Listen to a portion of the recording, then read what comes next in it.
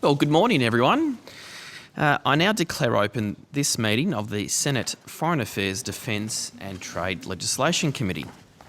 The Senate has referred to the committee the particulars of the proposed expenditure for the 2022-23 and related documents for the Foreign Affairs, Defence and Trade portfolios. The committee may also examine the annual reports of the departments and agencies appearing before it. The committee has set the 18th of November of this year as the date by which senators are to submit written questions on notice, and the 16th of December this year as the date for the return of answers to questions taken on notice. Under Standing Order 26, the committee must take all evidence in public session, and this includes answers to questions on notice. I remind all witnesses that in giving evidence to the committee, they are protected by parliamentary privilege. It is unlawful for anyone to threaten or disadvantage a witness on account of evidence given to a committee, and such actions may be treated by the Senate as a contempt. It is also a contempt to give false or misleading evidence to a committee. The Senate, by resolution in 1999, endorsed the following test of relevance of questions at estimates hearings.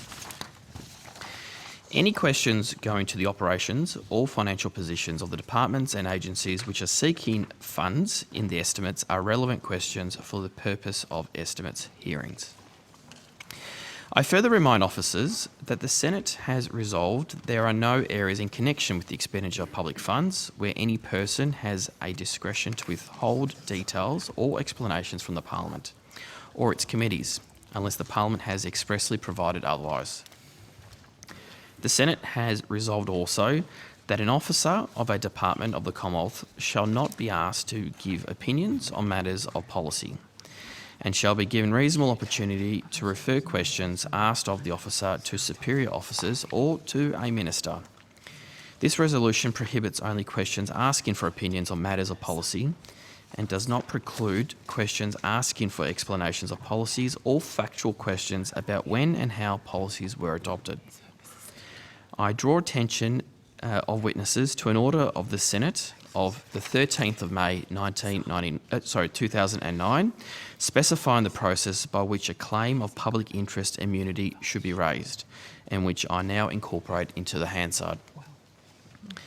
Witnesses are specifically reminded that a statement that information or a document is confidential or consists of advice to government is not a statement that meets the requirements of the 2009 order.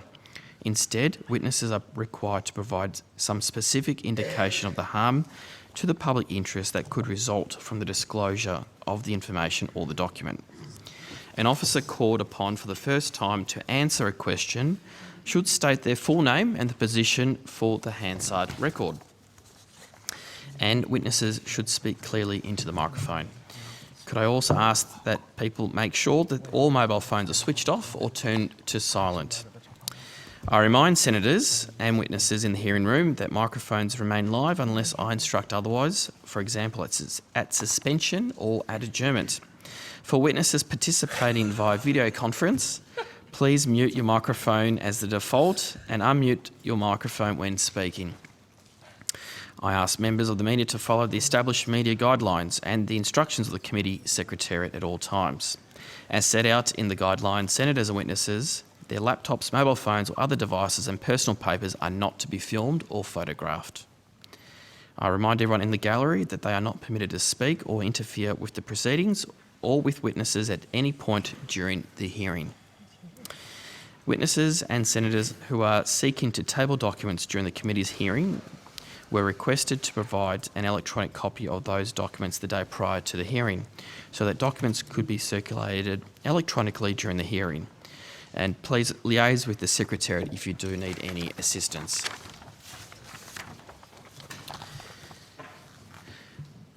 On that note, today's committee proceedings will commence with representatives from the Department of Foreign Affairs and Trade. I now welcome Senator the Honourable Penny Wong. Good morning, Minister, Minister for Foreign Affairs, and the Secretary of the Department of Foreign Affairs, Foreign Affairs and Trade, and the officers of your department. Minister or Secretary, do you have an opening statement? I do, Senator. Thank you, Minister. Thank you, Chair. and I thank the committee. Can I at the outset acknowledge my two predecessor ministers, Julie Bishop and Marise Payne. The role of Foreign Minister of the nation is a great privilege, a weighty responsibility and at times enormously challenging, and I want to extend in this, my first estimates, my personal acknowledgement and thanks to both Marise and Julie. The Albanese government is renewing Australia's closest relationships and advancing our interests and values. Since my appointment, fewer than 6 months ago, I have visited Japan, Indonesia twice, Fiji twice, Samoa, Tonga, New Zealand, Solomon Islands, Vietnam, Malaysia, Singapore, Cambodia, Papua New Guinea, Timor-Leste, the United States, Republic of Marshall Islands, Nauru, Cook Islands, Niue, French Polynesia, Brunei and Thailand. And I hope to have visited several more partners by the end of this year, and in addition, I have received visits from several counterparts. This is an increase in engagement, and it reflects this government's assessment of Australia's interests and strategic position. Put simply, Australia has a lot of catching up to do. The budget we have just delivered is a major step toward the goal of making Australia stronger and more influential in the world. Even so, the international circumstances in which we find ourselves have only got more difficult, with risks to our security and prosperity growing more acute than at any time since World War II. The government seeks to deploy the full breadth of Australia's state power, strategic, diplomatic, social and economic, to shaping the region we want and averting the risk of competition in our region escalating into catastrophic conflict. In this effort, I'm grateful to work with the new Secretary of DFAT, Jan Adams, who brings unmatched experience across the breadth of economic and strategic challenges we face. She delivered Australia's toughest free trade agreements, was our lead climate negotiator and ambassador at two of our most critical posts, Beijing and Tokyo. I would say this to the committee: advancing the national interest is a shared responsibility, and I reflect on previous DFAT advice to this committee about the powerful message we project to other countries through bipartisanship and unity of values. We need not agree on every government decision, but we all should look to the national interest first rather than partisan political interests. And in pursuit of that purpose, we should seek out ways to better prepare and brief this Parliament, because our democracy and our country are more robust if parliamentarians are better informed. This was my view as Shadow Minister, and it remains my view as Foreign Minister. The committee will recall that in opposition I asked the Morrison government to engage the Parliament more deeply to help foster unity, especially on the complex issues surrounding Australia's relationship with China. I believe their refusal was a lost opportunity for the nation and for all of us as custodians of the national interest. So I'm being clear with the committee I wish to take a different approach. I will routinely offer this committee briefings. If additional briefings are requested, I will seek to facilitate those, and the same applies for parliamentarians generally. And I am pleased to announce a new initiative to start next year, NS23, National Security 23, which will offer national security-related training to parliamentarians, a collaborative effort between the Australian Government and the National Security College of the Australian National University. And I'm happy to take questions on that if the committee requests. Through these shared ventures and our regular parliamentary work, I look forward to a constructive working relationship. Thank you, Chair. You're most welcome. Thank you very much. Minister, Secretary, would you like to make an opening statement? Thank you, Chair. Jan Adams, Secretary, Department of Foreign Affairs and Trade. Well, good morning to the committee, and thank you for the opportunity to add some remarks. It is indeed a great honour to have been appointed as Secretary, a central Department of State with its genesis in 1901 as the Department of External Affairs. I too pay tribute to my distinguished predecessors. In fact, each morning as I pass their framed photographs on the way to my office, which appropriately looks out to this building, Parliament House. Foreign Minister Wong has been generous to mention me in her opening statement. Allow me to give the committee some personal background. It was the Rotary Club that first set me on this international path when they sent the 16-year-old girl from country Victoria on exchange to Thailand in 1979, and I'm still grateful to them. My pre-DFAT career then included 2 engagements with the OECD Secretariat in Paris as an economist, 2 stints at Monash University, a period running my own business, and 3 years as a ministerial advisor. I eventually joined DFAT as head of APEC branch in 1999. Since then, I've represented Australia overseas as ambassador to Japan until recently, as ambassador to China from 2016 to 2019, and in Washington, DC, spanning the period of September 11 and the successful negotiation of our free trade agreement with the United States. I came to my ambassadorial roles having led trade negotiations with our major North Asian partners, China, Japan, Republic of Korea, as lead negotiator and then as Deputy Secretary covering international trade and economic affairs. That followed 4 years leading Australia's international climate change negotiations. I therefore bring a wide perspective and real-world experiences to the task ahead of us. Along with the negotiations for the Trans-Pacific Partnership, later to be known as CPTPP, all these complex roles have emphasised a consistent theme, that our economic and our strategic power are inextricably linked and mutually dependent.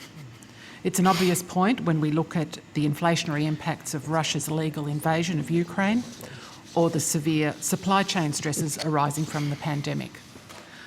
I see the role of foreign policy as being to advance our strategic and economic interests in the world. Diplomacy is our main tool for implementing our foreign policy. It can include our people on the ground, our development program, our trade and economic partnerships, and indeed the story we tell about ourselves. In these ways and more, DFAT is the part of the government that develops our foreign policy, navigates our relationships and implements our diplomacy. Our job, as I see it, is to shape outcomes in the world in Australia's interests. In an era of strategic competition, achieving this demands more effective marshalling of all elements of national power. That's why I place such a high priority on lifting DFAT's capability, on working with defence and national security agencies, as well as across federal and state governments, businesses and NGOs, all vital to Australia's influence. I'm, of course, immensely proud to lead a department of such talented and hard-working people. Their dedication to service, often in demanding or dangerous circumstances, is impressive. In our overarching objective to promote security and prosperity for Australians, I reinforce the importance of deploying state power to avert risks of catastrophic conflict. Conflict comes when diplomacy does not succeed. I therefore see the mission of the department as central to our national interests. Thank you, Chair. Thank you, Committee. And thank you very much for the opening statement. Senator Birmingham. Thanks very much, Chair, and Mr Wong, thank you for your opening statement, for your generous acknowledgement of former Ministers Payne and Bishop, which I thank you for and acknowledge. And I welcome the announcement you made in relation to NS23, as you have titled and announced. I think it's Professor Metcalfe's title, actually, not mine. I can't. Indeed, and I, as Shadow Minister, have had the pleasure of visiting the National Security College at ANU, and indeed in my discussions with Professor Metcalfe spoke of the benefit that could accrue from the increased teaching awareness of parliamentarians in relation to national security and related spaces. So I welcome the fact that the government is working with him and the National Security College in delivery of that program, and look forward to seeing it rolled out. Ms Adams, congratulations on your appointment. Place that on the record, as I've extended personally to you, and look forward to working with you. Minister, absolutely acknowledge, as I have publicly before, the importance of bipartisanship in our foreign policy and of the nation speaking with one voice where possible. Equally, the strength of our nation, of course, is the scrutiny of government, and so I know this committee will continue to take its responsibilities in the scrutiny of government seriously and seek to do that in a way that upholds all of the aspects of our democracy, but does so in the national interest as well. Can I turn to questions, and indeed the upcoming summit season? The Prime Minister's confirmed that he will be attending the East Asia Summit, the G20 and the APEC Leaders Summit. These are the first face-to-face Leaders Summits since 2019, aren't they? Yes, thank you. Have any bilateral meetings been confirmed to take place in the margins of those summits? Those would... well, first, Senator, the program for the Prime Minister will generally be an issue for Prime Minister and Cabinet. Obviously, we are engaged. You would anticipate having been in the positions you have been. There's a fair degree of work in ensuring the enormous opportunity that is particularly the G20, but also APEC and EAS, for bilateral as well as multilateral engagement is something we are very conscious of, and the Prime Minister and will be looking to meet with as many counterparts as he is able, and which maximise obviously the capacity for Australia to do the work that both Ms Adams and I spoke about in our opening statements. I don't believe that those bilaterals have yet been announced, and I wouldn't be in a position to announce them ahead of that. I mean, I think you can infer from some of the media there's a lot of preparatory work, including diplomatically. Thanks, Minister. So I'll take it from that not yet announced means that, yes, some have been confirmed, noting, of course, they're subject to the schedules of other leaders and the variabilities of such matters. I mean, you will find... I mean, I found my first G20 foreign ministers meeting, I mean, things did move around a lot, and so I know members of the media might get a little frustrated that we can't confirm, but things often move, and you're obviously reluctant to say there'll be a meeting because of rescheduling issues there then isn't. So, yeah. Sure. Obviously, there's much focus in particular on one particular potential bilateral, which I would anticipate may occur, and would welcome if it does occur in terms of the opportunity for dialogue, and we might go to some of the issues around that dialogue shortly. Are any ministers accompanying the Prime Minister to any of the summits?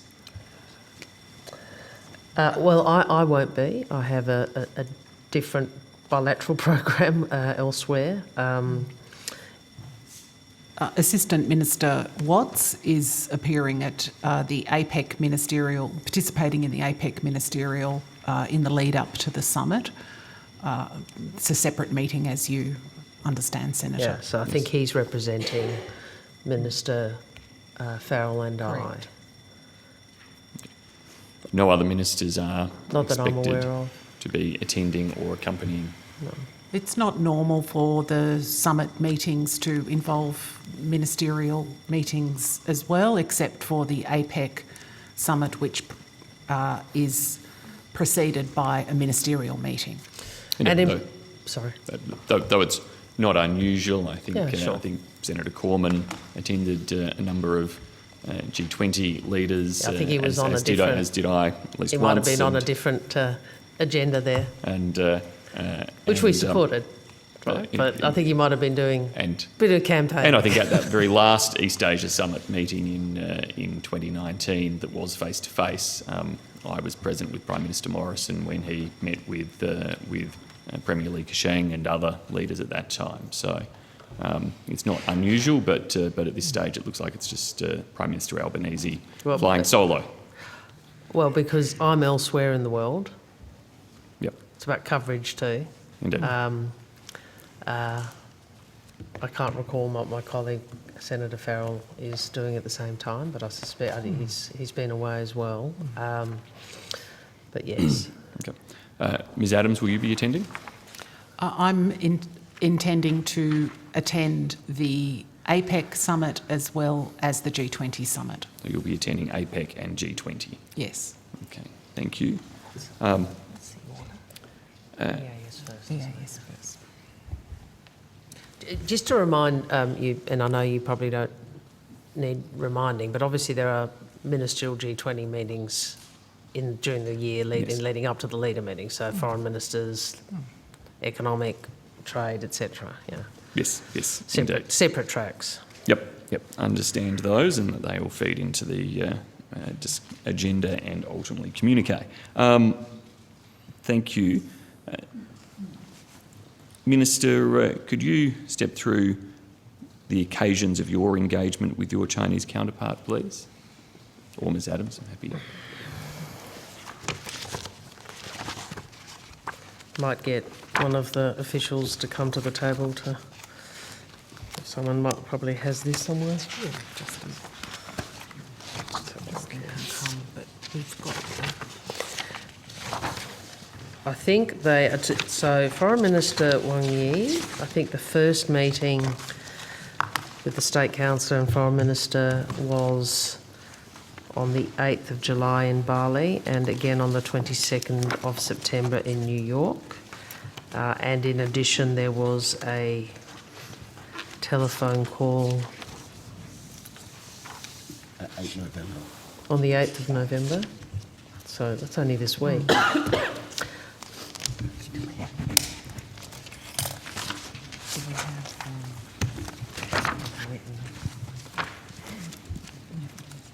I'm just checking with Mr Hayhurst. I think there was courtesy letters on at least one occasion. I think I also wrote in relation to one of the natural disasters and loss of life, but Mr Hayhurst might be able to recall. Senator Justin Hayhurst, Deputy Secretary, Geostrategic Group. The Minister's right. She's had 2 meetings, a phone call and exchanged letters on a couple of occasions with China's State Councillor and Foreign Minister. Thanks, Mr Hayhurst. During those engagements or elsewhere, has China made any direct requests of Australia? You would expect that I don't propose to go into details, and neither did Senator Payne before this committee, of detail of conversations with counterparts. I would refer you, however, to the public release of 2 opening statements, which we, in the interest of making clear... Oh, let's rewind. You would be aware that the bilateral relationship has been in a difficult and challenging place for some time, and dealing with that is requires a careful, considered process and strategy. In part, that includes a great deal of thinking about how we publicly articulate to the PRC how we envisage the relationship in order to explicate that more clearly, including to the Australian people, and publicly. I released my opening statements for each of those 2 bilaterals publicly. Mr Hayhurst might have them here, I don't know that I do, but they are, I think, clear about the issues we were raising on the face of it. Thank you. Noting my question was in particular about requests from China of Australia in this regard. Well, So I acknowledge your opening statements, Minister, but your opening statements go to Australia's position and, if you like... I don't think it's... Mr Hayhurst may wish to add, there have been numerous public statements from representatives of the PRC, including ambassador level, etc., I don't believe it is. I think the appropriate forum for us to respond to those is in the context of bilateral engagement, whether at my level, Ms Adams' level, Mr Hayhurst level, Ahom in Beijing, or other levels in the department, rather than sort of seek to negotiate them here. But I think Australia's position on some key issues has been quite clear and publicly articulated. Are there any policy changes of this government, either undertaken or in progress, that the government has highlighted in its communications to China? I trust we're not returning to the pre-election approach to these issues, Senator Birmingham. No, Senator Wong, I'm just posing the question. Well, and I'm posing one back to you. Is that what we're going to do? You know very well. We have, in fact, in my opening statement, what I think I said was the Government of Australia has changed, but Australia's strategic policy interests have not. Mr Hayhurst may have the actual words. There's a very clear articulation, consistent with what I said before the election, that there are interests which differ, and we will never walk away from Australia's interests. We happen to believe it's in our interests to engage, as you did. As I did and do, Senator Wong. And the reason I'm asking the question here is indeed for you to be able to put those statements on the record here. Well, no, you actually, I tried to, and you said you were asking what China said. Mr Hayhurst, was there anything in the opening statement in Bali? I think, remember, we worked on that. Minister, Senator, the two opening statements that have been published speak about the constancy of Australia's national interest and the enduring nature of Australia's strategic settings. I've got them here if you want me to refer to the words specifically, but that was the message delivered in front of the media to China's foreign minister by our minister. Thanks, Mr Hayhurst. While we're at the G20, let me change countries slightly. What will the government's approach be to dealing with Russia at any of the upcoming summits? Senator, the attendance by the Russian Federation is yet to be known. I'm not sure exactly what level they will participate in those summits. We will not let down the hosts of those summits by refusing to attend. However, of course, the interaction with the Russian delegation will be very restricted and will be used to express our clear opposition to the illegal, immoral and unacceptable invasion of Ukraine. Have any decisions been taken in relation to how Prime Minister Albanese will handle matters if President Putin does attend, and how he will conduct or participate in Leaders' Fora where President Putin makes any interventions? Well, as I said, Senator, the attendance level by the Russian Federation is yet to be made clear.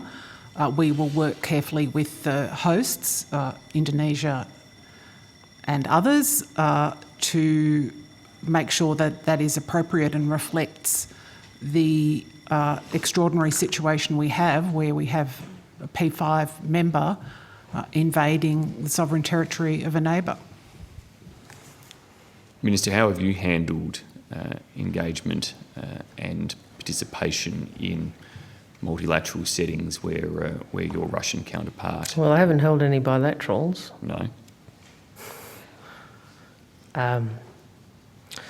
Well, G20, we obviously worked as Ms Adams has outlined. Which was with our hosts and with partners. And in the room, I know these things are not made public, but you would anticipate that the position that G7 countries, Australia and others took is consistent with the public position and the position that I articulated at the UN General Assembly in relation to Russia's illegal and immoral invasion of Ukraine. I think the point, I mean, it is raised in probably every bilateral and multilateral setting in which Australia participates. The point we consistently make is that the reason we should all care deeply about what has occurred, Russia's invasion, is not only because of the loss of life, the atrocities which are being committed, including the deployment of sexual violence as a weapon of war, the human rights violations, injury, death and damage to the country, all of which is horrific. From a geopolitical perspective, we should all care because it represents a fundamental breach of the settlement that the world came to after World War II, which was intended to preserve peace and stability. And the point that Ms Adams just made, and I made also in my speech at the General Assembly, when the nations of the world provided a veto power to the Security Council, it was not envisaged that one of them would use their veto in order to breach the Charter. Indeed, Senator. So, Last question, Senator Birmingham. So, okay. Minister, have you sat through interventions by your counterpart, Mr Lavrov, at the various summits? Yes. How have you handled or conducted yourself in that regard? Have you remained present in the room for those interventions? I think I remained in the room for very lengthy G20 presentations, and I think I left the room for some of his EAS presentation, or maybe it was the ARF. Might have been the ARF. I think so. Sorry, so it was G20, EAS, ARF, so I think fourth time. And noting that it's unclear as to whether President Putin will attend, but has a decision been made as to whether Prime Minister Albanese will remain present for any intervention and defence of the indefensible by President Putin? Well, the level of representation has not been confirmed, but if I can go back, you will recall the Prime Minister's first bilateral trip was to Indonesia. Bilateral as opposed to a quad visit, Yes. etc. Yeah. And you may recall at the time the Prime Minister took the opportunity to speak directly with President Widodo and said to him that Australia would be attending. And he explained the reasons why at that time, which is we regard the G20 as an important forum, and we wish to work with Indonesia to ensure their hosting of it is a success. Thank you very much. Senator Green, you have the call. Thank you, Chair. I have some questions to the Executive Director of the Australian Passport Office. Thank you.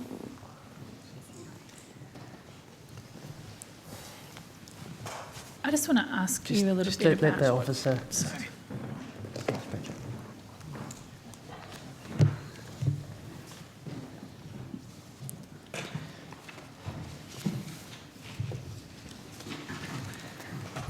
Ms Brill, welcome. Good morning, Senator. Bridget Brill, Executive Director of the Australian Passport Office. Thank you. Ms Brill, before COVID, how many passport applications did the APO receive a day? So pre-COVID, Senator, our average applications were around about 7,000 to 8,000, but it's seasonal, so it could get as high as 9 or as low as 5 a day. And what season do you mean? Are you talking Christmas periods? Christmas periods, preschool holidays, often late January is busy for us. Okay, thank you. And after the particularly international borders shut, so sort of middle of 2020, I think, how many passport applications was the APO receiving then? Senator, I'm not sure I've got that data. Let me just check, but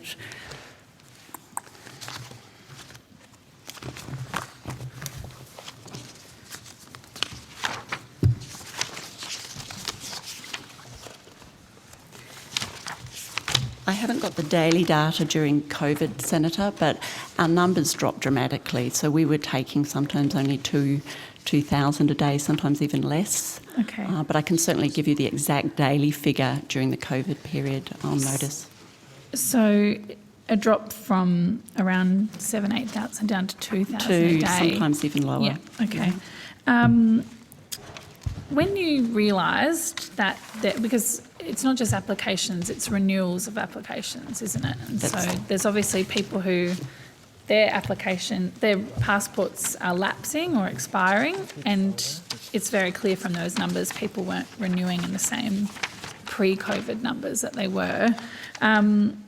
When you realised that there were a large number of Australians not renewing their passports in the same volume as pre-COVID, what did the APO do? Senator, we undertook quite a few measures. Yeah. The first thing we did was started to send out reminder notices. So we were very conscious that we were building what we call unmet demand, which was Australians who would normally renew their passports were not renewing their passports. And so in January 2021, we started to send out renewal reminder notices encouraging Australians to renew their passports. We also started a campaign. So what was the date, Ms Brill? I don't mean to interrupt you, I just want to understand the timing. When did that start to occur? That was in January 2021. January 2021. And is that because there was an appreciation that international travel particularly was going to start reopening and you're anticipating a lift in applications? No, it was What more was the purpose? The purpose was obviously lead time to put in that system change. So through 2020, we started to consider how we were going to address the trend of Australians not renewing their passports and try and mitigate against large numbers once we came out of the COVID period. So once we saw that trend, we started to then make the system change. Yeah, you're getting a little bit in front of what I'm asking. I'm sort of wondering about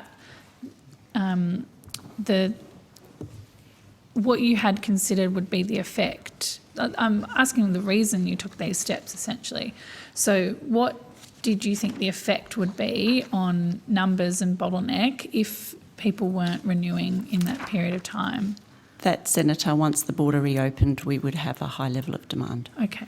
Yeah, well, I think nearly 2 million were not renewed during the border closure period. Was that right? That's correct, Yeah. Minister. So we had over 1.8 million in unmet demand at the time that the border was due to open. 1.8 million. 1.8 million.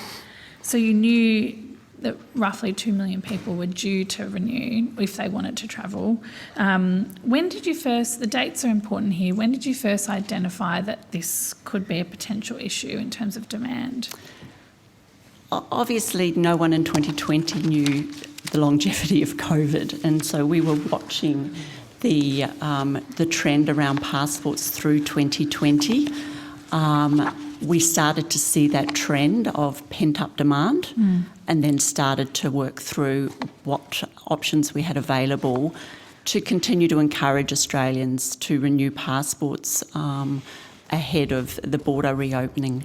So there's almost 2 million Australians that haven't renewed their passports. Did you think you would have the capacity to meet the demand of those renewals?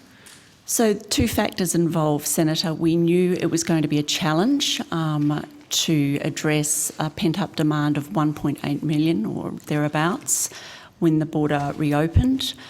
But what was very unclear was the forecasted scenario around that demand. So we engaged so obviously going to your first question, we set about a communications campaign about being travel ready, but we also worked with our travel industry partners quite closely on what they were forecasting in terms of demand. And it was that trajectory of demand that was very unclear. Okay. So we knew we had a large demand that was going to come through. The pattern on and the timing around when that was going to come through was very uncertain. But I mean, Ms. Brill, you've identified that there will be a high demand. Correct, You know Senator. what your resources are and your capacity. Did you think you could meet that demand? So on the modelling that we had done based on the data received from the travel industry and other sources, we anticipated that we were going to be able to meet the demand based on that forecasted modelling. Was the modelling wrong? Correct, Senator. Okay. Unfortunately, the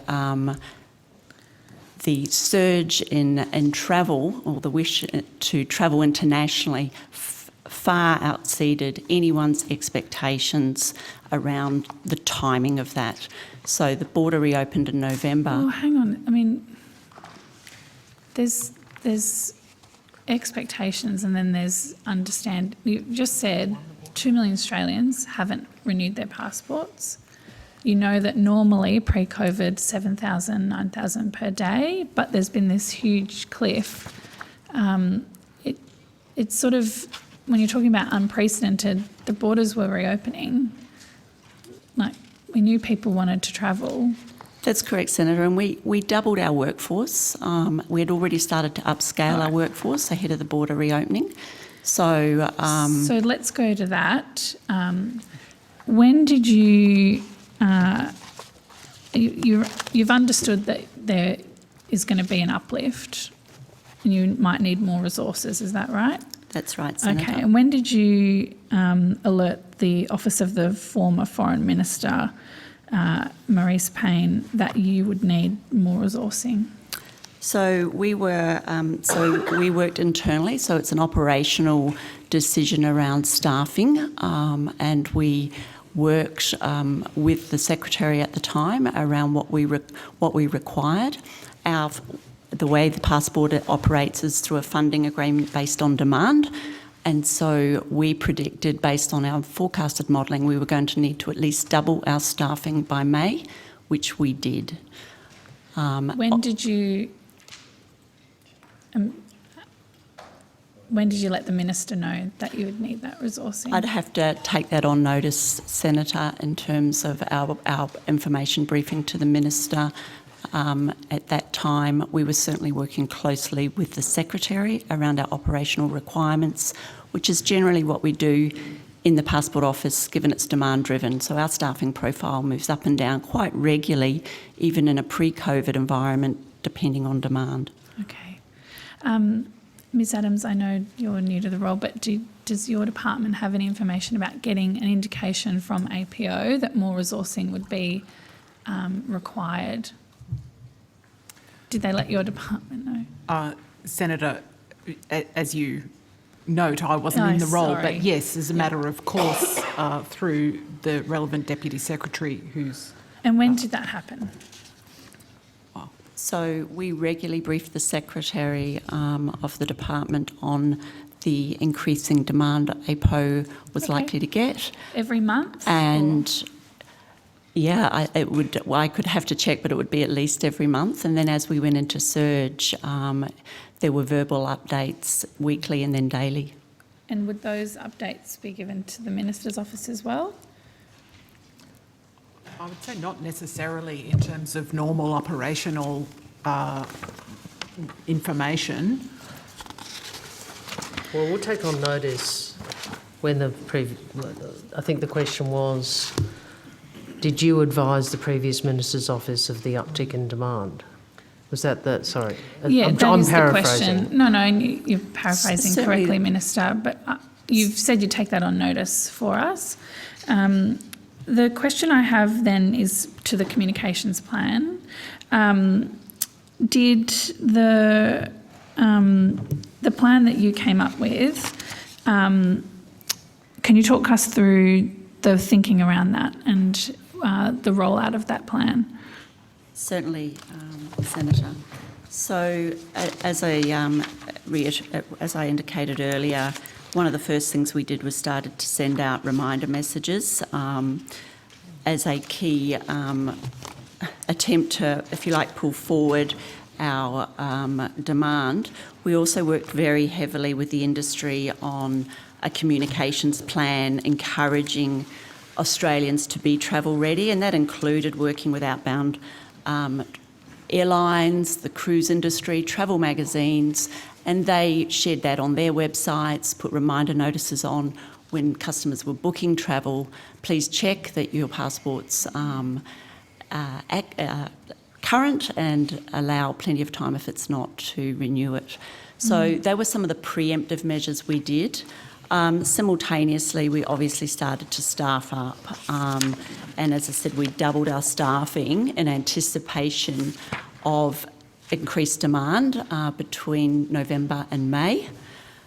By around April, May, it became clear that actually there was a much greater consumer confidence in outbound travel than we expected, and again, based on our engagement with the travel sector and advanced bookings, we then started to look at additional staff, and by June, certainly. Ms. Brill, I am interested in this.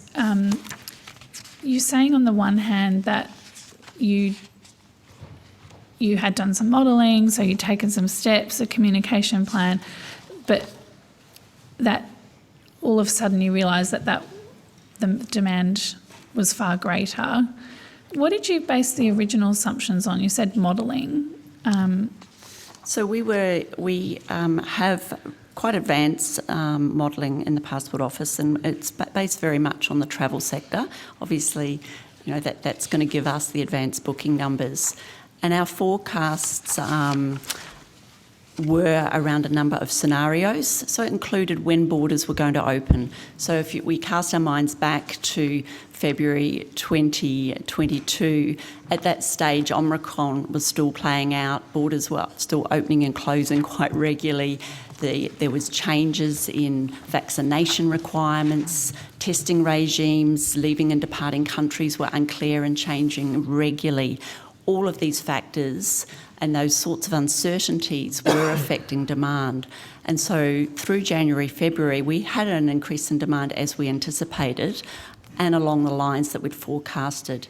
It was around April, May where we got demand that far exceeded what we had modelled against across the scenarios.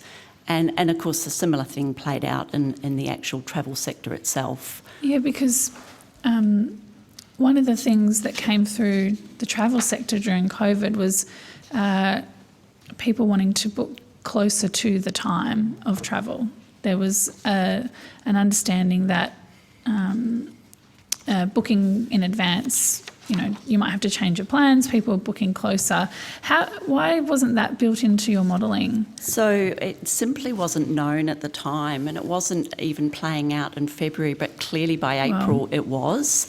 So anyone in the travel sector that I speak to was telling us that. No, and can I well, I can tell you, on coming to office, it was very clear to us that there were passport processing delays because the post-COVID surge in application had been inadequately prepared for. Now, Ms. Brill has explained from the department's perspective why that they relied on modelling, which was incorrect.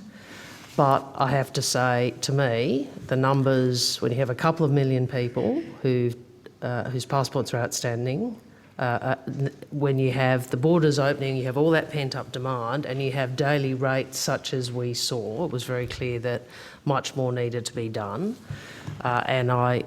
Since we've come to office, and I appreciate very much the work of the Assistant Foreign Minister, and the work of Mr McLaughlin and Ms Brill in the department, we've doubled staff in the APO from 730 to 1950, is that right? That's correct, Yes. Minister. Since June. And since June, in fact, the message on my phone is better than the one in my brief, we've now issued more than 1.4 million passports. We've also added staffing to the contact centre, Those numbers include the staff right, in which the contact was about centre. 400, I think, more in the contact That's centre. correct, Right. Minister. So, can I just say, I understand Australians' frustrations about this, and we, the staff in this area have worked very hard since the election with us to try and deal with this situation, to clear the backlog.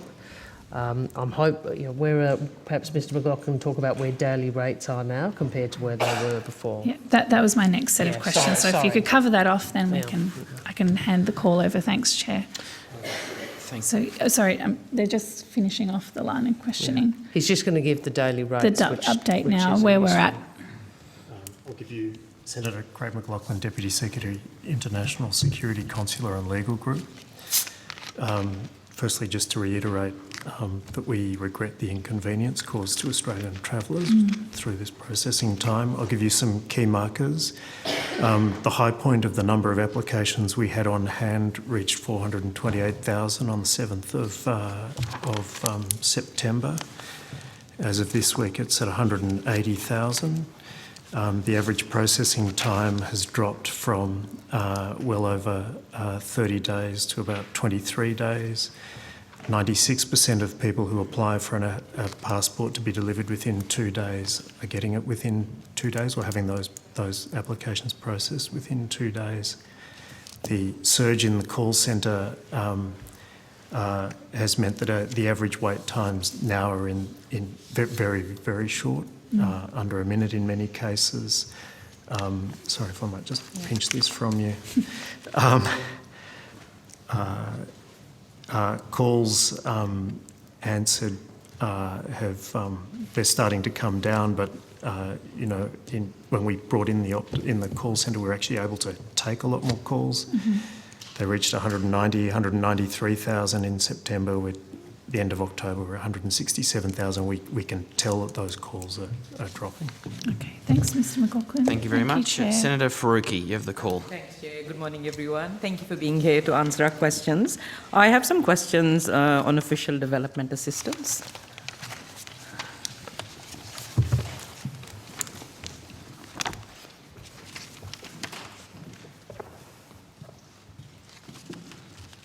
Thank you, Minister. If I could start with you. Labor's 2021 platform states that Labor will, over time, achieve a funding target for the International Development Programme of at least 0.5% of gross national income, and will increase aid as a percentage of gross national income every year that we are in office, starting with our first budget. Is this still a policy you're committed to? Well, we have increased aid, Senator Faruqi. And let's have a genuine discussion about development assistance. I actually think one of the moments where Australia made a decision to reduce its influence in the world and a key element of state power was in the 2014 budget and subsequently, when the bipartisanship on aid funding was broken. And the previous government made a decision it would not do what it told people it would do, which was to continue to increase aid and, in fact, cut and continue to not fund development assistance. And I've been in this on the other side, obviously, this committee for some time, where members of the coalition have attacked development assistance. Yep. And one anticipates that from, obviously there are particular parties in this place who have a particular view, but it is disappointing that a party of government were not able to have that bipartisanship. I said very clearly in opposition, and I hope that the coalition could see its way again to finding some bipartisanship on development assistance. So Minister, in a very difficult fiscal environment, which I think you are aware of, we have sought and have increased ODA. Minister, I do know the budget figures, but I Well, guess what I'm asking is the ratio of ODA to GNI, and that is still projected to fall under your government to 0.19% in 2024-25. Yeah, So I'm well, just wondering, when do you plan to get to the 0.5%? I think the 0.5% is a longer term and challenging task and will really only be achieved if the country manages a bipartisan position on aid. That is my personal view. Yeah. Is there a timeline that you have and for that? one of the things I have made a decision to do in this budget, and I acknowledge the GNI figure, is I have asked my colleagues to increase the base. So, I realise mathematically I could have had a better growth to GNI ratio if I'd held back funding and put it further out, had lower base this year, put it out further into the forward estimates. My judgment was... That's not the point of it. No, though, it is the Yeah. point, actually.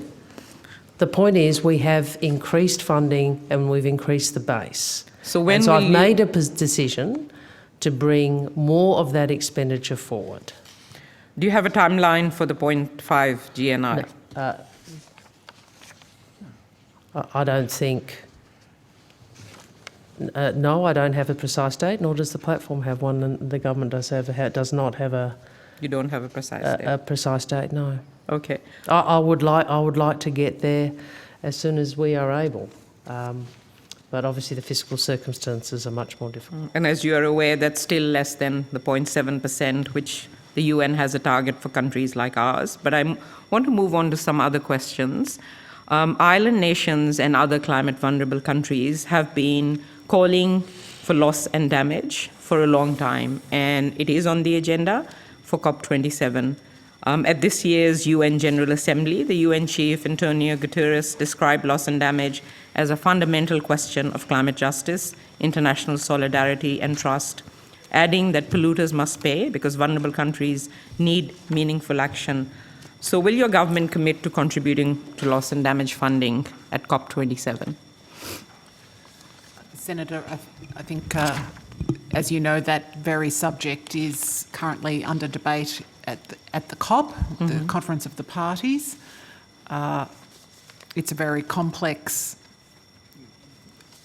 issue, referenced by the fact that even having that agenda item included on the formal agenda was a matter of great debate and negotiation. It took a long time to even have the subject on the agenda.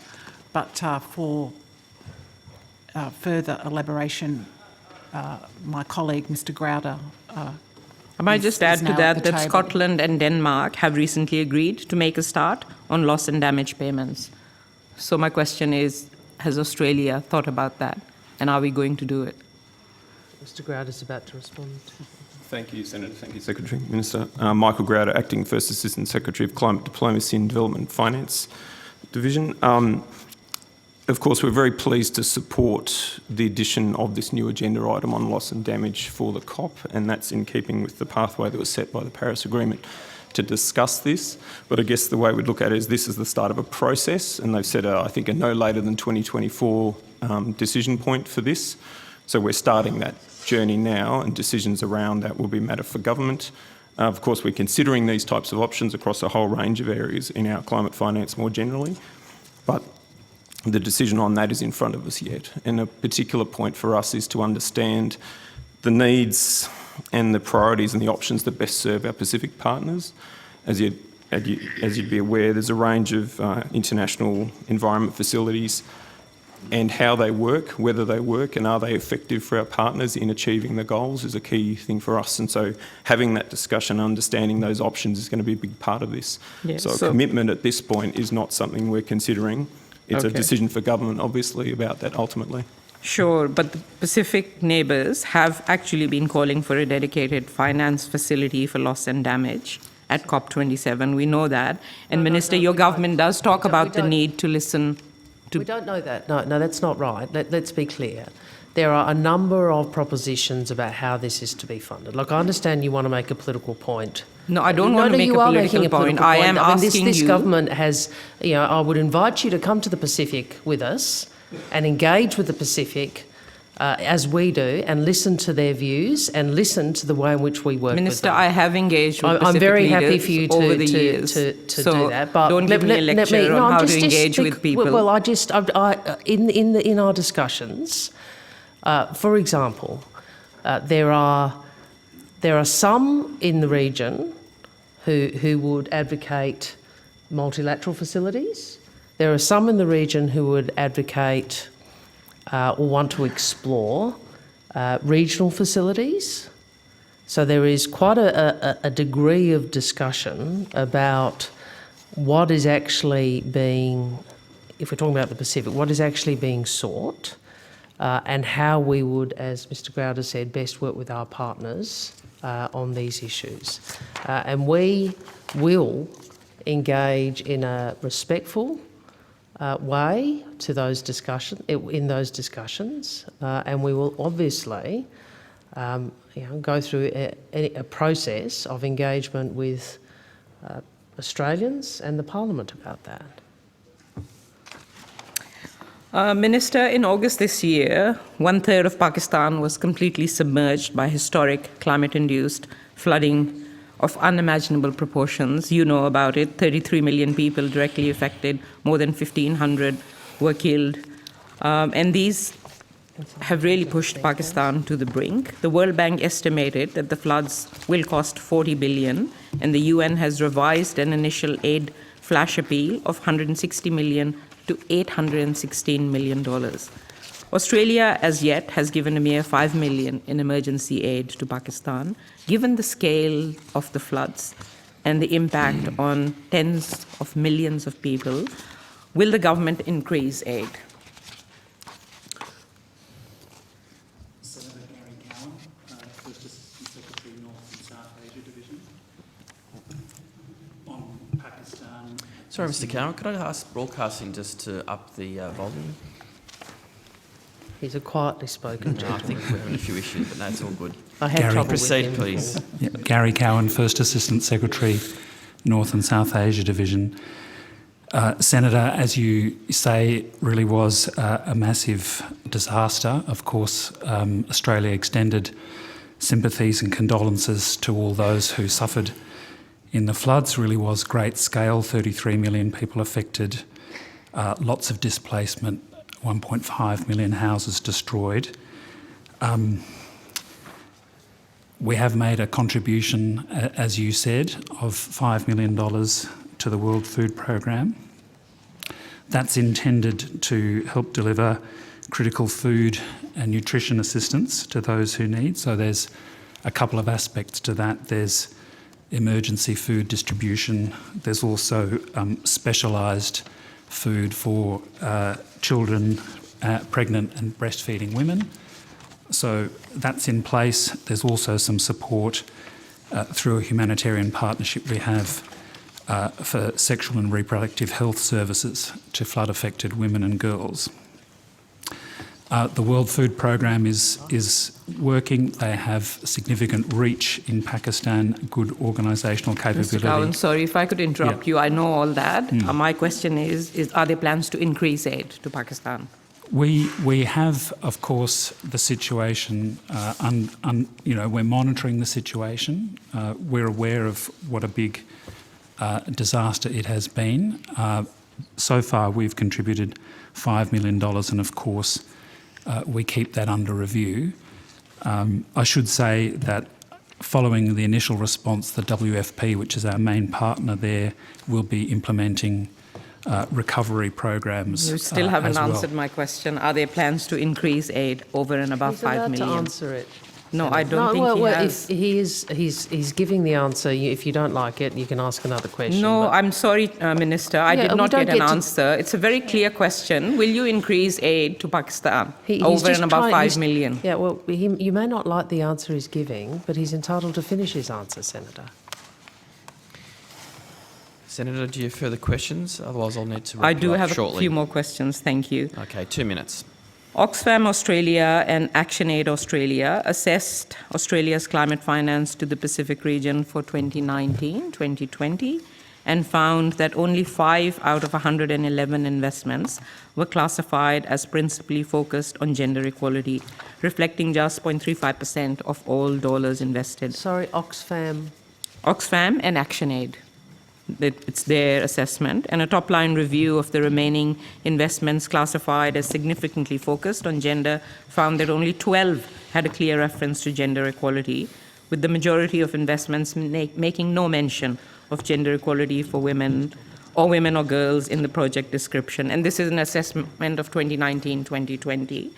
So what is the department doing to ensure that climate finance is transparently and genuinely gender responsive?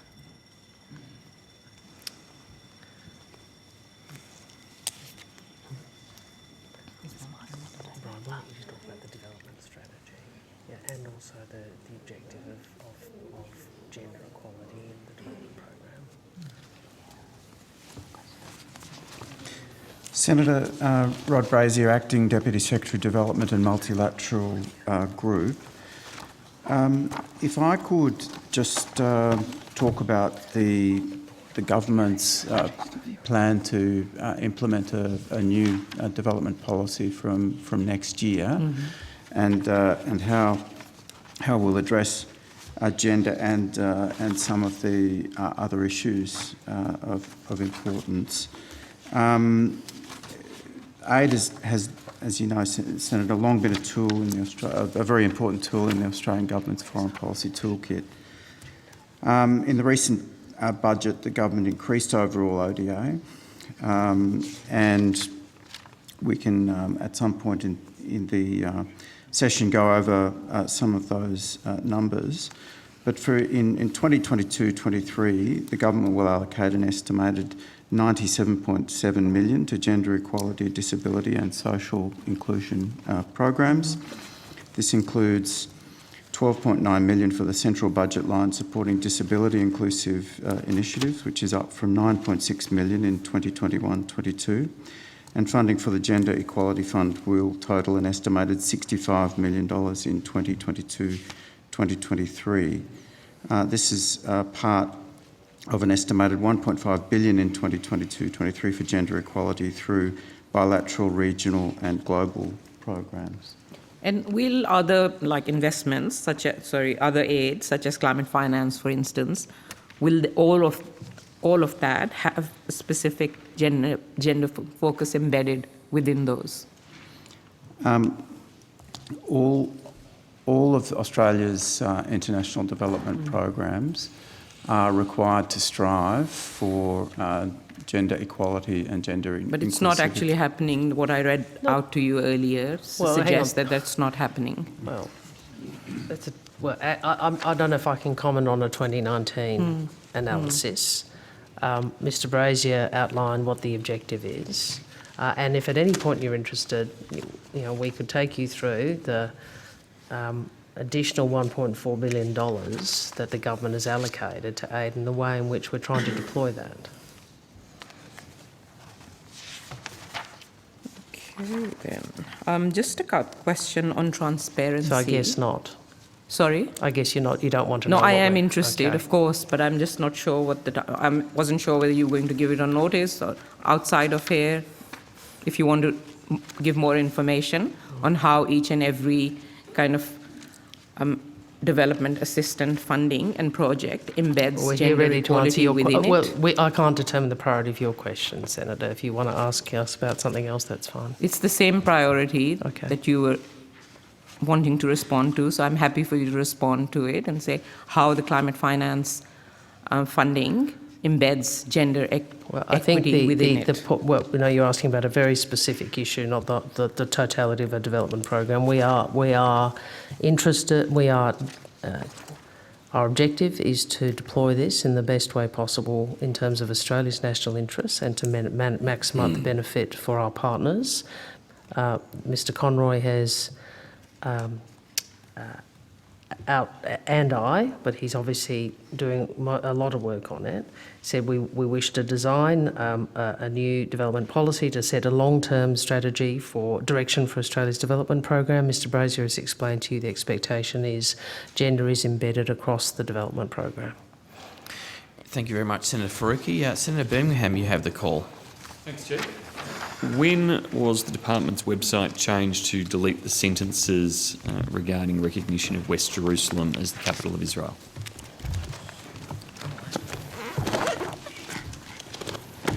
Senator, the website was updated on the 17th of October. So the change was made on the 17th of October? That's what you're saying, Ms Adams? Sorry, I've just received something. Oh, she's gone. Senator Faruqi? Yes, sorry. Yeah, no, my office has just provided an indication to me that Mr Conroy and I have agreed all new investments over $3 million are now mandated to have a gender equality outcome and focus. Thank you. Sorry, Senator. That's okay. So it's just confirming there, Secretary, your advice is that the website change itself occurred on 17 October. That's correct. Okay. Which is also the date that it was first reported by The Guardian. So it was reported within a 24-hour window or even less than that in terms of acknowledgement. Does the department have any idea how The Guardian came to be aware of the change to the website? I can't speak for The Guardian, I'm afraid. Have you Presumably they have a good monitoring system. It seems surprising that there was somebody sitting there just clicking refresh on that particular page of the DFAT website. Secretary, who authorised the change? Senator Birmingham, I want to deal up front with this issue and to make clear the approach I will be taking. And if I may start with a few broader points. This is obviously a deeply sensitive issue for many people in this country and elsewhere. And as I said in the Parliament, there are a few more issues more central for members of the Jewish community than the status of Jerusalem. It's at the heart of Israel's origins and its future. And importantly, what we know is there can be no lasting peace that doesn't address its status. As you would know, because you were part of a government that held this position for the majority of the time you were in government, the majority of the international community has taken the view that Jerusalem remains a final status issue that has to be resolved as part of any peace negotiations between Israel and the Palestinian people. You know that this was a long-standing bipartisan position, Australian position for decades. Obviously there was one exception, which is in 2018 when Mr Morrison, I think, utilised this issue for his own political purpose in the Wentworth by-election. The Australian government takes the view that as a responsible international actor, Australia will not impose its views on final borders and boundaries, which should be the subject of peace negotiations and the result of peace negotiations. And that was the position previously held by both parties of government. Your questions go to the website update. As I have publicly said, a mistake was made. I don't intend in this hearing or anywhere else to start pointing the finger of blame. I took responsibility as Minister and I moved to ensure there was clarity around Australia's position. I do want to say again in this forum, I've publicly and privately said that the timing of this announcement, falling as it did on Simchat Torah, was deeply regrettable. And I also regret that the shift away from Australia's long-standing position and the shift back has been distressing for members of the community who have a deeply rooted and keenly felt stake in the issue. The government's position was to reaffirm Australia's previous and long-standing position. We remain a steadfast friend of Israel. You might recall, and others might recall, it was Doc Evatt who campaigned unremittingly for Israel's creation at the UN. And he defined our objective as being to reach a just and fair solution. I believe the pursuit of that objective remains our duty, and that is, the policy is an expression of that duty.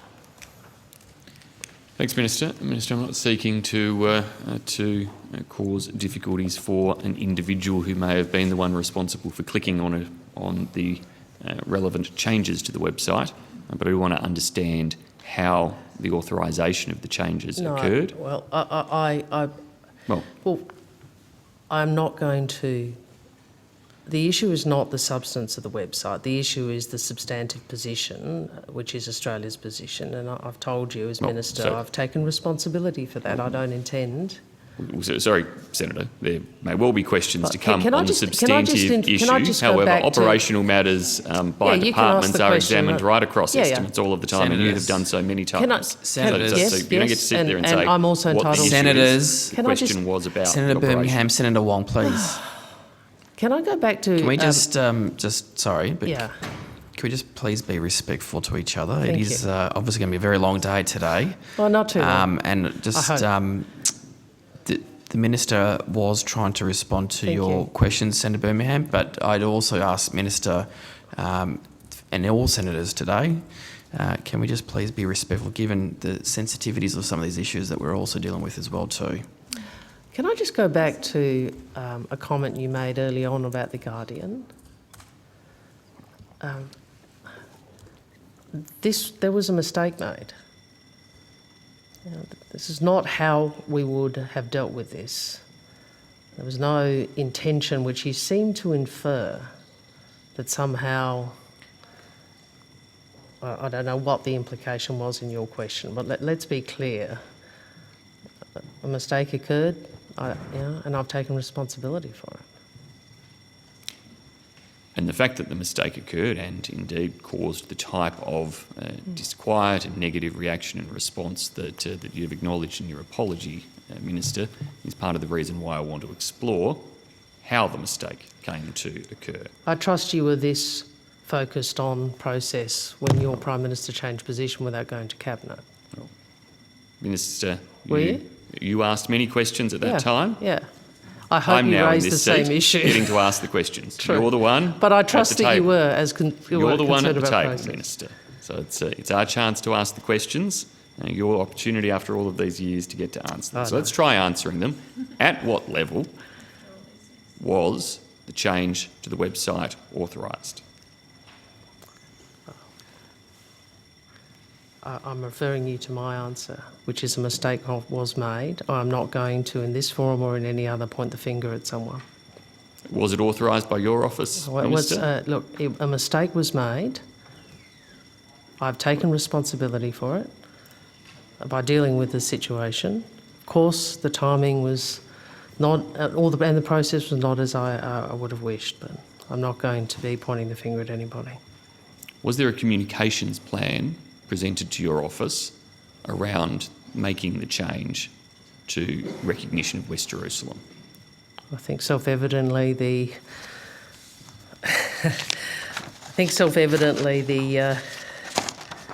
sequence of the events has been well publicised. So I would have thought it's pretty obvious there was no plan, communications plan. Well, not necessarily. It can have been poorly executed. No. Somebody clearly made a mistake. Yeah. So we acknowledge Yep. somebody made a mistake, presumably an innocent mistake, but equally, presumably, in the government preparing to make the decision that was made, there were preparations undertaken, including to identify that the website would require changing. Well, I've as said part of the previously. decision that was made. Sorry. Was your office or were you briefed in relation to the communications necessary once the decision was made? Well, there's a lot of assumptions in that question. I said publicly on the day this was announced after Cabinet consideration that this update had occurred ahead of government processes. But I'll refer you to my previous answer. Minister, you're not addressing the question, which at its core is, was a communications plan presented to your office for implementation as part of the decision to change recognition? Government processes in relation to this matter had not been finalised. That is actually an answer to that question. No. How was the decision made, Minister? Because it was made pretty quickly the day after. Yeah, the Cabinet made a decision that morning, as I said publicly. Was Was a submission prepared? Because we don't discuss Cabinet processes, but I can explain my intention to you, which I think you're aware of. May I finish? Please. A mistake was made. I took responsibility for clarifying the government's position as quickly as possible. I thought that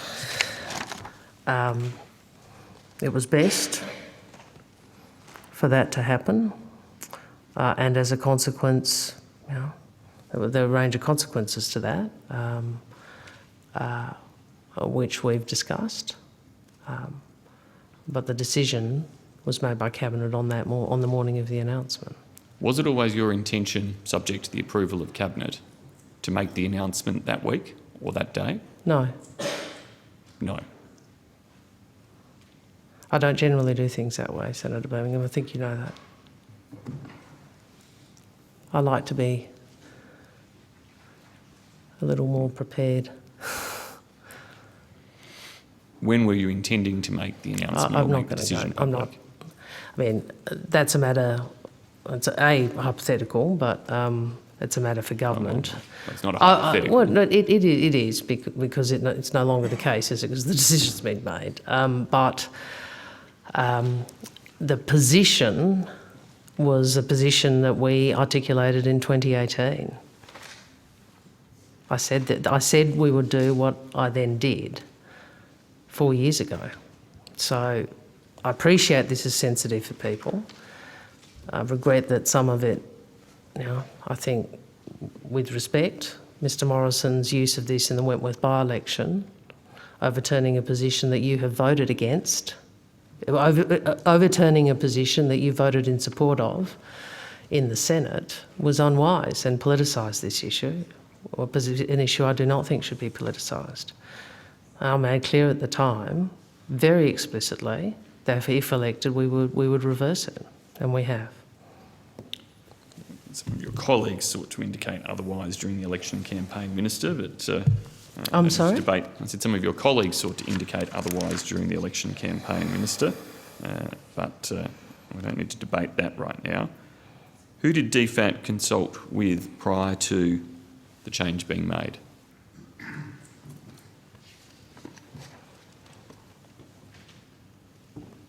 Well, Senator, the Minister has said the Cabinet decision was made on the 18th. We wouldn't, as a matter of course, consult on Cabinet processes as such. Actually, most submissions going to Cabinet, from my recollection, have an indication as to whether consultation around the intended policy decisions has occurred, and consultation ahead of making a policy decision is quite usual. Well, I think the position itself was quite clear. As Minister said, it was the government had made clear before the election that that was the position. When we say final status issue, I think anyone with an interest in this debate understands what that signifies too. So there was no consultation that occurred prior. What engagement occurred with Australia's ambassador in Israel? Well, Senator Birmingham, I think, as I said, the sequence around this has been well publicised. You've sought to focus on that. I am interested at some point if you can actually indicate what your position is on the substantive issue, because that is actually the foreign policy issue. Yeah. So, Senator Wong, given that there are different... I know you can hide behind that as long as you wish, but Your party has now put 2 different positions on the record. I'd be interested as the spokesperson, what is your position actually? Senator Wong, I've answered those questions publicly, and as you like to do, I refer you to the transcript. However, it's not your opportunity to ask questions here. It is the committee's opportunity to ask questions. Yes, you're asking questions. You are seeking to obfuscate around. I'm not actually. I've actually. I have actually taken responsibility. I acknowledge the apology you've made. I've taken responsibility. That is not obfuscation. Senators. So please, you may think it's appropriate, and I know others in your government sought to always point the finger at other people. I am not going to do that.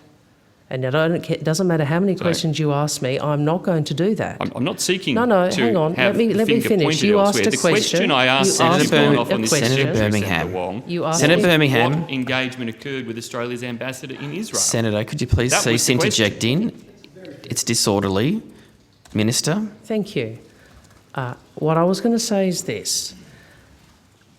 The sequence around this is well publicised, and you have sought to make a lot of political mileage out of it.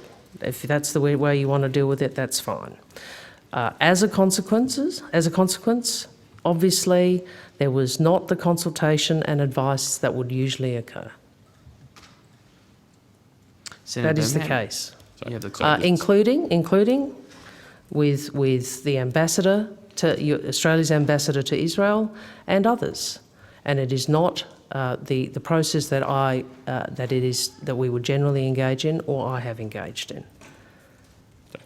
Was there any communication on 17 October between the department and our ambassador in Israel?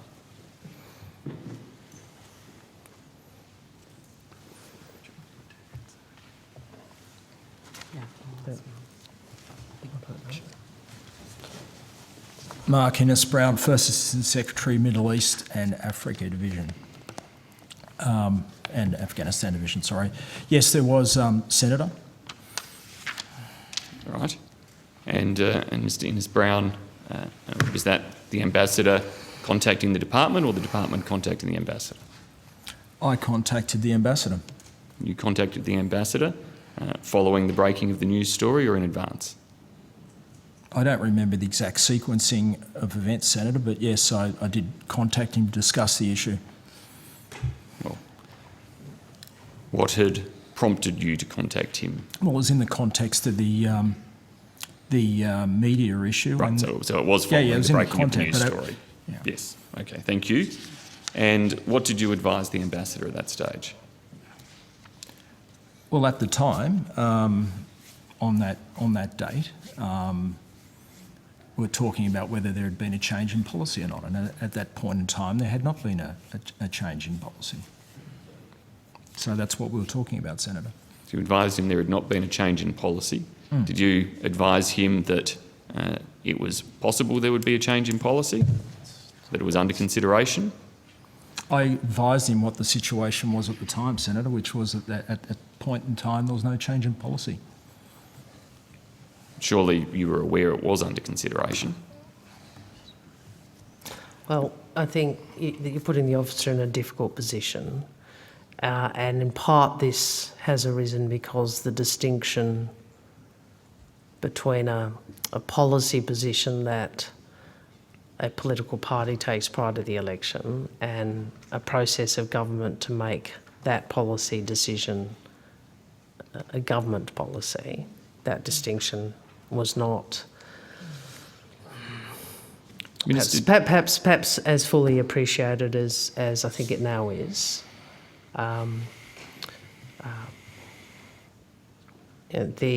The position of the government was determined at the cabinet meeting on the morning of the 18th, and I took the decision to ensure that our position was publicly clarified as soon as possible, given what had occurred. And I thought that was a more responsible position than to allow the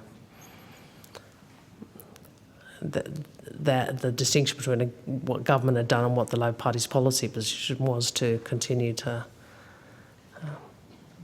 cause confusion and, frankly, it's obviously an issue that people are, from both sides of this debate, are quite emotionally and understandably emotionally affected by. Minister, did you approve the words issued by your office later on the day of the 17th? Words issued. Your office provided a statement back to the media indicating that there had been no change in position. At that stage, there hadn't been a change in the government position. Yes, sorry, Minister, but your office... At that stage, there had not been a change in the government position. Sure. So if the words... I think that night I was hosting the Singaporean foreign ministers and trade ministers with Senator Farrell. So I wasn't in the office, obviously. But the position of the government at that time had not changed, and it was reasonable for that to be indicated. And in fact, that is in part one of the reasons why I thought it was necessary to do what I did, which was make a public announcement. I think it certainly was a reason to make it Senator's public been the next day, because it only 10:30 increased a.m. confusion. Thank you. Sorry, Senator's been 10:30 a.m. We will break for morning tea and come back at 10:45. Thank you.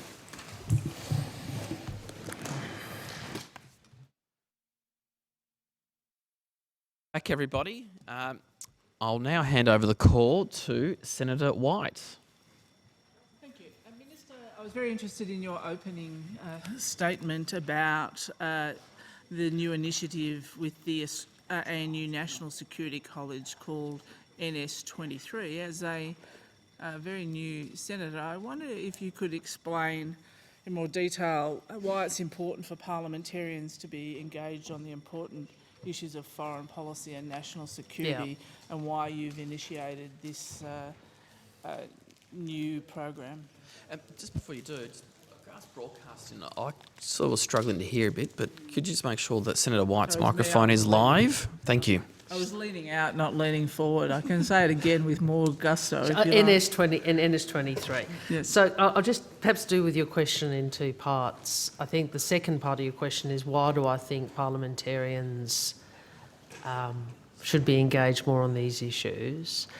This is a view I have expressed, in fact, for a couple of terms of opposition, and in part it reflects the assessment of our circumstances, and you were here yesterday when I think the Defence Secretary gave a very kind of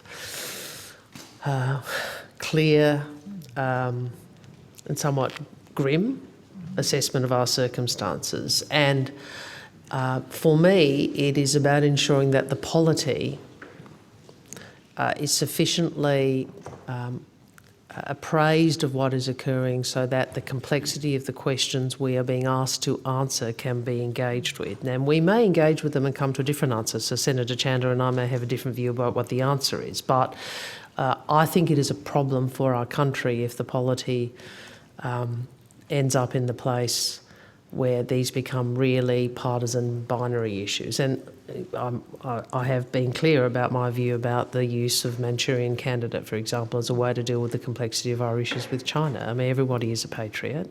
How we deal with this is a really important issue now. So I suggested to Senator Payne, might have even been before the 2019 election actually, perhaps I'm wrong, perhaps not, that she should consider more regular briefings of parliamentarians. There's one of the ways in which we could do that. She said she wasn't convinced, etc., etc. And so since I have been Minister, I've been thinking, how do we actually do that better? Obviously, we can brief this committee. And I'm indebted to Mr Medcalf, Professor, I think, from the Australian National University National Security College, who put to me a couple of months ago, having an initiative where the college offers national security related training to a group of, say, 25 parliamentarians. And those parliamentarians work with the college over a whole year. They will do an intensive introductory program, and then they will get briefings and access to other NSC over events hosted events over the course of the year. And because the government already funds the college, I understand at this stage there will not be a charge for that, although, I hope that remains the case. I've written to the President and the Speaker, because it seems to me that that is probably the best way to try and sort through who wants to do it. But I certainly hope members of this committee and others will engage in it. Thanks, Minister. I think you can never have too much education, so I look forward to hearing more about that initiative. Can I turn back to passports, please? And I wanted to just ask the Executive Director of the Australian Passport Office a few more questions. Senator, while the officials come to the table, could I take the opportunity to reinforce what the Minister said about the value of bipartisanship on foreign policy? We have 3-year election cycles. It's really important from a national interest point of view that we can demonstrate to our partners, allies, in fact all of our other countries that we work with, that there's a stability and a predictability and a shared understanding of our fundamental national interests. So take the opportunity to support from the department's point of view the processes that have been discussed. Thank you. Thanks very much, Secretary. Ms Brill, I just want to, first of all, I should confess I didn't renew my passport either at the time that it was due. I know it's a black mark, but better to get that on the table straight up than have you look that up and find out I did that. But I understand the mindset. I understand the mindset of those. I think, to be fair, a lot of people forgot. I'm going to take that. Yep, I forgot. Yeah. It's possible I forgot. On this side, you don't have to. No, that's true. She's asking me questions. How do I fall for that? Can I say, Ms Brill, can you tell me what the cost of an adult replacement passport is? Yes, Senator, it's $308. Thank you. And so is that the type of passport you'd get if you wanted to replace your passport after the Optus data breach? No, Senator. The price I've just given you is for a full validity renewal. A replacement passport is a different cost. Yep. Let me just get that cost for you now, Senator. Yeah. It's $193, Senator, and the difference is that when you replace your passport, the expiry date remains the same. Right. So if you had some time remaining on so if you had still some time in that Optus situation where there was still some validity, how would you have treated that? What would the cost be for that sort of passport? It wouldn't have been I suppose it is a replacement, is that? So actually, Senator, there are two scenarios. Yes. So if a customer's passport is still valid for more than 2 years, then it will cost $193 to be replaced for the time remaining on their passport. Right. Where a customer's passport is valid for less than 2 years, we proceed with a full 10-year passport, which would be issued at a cost of $308. So let's look at that Optus data breach. What would you say is the average cost of a passport that would have been replaced after the Optus data breach if a customer wished to replace it? Have you got any figures on that? No, I don't have the figures. It was 100,000 passports that were affected. One would assume that most of the passports would have more than 2 years validity, but I don't have exact figures, and I'm not sure actually we can actually get that data. Okay, so have you got any rough estimate of how much the total cost could have been for all those Optus No, replacements? Senator. No. So it's about, 100,000 you think? So there were around about 100,000 passports affected. Some of those would have expired, some of those would have had 2 years validity, and a number of them would So the minimum be cost current. maybe would have been 100,000 times $190. Would that be about right? 193, correct? 193. So that'd be the absolute minimum if they're all at that, but it's likely to be higher. And if everyone chose to. If everyone chose to, that's right. Some like me who forgot. So can I, on the 27th of September, Senator Patterson and Senator Birmingham released a statement calling on the government to waive the fees for Australians to replace passports caught up in the data breach. To be clear, if that advice were followed, the cost in lost passport fees would have been, well, what, you can't say, but potentially the minimum that I've just said. No, I can't say something. You can't say. So possibly, let me do some maths, in the vicinity of 19 to 30 million, depending on the average figure. Would that be out of the realms of possibility? It's too difficult to say, Senator, because many Australians, as far as that we know to date, haven't actually chosen to replace their passport, simply because their passport is still valid for international travel. So does this happen often, these data breach? Well, it probably has happened a bit recently, I guess, but have you taken this approach with every data breach that might have happened for the and borne the cost for taxpayers?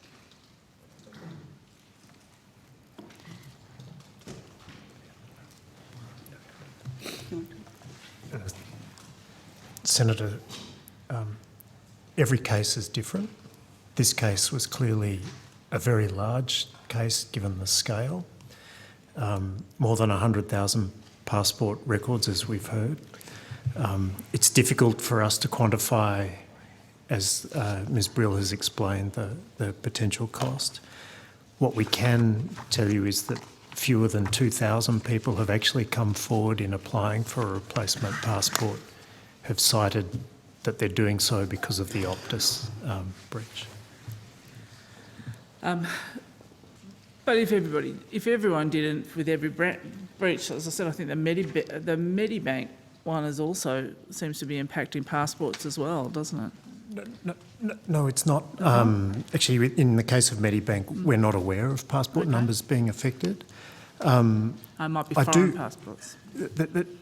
There is an issue that we need to be concerned about, and that's the moral hazard, that if the taxpayer is to foot the bill every time this happens,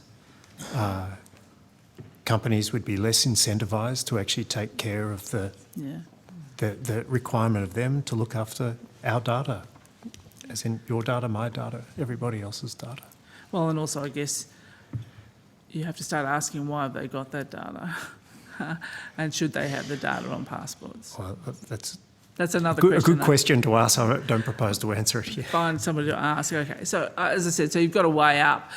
It isn't something that would apply to every single data breach because of that. Well, where do you draw the line and whose responsibility is it to look after the data? Well, it's very difficult. Every breach is different. Yep. There would be very limited scope for us to have any influence, say, over a foreign airline based in another country, even less if we were to be paying every time. Thank you. That's my question. I mean, if I could just add to that, Chair, if I may. Chair, thank you. The point, I think there are two policy points. One is the moral hazard point that Mr McLaughlin raised and we discussed, which is we don't want to set up a situation where there is a lack of incentive for Australian and other business and international business to take the appropriate steps to protect data. And secondly, there is, I think, the principle, should other taxpayers subsidise, in this example, Optus's failures? I know that was a position the coalition took, wasn't the position of the government, as the Prime Minister made clear. We think, and I was pleased that Mr McLaughlin's group engaged with Optus and got an arrangement which reflected, I think, what was the right principle, which is they should pay, not taxpayers. Thank you. Thank you very much. Senator Birmingham, you have the call. So, Senator Wong, just before the break, I think we were at, I was asking some questions about the statement issued by your office late on 17 October, which simply said the former government made the decision to recognise West Jerusalem as the capital of Israel, and no decision to change that has been made by the current government. Which is correct. Was there anything else provided in response to media requests by your office in terms of on the record comment? My understanding is that's the totality of the statement, but I just want to check. Not that I can recall. I'll take on notice if there's any further information I can provide on that. But that short statement was a factual articulation of the position as at that time. Minister, given you've made much in the period since stating that you believed the Labor Party's position that it would make this reversal was clear, why did you not point to the policy of the new government? Well, in part, this is not a long-form interview where that can occur, or a discussion or a press conference. So,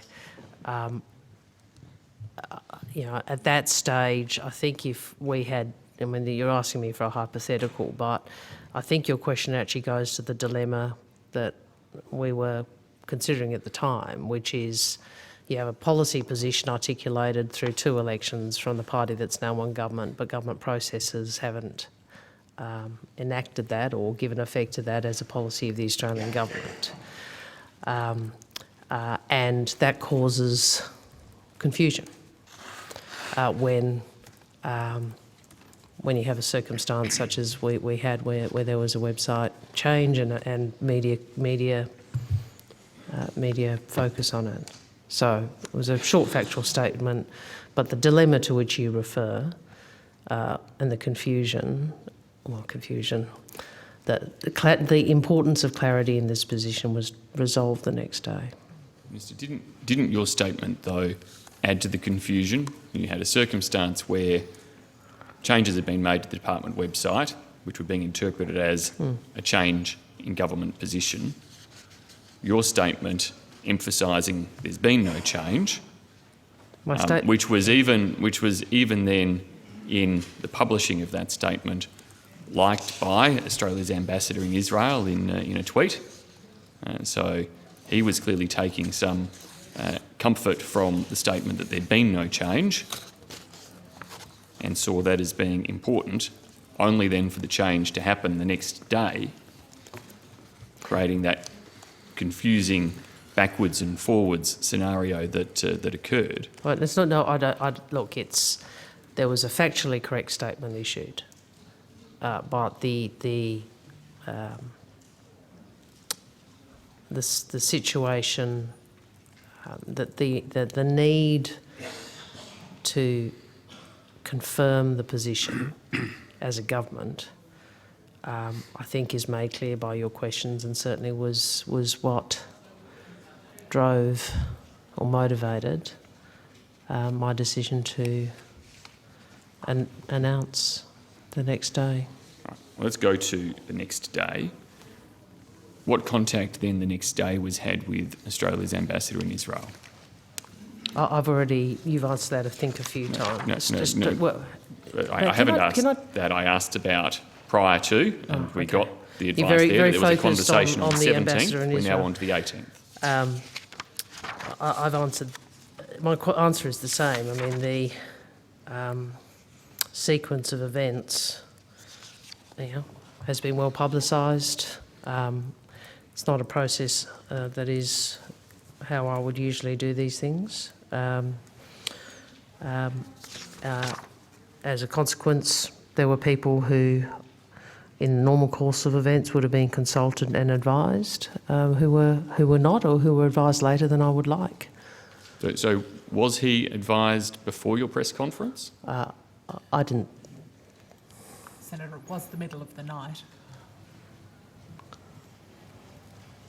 Given the way it was received in Israel. I'm not sure that waking the ambassador up would have been a high concern. I am not aware as to, well,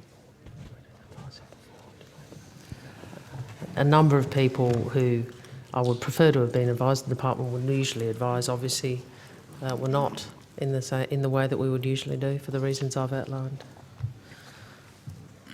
Minister, given you'd issued the statement clarifying there'd been no change in position, what was the urgency then to go out and make the public announcement after the Cabinet meeting without talking to our ambassador in Israel, without talking to the Israeli government, without communicating with the Israeli community in Australia, without communicating with Israel's ambassador in Australia?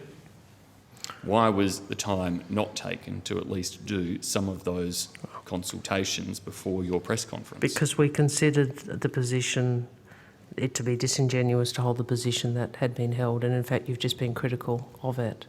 I mean, precisely the concern that you've raised about a factually correct statement as to the government's position,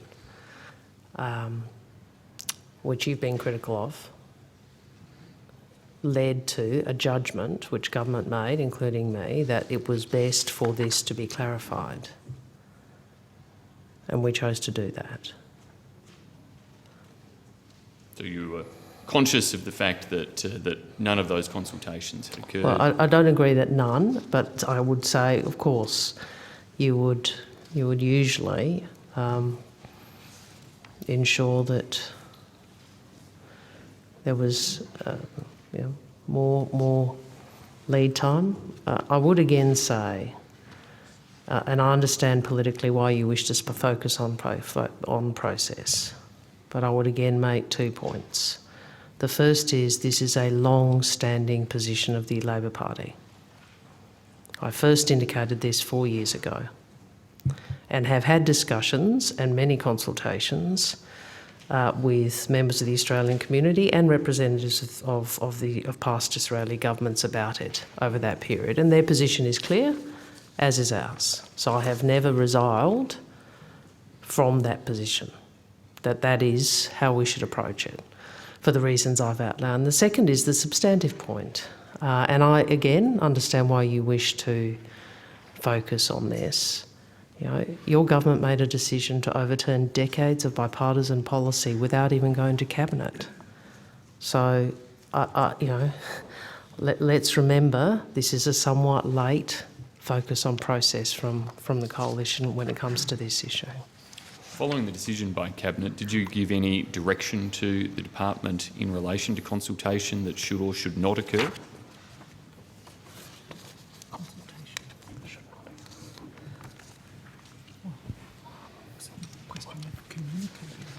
What do you mean about consultation? That there had already been engagement with the ambassador, if that's the ambassador from Israel, the Israeli ambassador. Is that what you mean? Following the Cabinet decision, having got the clarification of the government's position, as you describe it, did you then direct or ask the department to consult or not to consult with anybody prior to you making the public announcement? Oh, between Cabinet and the announcement in that time frame? Well, I don't know what time Cabinet finished, Minister. No, I didn't tell them not to consult with anybody. Is that the question? Did you ask them to consult with anybody? I think we were at office level seeking to advise as many people as we could at that point. And who did you manage to advise before the public announcement? Yeah, I'll have to take that on notice, Senator. Right. Let's go to handling of the fallout then. We established at PM&C estimates that you have spoken with Israel's ambassador to Australia. Has any, and that at that stage there'd been no engagement with the now outgoing Prime Minister Lapid, nor Israel's Foreign Minister. Has there been any engagement since?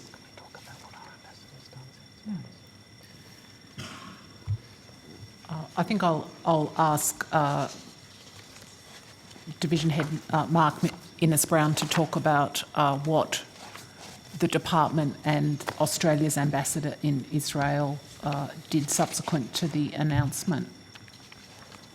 So, Senator, yes, there's been contact at a number of levels, both in Tel Aviv and here in Canberra with the Israeli embassy since on these issues. Right. We might go to some of that. My question was actually whether at a prime ministerial or ministerial level there had been any contact.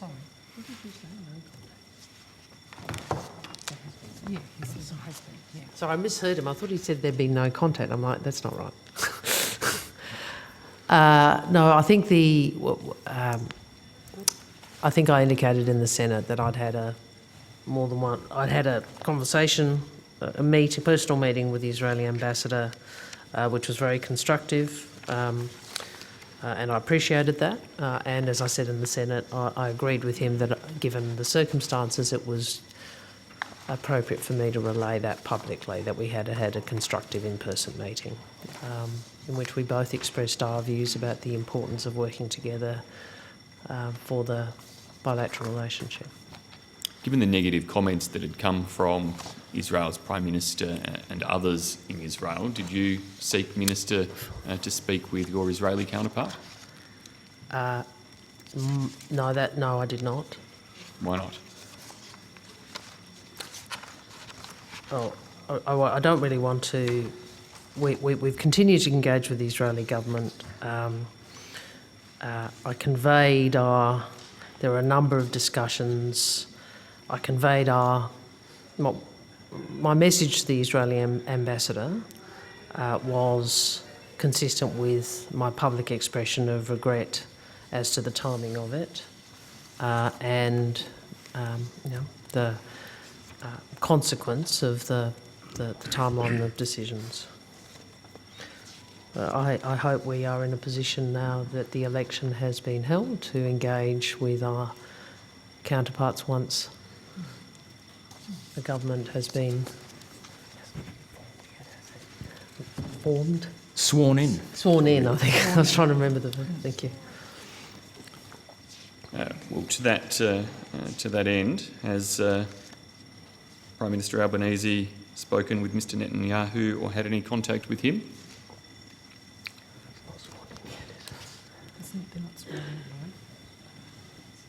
Mr Albanese, Senator, has tweeted a message of congratulations.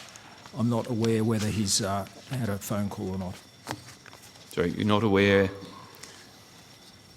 whether... He's called, so he's tweeted to extend his congratulations.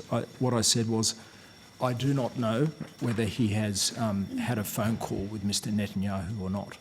DFAT would get a readout if there'd been a phone call though, wouldn't they? Most likely. The swearing in hasn't happened yet, of course. That's right. It's believed to happen late next week, I think. On the 15th was the latest estimate I saw when the Israeli government may be sworn in. Yeah, we'll take advice about the appropriate time in which those contacts can be made. It's on the public record, the French president, the US president, the Ukrainian president, they've all spoken with Mr Netanyahu.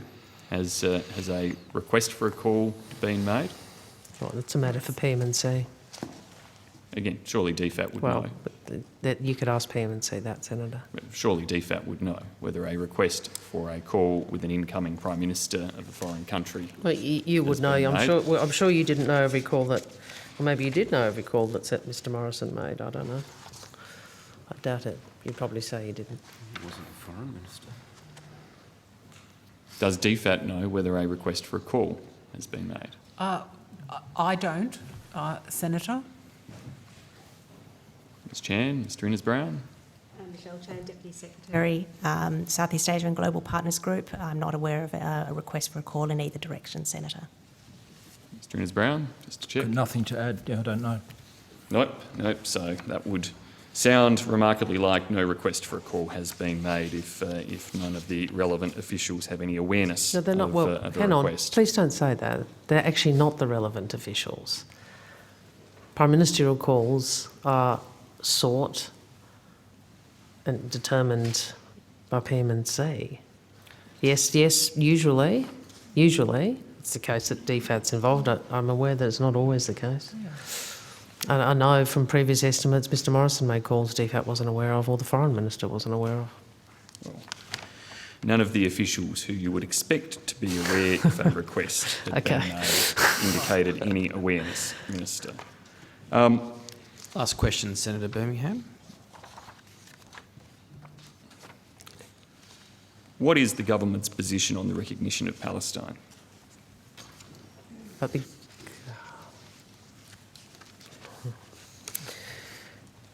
yeah, you go first. Just a minute, hang on. Yeah. So, Senator, the Australian government does not recognise the state of Palestine. We obviously acknowledge their future aspirations for statehood, but at this time we do not recognise a state of Palestine. Our call and the position on Jerusalem is consistent with this, is for all sides to resume negotiations towards a just and enduring two-state solution.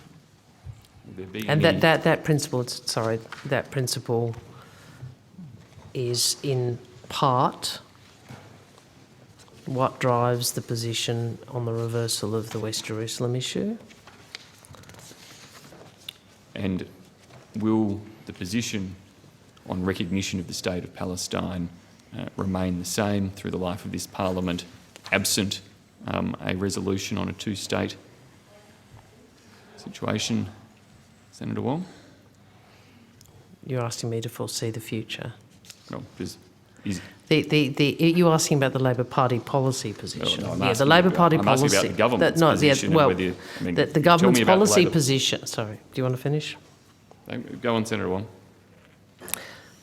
The government's position is, as Mr Ennis-Brown outlined, and I'm sure you would be aware of this. Obviously, there are many parts of the community who feel deeply about this issue on both sides of the debate, and there are, just as there are communities who feel are deeply supportive, as the Labor Party has been, of the establishment of the State of Israel and the right of Israel to live in security behind internationally recognised borders. There are also people who have a very strong view about the lack of progress towards a two-state solution and the consequence of that for many of the Palestinian people. This has been a discussion in the community for many years. The resolution that the Labor Party has arrived at is an expression from the National Conference about the will of the National Conference, but a recognition that this is a matter for government. Thank you very much, Senator Wong. Senator Green, you have the call. Chair, and just given Senator Birmingham's interest in the matter, I know this has been canvassed in previous estimates, but can I just check around when Mr Morrison changed the position in 2018, was the ambassador advised before Mr Morrison made that decision? I think we'll have to take that on notice, Senator. Okay. I have some questions about the official development assistance budget.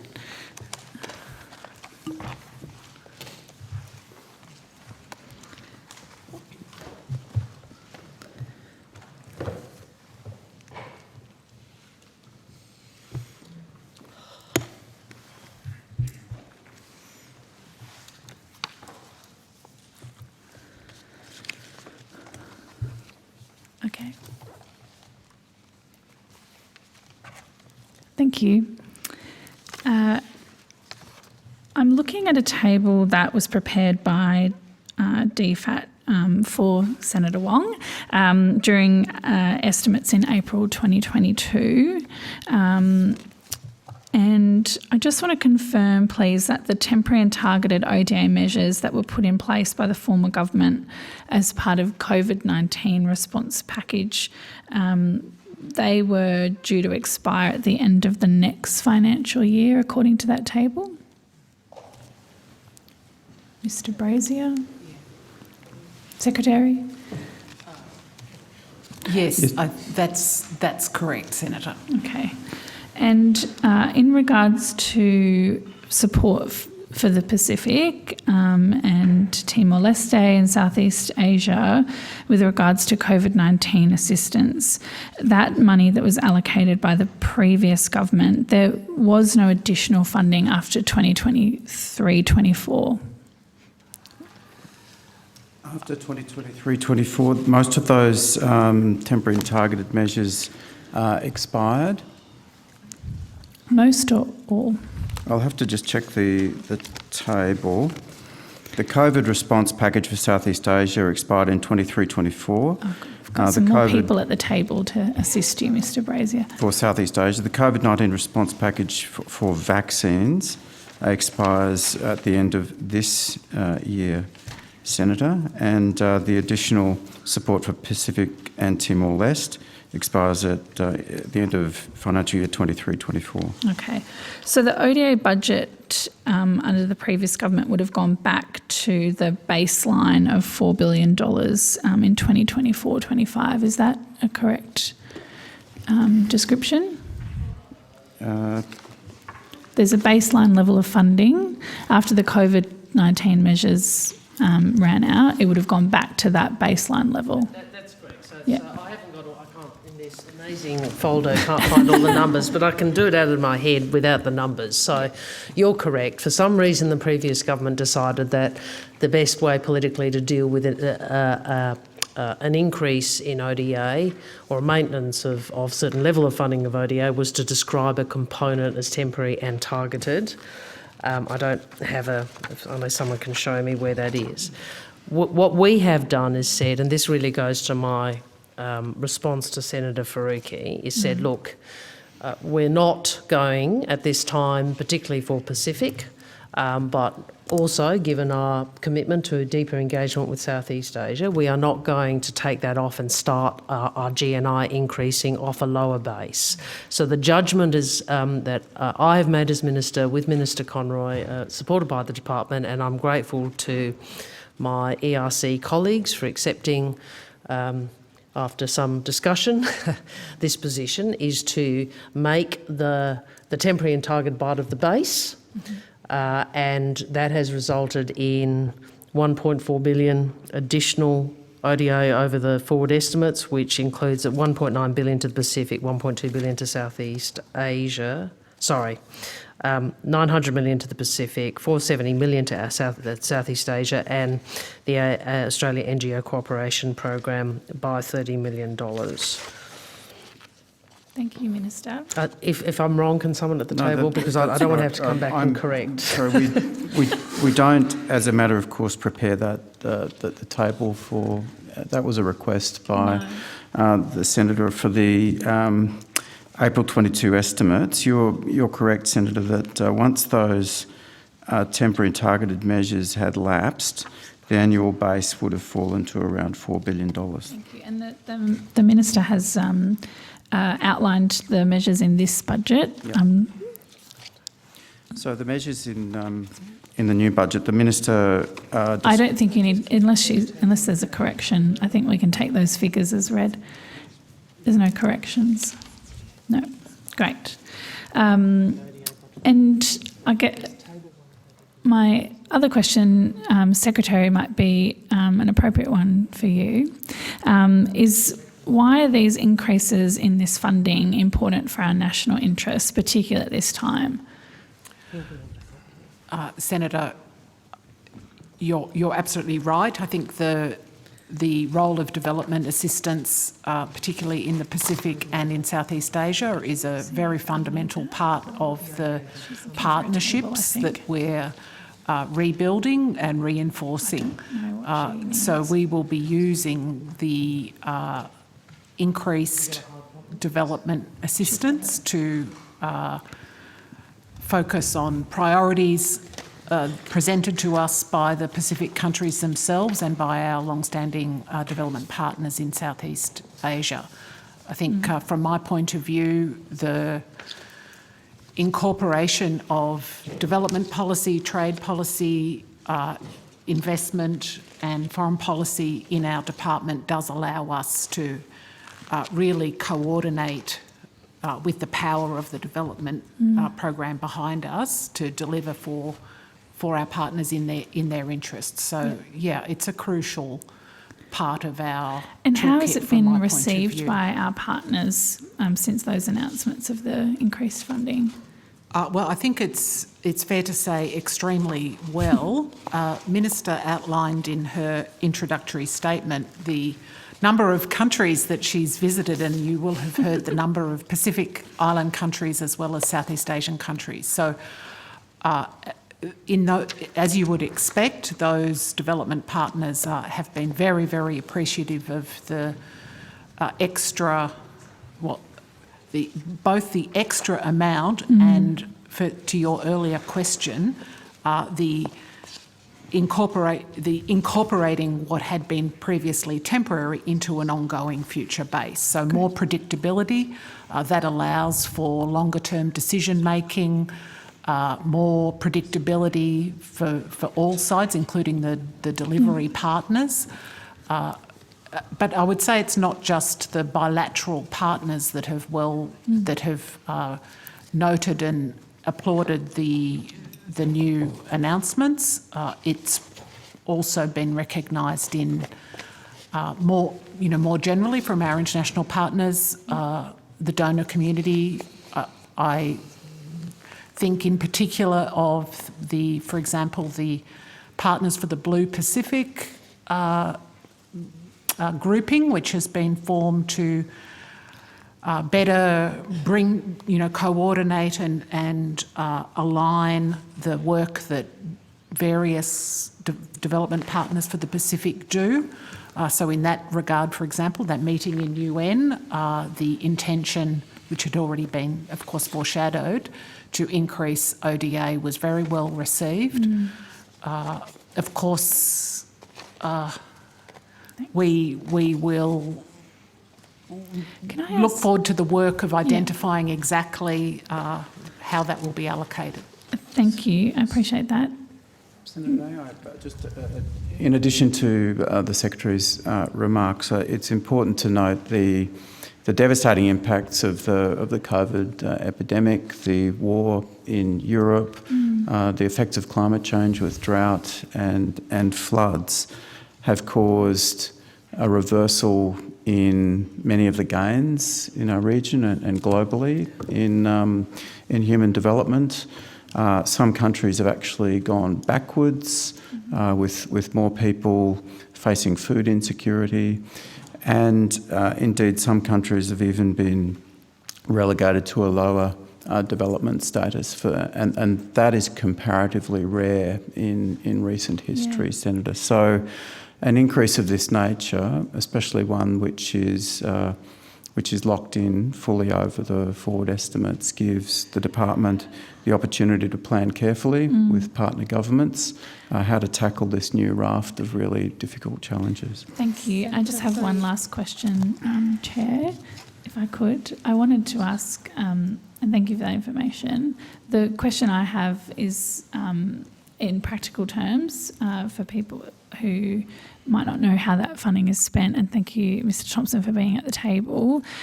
Really on indulgence, I want to say thank you, because I attended one of the events that is sort of supported by this funding last night with national teams from Solomon's, PNG, Fiji and the Young Matildas, and I just thought quickly if you might not address how some of that funding is helping in terms of gender equality and empowerment of young women across the Pacific. Senator Gerald Thompson, First Assistant Secretary, Polynesia, Micronesia and Development Division. So, Senator, in our development program, there are a number of ways that we address gender issues. The first way is that we seek to mainstream gender equality through all of our programs, and that gets to the point that was discussed earlier this morning, also around each year all of our programs over 3 million are reviewed, and one of the things that they're measured against is gender equality. So in the Pacific, in the bilateral programs, there are specific programs, projects in our bilateral programs that seek to address gender issues. And then across all of the programs we seek to mainstream. But then we have in our regional program a big program, Pacific Women Lead. And that program is, through that program, that's 170 million over a 5-year period. And through that program, we're seeking, the objective is that program to really listen to the objectives of the region, what their goals are in terms of gender equality. And through regional institutions, there's a whole raft of initiatives and goals that the region has. So the 2050 Blue Pacific Strategy, the Pacific Leaders Gender Equality Declaration, and Triennial Conference of Pacific Women are 3 examples of where the region's objectives for advancing gender equality and reducing violence against women and girls, as 2 examples, are set out. And so our programming at the broad level seeks to help the region achieve those objectives. And the certainty in funding that Mr Brazier mentioned helps you plan those programs better. Absolutely, that's right. Okay. And so Thanks. what the increase in funding that was announced in the budget for the Pacific, of the 1.4 billion increase, 900 million of that is going to the Pacific over the forward estimates. And that increase in funding to the Pacific will enable the government to also increase the funding that goes towards helping the region meet gender equality objectives. So that's certainly the Minister's objective, and the Office of the Pacific will be working to help achieve that. Thank you. Thank you, Chair. Thank you very much. Deputy Chair, you have the call. Thank you very much, Chair. My questions are in relation to our response to the Iran situation. If the relevant officials could come to the table, please.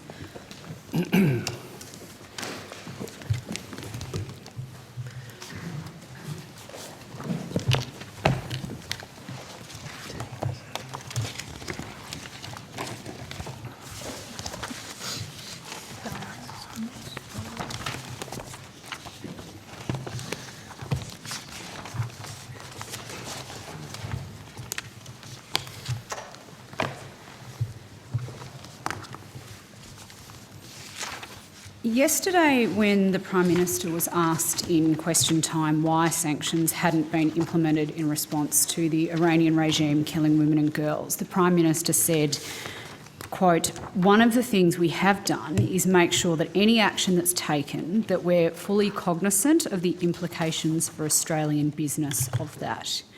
Minister, why did that we're fully cognisant of the implications for Australian business of that. Minister, why did the Prime Minister link this delay in action with the consideration of business implications?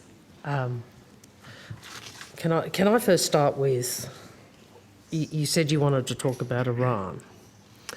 And I want to start with, because I think on this it is useful for us to make sure we are joined in our articulation.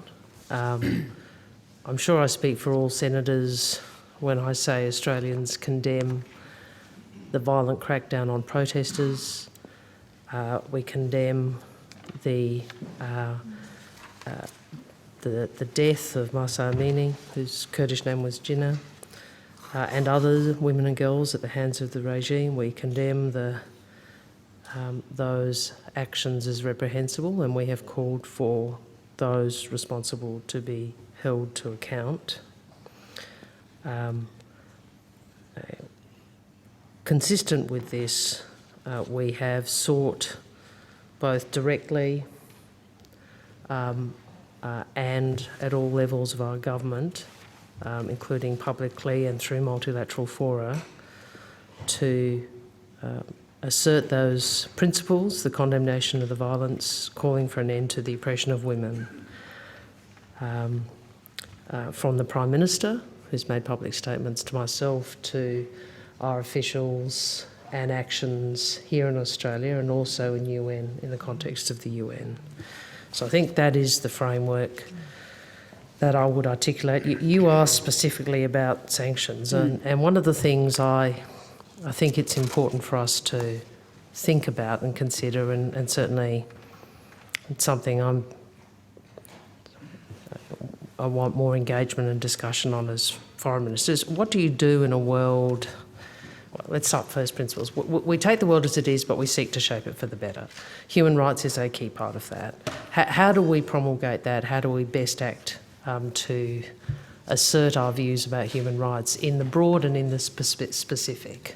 In a world where, let's be honest, a great many countries do not share our views, and including, there are different regimes and different views in our region. So I think, for me, there's a sort of a series of tools. One is the power of the word, so you speak clearly, consistently. The other is what you do with your development program. You seek to empower civil society, you try to alleviate suffering, but also structural barriers to gender equality. One of the things we announced in the election was doing the right thing on the Modern Slavery Act, because there are human rights concerns in a number of countries about slavery, and it includes targeted sanctions for those responsible for human rights abuse. But they will only ever be one of our tools to promote human rights, and I think our job is to think about the broad way in which we can engage to try and, as I said, shape the world for the better, recognising that that is always a work in progress. Sure. So I think the Prime Minister has made clear his views about not only the death of Mahsa Amini, but also the oppression of women and the targeting of protesters. So I don't know if Mr Innes-Brown could add to that. Well, I'd say that, we, as the Minister said, we've been very active in making clear our deep concern about what's been going on.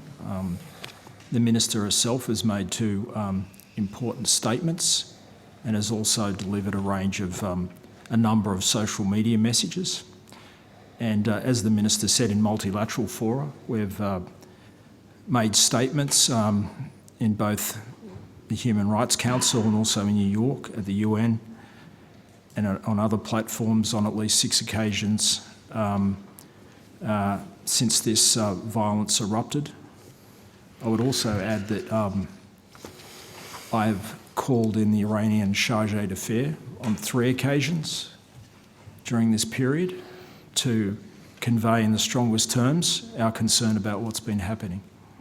I've also spoken to him on another occasion about very concerning reports about intimidation of people here in the community. Indeed. Thank you very much for that, Innes-Brown. I'm glad that you have raised that. And obviously we all agree with the sentiments that the Minister put on the record, and we all condemn the appalling violence, and we've done so very publicly. But I think the local Iranian Australian community in particular is looking for tangible actions. So I do want to go back to that question that the Prime Minister responded to in the House yesterday, and the reference to the consideration of implications of Australian businesses of what we might do. And I'm just interested to know why that linkage was made and what was meant by that linkage. I mean, I'll let the Prime Minister can speak for himself. I mean, I've just been sent the answer. I have, as well as the Foreign Minister, expressed my abhorrence at the Iranian regime, especially after the tragic killing of Mahsa Amini. What we have seen is a clampdown on the rights of women in Iran. Much of the diaspora here has expressed their abhorrence at this action. We'll continue to work with our allies in multilateral forums such as the UN. I expect this to be a topic raised at meetings I'm attending with global leaders over the coming week. I acknowledge the enormous hurt that Iranian people, but Iranian women in particular, are feeling this difficult time watching this clampdown on human rights in Iran. For things we're taking this country for granted. So I think there was quite a lot that he said. It ended by saying we'll continue to speak out, we'll continue to vote in any forums in which Australia has a presence to ensure the people of Iran who are showing great courage in standing up for their human rights know that Australia, as always, and in a bilateral, bipartisan way, that Australia is friends of all those who stand up for their individual rights, and in this case in particular, the rights of women. So I think it's, the Prime Minister made his position very clear. Okay, speaking of our allies, as you did in quoting the Prime Minister just then, I note that the Canadian Foreign Minister has said when they were announcing their fourth package of sanctions on Iran in relation to the violence on the 31st of October, they said Canada will use all diplomatic tools at its disposal to respond to these brutal and unacceptable actions perpetrated by the Iranian regime. On the 26th of October, again, while announcing further sanctions, Secretary Blinken said those measures demonstrate our commitment to use all appropriate tools to hold all levels of the Iranian government to account. They are very strong statements from our allies, Minister. Why isn't Australia, which hasn't yet announced sanctions, using all of the diplomatic tools necessary to hold Iran accountable?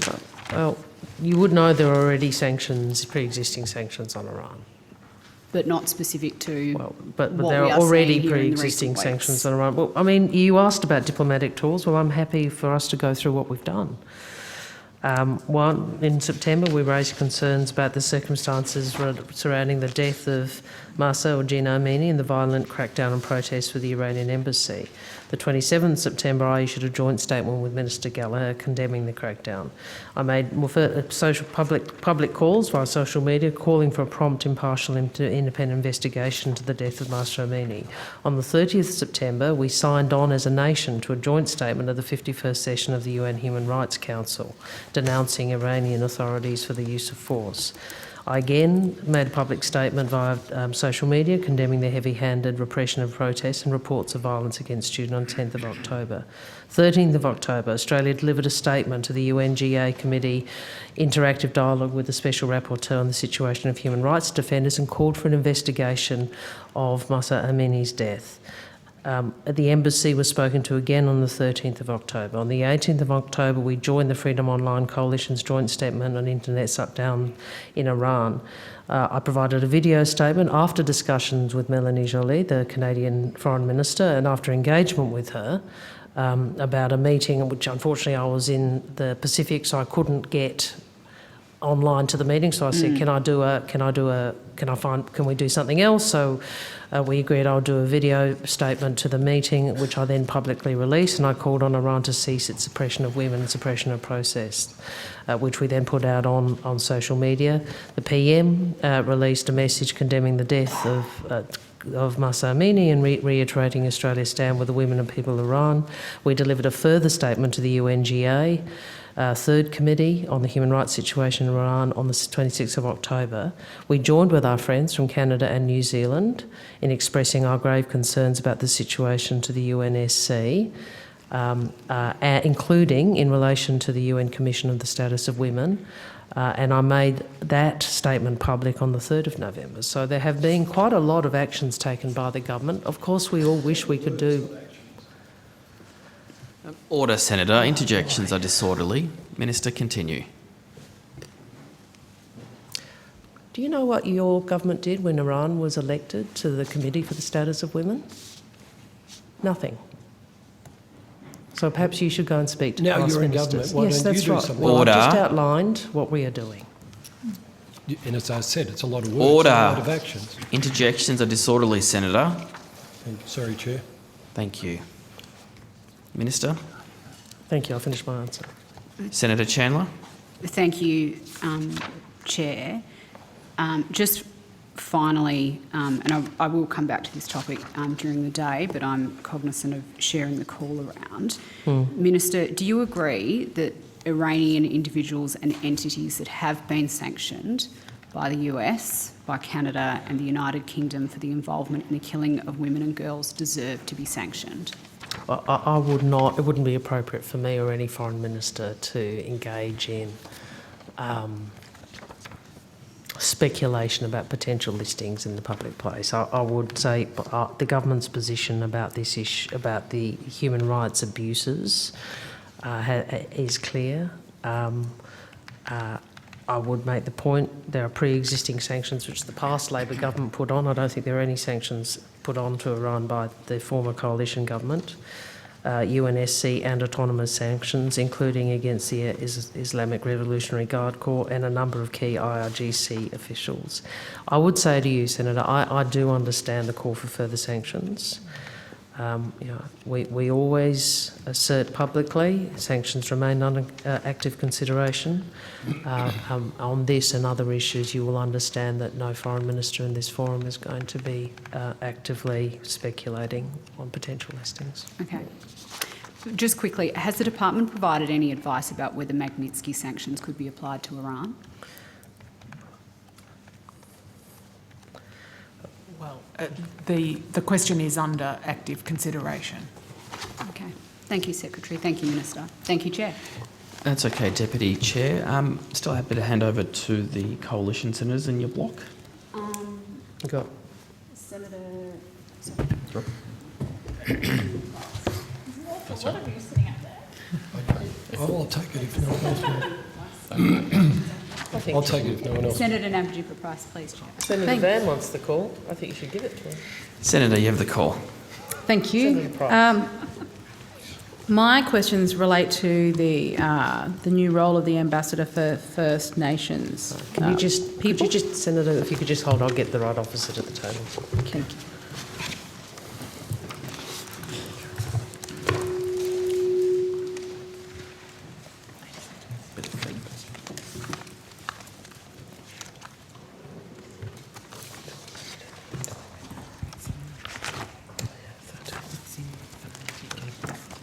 Thank you. I'd like to get a clear understanding of the outline and functions, I guess the purpose for the advertised position for the Ambassador for Aboriginal and Torres Strait Islander people. Thank you, Senator. Rod Brazier, Acting Deputy Secretary Development and Multilateral Group. On the 21st of September, the Foreign Minister with Minister Burney and Senator Dodson set some of this out in a press release and describing the purpose of the position and First Nations foreign policies, embedding Indigenous Australian experiences and perspectives into Australia's foreign policy and ensuring Indigenous heritage is reflected in Australian foreign policy. The public call for expressions of interest in the role of Ambassador was issued the same day. That expression of interest expanded on this, identifying 6 areas. The first being maximising opportunities for Indigenous Australians in a globalised world, enhancing our engagement with our neighbours, establishing First Nations dialogues with like-mindeds, starting with New Zealand and Canada. The Ambassador would also lead Australia's engagement in some multilateral fora, especially the specialised Indigenous bodies at the United Nations. The Ambassador would also contribute to efforts to increase opportunities for Indigenous Australians to participate in international trade. And the Ambassador would also play a critical role internally in increasing this department's capability on First Nations issues. Thank you. I'd like to understand what differentiates Indigenous foreign policy to Australian foreign policy in general.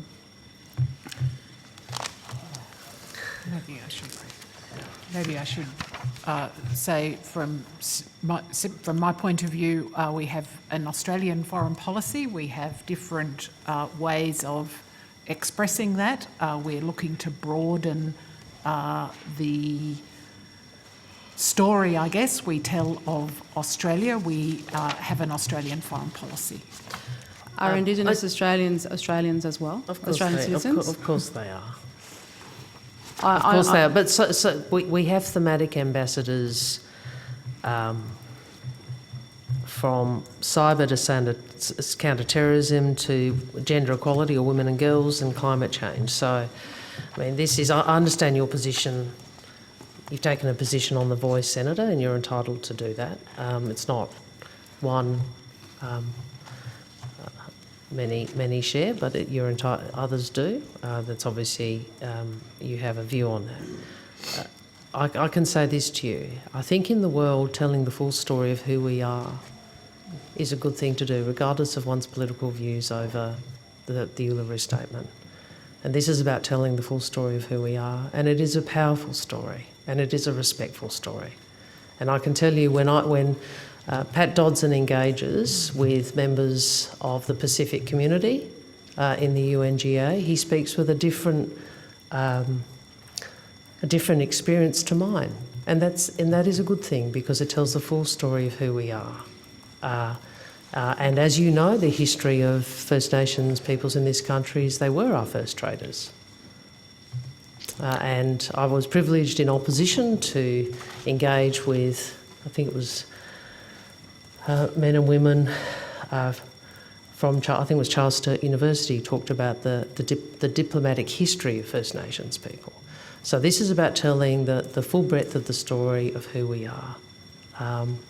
And it also to enable those connections to be made, which can be made in a way that contributes to the nation's influence and strength.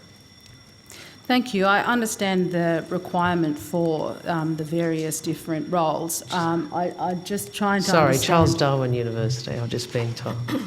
I apologise. Just trying to understand why the continuing theme of segregation of First Nations people by this government... I reject that. It's not about segregation. It's about inclusion and actually a place in our international story that we have not told. Well, I would suggest that inclusion requires recognising us as Australians along with all other Australians. You are. So when Senator Malarndirri McCarthy represented the I asked her to go to a meeting in the Pacific because I think every minister in the portfolio was elsewhere, and I got, and she, not through her, but I got through Pacific colleagues. She opened her discussion in language. She talked to them about what we were doing. They were really interested and really engaged, and there was agreement about continued involvement of First Nations women from Australia in that particular committee. I actually think that's a good thing for our country. Nobody is less Australian as a result of that. Well, that's good. Perhaps she could be the Foreign Affairs Minister, just like any other member of Parliament. She's no different because she's an Indigenous person. Wow. So you don't like her representing Australia at a meeting? No, I think if she was Foreign Minister, I think she'd make a wonderful representative of all Australians. I think anyway, okay, you have a view about this. I just think it's ideologically driven, and it is, as someone who has Indigenous heritage, I do find it divisive. Your view is not shared by the First Nations caucus of the Labor Party, nor many of the First Nations communities with which I consult. So, can you please explain to me what convening power among Australian First Nations stakeholders means? Is that a reference to the terms of reference? The reference to the position. I assume, Senator, that's a reference to the individual being able to consult effectively and widely using seniority and credibility that will resonate with the widest possible groups of First Nations Australians. And I guess that's my point. There's a lot of investment in the elite of Indigenous Australia, but very little investment in supporting certainly traditional owners on their land in terms of their economic development opportunities. This focuses about ensuring the elite are well established on a global scale, but very little is being done from this government on the ground. Well, Senator, if you want to have a discussion about domestic policy, this obviously is not the portfolio. I'm just making a point. You're making a political statement, and you're entitled to make it, but it is not a question, it's a political statement. If you want to have a discussion about the practical measures the government is engaged in... So in terms of practicality... Let me finish, please. If you want to ask about that, I would invite you to go to the appropriate agency to ask questions about health funding, education. If you want to know why we did this, we have a First Nations caucus in our party. I have engaged with them, and they in turn engage with their communities. And one of the things we were asked to do, and we wanted to do as frontbenchers prior to the election, was to think through and consult on how we could reflect in our portfolio some of the principles which are at the heart of the Uluru Statement from the Heart, and how we could keep faith with those principles. Now, I appreciate you don't accept the legitimacy of a statement that was agreed by so many First Nations representatives and peoples, but that is the way we have approached this. Well, I doubt that you would accept 0.03% of the Asian community on anything with regard to any decisions made with regard to the Asian community of Australia, which is on the same sort of principle. Well, I'll answer that. You want to talk about my ethnicity and my heritage? No, I am deeply proud and deeply grateful that the Australian people have chosen to put more people from diverse backgrounds into our parliament. I have waited a long time. I'm glad you're proud. I'd like to move to the next question. And I think it is a good thing for our country. Portfolio? Well, you asked me a question about being Chinese, so I'm responding. I didn't ask you a question on that. I put it to you that that's what the premise is on Indigenous Australians. And I would tell you, when I sat there and I watched Ms Situ give her first speech. It is your position that the Uluru Statement should represent us all. I'm suggesting to you it doesn't. Well, and you would probably feel insulted if that was the case for Asian Australians. And that's the point I want to make. So isn't this position just another international PR role for the Voice referendum? No.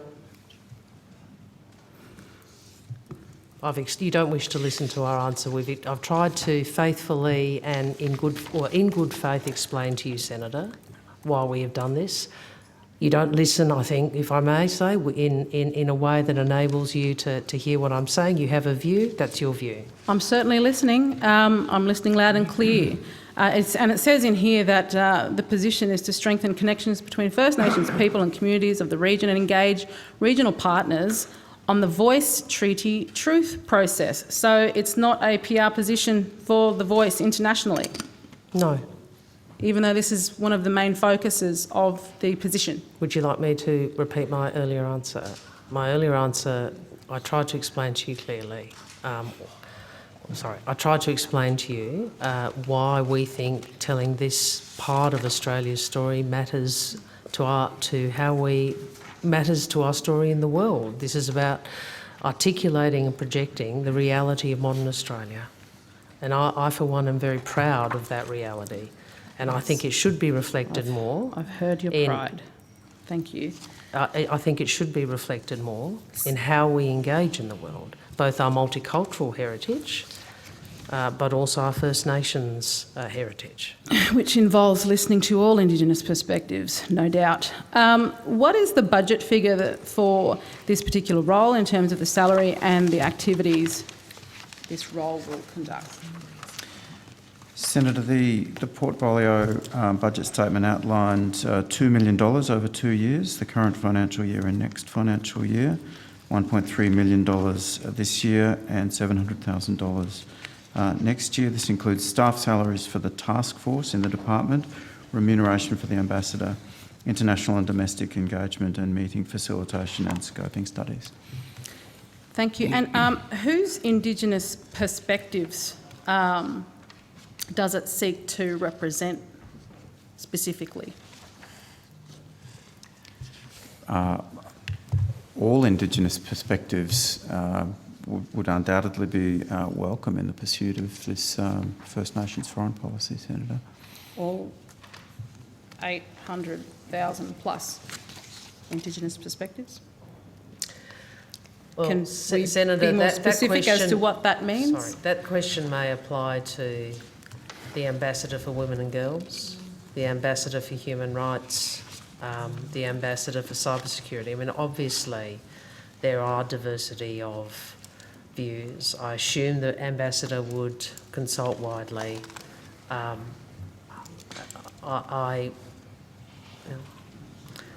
think you seem to be very concerned about a First Nations voice internationally, and I understand I hear the concern. I don't actually understand it. I didn't think you would, but thank you. That's all in terms of my line of question. Thank you.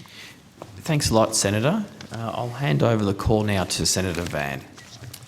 Thank you very much, Chair. I've got some questions about Ukraine. The appropriate officials could come forward.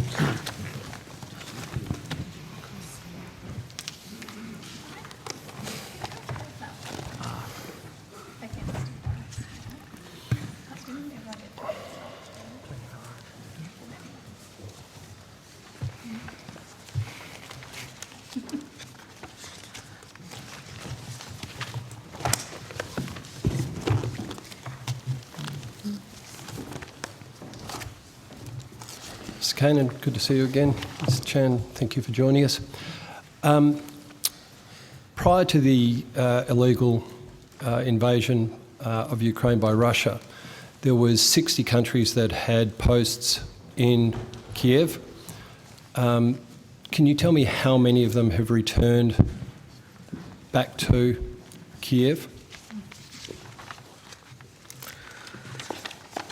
Michelle Chan, Deputy Secretary, Southeast Asia and Global Partners Group. It's around 60, a little bit more. I don't have the exact figure. I could check that for you. There was 60 previously. You're saying all of them are back now? Not quite all of them, Senator. So can you list the ones that aren't back?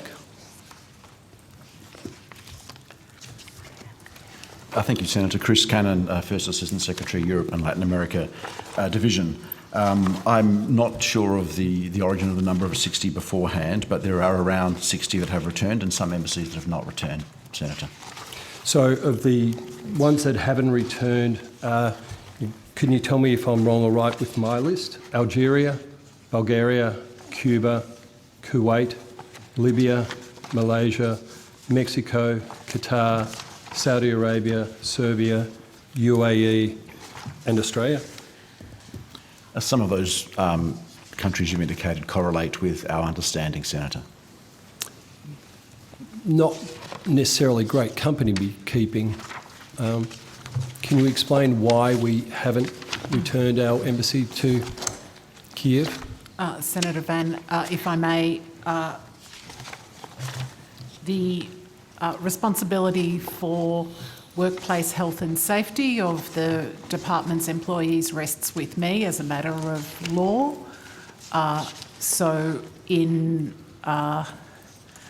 deciding the appropriate time for our representatives to return to Kyiv from their current workplace in Poland, I make an assessment of the workplace health and safety laws that apply to Australia, apply to me, apply to us, and I've determined that it's at this stage not consistent with our legal obligations to return the employees to Kyiv. So our OH&S responsibilities are greater than the 60 countries that have? Is that what you're proposing? Every country has different laws, no doubt, different responsibilities. Australia's requirements are quite exacting. We, of course, are also in a different situation to many European countries in terms of NATO support that they have available to them. I'm not a NATO country, don't have a military,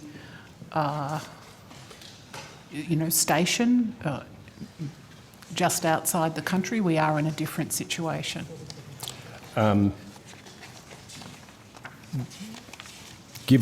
What assessments have you done on the ground to tell yourself or to make sure that you're aware of what's safe and what's not? Well, we are, of course, in contact with like-minded embassies both in and outside the country. I also watch the news.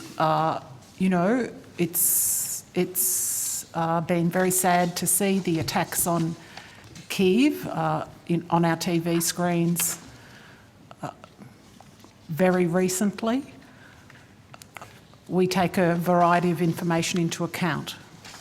And I'll table this. This is a photo that I took outside our embassy on my first morning in Kiev on my morning run. I went for a morning run and I jogged past our embassy. Senator, are you able to just provide a copy? Yes, it's right for here. not just my benefit, but also the benefit of other senators and the Secretariat? As I said, I'm tabling it. So, so from on the ground, and you'll notice in that photo. We'll just wait for the photo to come to the table.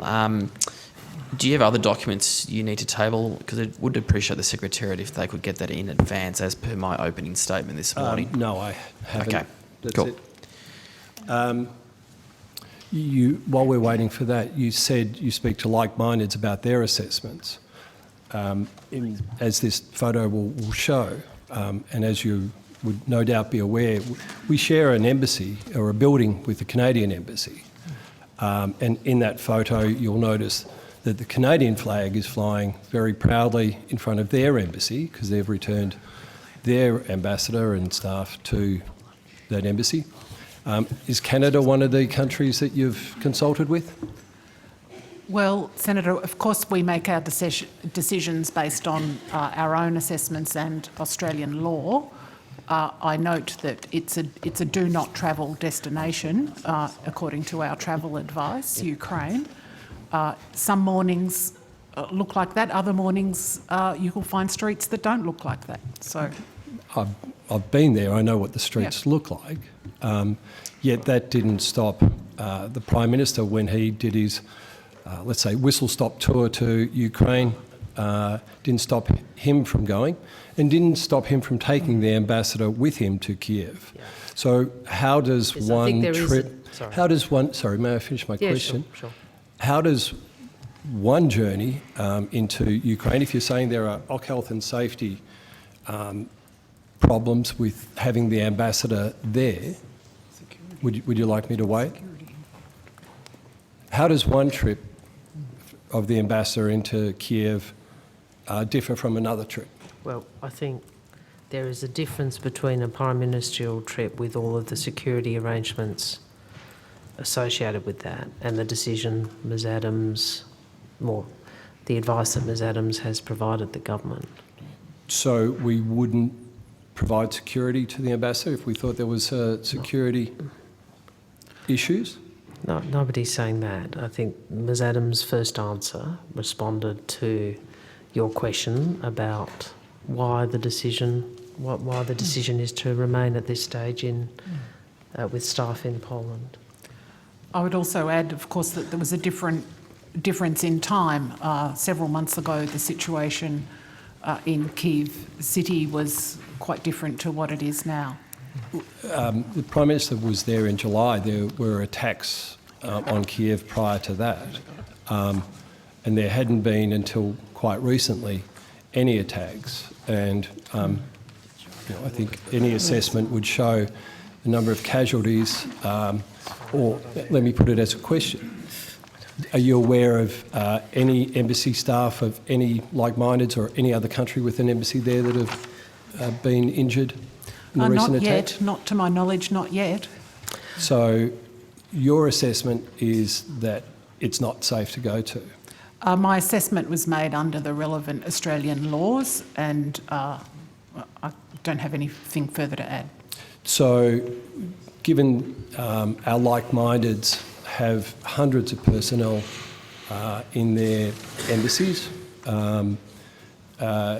they're largely to learn the lessons from what is, the largest battle lab in the world. How are we, why are we not learning from the battlefield?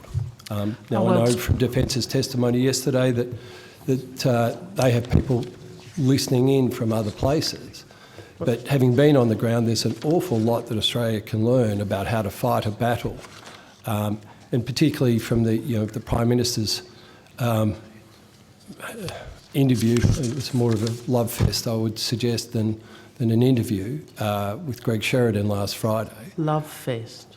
It was, would you characterise it any other way?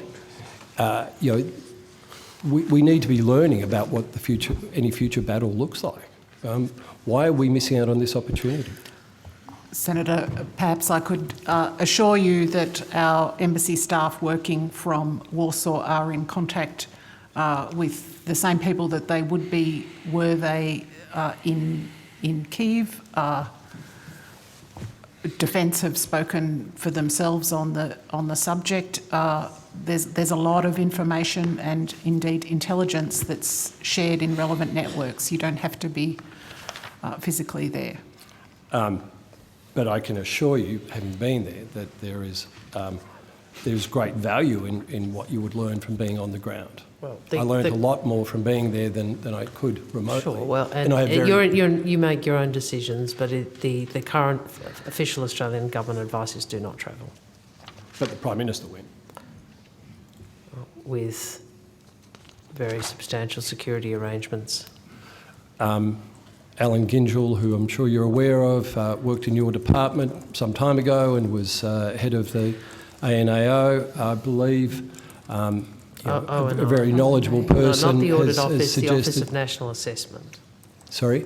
He wasn't head of the Audit Office, he was head of the Office of National Assessment. Yeah, I stand corrected, you're very right, Minister. And which qualifies him even more for an opinion on this. He has called for our embassy to go back. We're keeping it under review. Then can you give the committee an estimation on how long you're going to keep it under review and how long before you take some action on this? If Ms Adams' advice to government is changes, I'm sure we would act upon that promptly, which he's been courteous enough to explain to you the reasons why. I do want to just say to you, Senator, I think there has been bipartisanship on Ukraine. I hope so. Oh, there's certainly bipartisanship. And I just would like support. I just would remind you, I think the total assistance to date is over $500 million. So $475 million in military assistance, including 90 Bushmasters, 8.7 to assist Ukraine State Border Guard, 65 million in humanitarian assistance, $32 million, I think that was a pre-election for coal. We've imposed targeted financial sanctions on Russia to inflict heavy costs on those responsible. We've listed 871 individuals and 62 entities for sanctions and travel bans. We've introduced a further range of trade sanctions and tariffs to impose further costs since the election. We're supporting Ukrainian nationals taking refuge in Australia through a $19 million visa program. And we are engaging with and supporting Ukraine in the international system. I met with the Foreign Minister when at the UN as I said, I think you may or may not have been here this morning, in many interactions. I think all of my interactions bilaterally on all of my visits, at some point in the discussion I ensure I go to the point why all countries should care about this, which is that if we stand by and allow unremarked and unpunished a larger country to impose upon the territorial integrity and sovereignty of another than we are enabling or standing by while the UN system, which has kept, and the UN Charter, which has kept us safe in part since 1945, is abrogated. So, you know, I think there is bipartisanship on this. You know, you have a view because you went to a war zone that we should do something different. Ms Adams has explained the position in relation to the post. If that position changes, then we will act. Thank you, Minister. And you made that point quite well that, about remarks. What I'm asking about is action. I've just outlined a whole bunch of... Hang on. No, you can't just... You just say these things and you expect no one will respond, Senator Van. You can't just say that when I've just gone through and listed actions. But that's my point. And in part, you say it's just words. These aren't the actions that you've taken. No, you say it's just words. Diplomacy involves engagement. That does mean speaking. And why do we do that? It's not to have fun. It's because we're trying to generate more alignment. And the sad fact is that not every country has shared Australia's clarity and strength of position on Ukraine. So, of course, part of what we have to do is go out there and articulate why this matters to everyone. You know, and so state power isn't just yelling here in Australia about what you think someone should do. It's actually also about engaging with people, sometimes who don't always share entirely your view, to try and convince them that something, that a principle, that an action in the UN, that a trade sanction or a price cap is actually in their national interest too. That's why words matter. I agree with you, Minister, and that's why I was at the Asia Pacific Parliamentary Forum the week before last and working with like-mindeds on this exact issue, and we had some great success there. I just have one last question. Well, just be very quick because I need to hand the call over now. To the Minister's point about actions versus words. No, it was your point. Yesterday, Defence couldn't answer my question about what aid had been promised by your government has actually been delivered. In fact, they agreed with me that not even all the aid that our government, prior to the election, promised had been delivered.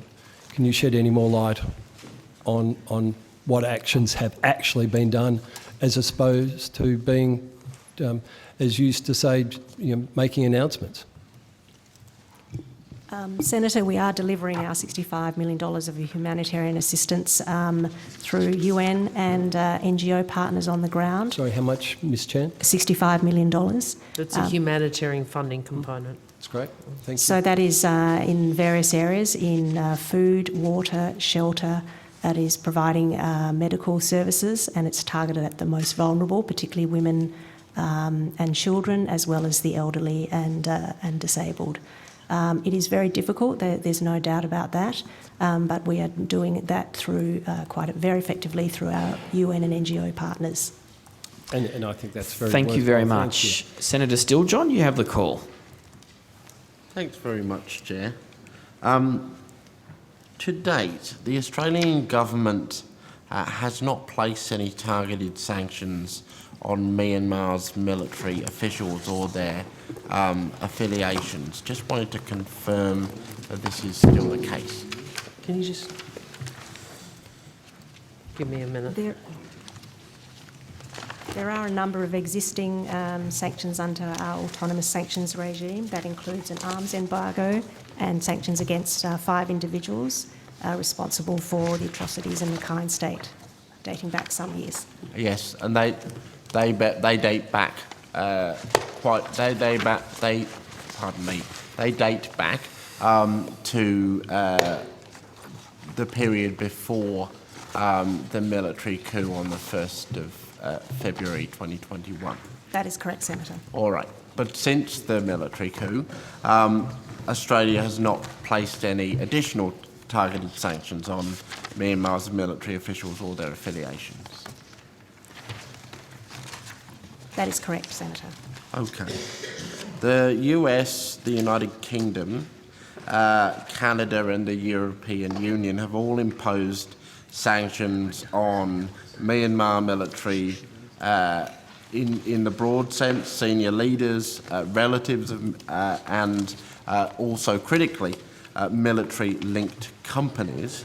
I'd like to ask you, and I'll put this to the Minister, I think, but yes, to the Minister. Sure. I'll put a question to you that you, I think, many times have put to your predecessor, actually, from the other side of the table. Whether yourself or anyone at the table today can explain to me why Australia is so reluctant to impose targeted sanctions on the Tatmadaw or officers thereof.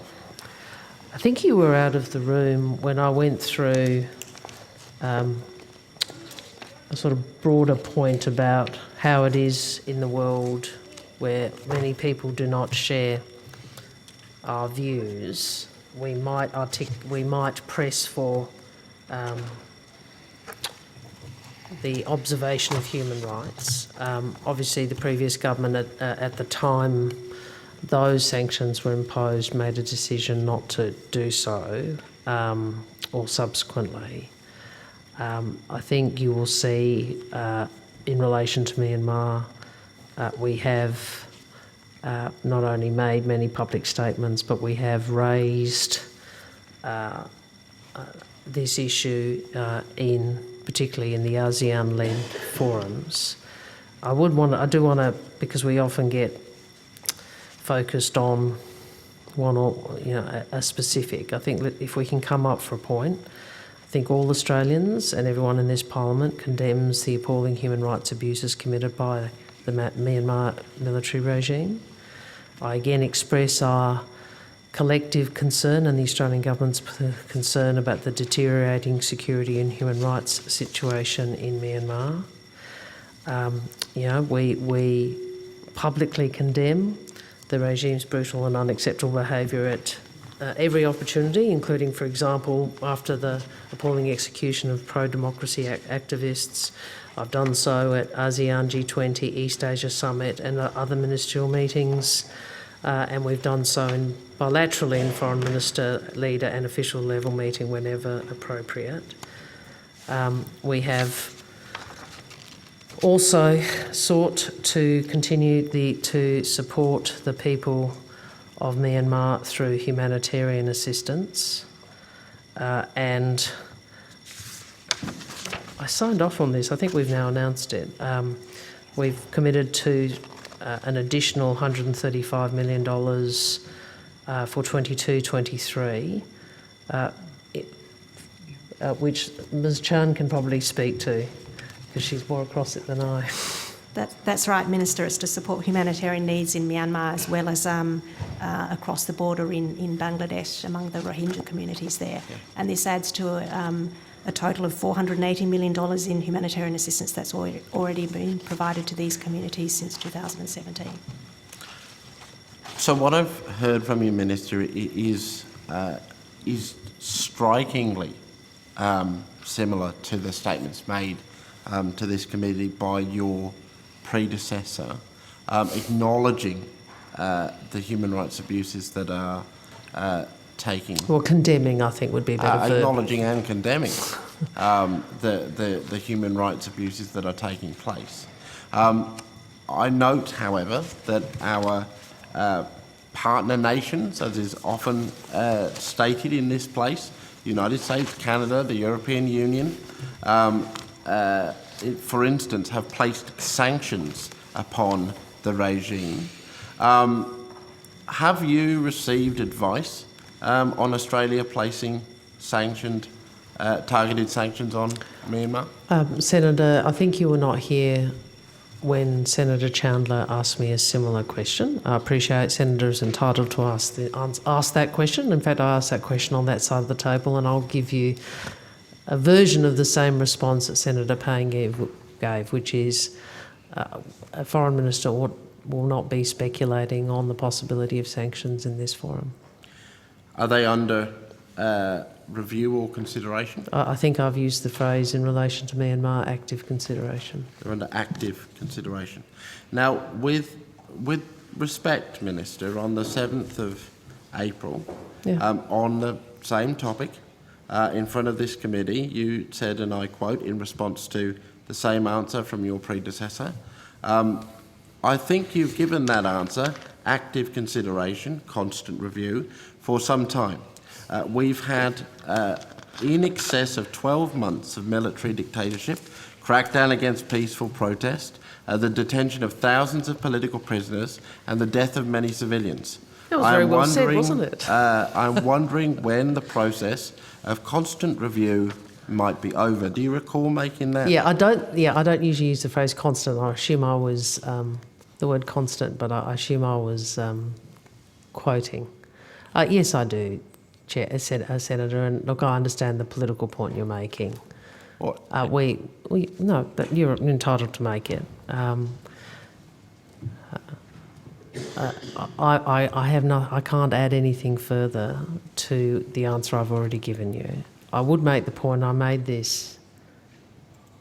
Bangkok? Were we in Bangkok? Bangkok. It was Bangkok, wasn't it? Sorry, in Thailand last week. I think there was a hope that the ASEAN-led response would provide a path to resolving the situation in Myanmar, which we feel very deeply, and I would say, I want to acknowledge, a lot of people in my party feel very deeply, because a lot of Labor people were deeply engaged in working with those in Myanmar who are seeking a transition to democracy. So, it's very deeply felt. And I think there was a hope, certainly I hoped, and I suspect, I didn't ask her, but I suspect Maurice did too, that an ASEAN-led response would resolve, would find a path back towards the transition towards democracy. The transition would not be so disrupted. I said publicly that I think that hope is fading. It's not worked, has it? No, and we all hoped it would. So the international community and ASEAN will need to continue to try and find a way to deal with this. It took a lot of work over many years from many partners for the transition to occur in the first place. And that's very distressing for many of the community here and other activists.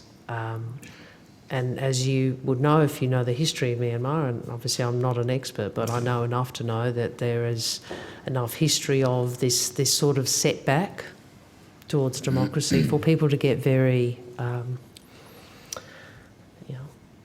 it's very deeply emotional for people, because they remember what happened in the past. They do, and they've spoken to me many times about that emotion, and one of those emotions is deep frustration that the Australian government has not yet followed. I understand that, and it's a bit like Iran. I understand why diaspora communities in particular want this fixed. But, it doesn't matter. Ultimately, it is a hard, long process, not a media release or a policy decision. I can indicate, someone's just sent me a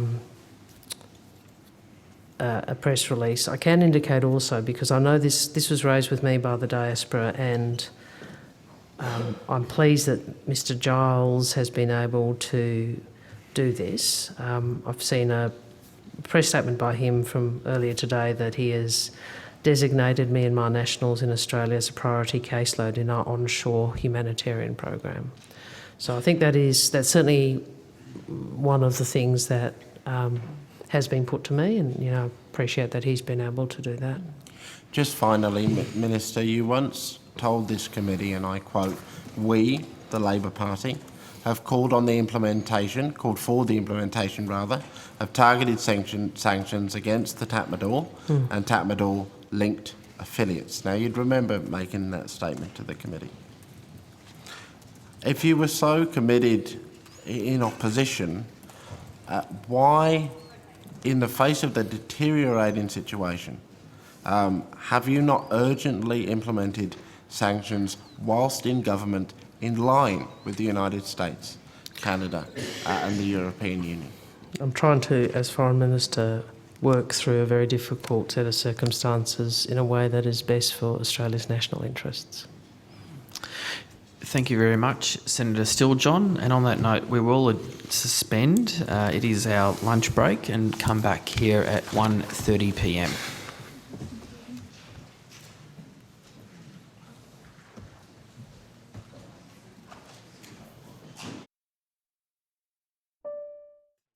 Of Foreign Affairs. Now, Minister, I've got a few questions with respect to Afghanistan. Not sure the appropriate officials might come to the table.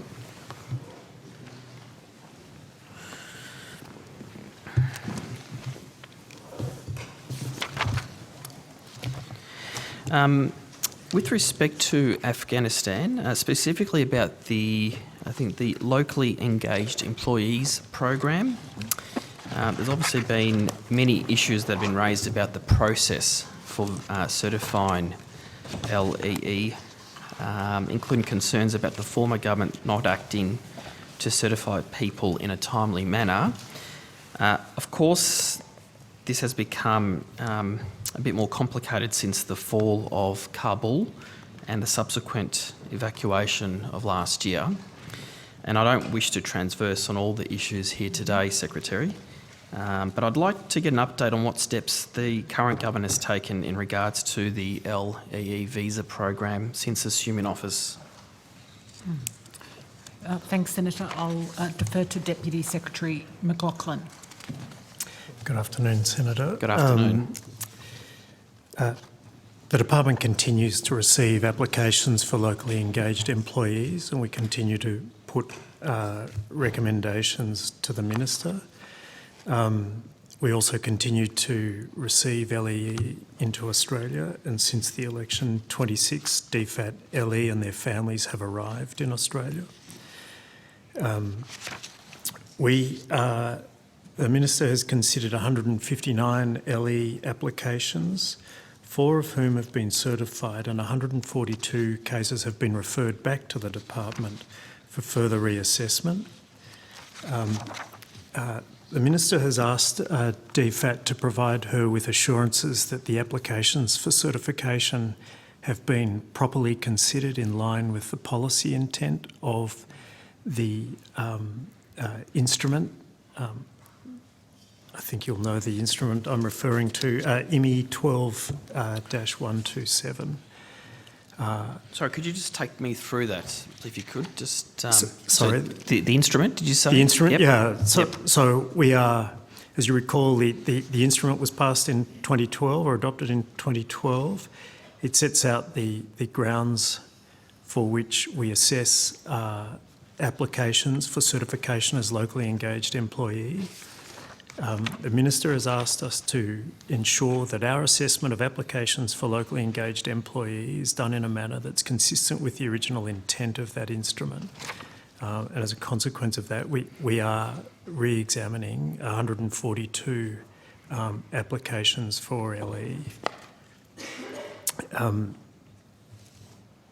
In addition to that, Senators will recall that in the previous Parliament, there was a Senate inquiry that made a recommendation for a review of the entire LE program, of which DFAT is but one part. Defence is also engaged, Home Affairs as well. And that review, I expect, will consider both the instrument, the scope of the instrument. It will examine how locally engaged employee certification decisions have been made. It will examine record keeping and will also examine departmental resourcing of management of this issue. Okay. Just for my benefit, which Senate inquiry, which committee?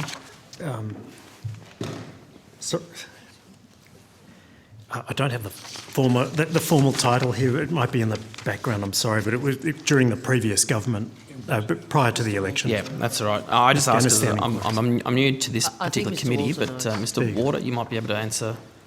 Thank you, Andrew Walter, First Assistant Secretary. Sorry, I can't hear you. Sorry, the microphone. Andrew Walter, First Assistant Secretary, Regulatory and Legal Policy Division.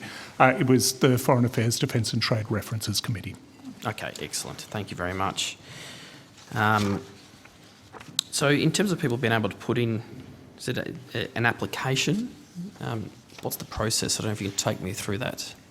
Well, I will ask Mr. Walter to fill in the gaps, but essentially people can apply to the Department of Foreign Affairs and Trade to be considered for certification as locally engaged employees. So from Afghanistan? From Afghanistan. Okay.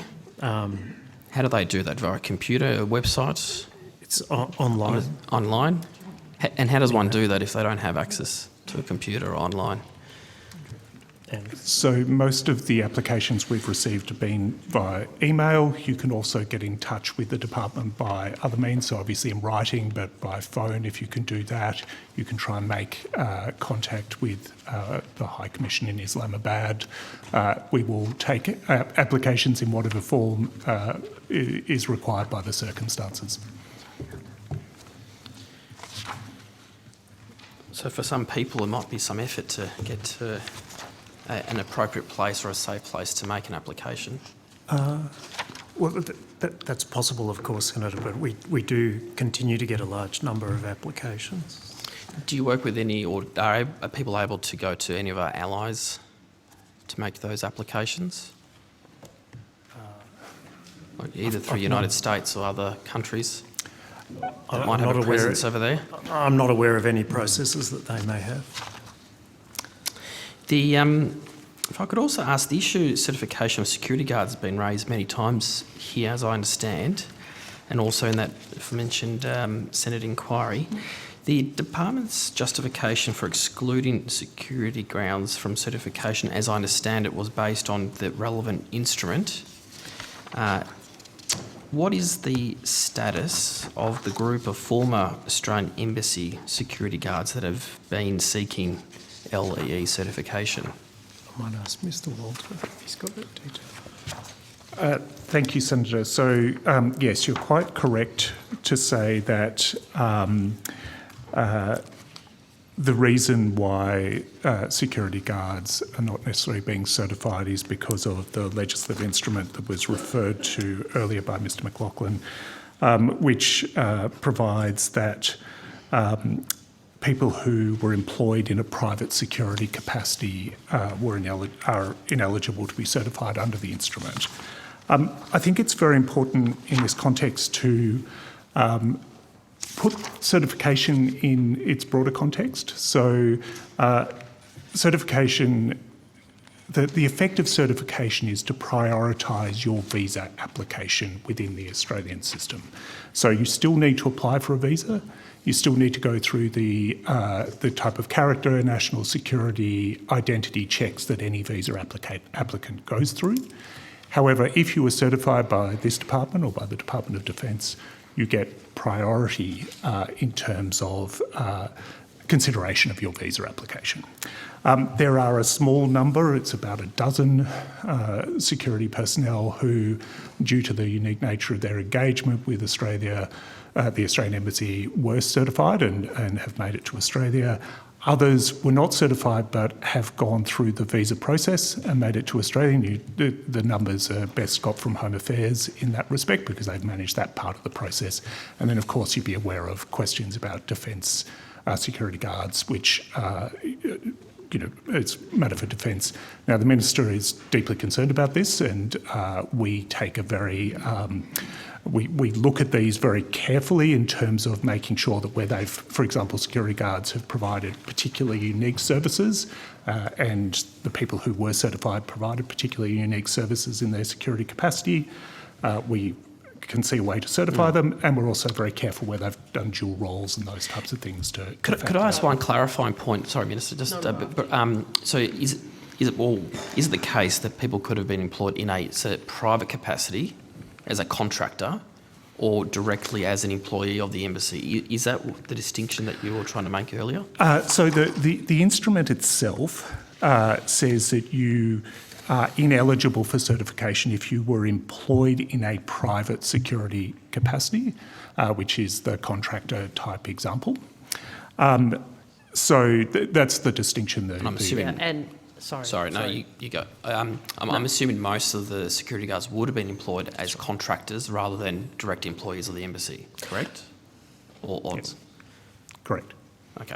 Which actually is the nub of one of the problems. So, so as I said before, when Kabul fell, the principle that Australia should demonstrate its willingness to help those who helped us is not only an ethical imperative, it's also a national security imperative, because obviously if we don't help people who helped us, people are less likely to help us in other circumstances.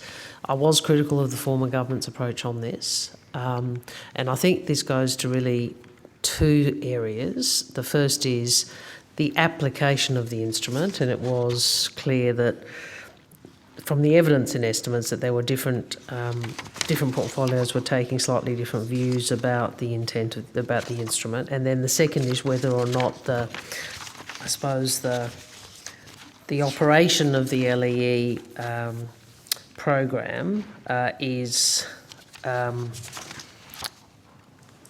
fit for purpose. So I'm pleased that the department is acting in respect of both of those categories of concerns. Mr. McLaughlin has explained to you the reconsideration, or the what's the phrase you used? Reassessment. And I'm pleased to announce that we are also acting on the recommendation from this committee, or the references of this committee, which was a review of the operation of the Afghan LEE program to ensure that programs of this nature are improved. So I have got the agreement of Dr. Vivian Tom, who would be known to this committee, who will lead an independent review into the Afghan locally engaged employee program. And I hope that as a consequence of that we can make changes necessary to deal with the concerns which were raised both publicly, have been raised by family members and LEEs or themselves, but also that were identified in the Senate inquiry.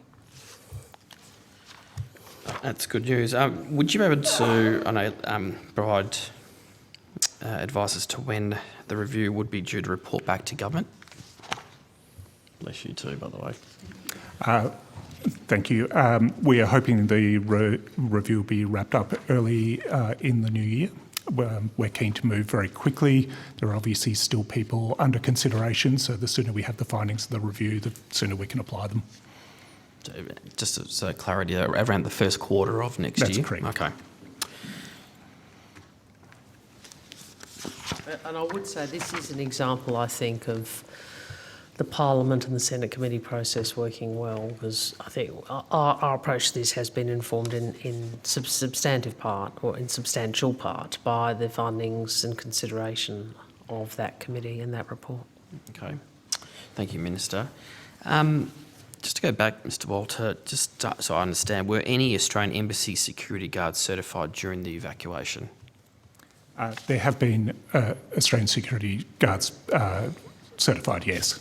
How many? I think it was around a dozen. I'll take it on notice, though, to make sure I've got that number absolutely right. Okay, so then my next question then goes to what assistance has the government provided to these people? So in terms of, so again, just to talk through the process a little bit, certification is one part of the process. It gives you priority in terms of visa considerations.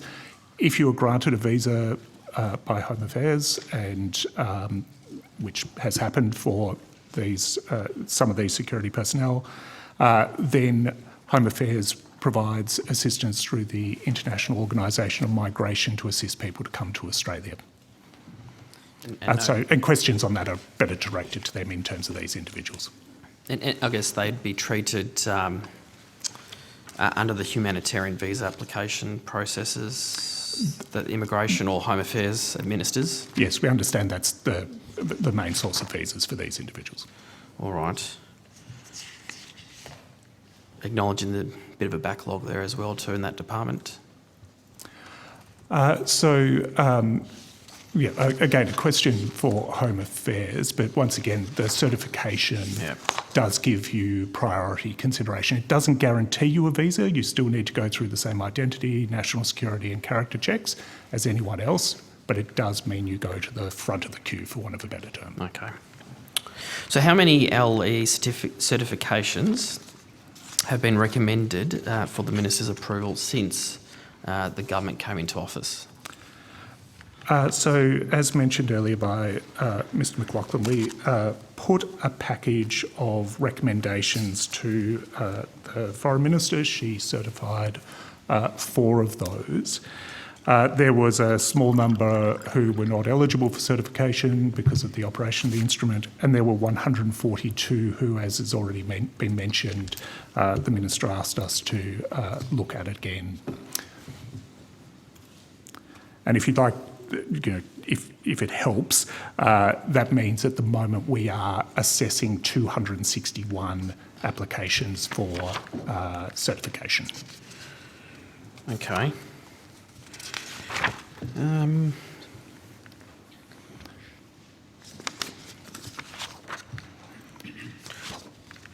And so these all go to the Minister. Did the, I don't know if you're able to elaborate, but did the Minister agree with the department's recommendations to reject these certifications?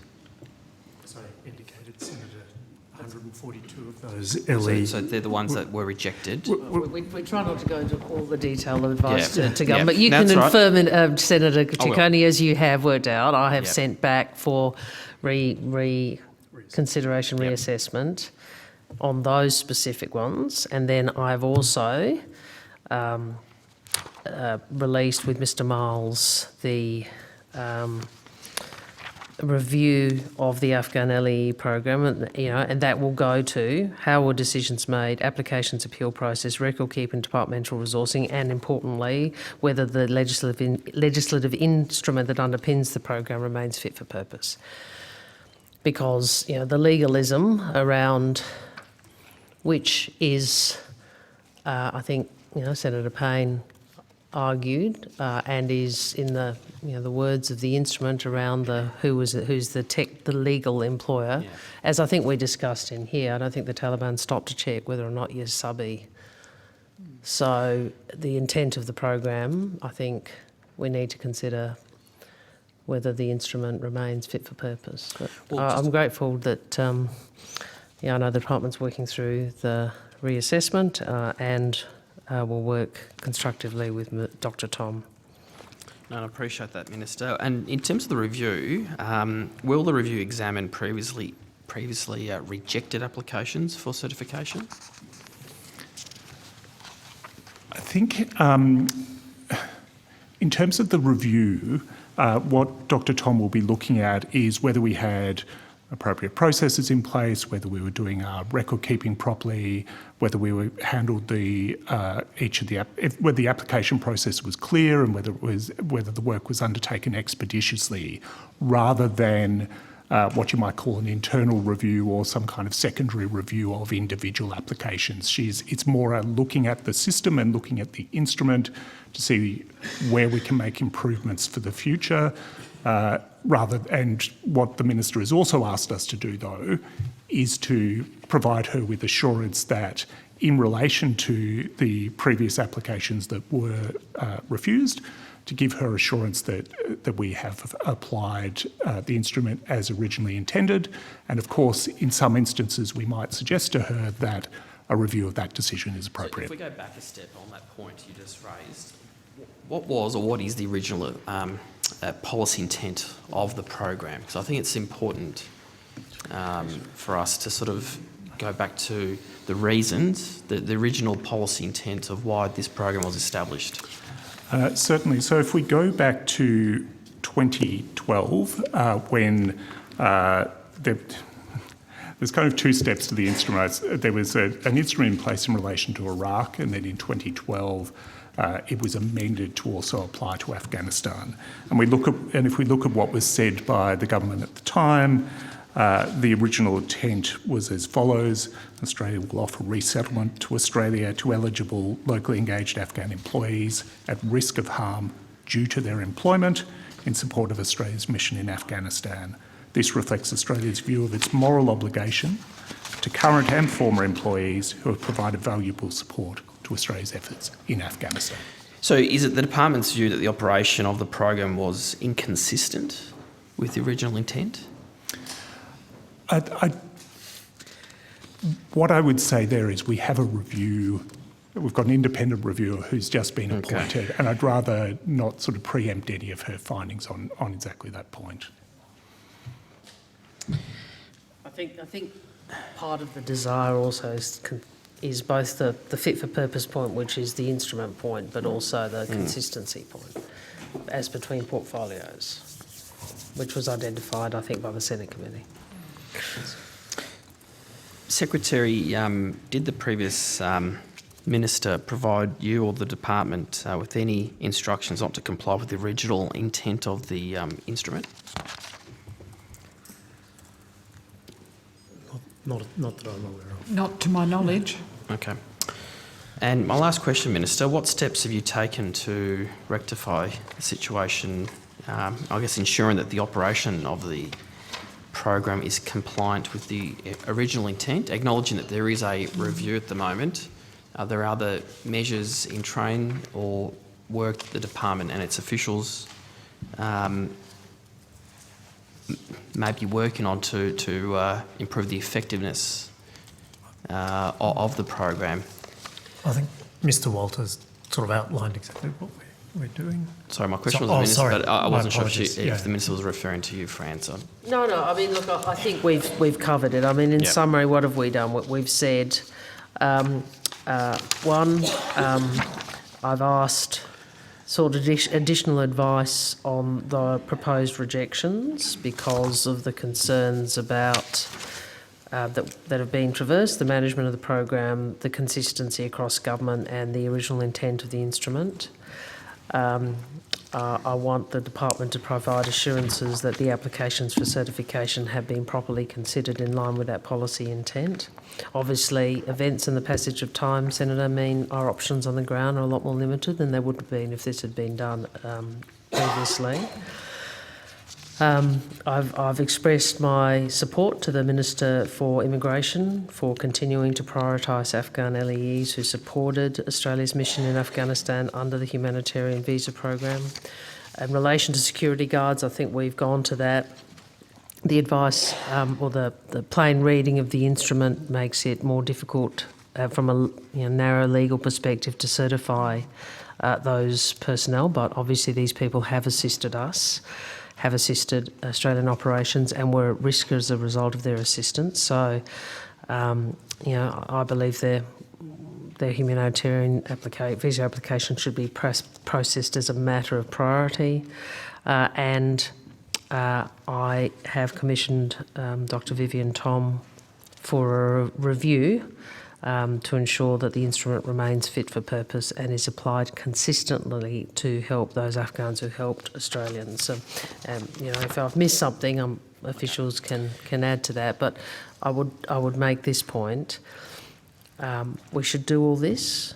We should make it better. It would have been better if it had been done before. The big challenge now is, as much as we can improve it, the situation on the ground means that the primary constraint is not at the Australian government end, it's at the end of people actually being able to come to Australia. If there was something that I missed? Yeah. I appreciate that, Minister. I'll now hand the call to Senator Birmingham. Thanks, Chair. Just while we're on that topic, I don't want to go elsewhere, but quickly on that topic. Is the department aware if there are Australian visa holders, Afghani nationals, but Australian visa holders in Pakistan unable to travel because of a lack of documentation or valid passports? Senator, perhaps I can just lead you through a couple of numbers which might be of assistance to the committee. At the moment there are 13 DFAT certified, so just for this department, certified LEEs seeking to come to Australia with their families, so they're not here. 7 have been granted an Australian visa and yet to travel from the following countries. So there's 4 in Pakistan, 2 in Iran and 1 in Cambodia. And 6 continue to undergo visa processing. So with the Department of Home Affairs, 3 of those are in Afghanistan, 2 in Pakistan and 1 in Turkey. And there have been a small number of people that we certified who have taken up opportunities to relocate to other countries. 4 went to the United States, 2 to Canada and 1 to Sweden with their families. I don't want to speculate too much about individuals, but yes, there have been some issues with documentation and so forth. Some individuals who have a valid visa, potentially in the countries you're talking about, but who are unable to travel because of a lack of passport or identity documents. Sorry, that's a question for Home Affairs, that one. That question's about because of the valid visa and their travel. Yes. I mean, we can see what information we can get. I would make the point there were people with valid visas left in Kabul. Tragically. I'm not seeking to make a political point here, Senator. No, I'm just no, actually, asking- neither was I. Sorry, if I... I know, but I'm only following on because the line of questioning was opened up. So Yeah, no, I was making the point that I made before, that our primary difficulty now, the primary constraint is probably the circumstances on the ground and the difficulty in getting people out here.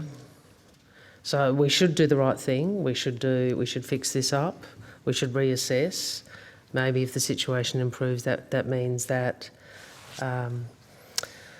passage might be possible. But it's obviously the situation's deteriorated, including via the route you described. yes, and it's those third countries that I was being particular in asking about. Has the department made representations to any of those third country governments about means by which travel could be facilitated for such individuals to Australia?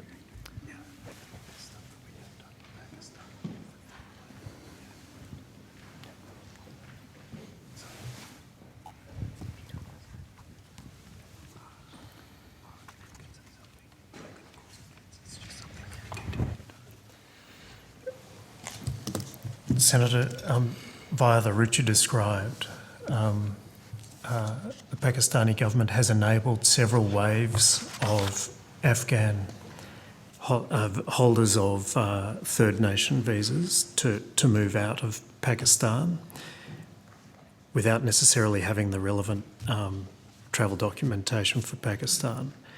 In fact, since September 2021, Australia's been able to move 2,500 Afghans through Pakistan, and most recently in the so-called third wave, we were able to move a bit over 400 people, including 9 DFAT LE and family members, a group of 54. That third wave has now come to an end, and it's affected locally engaged employees of Australia and, as my colleague just outlined, as well as locally engaged employees of our like-minded partners in Afghanistan.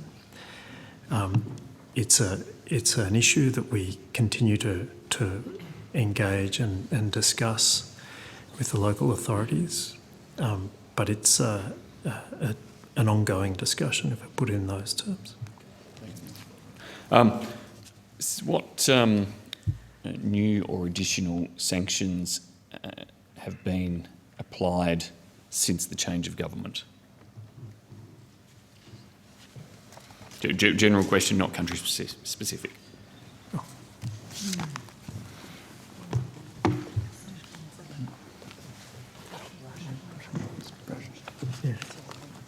just waiting for that officer to come. Andrew Is that Walker's you, on. Mr. Senator, I don't have the numbers in front of me, but there were additional measures applied in relation to Russia. I can get you the numbers on those. And then the other thing we are just working through at the moment is the UN Security Council. You'll be aware that there's two sets of sanctions that we apply. We apply UN Security Council authorised sanctions as well as our own autonomous sanctions. The UN Security Council has recently taken steps in relation to Haiti, and we're working through what that means for our sanctions regime as we speak. Thanks, Mr. Walker. I think it's 28 additional Russian individuals. That sounds about right, and I'll confirm that number. Thank you. And that would be 28 on top of what would now be many hundreds of Russian individuals who have been sanctioned. Correct.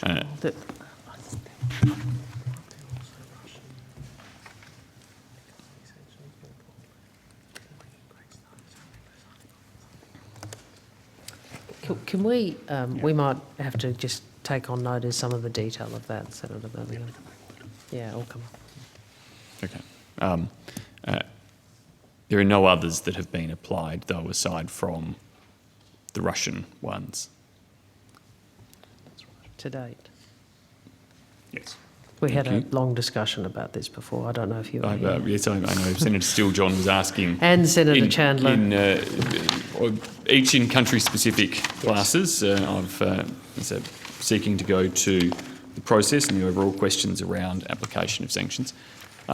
Aside from the Russian ones that have been applied, have any other decision briefs regarding sanctions been provided to the Minister? Yes, Senator. One of the areas of work we do regularly is we look at applications for permits under our various sanctions frameworks, and those matters are regularly put to typically the Assistant Minister for consideration. So, permits as in exemption? Yes, type activities. Authorising activities that would otherwise potentially breach Australian sanctions. They would be they'd be the only ones for decision. Have any other decision briefs in relation to the application of sanctions been provided to the Minister? Again, because they come from different areas, I think I'd have to take that on notice to gather up what we might have done across the department. So each geographic area of the department prepares its own sanction applications? So just for the committee's interest, I look after the division that includes the Australian Sanctions Office, which, without wishing to in any way diminish our role, provides the mechanics. We make the sanctions happen, but it's the policy decisions sit with geographic desks, or in the case of, say, human rights sanctions, with our multilateral policy division. So I need to go back and... understand this on and obviously we work very closely with those so, divisions. Yeah, I can freely admit it. I had to get a bit of a diagram. Different legal bases. So, Senator Wong, or Secretary, to your knowledge, have any other decision briefs come to you beyond the Russian sanctions that have been applied? I don't think I will get into the habit of doing what Senator Payne never let me do, which is to give you a whole bunch of information about what briefs are in front of you. But I think what I would say is what I said to Senator Chandler and to Senator Steele-John, which is I'm not going to, in this forum,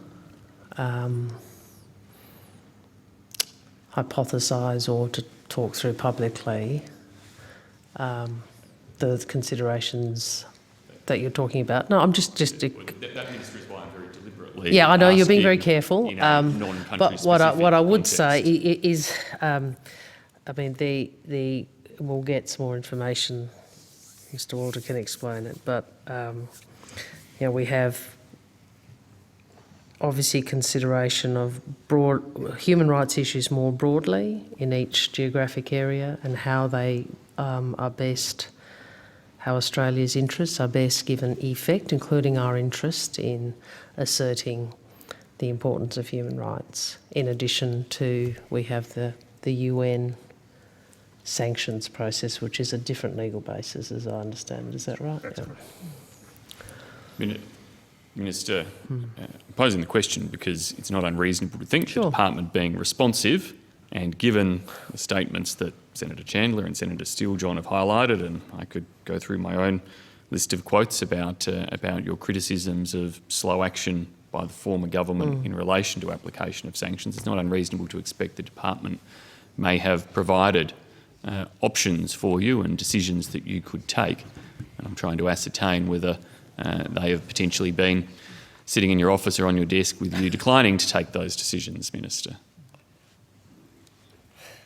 It's not really how I operate. Look, Senator, I can say that the department, of course, works on the sanctions issues across the various geographic areas. Briefing is a normal part of what we do. I don't think I can add anything that isn't speculating about future actions, which I won't do. So the department works on the issues. Minister's already said, in answer to particular country-specific questions, that the issues are under review. Can't add anything further.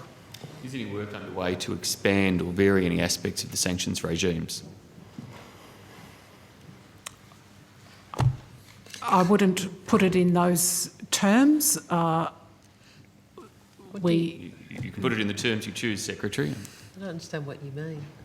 Well, Do you again, mean Minister, legislatively? you were critical at the time of the right. passage No. of the Magnitsky sanctions about the scope of the themes. So this is a legislative question? Yes. Is any work underway in terms of extension of the regimes, changes to the sanctions regimes or laws?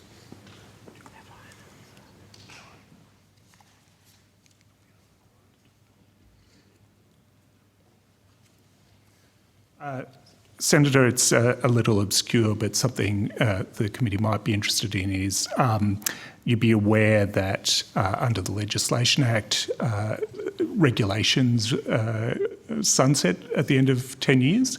And at the end of that 10-year period, the Parliament has to decide whether to renew regulations or amend them or let them lapse. The autonomous sanctions regulations are heading towards sunsetting. In theory, next year, however, the former government provided an extension of a year. And as part of that, we need to look at those regulations again to determine whether they should be retained in their current form, amended, or so forth. And we'll have a bit more to say on that in the coming months, we expect. So you're looking at the regs in the ordinary course of work, but no policy decisions being taken or request made for the department to draft amendments to, or have drafted amendments to the legislation regime. And if I can just add, the regulations are the core here of this of the autonomous sanctions regime. The Act is more a framework, and the detail is in the regulation. So the review is of reasonable significance. Thank you. Is the department engaging in any work in relation to changes to the Modern Slavery Act? Okay, so I was hoping I would talk less and other people would talk more, but unless, is someone going to come forward? To be honest with you, this is something I pressed quite strongly in opposition, Senator, and arose from engagement with NGOs who have documented the extent of modern slavery and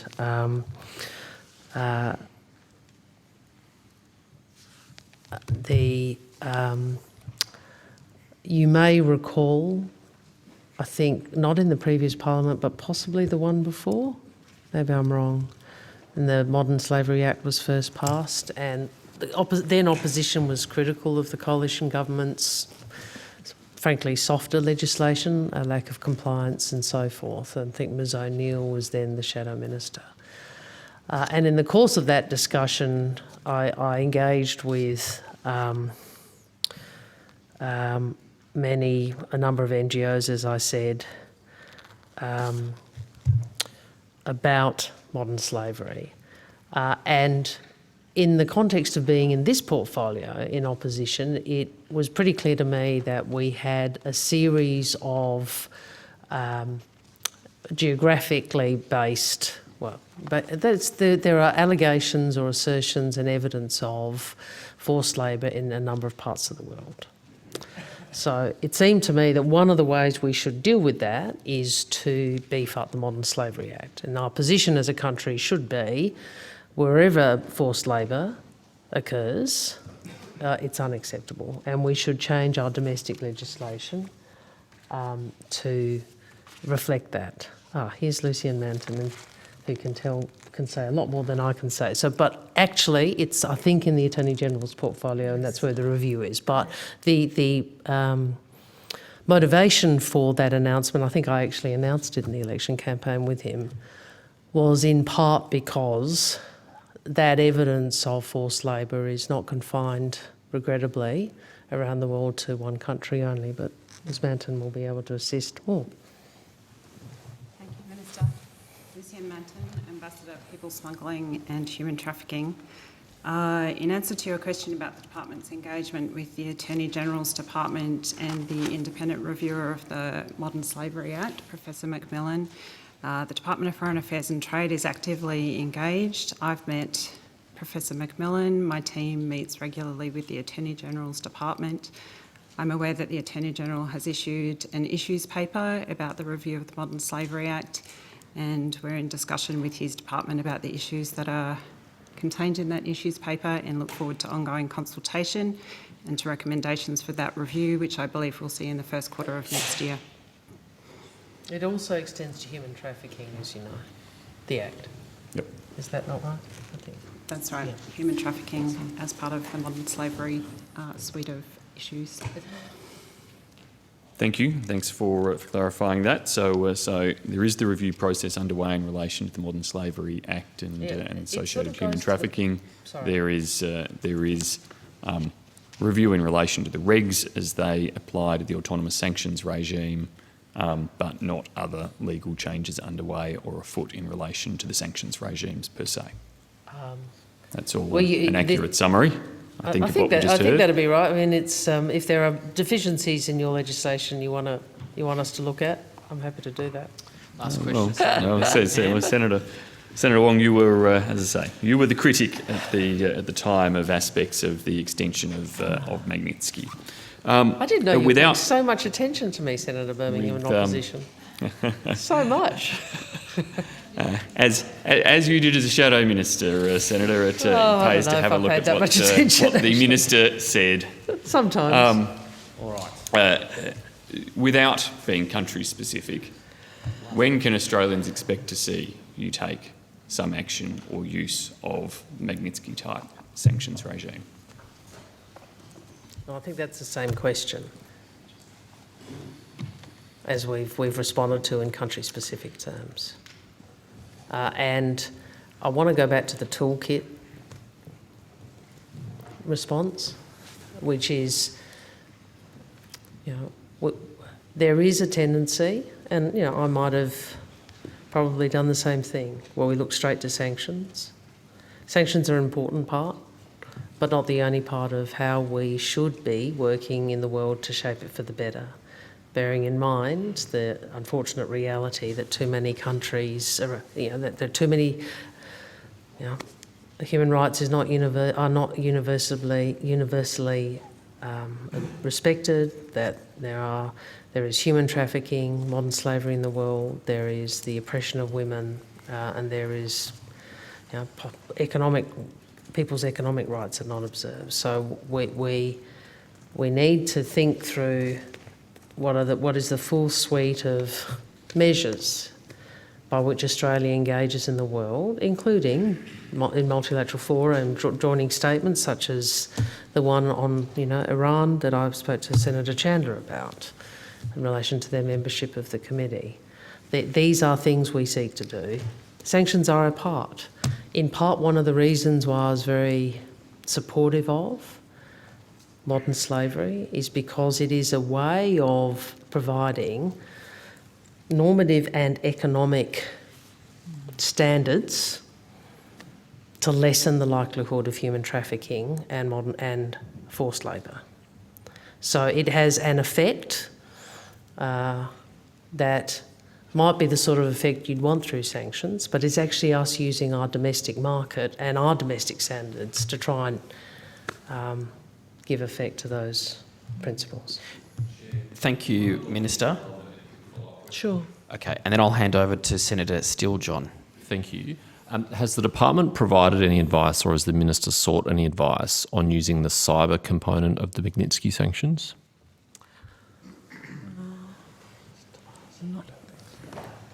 I think I'll take it on notice. I'm not. I saw your press release on this, so I have to say it might be best if we could take that on notice. Okay. Or your comments. Yeah. Okay, thank you. I think as you're more, this is your portfolio, Senator Patterson, so you're probably more across detail than I am. I mean, obviously there's a challenge here between who might claim responsibility and who might be responsible. Indeed. And, there are a number of practical considerations that just occur to me, but we'll take that on notice and come back to you. Yeah. Thank you. Mr. Thanks, Senator Chair. Steele-John. Thanks very much, Chair. During question time in the Senate on the 4th of August, in response to my colleague, Senator Shoebridge, Senator Farrell said that the government was still of the view that the Assange proceedings, referring to Julian Assange in this context, have gone on for, quote, too long and should now be brought to a close. Minister, do you agree with this statement? It's a consistent statement from all ministers in the government. On the 23rd of February 2021, it was reported that the then opposition leader, Anthony Albanese, had, in response to a question in caucus in relation to the Assange proceedings, responded that enough was enough. Quote, I don't have sympathy for many of Mr. Assange's actions, but essentially I can't see what is served by keeping him indefinitely incarcerated. Now, putting aside what objections may the Prime Minister now may have to journalism, and the journalistic activities of Mr. Assange, is this still the Prime Minister's view that enough is enough? Nothing is being served. What's the journalism point? Mr. You can't Assange. just no. You're I'm but you're saying I'm putting stating aside what the fact. Prime Minister's views are on journalism. Well, no, putting aside. No, I don't seek to make any funny points here, but the Prime Minister, just to quote him exactly, he said that he does not have sympathy for many of Mr. Assange's actions, putting aside what views the Prime Minister may or may not have about Mr. Assange's journalism, and he is a journalist being pursued in relation to the revealing of the most atrocious war crimes. Is it still the position of the Prime Minister that in relation to Mr. Assange's incarceration, enough is enough? The Prime Minister's words speak for themselves, but I'll ask Mr. Gerard to assist in relation to this matter. Ian Gerard, Assistant Secretary of the Consular Operations Branch. Senator.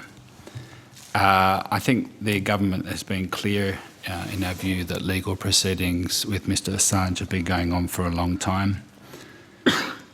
As the Australian government, we are watching those legal proceedings very closely.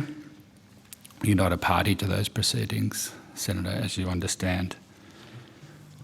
We do. Sorry, did I interrupt? No, continue. Sorry, I was saying we do engage, Senator, with the United States and the United Kingdom governments on this matter, and we do convey our expectations that Mr Assange is entitled to due process, humane and fair treatment, access to the medical treatment that he needs, and has access to his legal team. Minister, have you received any meeting requests from John Shipton or the Assange legal team since being elected to government? I'll have to take on notice. I know that there's been...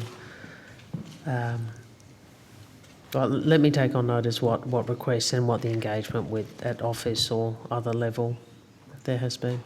Okay. What I would... obviously, we always... we receive representations from families of Australians who are detained overseas regularly. But just to clarify, you haven't met with Mr Shipton or the Assange legal team since being elected? I've just asked you to let me take that on notice in terms of the engagement with the office. Well, one was in Well, not relation to lately. letters, and the next question is, have you met with them? I've taken the question on notice because I want to make sure I answer correctly. Okay. When was the last time you were able to confirm to us that you did meet with Assange's legal team? Hang on. Because I have met with you previously. I'm just. I actually I can't recall the detail. Are you talking in opposition? I can't recall that. I'm going to be. I'll take the question on notice. Okay. Have you? Would you be able to take on notice specifically whether you have met with, or a member of your team has met with, Mr Assange's father, Mr John Shipton? I've just taken that on notice. On the 19th of October, Mr Assange's lawyer, Jennifer Robinson, told the National Press Club that, and I quote, I would be here all day describing how due process has not been respected, referring to Mr Assange's case. In your joint statement with the Attorney-General, Mr Dreyfus, dated on the 17th of June 2022, you state that Mr Assange is entitled to due process. Is it the government's position that he has been and is being given due process? I don't think, Senator, I don't think we're going to make a pronouncement on the judicial process of US-UK. As Mr Gerard said, we're not a party to the legal case, and our views in terms of our expectations have been clearly conveyed on multiple occasions. Now, the Prime Minister is attending the G20 summit in Bali next week, is that correct? Yes, Senator. And do you expect that he will engage with the President of the summit on matters of mutual concern? Well, Senator, I'm not about to speculate on what issues the Prime Minister may choose to have in any meetings he may have. Has the department provided the Prime Minister with an update on the Assange case prior to his travelling to the G20? The Department of Prime Minister and Cabinet is responsible for briefing the Prime Minister, but I'm sure he's well aware of the circumstances. Has he signalled an intention to raise the Assange case with President Biden? I'm not in a position to answer that question, Senator. Minister, have your office engaged with the Prime Minister's office directly to provide him with any additional information or advice in relation to the Assange case? Again, this is a matter that should probably be asked in Prime Minister and Cabinet about. I think the Prime Minister and I are well aware of Mr Assange's case. There's obviously been a lot of discussion publicly. We have made clear the government's view that Mr Assange's case has been dragged on too long and should be brought to a close. I would again reiterate, whatever people's views are, there are legal processes underway. We are not a party to those proceedings. You see, Minister, just for your knowledge, I've met with Mr Shipton earlier this week. I met with him on multiple occasions. It's my view and the view of his legal team that the processes which he is currently, those proceedings which you have referenced, are killing him. They're killing an Australian citizen. An Australian citizen currently imprisoned because of his role in revealing the perpetration of war crimes by the United States. And I repeat to you, use this opportunity to repeat to you, as I'm sure other people have, the desperate need for Mr Albanese, the Prime Minister, to move from statements to actually picking up the phone because of that dire urgency of this situation. I'm not going to detail private conversations between governments or government representatives.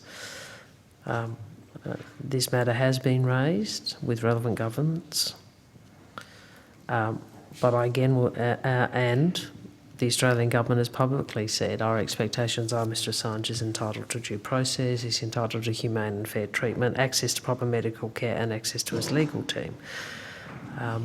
But these are ultimately not legal proceedings to which we are a party. These are legal matters involving other jurisdictions. I understand also.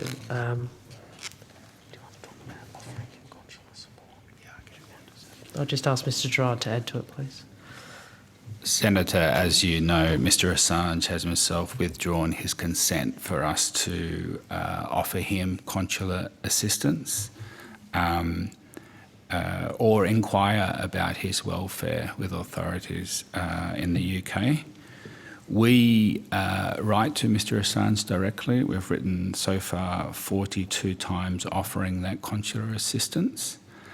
Absent that permission from him to offer consular assistance, what the department does, Senator, is assure ourselves by asking UK authorities that for an assurance, from them that he has access to the medical treatment that he needs. Yes, I'm aware of that, Mr Gerard. His mental health is a significant concern. 1 minute, Senator. Be aware.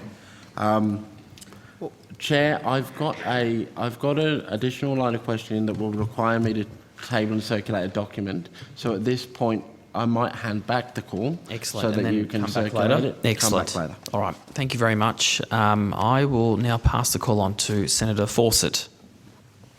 Thank you, Chair. Firstly, I'm aware that Senator Steele-John did ask questions on Myanmar before, so I'll try not to go over the same ground. If I have missed something he asked and I'm going over the ground, please let me know. But firstly, can I acknowledge and welcome the announcements today in terms of aid, but also the immigration priority for people from Myanmar. I think it's a continuation of support from both parties of government here for Myanmar, and I welcome that. Just in terms of the aid, the meetings that I've had with the National Unity Government representative here, and also reading some of the reports from various groups working in Myanmar, have questioned the efficacy of some of the aid that goes through the larger multilateral bodies that, by dint of their size and method of operating, end up engaging or being obvious to the Tatmadaw. And I'm just wondering if the department has a view on the efficacy of aid in terms of money spent as to how much actually gets to people on the ground, as opposed to some of the smaller NGOs that literally cart stuff over the border on their back and take it directly to communities in need. Thanks, Senator. Senator, I think those... it is a very challenging environment to operate in. We do find sometimes the international agencies are best placed, but to answer your questions further, I'll defer to Division Head Robin Moody. Thank you very much, Senator. Robin Moody, First Assistant Secretary, Southeast Asia Regional and Mainland Division. So Australia obviously pays a lot of attention to the situation on the ground in Myanmar, and we are very concerned and disturbed at the impact that the last 20-odd months have had on the humanitarian situation. The numbers of those affected, as you would be aware, have increased astronomically from around 1 million before the coup to around 14.4 million now. So against this background, we will continue to deliver both development assistance and humanitarian assistance to support the people of Myanmar. We do this in a very carefully calibrated way to ensure that our funds reach those most in need and to avoid any of the funding reaching the regime itself. So we work through a range of trusted partners to deliver assistance that supports the key needs of the people on the ground. And so we're looking at things like healthcare, COVID-19 support, sanitation, education, food, gender equality, protection services and livelihood support. And despite the challenges, we are confident that our assistance does continue to reach communities most in need around the country, including in conflict-affected areas.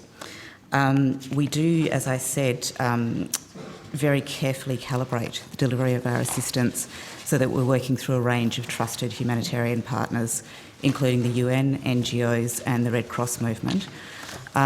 Obviously, our partners face severe access constraints, including checkpoints, road blockages, and the issue of travel permits and restrictions.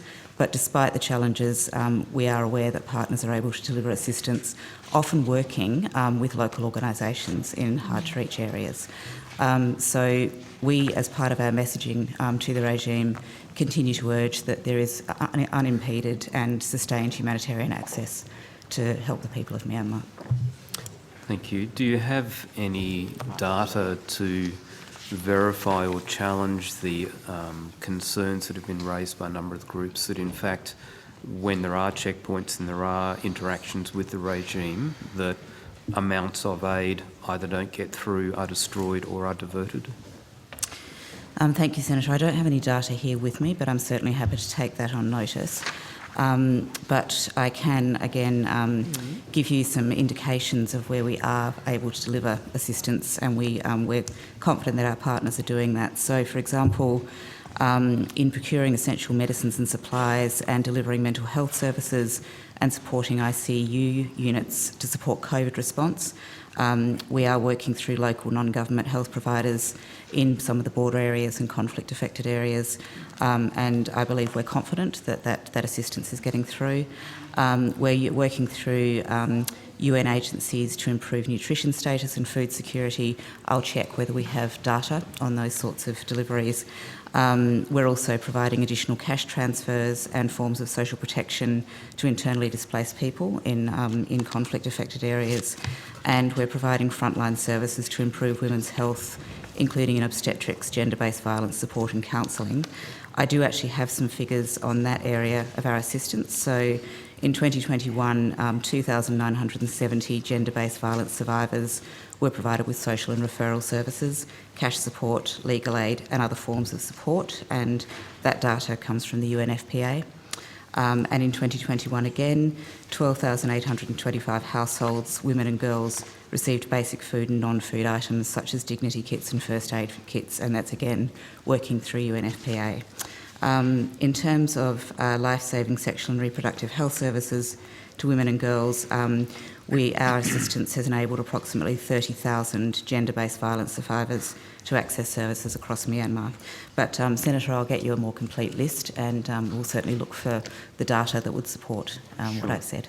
So, a related question. The Special Advisory Council on Myanmar has issued a report recently where they make I'll use the word claim, they observe that the Tatmadaw only effectively control around 17% of the country, and that the NUG and the ethnic armed groups either have influence, presence or control over 52% of the country.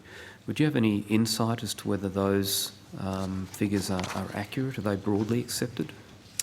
Senator, I will have to take that one on notice. I'm not familiar with those figures.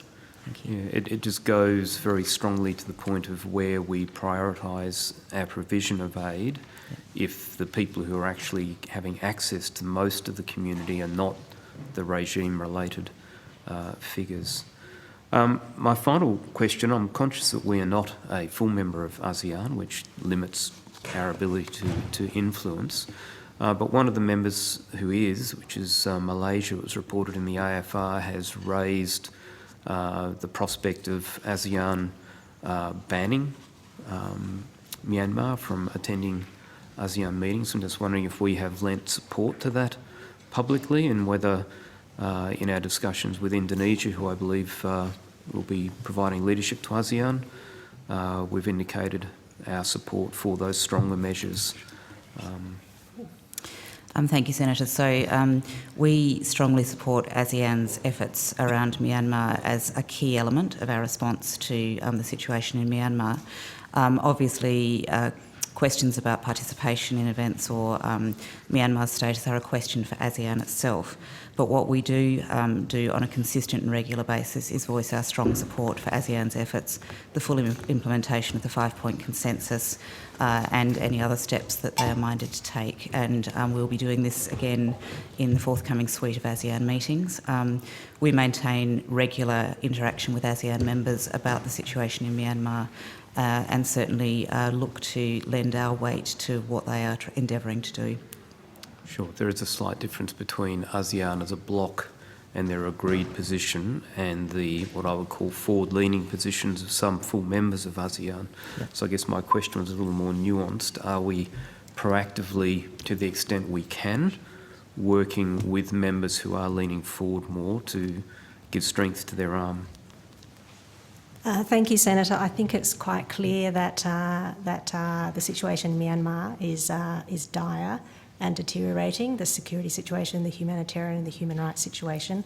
I think that ASEAN has put a huge priority on trying to resolve the situation in Myanmar, and we see their efforts, we are very supportive of their efforts, and we see that as a key element in our response and in the international community's response to the situation there. I think it's quite clear that ASEAN is quite frustrated with the lack of clear progress in implementing the 5-point consensus, which Myanmar itself signed up to, and it is an ongoing discussion within Myanmar. I can't speak for Myanmar. It's an ongoing discussion within ASEAN.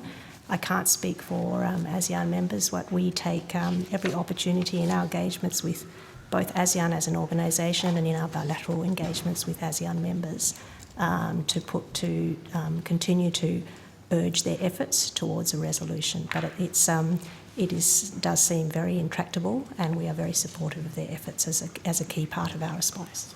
Sure. My final question then is the NUG recently, in a meeting I had with them talking about transitions beyond the conflict, highlighted their concerns that the regime has been proposing an election to be held in August of 2023, but that would be under the 2008 constitution, which would essentially entrench the Tatmadaw in power, and the NUG was highlighting that the charter which is being drawn up between the NUG and the ethnic groups should be the only basis the international community recognise for an election to transition beyond the conflict. I'm just wondering, has DFAT or has the government made any statement or announcement to say that we would not support an August 23 election under the 2008 constitution? Thank you, Senator. So obviously, as part of our ongoing monitoring of the situation in Myanmar, we are watching very closely developments and any plans or statements about elections in 2023. Our priority is to see Myanmar return to the path of democracy, to see an end to violence, and to see an end to the targeting of opposing voices to the military regime, which obviously does not show a commitment to political pluralism and democracy. So as part of our ongoing engagement and efforts around Myanmar, we support dialogue between all parties to find a peaceful resolution and a return to the path of democracy. And we strongly support, as Ms Chan has said, ASEAN and international efforts to this end. We will be watching the situation very carefully in the coming 12 months. I take that as we haven't made a direct comment on the NUG's preferred path to respect the Charter which is being drawn up? Senator, not that I'm aware, but we certainly make it very clear that we want to see a return to dialogue and a return to the path towards democracy. That is one of our core aims. Sure. And I recognise that we recognise countries, not government. It's been a long-held position, but has the department or minister, have you met with the NUG representative here in Canberra? Thank you, Senator. The Minister has made it clear that she intends to engage with the NUG. I'm not aware that that has yet happened. So there was engagement prior to the election, and I think departmental officials, with my knowledge, I'm not sure if you actually had to ask permission, have engaged with the NUG. Sure.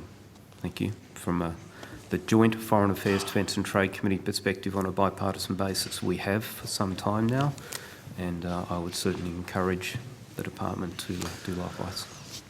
Thanks. Do you have any scheduled engagement with the Foreign Minister? With the NUG, not at this stage. And aside from the engagement with the department providing any practical assistance or support to NUG representatives in terms of their operation in Australia? No, we have not, Senator. Thank you. Thank you very much. I'll just hand over to the Deputy Chair for the remainder of the coalition block questions. Thank you very much, Chair. I'm going to go back to Iran. And Mr Innes-Brown in particular, I wanted to follow up on one of your responses earlier.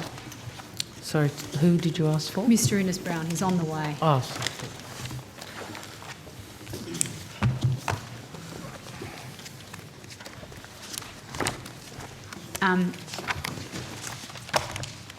We discussed earlier some of the actions that have been taken in relation to the intimidation of the local Iranian community in Australia, and I've certainly heard from a number of people in that community that over the last weeks that they're concerned that their activities are being tracked or monitored by Iranian intelligence. I know the ABC reported last weekend that the family of an Iranian-Australian nurse living in Melbourne had been threatened by Iranian authorities, including 3 men visiting her father in Iran and telling him they would burn down his property if she didn't stop sharing information about human rights abuses in Iran online. So given your comments earlier, I'm interested to know what actions, aside from the representation to the Iranian embassy by DFAT, has the government taken to hold Iran account for this or for the violence that's been perpetrated against women and girls?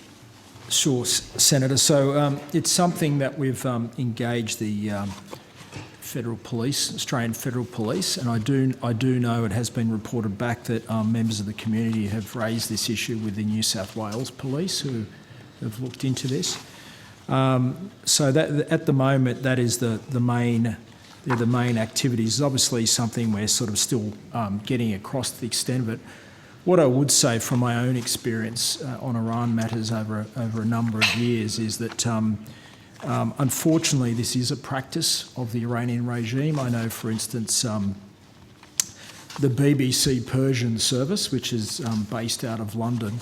A lot of their journalists over many years have had their families intimidated by the regime, who obviously do not like criticism or alternative views on reality being reported. So unfortunately, this is a characteristic. They don't like dissent, internal or external, and it's something that we're obviously going to have to monitor closely and consider options.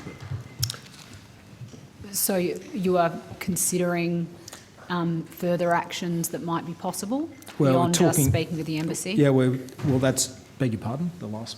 Sorry, Senator, can you just repeat the last... I just said beyond raising those issues with the Iranian embassy. He just talked about the AFP. Yes, so that's... Yeah, that's right, I'm talking to the AFP. So I guess this is sort of preliminary, I guess. We're just sort of working our way through the issue. I mean, I think we're going to have to... I mean, it's going to be... I imagine if it continues with something, we're going to have to continue the conversation with the Iranian embassy about, and so forth as a conduit for that those messages. Well, what I would say to members of the diaspora is that if you if you have been harassed, if people are behaving towards you in ways which contravene Australia's laws, whether that be physical or other harassment, intimidation, we would support you in engaging with the Australian Federal Police about that, or the local police. This is an issue in a number of diaspora communities, as you know. We are a democracy. People are entitled to even if their views are not supported by particular regimes, and in whatever forum we should be asserting the right of protesters, researchers, whomever, in our democracy to express their views freely. Minister, have you been specifically briefed on the extent of the Iranian covert activities in Australia? I can't answer that in this forum. Okay. The government has a very clear view, as did, to be fair, both parties of government have a very clear view about the importance of safeguarding the Australian democracy, which includes diaspora communities being able to assert their views peacefully and freely. Yep. And I appreciate your comments there, Minister. Thank you. I'll ask another question that, given the commentary today, I'm just trying to peel away a few layers here, and so if I get a response, I get one. If I don't, I recognise we've traversed these issues quite a bit. In regards to the specific individuals and entities that our allies have already sanctioned over recent weeks in relation to Iran, including the Morality Police, has the department identified any obstacles to Australia sanctioning those same entities and individuals? I think that, Senator, I will refer back to the previous discussion. Okay. We won't be giving indications of future sanctions with respect to particular individuals. Okay, but you haven't identified anything that would stop us doing it? Well, I'm not prepared to really get any further into those questions, okay, foreshadowing actions that may or may not be taken. Okay, thank you, Ms Adams. And I just want to return to the Prime Minister's comment yesterday about considering business implications before implementing sanctions. And this is more of an operational question, I suppose, but which agency or part of government would be carrying out the consideration of business implications before we took any action, regardless of whether it's sanctions or something else? Is that something that DFAT would concern itself with, or is it something that another department would do? I think we would, government would consider all national interest implications. So, there's a range of interests that we have, including our diplomatic presence and others. So all factors would be taken into account. DFAT has a coordinating role in that. A coordinating role? What Could you elaborate as to what? Well, as the Foreign Affairs and Trade Department, we would be the agency primarily making those, doing that work. Yeah. And given the Prime Minister's comments yesterday, are you currently coordinating that work? Regardless of any comments, assessments on the full range of national interests would, I mean, this is a hypothetical we're talking about here, would Sorry, be Ms Adams. evaluated. The Prime Minister made a comment in question time yesterday in responding to a question in relation to this issue more broadly, that the business implications of potential actions were being considered. And so I'm just interested to know, is that actually currently occurring?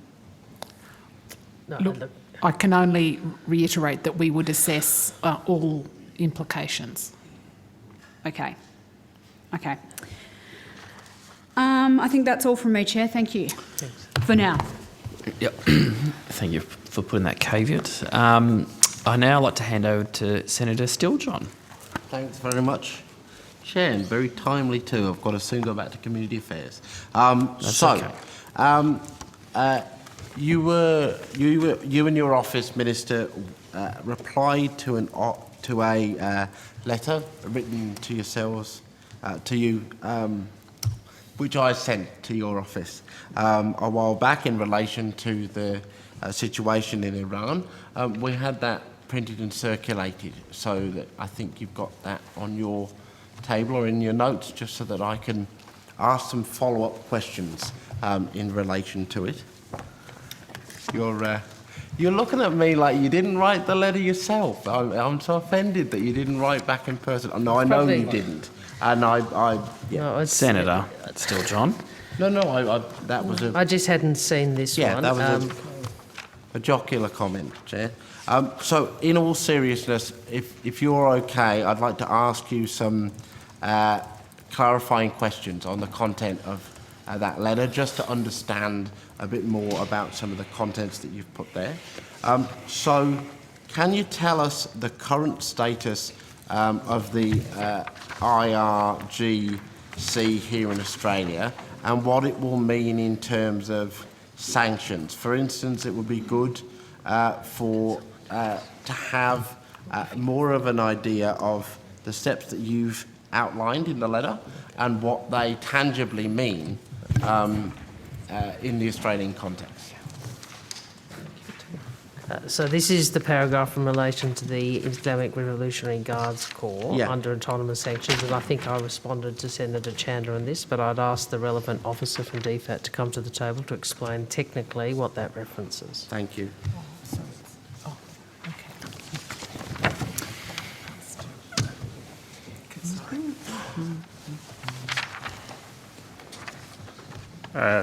Thank you, Senator.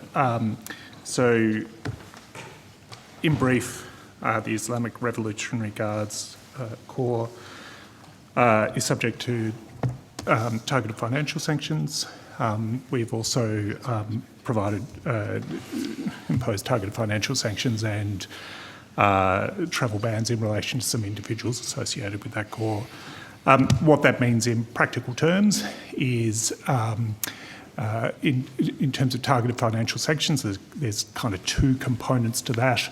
Firstly, no Australian or Australian entity, whether in Australia or overseas, or anyone acting in Australia, can provide an asset to that corps. That is a really... asset is defined very broadly. It's any tangible or intangible asset. If I give you a piece of paper, I've given you an asset to give you some sense of the scope of the prohibition.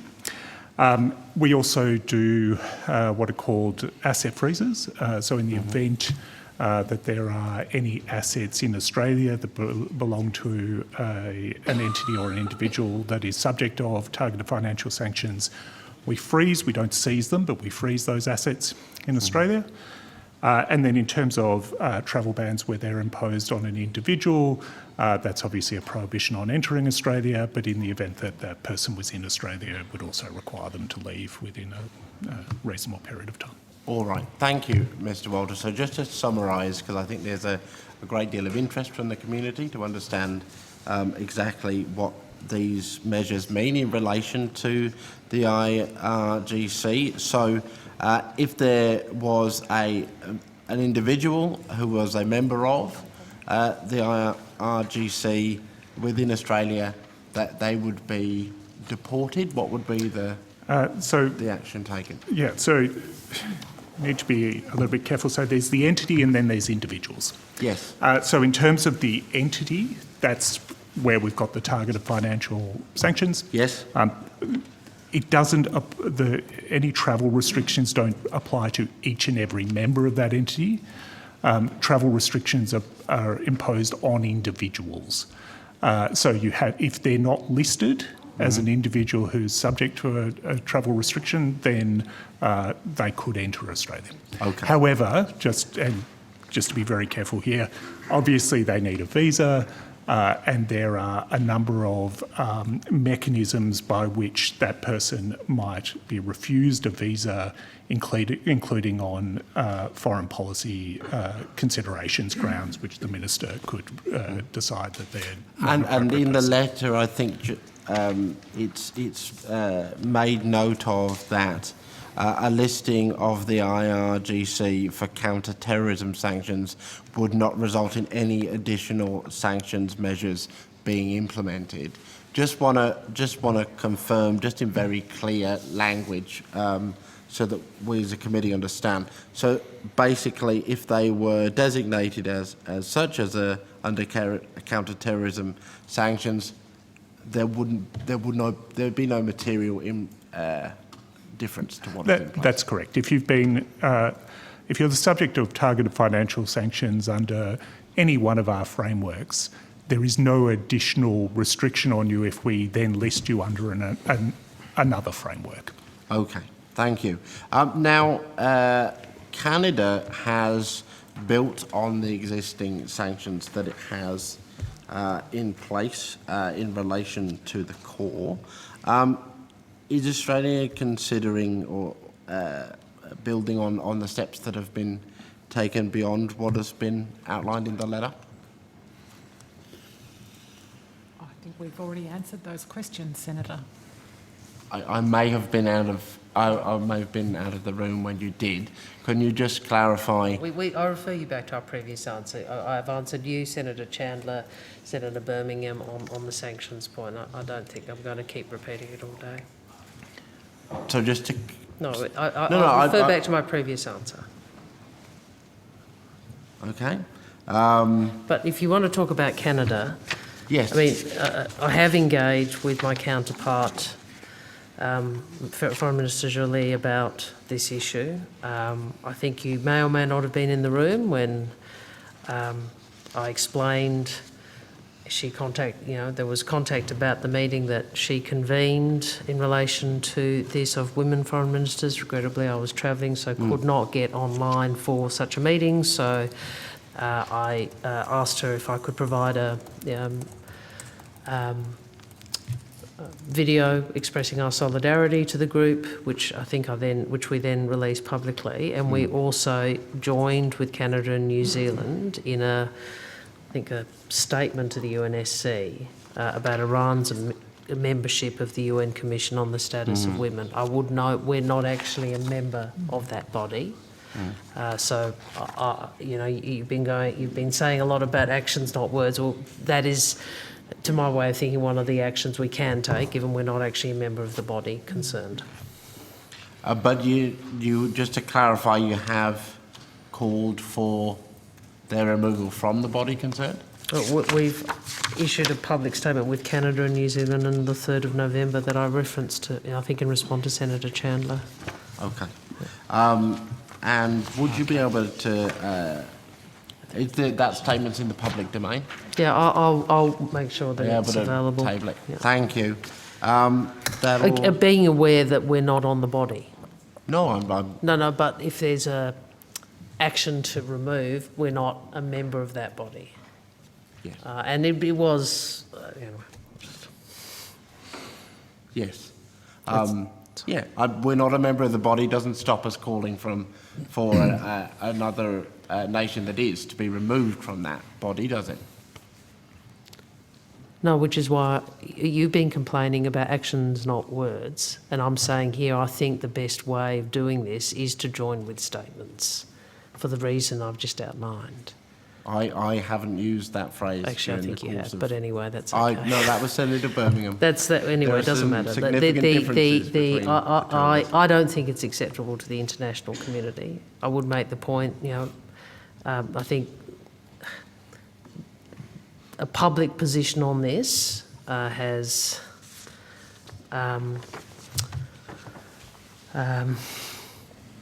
been articulated by us, New Zealand, Canada, and then I think subsequently the Vice President Harris.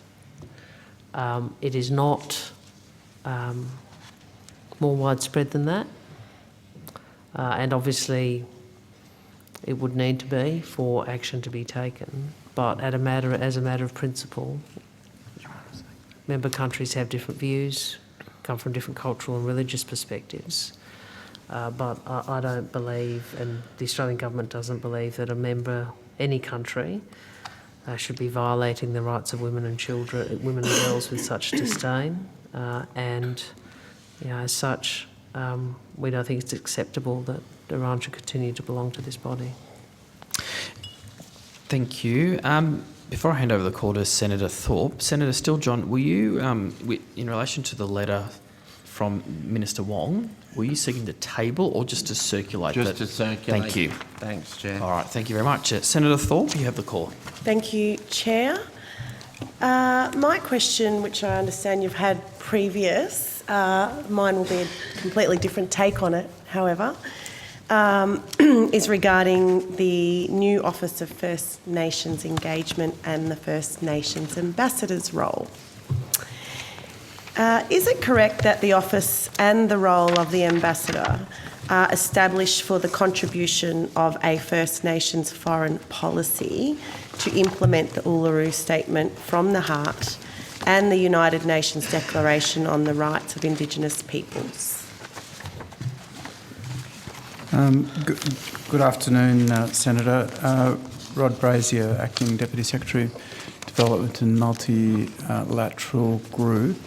We did go over some of this a bit earlier, where I set out the purposes as set out by ministers in their release, and in the expression of interest that was put out for interested Australians who would like to apply to fill the position.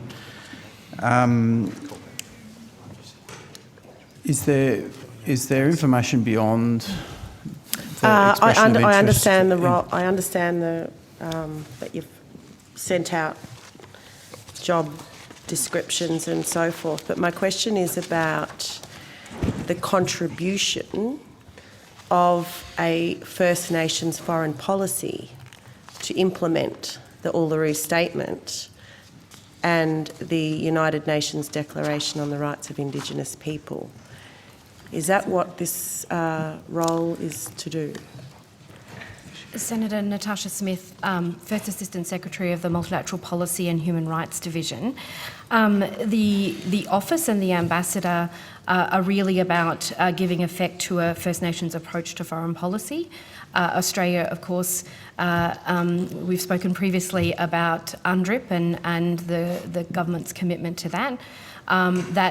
That commitment, there's elements of that which are international, and the ambassador, I expect, will be involved in those elements, particularly our engagement in the UN Permanent Forum and other such forums. So that would be part of it. In terms of implementing the Uluru Statement of the Heart, in as much as we will discuss that, we'll engage with other partners internationally about their similar processes, share the experiences and lessons that we learn as we go through that process, then that would be something that I would expect the ambassador and the office would engage on. Thank you. The elements of the Uluru Statement from the Heart, which are truth, treaty and voice, all seem to be inherently focused on domestic matters. I'm interested in how you think foreign policy will assist in their implementation. Yeah. I understand that you've just covered I think the interactions with other countries, but in terms of actual implementation, how is that going to? Yeah, I think the terms of reference, and obviously this is the first time this has been done. So, we will learn as we proceed, and I hope that the ambassador will I'm sure, bring their own perspective to how to operate and how to promulgate Australia and what Australia is doing. I think if you look at the terms of reference, the voice is referenced a couple of times. Voice, treaty, truth is referenced in terms of our engagement with partners. Now, I see that, and this is my thinking, but I'm not going to be the ambassador and they may have a different view. I see that very much in terms of telling the full story of who we are and explaining how and what this process means to us, because I think it's profoundly important for who we are as a nation, and that is an important discussion to share, particularly with some of the countries of our region. I think the progressing, the third bit is, third term was progress First Nations rights and interests globally. Again, I think this hasn't really been done very much. So I would, I'm not going to pretend to you that we've got a sort of blueprint. Do I think it is a good thing for First Nations peoples from different parts of the world to engage with each other, as happens already, but in a more facilitated context, about how they have walked their own journey in country around the issues that we know confront so many First Nations people? Yes, I do. And I found the discussion that we had at the UN with Canada, Finland, yes, New Zealand, Mexico, and the US. And US? US. Yeah, actually very, I learnt a lot. Like was he the president of the Samick Parliament? Yeah. He talked about the way in which the Samick people and that parliament had engaged with broader Finnish society and existing institutions. So I found that very helpful. Thank you. But I know that we haven't done this before, so. I think it's a great idea. Let me make that clear. I just want to make sure from my constituents' perspective that it's I don't what think the they want. Yeah, and I don't think it's the ambassador's going to be telling you how to handle the voice, or the treaty or truth. I don't think that's the idea. Yeah. Okay. So on that, how will First Nations, how will this ambassador engage and consult with Aboriginal people in this country? I think I'd be sorry. Oh no. You've been looking at this a lot more. Minister, I was just going to say that, or Senator, that once the ambassador's appointed, we'll work with them to establish a process to engage communities and different groups. We've already started engaging different groups, even just through the advertising the EOI process. That's been a start. But really, we're looking forward to working with the ambassador, and they will, of course, bring their own perspectives and views on how to take the terms of reference and implement them. So can the community out there be confident now that the First Nations ambassador will seek their advice and opinions rather than the hand-picked bodies that have already been established by the government? Yes, Senator, that would be what we would expect the ambassador to do, is to establish processes to be able to do that in a systematic way, and work through the different parts of the terms of reference that Mr Brazier kind of summarised this morning. Thank you. Who will the ambassador be guided by in their work?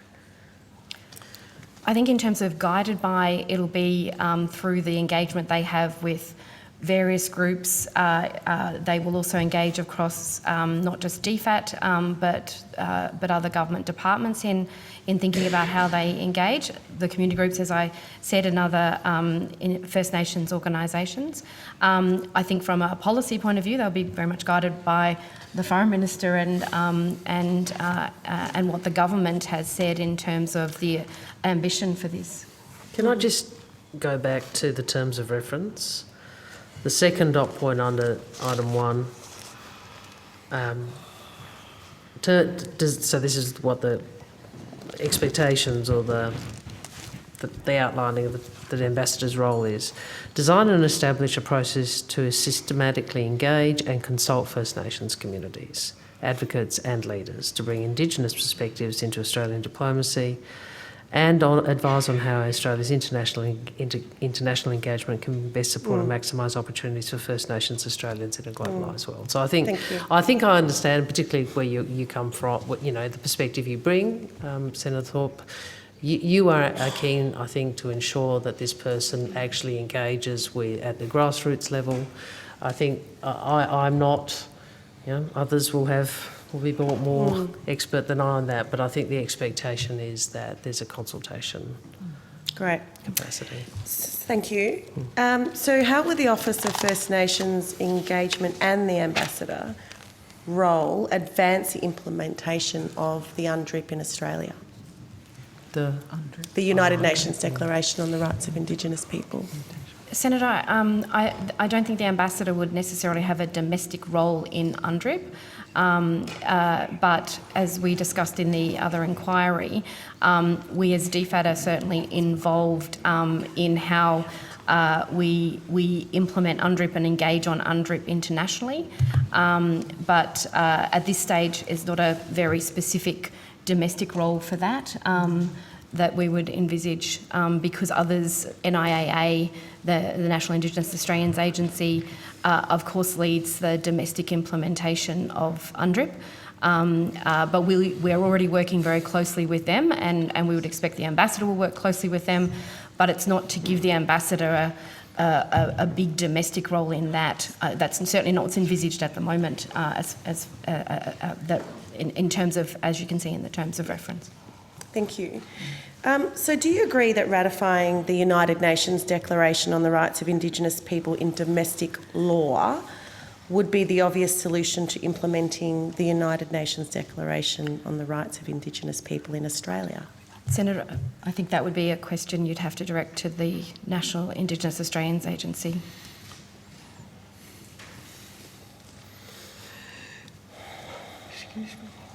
So ultimately, though, if the UNDRIP is enacted in Australia, the government would have to ensure that our laws and practices comply with the UNDRIP.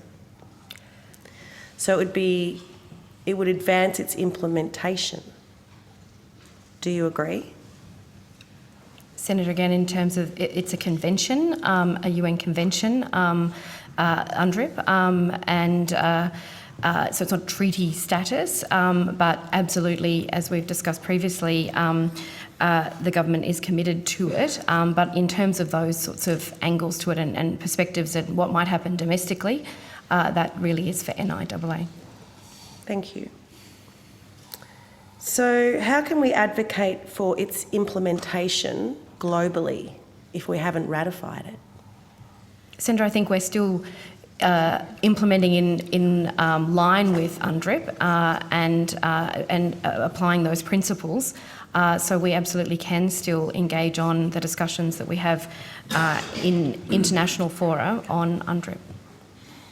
How would we do that internationally if it's if it really doesn't mean anything to this country because it hasn't been ratified, it's not even taken seriously in this place. It's been kicked down the road many times. So how can a First Nations ambassador go to another country, talk about the United Nations Declaration on the Rights of Indigenous People when this country hasn't ratified it, hasn't done anything about it except for say, oh, you know, it's there, we've signed up to it, but we're not going to make it law? Senator, we are signed up to it. We do engage, we apply the principles, and we can demonstrate how that's happening domestically, and we talk about that experience and the experience of others in international fora. I don't think not ratifying impedes us in doing that. Would you be able to put on notice where the United Nations Declaration on the Rights of Indigenous People is enacted in our workings? I mean, is that, which parts of the United Nations Declaration are you referring to? Senator, that would be a question you'd have to put to NIAA in terms of the domestic aspects of it. And how about the international aspects of that? Well, Senator, as I've explained, we do engage on UNDRIP. We engage in the UN Permanent Forum on that. Not having ratified or put into legislation doesn't stop us doing that. And so we're able to still talk about the principles and talk about what we're doing in line with them. But we're not adhering to the principles in this country. So I'm confused. Can you just talk me through how we're abiding by the principles of the rights of Indigenous people in this country? I'm really interested to hear that one. Senator, I think in terms of how we're doing that here in Australia, you would have to raise it with the National Indigenous Australians Agency. Well, I'm sure I'll be doing that. The budget papers only include funding for the new office for less than 2 years. Why only a short time frame? Senator, you're right, the PBS outlines $2 million over 2 years. That funding enables us to support the appointment of the ambassador and the early engagement, and then the early engagement that we would be required to design and establish the office and establish the agenda going forward with the ambassador, and that will then inform recommendations to government on budget allocations over the forward estimates. Thank you. And the application deadline for the role passed last week, the 4th of November. How many applications have you received? Senator, we received 31 applications. And when can we expect a decision? Senator, there's processes we will go through now in terms of a shortlisting process, then decision by government on the preferred candidate, and then there's usual processes through Executive Council. So we don't have an exact time frame on how that will all run through, but I would hope by early next year. And will they have the same power as other ambassadors of Australia? Senator, I don't know what you mean by power, but certainly their role will be, as per the terms of reference, but will be very similar to the other ambassadors that we have. The Minister mentioned this morning other thematic ambassadors that work within the portfolio. Well, that's all my questions. Thank you very much. Looking forward to it. Thanks, Senator. Thanks a lot, Senator Thorpe. Senator Birmingham. Thanks, Chair. Minister Wong, you recall giving the annual lecture to the Australian Institute of International Affairs Tasmanian branch on human rights in April last year?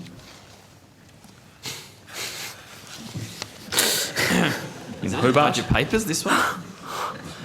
Clearly it's a dark, cold night, yes, I think. All right. Very. I do remember this. There was a very good Japanese restaurant, I think. That was the only one open, but it was very good food. There we go. Senator Chandler probably knows about it. I'll ask him. But So we had trouble finding something like, yeah, no, I do. I don't remember the I don't recall the detail of the speech. Okay. Well, I think, was that where we talked about the Modern Slavery Act? You did talk about Modern Slavery Act as part of it. No, I do remember saying. And unsurprisingly, in also talking about the Modern Slavery Act, you spoke to some degree about Xinjiang as well.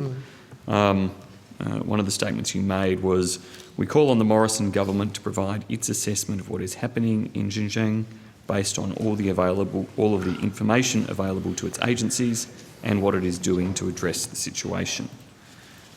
So, Minister, can I ask, firstly, what is the Australian government's assessment of what is happening in Xinjiang at present?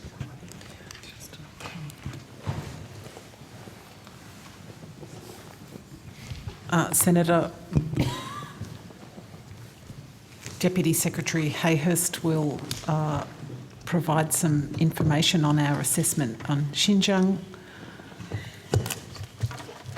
as soon as he can. Thank you, Senator. I'm just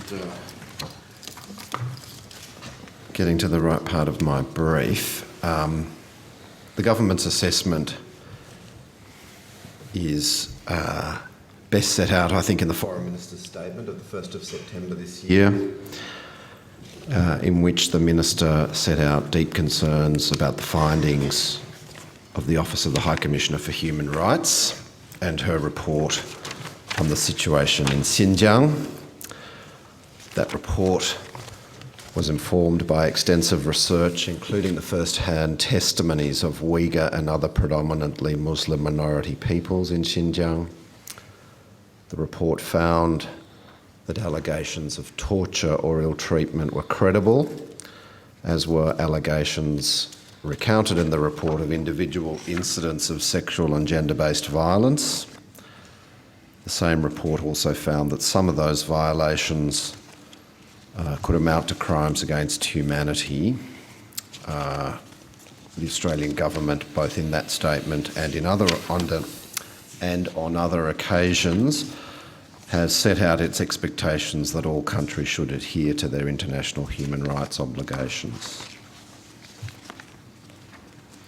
Thank you, Mr. Hayhurst. And to again use the Minister's language from her previous speech, what is the government doing to address the situation? Copy the speech.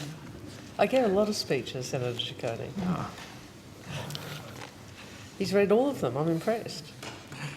I wish I could say that I had, Senator Wong, but I have not. them. We will work through it, and I have some Read the very ones I'm good giving people now. who work with me. The ones I'm giving now, I think, have the full weight of DFAT behind them. I'm not saying we should ignore your previous speeches. No, it's fine. The back catalogue I'm is remarkably consistent, if I may say. What was the question? The question was, what is the government doing to address the situation?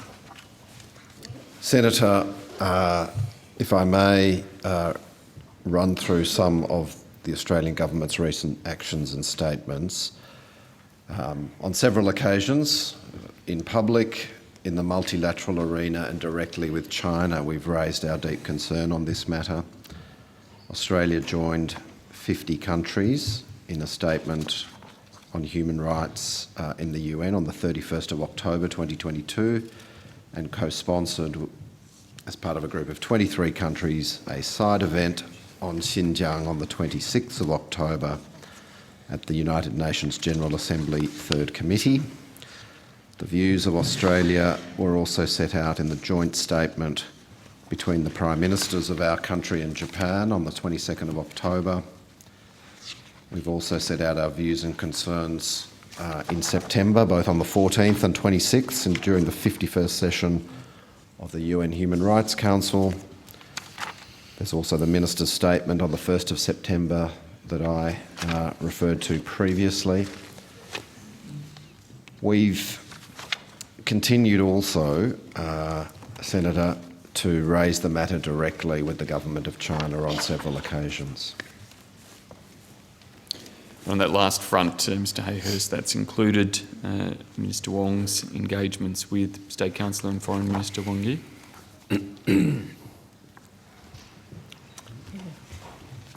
It has, yes.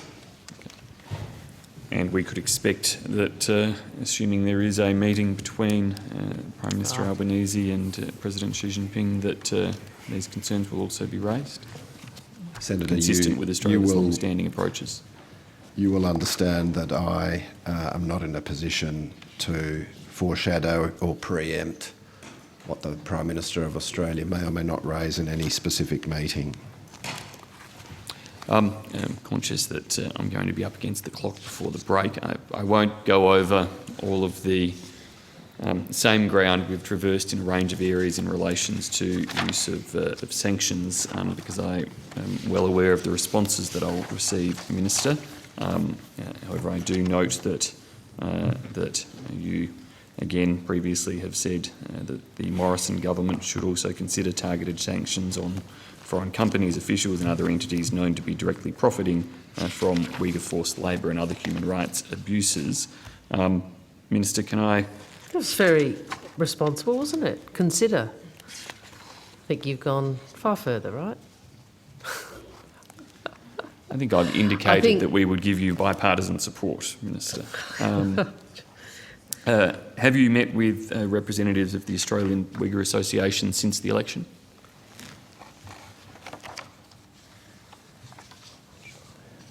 I'd have to take that on notice. I know there was, I recall, an event in the context of the election campaign, and meetings prior to the election, but if I could take that on notice, including what has been sought. In your statements previously calling on the Morrison government Just, to... Excuse me. I've just asked, I'll get Mr Hayhurst to perhaps on notice see what engagement there may or may not have been at department level. Yeah, I'll do that, Senator. Thank you. In making your statement previously in your speech about the Morrison government providing an assessment of what was happening, you also noted other countries having described the situation... So are we still on this speech, are we? Yes. Okay. Other countries having described the situation as genocide. Has the government made any assessment in relation to whether it believes there is genocide occurring in the Xinjiang region? I think... What's fine? You can respond. Oh, sorry, go ahead, Jeff. Senator Jeff Bowen, Acting First Assistant Secretary of the East Asia Division. Whether the crime of genocide or particular crimes against humanity have been committed is a matter for appropriate courts and tribunals, but we take very seriously the report's finding that the extent, and I quote, the extent of arbitrary and discriminatory detention of members of Uyghur and other predominantly Muslim groups may constitute international crimes, in particular crimes against humanity. Does the government accept the findings in relation to the UN report as they relate to the extent of forced labour activities within the region? Senator, I think the government's statement through the Minister on the 1st of September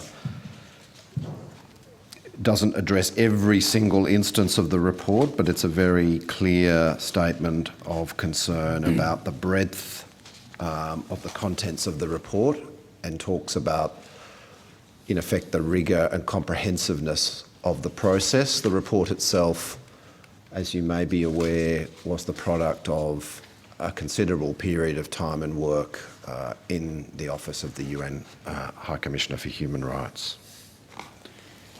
Is the government aware of public reports, particularly identifying the extent of forced labour in the solar PV industry within the Xinjiang region? So in the...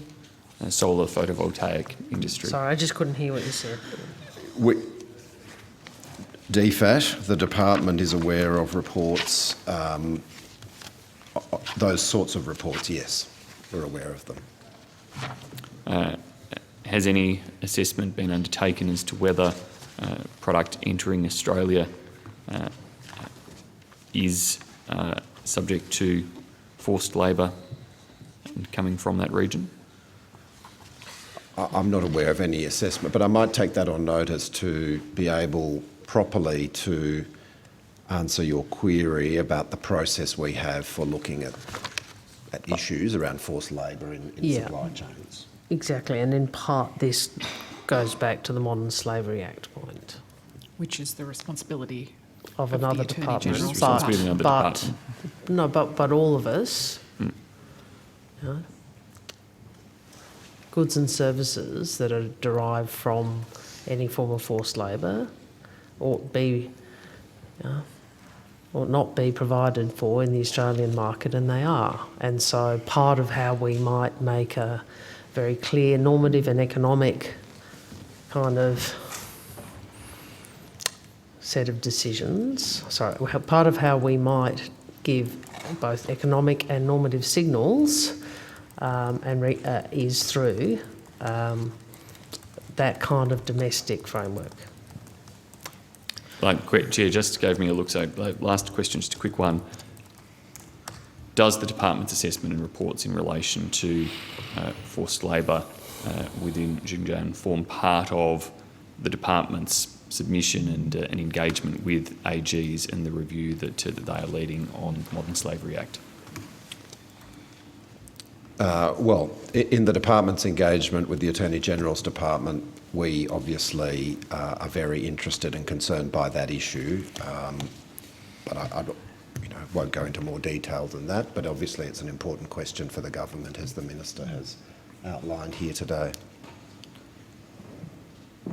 Thanks, Mr Hayhurst. Thank you very much, Senator Birmingham. And on that note, we will suspend and come back here at 3:50 for afternoon tea.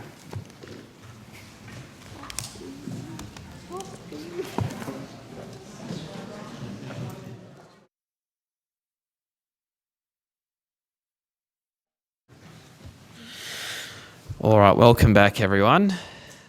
Secretary, did you have something you wanted to table? Thank you, Chair. I have an answer to a question on notice to read into the record at your discretion. Go ahead. Thank you. It's in answer to a question from Senator Green this morning. Senator, you asked about the number of passport applications the Australian Passport Office was receiving in the middle of 2020 after international borders shut. The answer is between 1 April and 30 September 2020, the Australian Passport Office received an average of around 1,900 applications per business day. Thank you. Thank you very much, Secretary. Senator Green, you didn't have anything on that? No. Okay. Thank you very much. I'll hand over now to Senator White. Thank you. My questions are, I think, for the Chief Operating Officer regarding the independent investigation into the events of the 2nd of November 2021.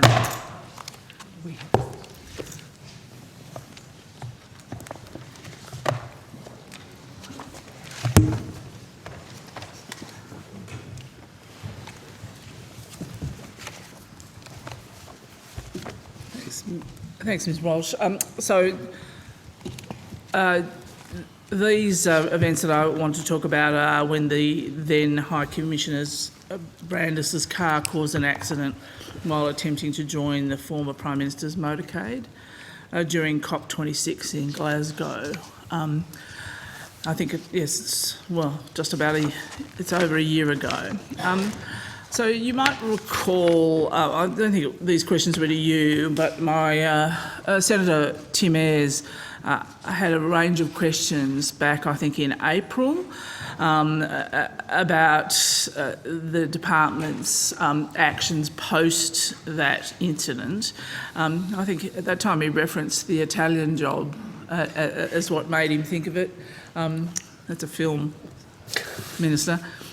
I thought it was, having read what he said in the paperwork, I thought it was a bit more like Fast and Furious Glasgow. But anyway, it's something I might sell to the franchise. That went down like a lead balloon. Oh, well. Clearly the Italian job is far more for the audience. Anyway, can I ask, what I'm really interested in is what's happened since. So you'll recall that the department commissioned Ashurst's lawyers to undertake an independent investigation into the incident in January this year. Is that right? Claire Walsh, Deputy Secretary, Chief Operating Officer Group. Thanks, Senator White. Yes, a second investigation was commissioned by the then Secretary and the department engaged Ashurst on the 11th of January. So that was Ashurst London, is that right? So it was the London office that... Yes. And so there was there had been an earlier investigation by, is it Mr Simon Devonshire, QC at that time, who was a lawyer in the UK? That's correct. That's correct. And he'd finished his, he started the inquiry on the 1st of December 2021, is that right? That's correct. So the first inquiry was one that was commissioned by our post in London, and the Mr Devonshire was asked to undertake preliminary inquiries in relation to the actions of the driver stemming from the UK police report. So his was only preliminary, but he completed a report, didn't he? Yes, he did. He did. So preliminary inquiries. Those preliminary inquiries cost 70,000 Australian dollars, is that right? No, that's not correct, Senator. The that inquiry cost £6,450, so that's around $11,534. Oh, okay. So Mr Hudson said back in April that he'd commissioned a work order that he executed to the value of up to 70,000, but that wasn't actually what it cost, is it? That would have been the second. That's the second one. The second. Okay. So the first one was $6,000. So £6,000. Pounds. So okay. more like just $11,500. $11,500 for a preliminary report that took about less than a month. Is that right? So the first inquiry was engaged on the 1st of December and provided on the 10th of January. Okay, so it was...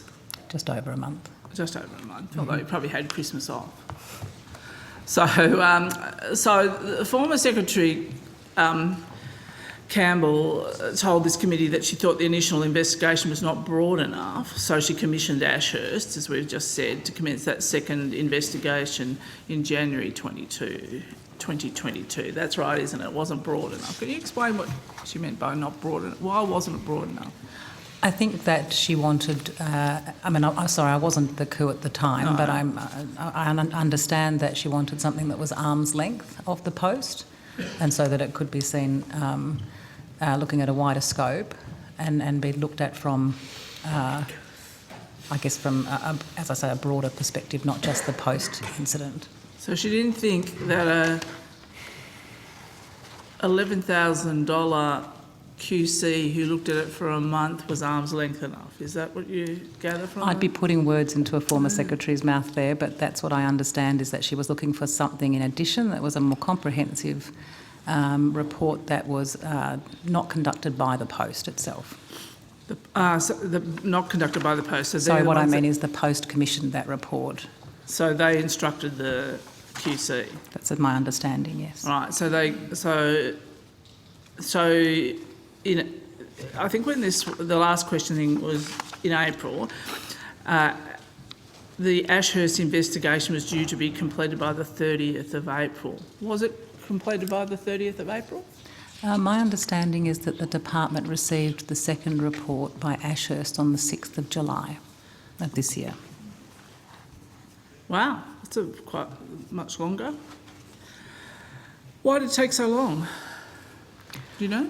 I understand that, I don't know the complete details, but I understand that there was a few interruptions as a result of COVID restrictions in terms of interviewing people. My understanding was that the delays were largely to do with restrictions and access to people that needed to be interviewed. I'm not sure that I understand that. Hasn't the world been utilising Teams and Zoom and a whole lot of video conferencing? Like, these were all My conducted in person, were they? Yeah, my understanding was the preference with these were in person wherever possible. Right, okay. And so wherever possible. So it was extended from... So Ashurst London office conducted the second investigation from January 2022 and produced a written report on the 6th of July? I don't think that's completely correct. While Ashurst was engaged, if you like, I don't think the contract was signed in January. So I think the contract was signed, I'd have to double check this, let me confirm and come back to you in this session, but it was later in February, I believe. Later in February, okay. So I think Senator Ayres asked back in April, what the terms of that contract were, or what, I think lawyers, certainly here in Australia, have to detail what the likely hourly costs are and the like. So that wasn't done until April, right? Is that right? No, the work order was signed. I think my predecessor, Mr Hudson, who was the coup at the time, may have corrected the record from his evidence in January, but the work order was signed in February. In February. Yeah.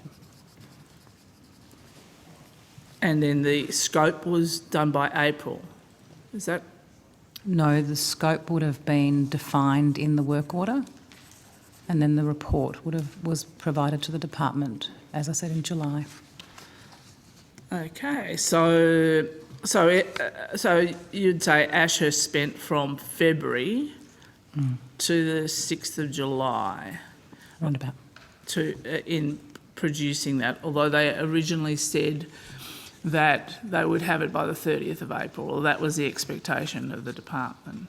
I think there was a administrative delay that was unintended, that meant that it started later than intended, so that's why it was the contract signing in February was about a month later than had originally been intended, as I understand it. Okay, I don't think that was clear at the last hearing, but so what was the total cost of the Ashurst investigation? I understand the total cost came in at $240,000. Australian dollars? Mm-hmm. 240 Australian dollars. So back in April, when Mr Hudson said he'd executed to the value of $70,000, that was only in relation to the QC, Mr Devonshire. No. So just to clarify again, there's been two inquiries. There was the preliminary investigation that was done by Mr Devonshire, who was the QC, and that was the report that was came in at a cost of $11,500 Australian dollars. The second inquiry or investigation that was conducted, the one we're talking about now, Ashurst. Yeah, Ashurst. And that their inquiry was 240,000. So the total costs for the investigation in Australian dollars was $251,500. Is that right? Approximately, yeah. Approximately. So what else was in there? Oh, no, I'm just sorry. In terms of the, I'd have to check the figures because it was pounds. The first one was in pounds. That's the only reason I'm saying approximately. So hopefully you paid it when the exchange rate was more favourable. It could have been far more. What was the damage to the cars? Do you know what the total cost of those was? So there were two UK police vehicles that were damaged. There wasn't any damage to any Australian-owned cars or leased cars. There was, just looking for the information in my brief, my apologies.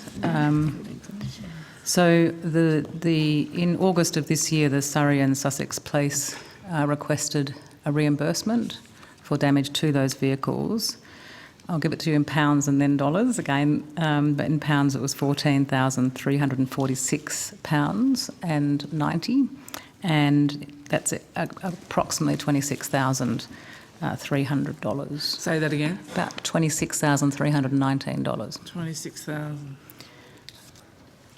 So we're chalked up 200. So I should be clear in terms of the request for reimbursement by the police. We have referred that to ComCover as our insurer, and ComCover is currently considering that claim. It's like an insurance claim. Yeah, exactly. But we're talking about $280,000 so far, probably, total costs, in terms of, say we didn't, it wasn't an insurance Depending on how you claim. calculate a claim, an insurance claim. Yeah, well, it depends. Isn't the first rule of insurance don't pay? But anyway,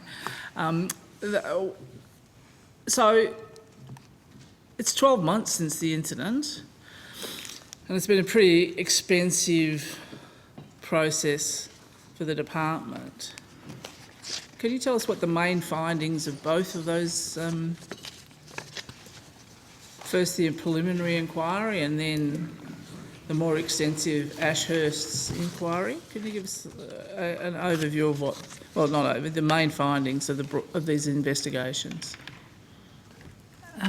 So in terms of the first inquiry, Mr Devonshire's role was to advise whether any disciplinary action should be taken against the driver of the vehicle, and he did not recommend any disciplinary action against the driver.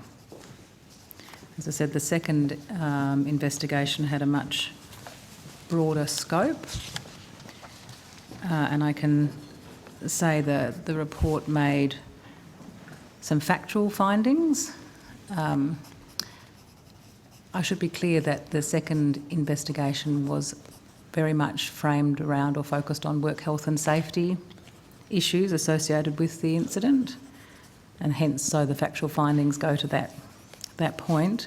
So the factual findings were the vehicle arrangements that were executed in relation to the head of missions transport were not in accordance with scheduled arrangements, and that a bus was scheduled to take members of the Australian delegation from Cameron House to the Weir Group breakfast. And Ashurst found that while Ambassador or High Commissioner was scheduled to take the bus on that day, the advice to him about changing arrangement was made very late in the evening and was probably not effectively communicated to either himself or a member of his team.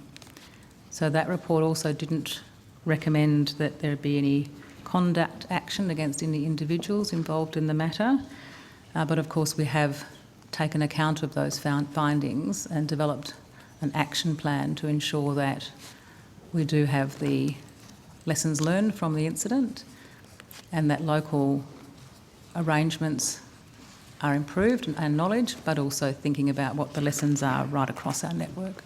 Well, surely one of the lessons would have been take the bus.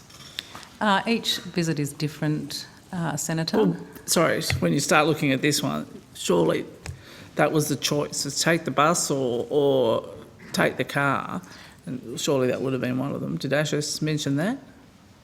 So the Ashurst weren't being asked to make a judgment on what should or shouldn't have happened. They were really looking at whether the process steps that were taken were adequate. Okay, and what else did they find?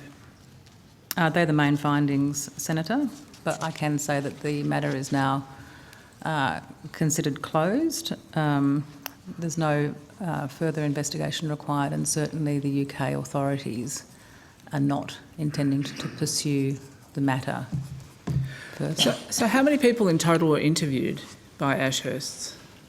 12 staff from Post were interviewed, which included the High Commissioner, other A-based staff and locally engaged staff.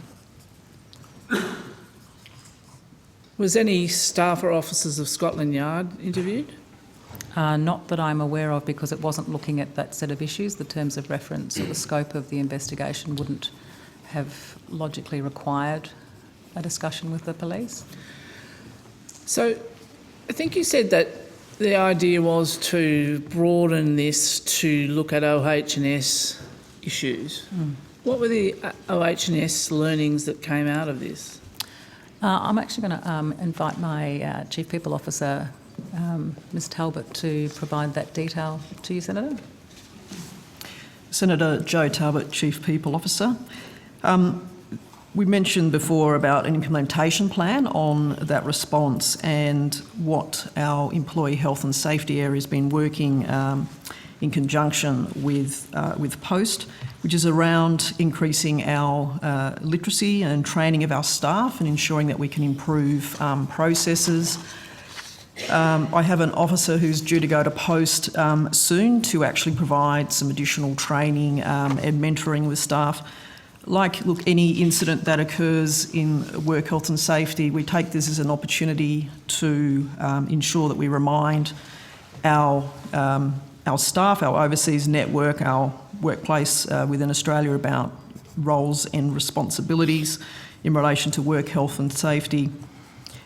So we've actually just recently completed our Work Health and Safety Month, and look, we reminded people through that around how to prevent things like injuries at work, people actually following work health safety procedures, how to actually manage risks, how to prevent injuries, looking at ways of working, and obviously in the particular instance we're referring to looking at things like with rosterings or with event management to ensure that we take steps to, as reasonably as practically, eliminate any sort of incidents or risks to employees.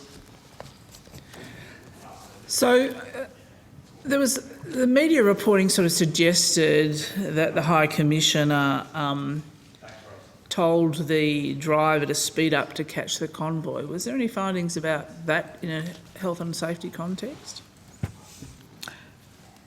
I don't think so, Senator. I don't recall that. I'm happy to have a look at the report again and come back to you on notice. But So the Daily Telegraph and I think the Australian ran, somebody had clearly given their version of what had occurred, and it sort of suggested that they were running late, tried to get into the convoy, and that the High Commissioner at that stage might have had something to do with why they were speeding. Was there any investigation of any of that? 2 minutes left, Senator. Thank you.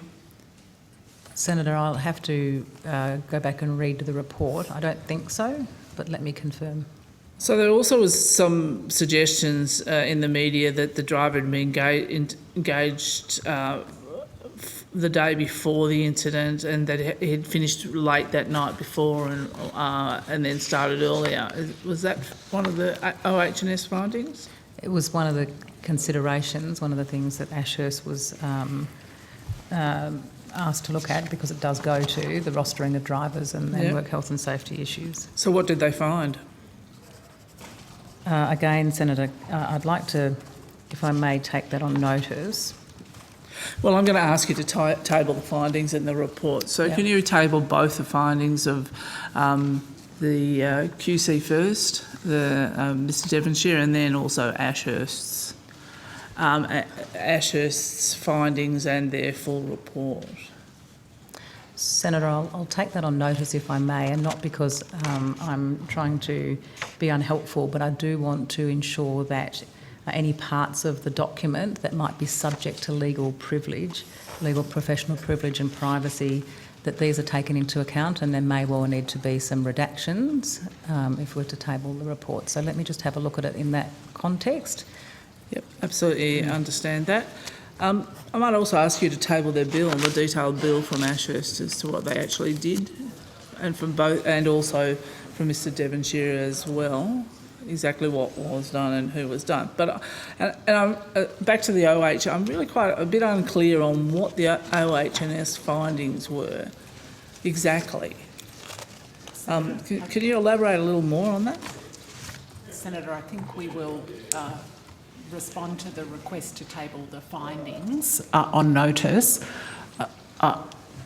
The major issue from our network-wide perspective is to make sure that the rostering of staff in these very intense international conference sort of environments or big visits to make sure that the rostering of staff takes into account the WHS responsibilities, obligations I meant.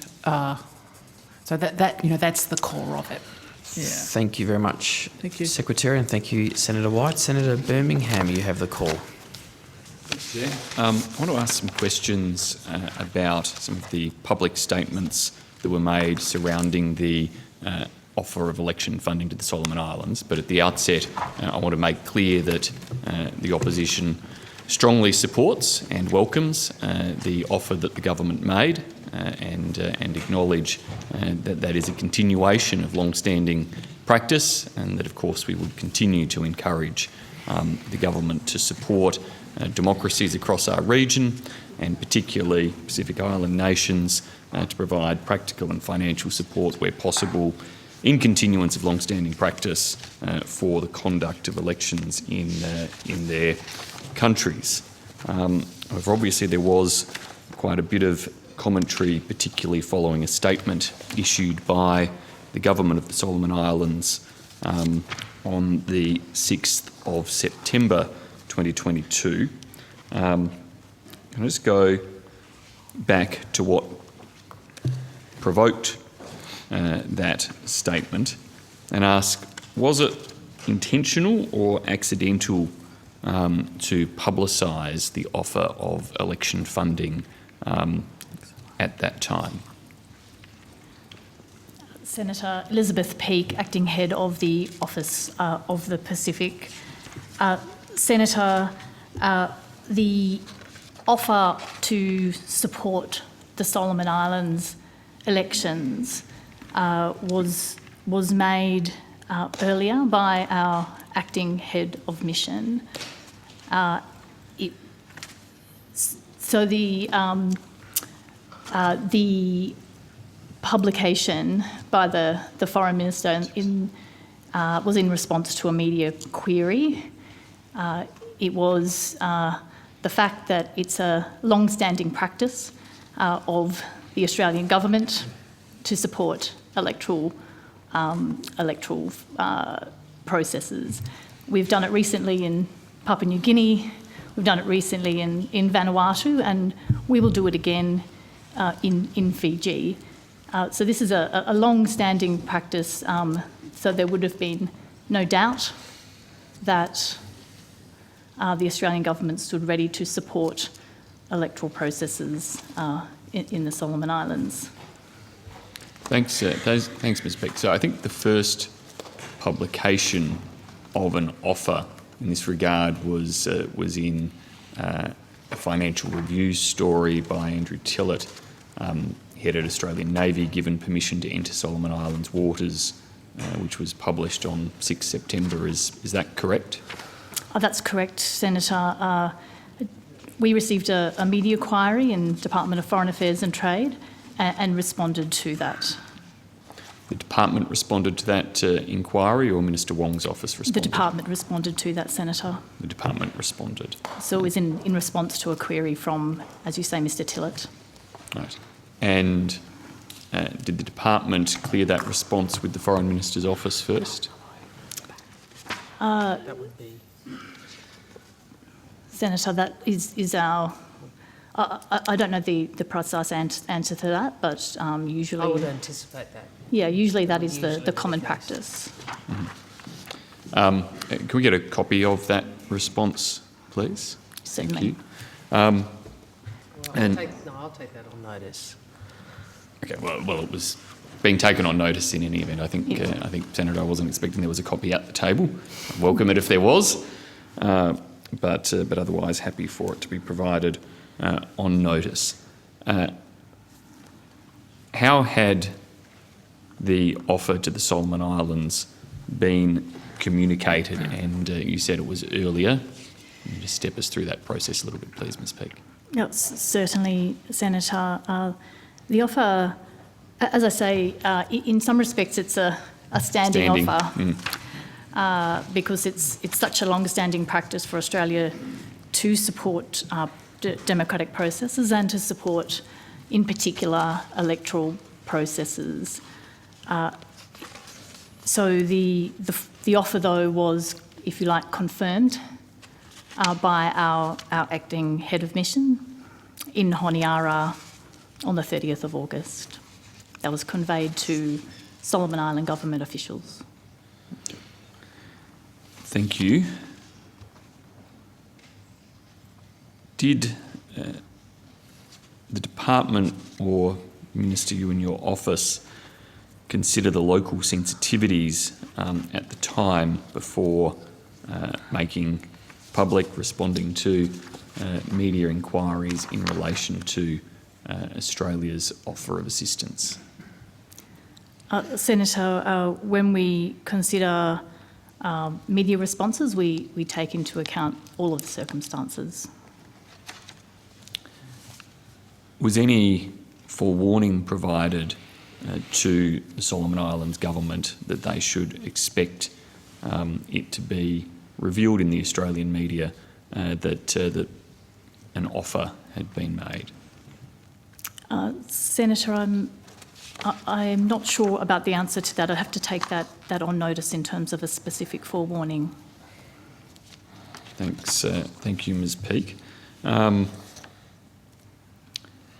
In terms of the reaction to the offer, was there, and the publication and publicising of the offer, was there any forewarning that the department or Minister you received prior to the media release that was issued on the 6th of September by the Government of the Solomon Islands, by their Government Communication Unit, that they were as aggrieved as that statement made clear? Senator, I would have to check whether there was any specific forewarning. I'm not aware of that. But I would say that subsequent to that period you're talking about, there have been a number of engagements with the Solomon Islands government. Minister Wong has met her counterpart, Foreign Minister Manelli. Prime Minister has hosted Prime Minister Sogavare, and in fact our offer of electoral assistance has been welcomed. Thank you, and that consistent with my introductory remarks on the topic, that is welcome, that our assistance has been welcomed, and as I said, we would continue to encourage that. The statement by the Solomon Islands government says the Solomon Islands government has conveyed to the Australian government its concern on the conduct of bilateral relations via media through the Australian High Commission office in Honiara. So it certainly sounds like the Solomon Islands government had made contact with Australia before issuing this media statement. Is anybody able to confirm that was the case? Sorry? Oh, right. I'm trying to work out which one you're talking about. Look, did you want to answer that first before I respond? Senator, I'm not sure that specific language foreshadows that the Solomon Islands government had been in contact with us, but we can check on those details and confirm. It says has conveyed to the Australian government, so... There are obvious... We all understand... I think we all understand this is a standing offer. And as I made clear when I was asked the question, I think on morning radio, Australia's offer of electoral assistance was not conditional on election timing. As Ms Peake said, we'd communicated the offer previously, both through the post and letter. And I think once the fact of this assistance being unconditional was clear across the government, the offer was accepted, and we're pleased that that has occurred. And as Ms Peake said, I'm pleased that I had a very constructive engagement with the Foreign Minister at the UN General Assembly, and also that the offer was again confirmed, the acceptance of the offer was again confirmed by Prime Minister Sogavare when he was hosted last month. Indeed, and as I said, Minister, that is welcome. I don't think in the Radio National interview in question that you did make clear that it was unconditional. You certainly didn't suggest that there were conditions, but when it was put to you that it was related to the 1 year delay, you simply reflected the long-standing and historical commitment. And I pointed, well, you know, Senator,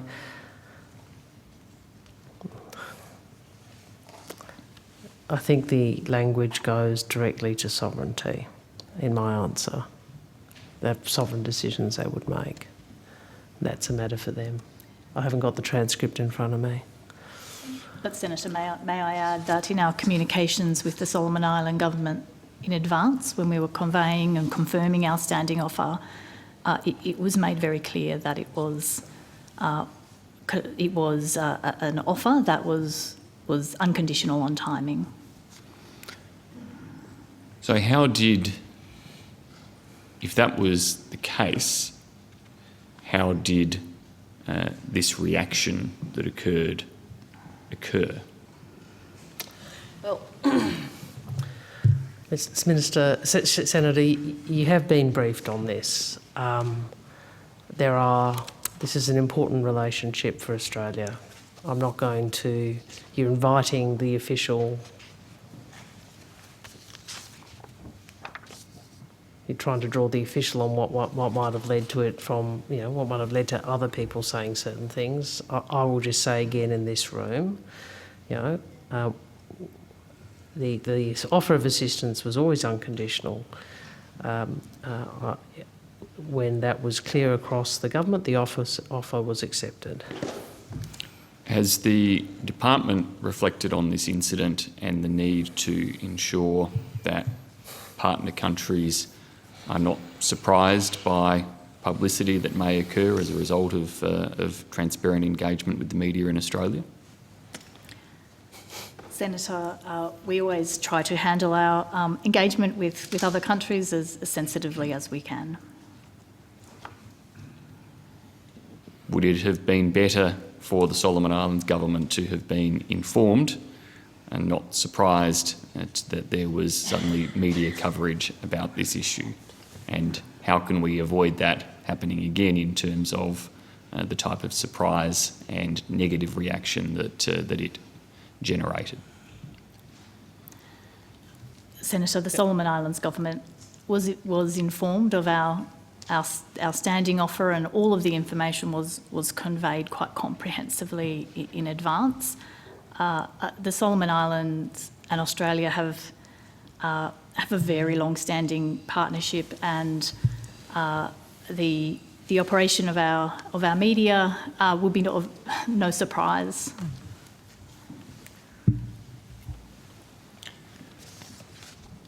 Yes, and I don't think it was the offer itself that generated the negative reaction. It was the publication of it. Surely there is a lesson to be learned there in terms of a no surprises approach wherever possible. Senator, Senator, I was just going to reiterate the really key point that subsequent to that, there's been engagement, not just engagement, a very successful visit by Prime Minister Sogavare to Australia. Minister had the meeting in UN with Foreign Minister Manelli. There's been communication since then. The relationship is strong. We don't really see this as a ongoing issue. If I may also, I mean, I think I said this at the time after, I was really quite touched after my General Assembly speech. A few Pacific Island countries came up and It's not always called a lei, is it? I can't remember what it's called in the... The Garland. And one of them was a Solomon Islands representative. So I understand why you're asking this. I think it is in Australia's interest that we do handle, including in this forum, these matters sensitively and appropriately. I've outlined my response, and I'm pleased that the offer has been accepted. And as I've said, I'm pleased too, Senator Wong, and I'm pleased there have been positive engagements since. But the fact there have been positive engagements since doesn't mean that there can't be lessons learned from this, or that it would not have been better had this incident, in particular the negative reaction at the time, not occurred. Clearly it would have been better had it not occurred in the way that it did, with the reaction that it did. I'm sure it took some work, at least through those engagements, Minister, for you and others to explain and move the conversation on. While we're on the Solomons, though, let me move the conversation on to support and engagement with the Royal Solomon Islands Police Force. Is the department engaged in, or has the department been engaged with AFP or other agencies in terms of the ongoing support and cooperation, and what's the status of that at a holistic level, noting some of the recent specific individual announcements? Well, thank you for the question, Senator. Yes, while the AFP has the primary relationship with the Royal Solomon Islands Police Force, we have in DFAT a coordinating role in the Office of the Pacific. We have a very broad security partnership with the Solomon Islands, both broad and long-standing. It traverses everything from climate change, climate security, through policing, and through to defence as well. We have a number of Australian Federal Police officers that are in the Solomon Islands, on the ground and under the command of the Royal Solomon Islands Police Force. The engagement is very deep, and we have a suite of activities that I know the Australian Federal Police had explained during their estimate session as well. Okay, thank you. The chair's given me a wind-up call, so I just want to quickly ask, though, in relation to Kiribati, two questions. One, what is the status of their membership of the Pacific Islands Forum, and what engagement is Australia having in relation to that? And secondly, what engagement or assistance is Australia providing in relation to some of the well-publicised challenges around the judiciary in Kiribati? Thank you, Senator, for the question. Kiribati, in terms of the Pacific Islands Forum, there is very active outreach, primarily through the Pacific Islands Forum Chair, Fiji, as well as the Micronesian President's Summit, which is the Micronesian grouping of which Kiribati is part. The message to Kiribati is that the door to Pacific Island Forum membership is open, and Australia has supported this outreach work, and we certainly support keeping the door open for Kiribati and looking at all avenues so that Kiribati can rejoin the Pacific Island Forum when they choose to do so. We have a strong view that in the Pacific Islands Forum, unity will be central to our effectiveness going forward. May I add to that, Chair? Because I do think this is... Yep. I might be able to be more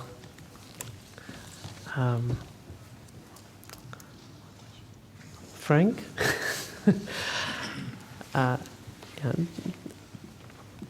we see the regional architecture as really critical to managing many of the challenges that are faced by the region, that the region faces at the moment. And at the PIF, I thought that there was a reasonably pithy summary, I think either from Prime Minister Bainimarama or someone else, that said the 3 Cs, COVID, climate and contest, I think it was. And smaller nations, in the context of all of those and all that those issues mean, we believe are best able to protect their interests and their sovereignty with strong regional frameworks. So the position that Ms Peake just outlined is something at the highest levels we have, from the Prime Minister, myself, Minister Conroy, we have expressed to other members of the forum that people won't always agree, but having a strong regional body is really important. And it was a very conscious decision by me, on advice, after discussion with Mr McDonald and Ms Peake and others, that the first speech I gave on the Pacific was at the Pacific Island Forum Secretariat. Obviously, ultimately, as Ms Peake said, the matter of the membership of the PIF, returning to the PIF, is a decision for Kiribati and will be worked through in great part through the MPS, is it, Micronesian President's Summit. We stand ready to facilitate that in any way that is, and to assist in any way that those nations think is beneficial. Thanks, Minister and Ms Peake. There was a second part to my question, which went to any assistance Australia's providing or representations around some of the challenges related to the judiciary in Kiribati. I think that Senator, would be... Thank you for your question. Yes, Australia has made a number of representations, indeed over a dozen representations to the Kiribati government, quietly encouraging the Kiribati government to move forward expeditiously to ensure an independent judiciary and to underline our values with respect to the rule of law and an independent judiciary. We have made those face-to-face through our, primarily through our High Commissioner in Kiribati, but also in other venues. Thank you very much. I'll just have a call quickly to Senator Cadell, who I think has one question, and then to Senator Steele-John. Thank you, Mr Chair. Minister, I think just from a constituent request, they have family up from Russia, male of mobilisation age at the moment, who are on a family visit here. Is there any consideration being given, or will you now consider looking at extension mechanisms for visa holders of military age from Russia so they don't have to return and face mobilisation? Sorry. Senator, thank you for the question. Thank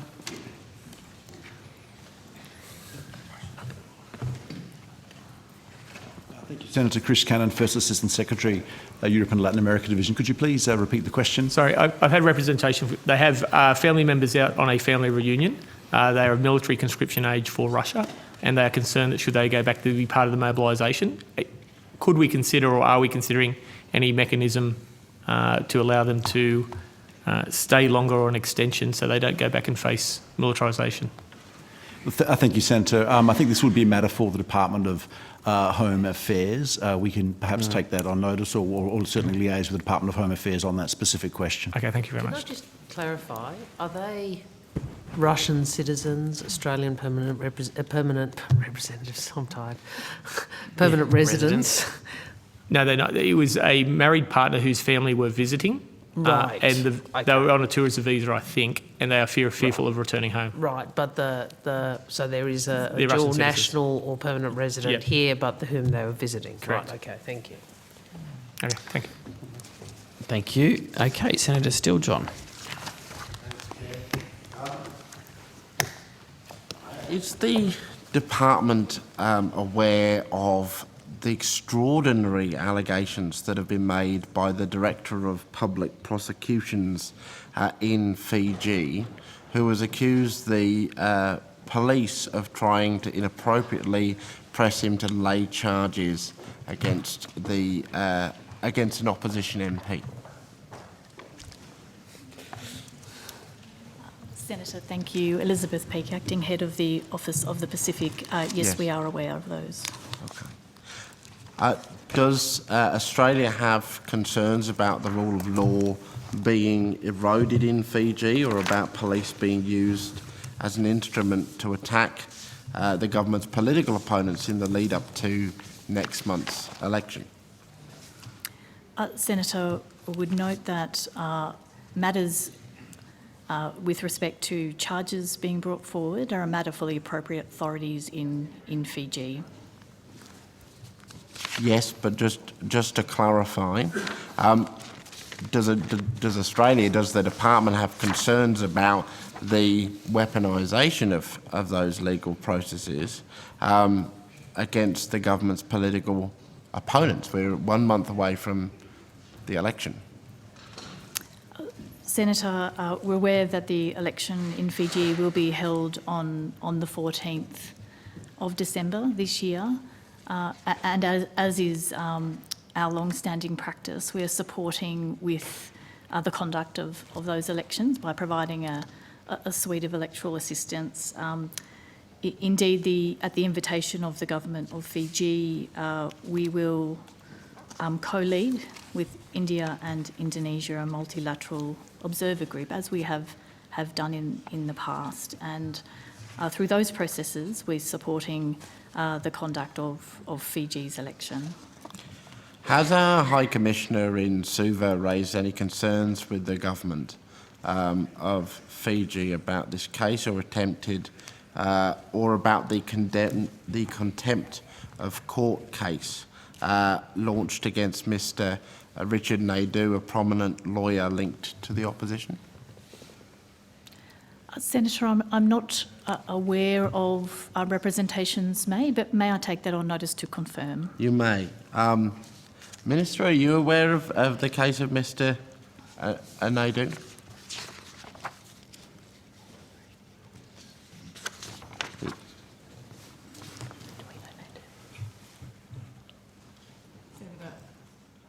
Kate Duff, First Assistant Secretary, Melanesia Division. Senator, we are aware of a range of aspects around legal processes occurring in Fiji, and we're aware of that matter broadly, Senator. Because Ms. Duff, and for the Minister's information, you've got somebody who's well respected, very prominent in the Fijian legal system, who's currently facing a contempt of court charge for pointing out a kind of spelling error made in a statement by the High Court of Fiji. Do these kind of things, in combination with the statement made by the DPP yesterday, kind of build a picture of a quite concerning dynamic ahead of next month's election? Minister, is it your intention to raise concerns with the government of Fiji about either of these instances? Well, I'd take advice on that issue, on those issues. And just we have the general principle, obviously, is Australia supports the application and the exercise of the rule of law, the observance of the rule of law. Different countries. Different countries, no, indeed. I'll leave it at that. Yeah, it's a very. I did make the point in the previous statement that different perspectives, different legal systems, different constitutional systems in many of the countries we get engaged with. But do these cases concern you, Minister?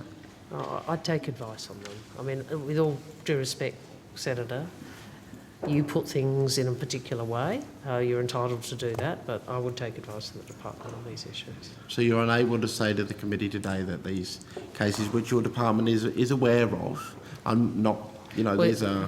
well, you see, the thing pretty- is, when you sit in this job, you speak on behalf of the country. So, you know, you have to. It is a different thing to being a shadow or a backbench senator or an independent senator.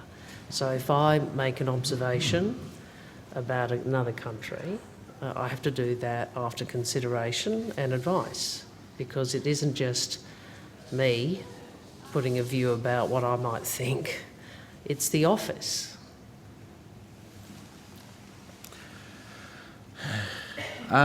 Moving on to a different topic, is the department aware of the new legal papers which have been served to Mr. Robert Pather this week? Sorry, Pether? Pather, yes. Hang on, we just got to change. Yeah, change over.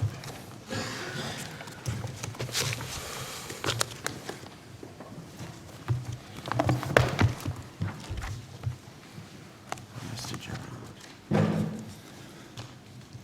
Senator, yes, we are certainly aware of the new papers that have been served to Mr. Robert Pather, who's detained in Iraq.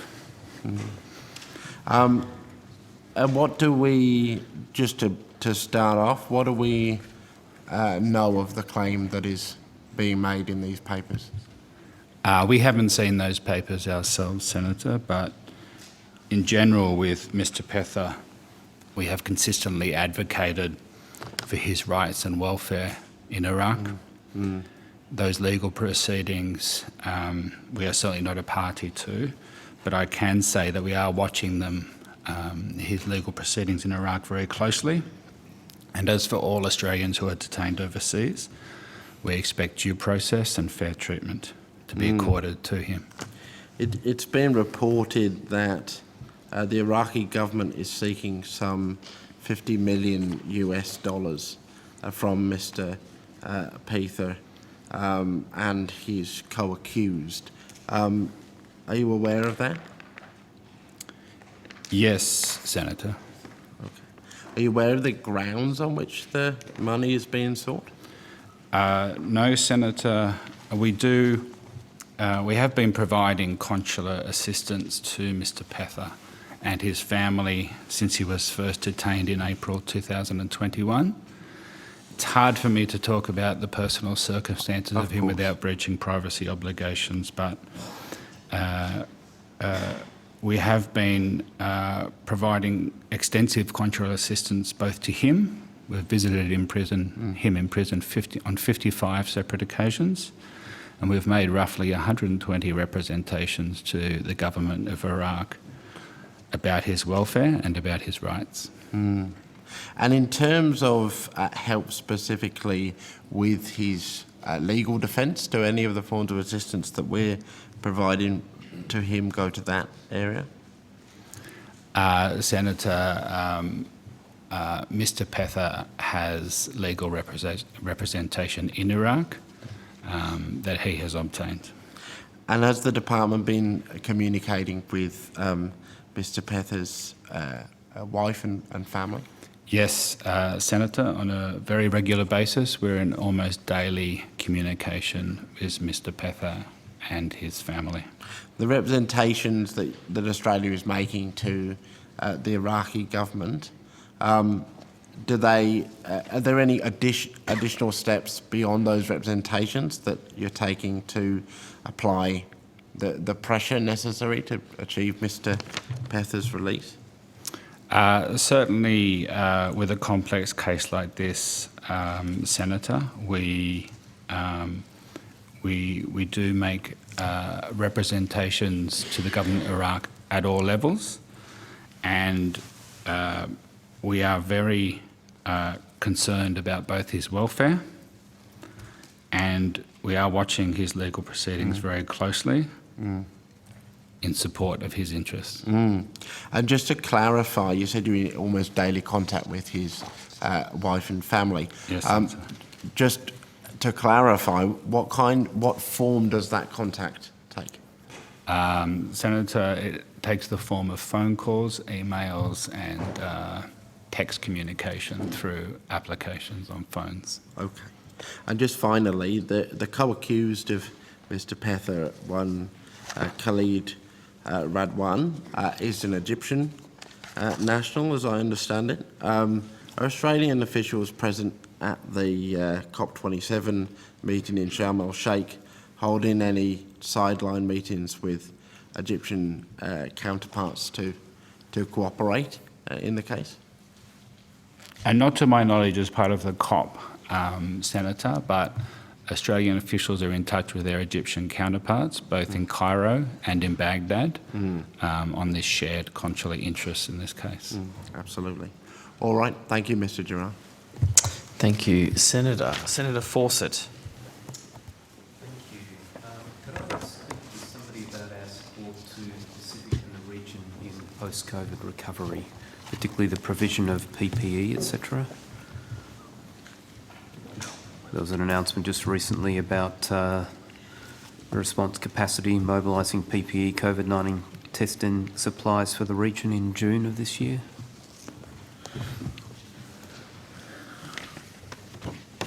Really hard-hitting stuff.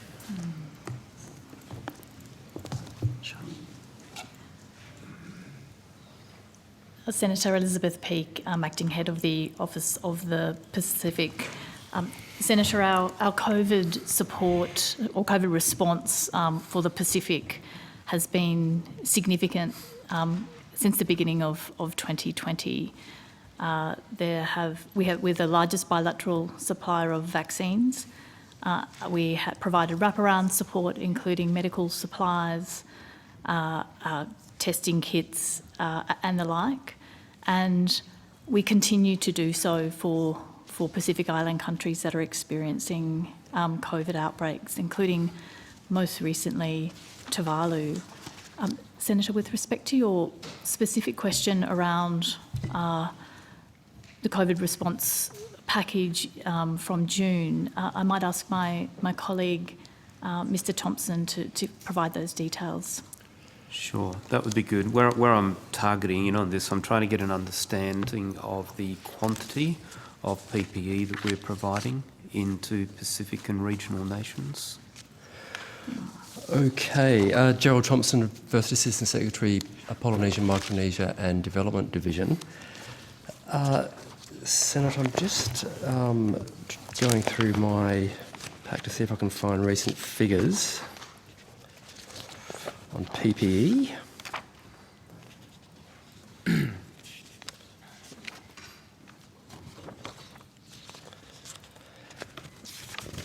Senator, it appears that I do know that through the course of the pandemic, Senator, we've provided in the order of 230 tonnes of equipment and supplies into the region, including PPE. But I don't seem to have a specific table that sets out precisely the details on the PPE. So I might have to come back to you on that, take that on notice. That would be good. Yeah. I've asked this question previously, particularly after the Joint Standing Committee did a report on the COVID response of the nation and supply chains and sovereign manufacturing. And I asked DFAT at the time where they procured the PPE that they were giving to nations. Could you tell us, in current practice, where DFAT procures the PPE that we donate to regional nations? Senator, I would have to take that on notice as well, unless there's another colleague in the room who can assist with that question. Somebody's coming to the table, so I'm optimistic.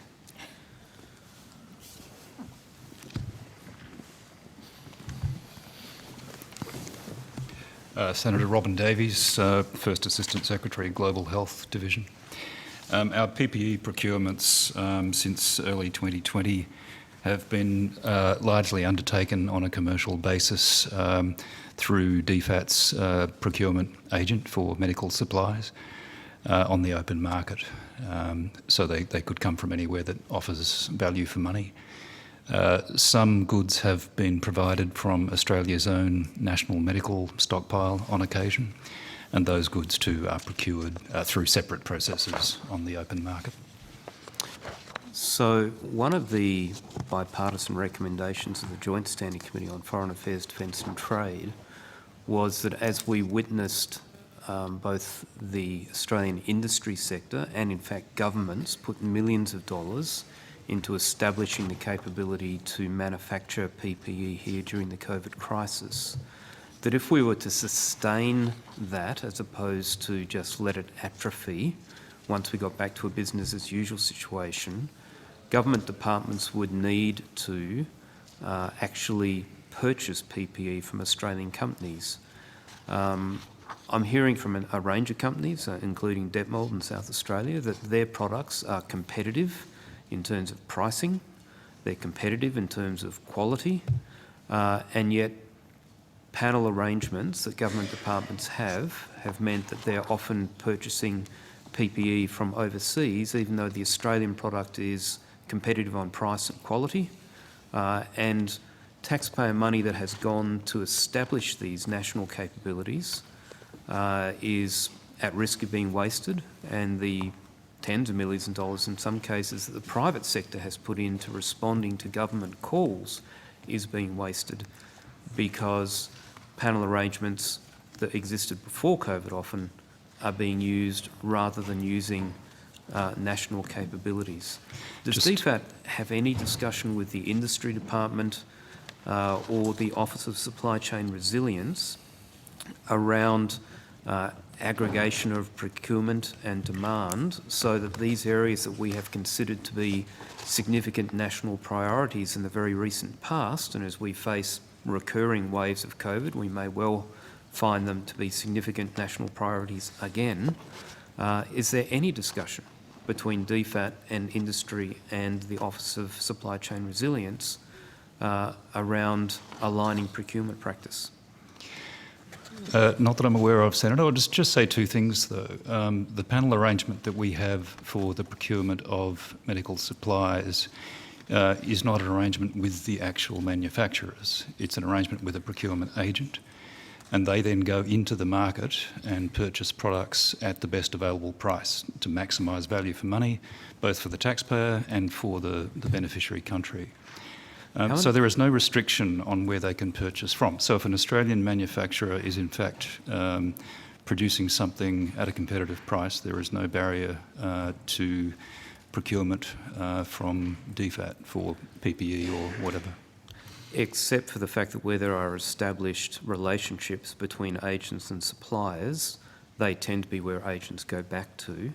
And there are things called contract change proposals where the arrangement with those providers can put in there that as long as it is competitive, the preference is for an Australian product because it is a national priority to keep that capability going.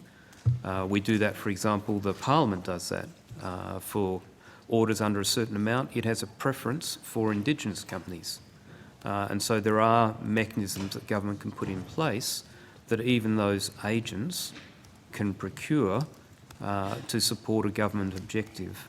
Has DFAT considered making a change to its arrangements with its agents so that there is an incentive? That's outside my department. I'll defer to another person on that, but I'll just say that we are regularly approached by manufacturers of medical supplies or agents for those manufacturers suggesting that they have a product which is suitable for use in partner countries and competitive in price, and we regularly refer them to our procurement agent. There is no preferred relationship between our procurement agent and particular suppliers. That they will buy at the most competitive price, subject to quality arrangements and subject to WHO approval of the product.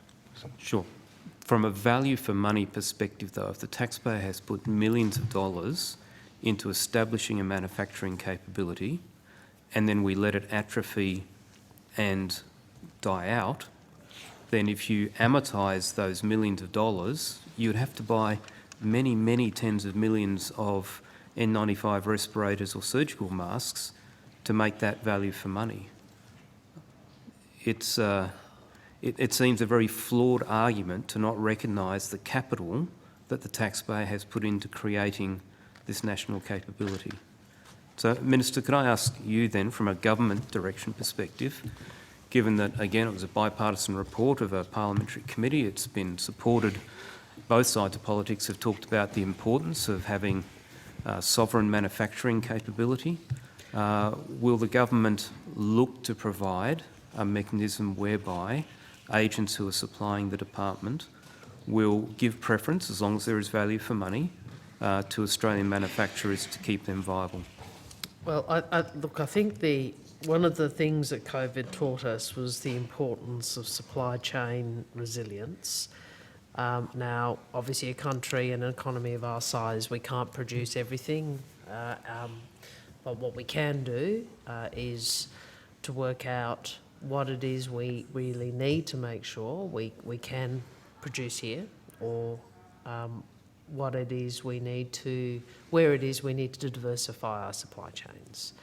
And you're raising procurement as one aspect of how you might do that, as a one aspect, essentially the industry policy. And, you know, Senator Gallagher is, I think it's in her portfolio, responsible for the Australian government's Buying Australia strategy. It has a different name, but that's conceptually what it is. I think Mr Husick, from memory, in his portfolio, has the relevant, yeah, I think that's right, I'll come back to you if I'm wrong, office that is intended to do the policy framework for that objective. But so I would see that as being where these, I think, legitimate policy questions ought to be, well, not much questions, issues ought to be dealt with. It's much easier said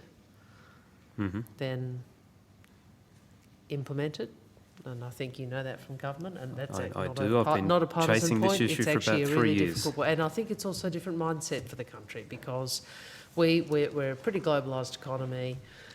We've been, they're free. We've been, I think, accustomed to being part of global supply chains that we have assumed will be both efficient and reliable. And I think what we saw in COVID was the effect of that sort of external shock on our capacity to obtain certain things. So I actually think this is a pretty, as you said, it's a bipartisan objective. It's not always easy to work out how you implement that, because you can't do everything. So there has to be a judgment about which capabilities in the economy do you actually... Sure, I understand develop, that, yeah, and I and will certainly sustain. raise it with Minister Husick. Yeah. But He's very passionate about this. I'd really encourage you to But the issue, talk to him. Minister, is that... Yeah, you're saying, even if as you part have- of that, can we do this? Well, right? what I'm saying is that even if you have a central policy in Prime Minister and Cabinet or an industry portfolio, each individual department is essentially an independent actor when it comes to their procurement. And unless the departments make a deliberate, conscious decision to engage with that central policy, each department will continue to do its own thing and the central policy will fail. So, Secretary, could I ask you perhaps, have you or will you engage with your counterpart in the industry department to understand the sovereign manufacturing policy initiatives of the government and the priorities, and see what is possible to align your procurement policies and engage with health and other people who buy PPE, just as one example, because we do it well, and it's affordable and good quality, so that we actually, on a bipartisan basis, achieve this national objective. Senator, I'm happy to say here that I will have some further conversations about this, but I reiterate that actually procurement, it's on the specific issue that you started the questioning on, it's not procurement policy as such, because I think as Mr Davies explained, it's the procurer. It's not a DFAT procurement at first length. However, I really understand the issues that you've raised. I think well, as Minister says, the investments that we've made nationally for supply chain resilience are important ones, and I understand the point that you're making about backing that in through our procurement policies. We are a recipient of procurement policy and we operate therein, but I'm happy to give you that undertaking that I'll have some further conversations. Thank you, about Secretary. My only observation would be you're right, there's another party who perhaps goes into the market to procure, but that's on the basis of an agreement that the Commonwealth, in this case DFAT, has struck with that agent, whether it's through a panel or directly, so that agreement can be shaped such that the buyer understands there are certain objectives they should meet. And value for money is certainly one, but also supporting a sovereign supply chain can be part of that agreement. So there is an element of control that DFAT, as an agent of the Commonwealth under your accountable authority instructions, can exercise. Thanks, Chair. You're welcome. Senator Fawcett. Senator Birmingham, did you have questions? Or Senator Patterson? Senator Patterson? Thank you, Sorry, Chair. I'm just trying to see who was behind me. Sorry about that. You're right. No. Sorry, Senator Patterson. That's quite all right. Thank you, Chair. Just three quick issues. Firstly, Ms Adams, is there a official residence owned or operated by DFAT in Berlin? I'm sorry, Senator, I didn't hear properly. Does DFAT have an official residence in Berlin? In Berlin, yes. Is it currently occupied? Yes, to my knowledge. Suzanne Pitson, Overseas Property Office. Yes, DFAT does own an official residence in Berlin, and yes, it is occupied. Is there any other residences that DFAT is paying for in Berlin in addition to the official residence? So DFAT has both owned and leased residences in Berlin. Mm-hmm. How many? I'd have to take that on notice, Senator, but I can do that. And is the ambassador currently using the official residence or another residence? The ambassador is using another residence. Right. Why is the ambassador not using the official residence? There were particular circumstances that made it appropriate to allow the ambassador to use a different residence. What were those circumstances? They were personal circumstances, Senator. Right. I wouldn't want you to disclose anything private to an individual here, but I just do want to understand in broad terms why the official residence is not appropriate. The circumstances are personal circumstances, Senator. Okay. All right. I won't press too much further. I sense the sensitivity there. Perhaps you could just provide on notice when the lease was entered into and what the cost of the lease is and when the lease is scheduled to end. Yes, Senator. Thank you. Moving on to a second topic, I'd like to ask about the foreign arrangements scheme, if any relevant officials can come forward. While they're doing that, I just want to place on the public record my appreciation, Foreign Minister, that your office arranged for a briefing on this topic, and I'll be sensitive in asking my questions given the nature of the briefing. How many agreements between state governments and foreign entities have been registered? Thank you, Senator. If you just give me a moment, I'll that for you.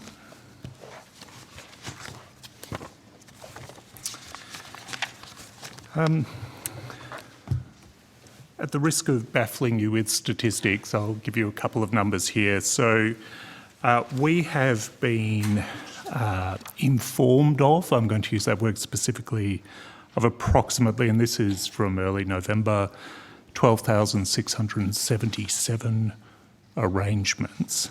Now... That's total, I presume, not just state government. Oh, sorry, that's total, yes. Yep. My apologies. And then, so just to stick at that high level for a moment, About a quarter of them are not in scope of the scheme, mainly university arrangements. So just to clarify before we move on, universities have put forward agreements that they think might fall in scope, but it's been determined they're not in fact in scope. That's correct. Because I presume of the characteristics of the foreign entity that they had the arrangement with, it doesn't fit the definition in the Act? Or? Yes, it's predominantly because of I think you're aware that university arrangements only need to be registered in relation to foreign universities that do not enjoy institutional autonomy. So particularly arrangements that were notified early in the scheme, universities did it out of an abundance of caution, so we got a large number at that time.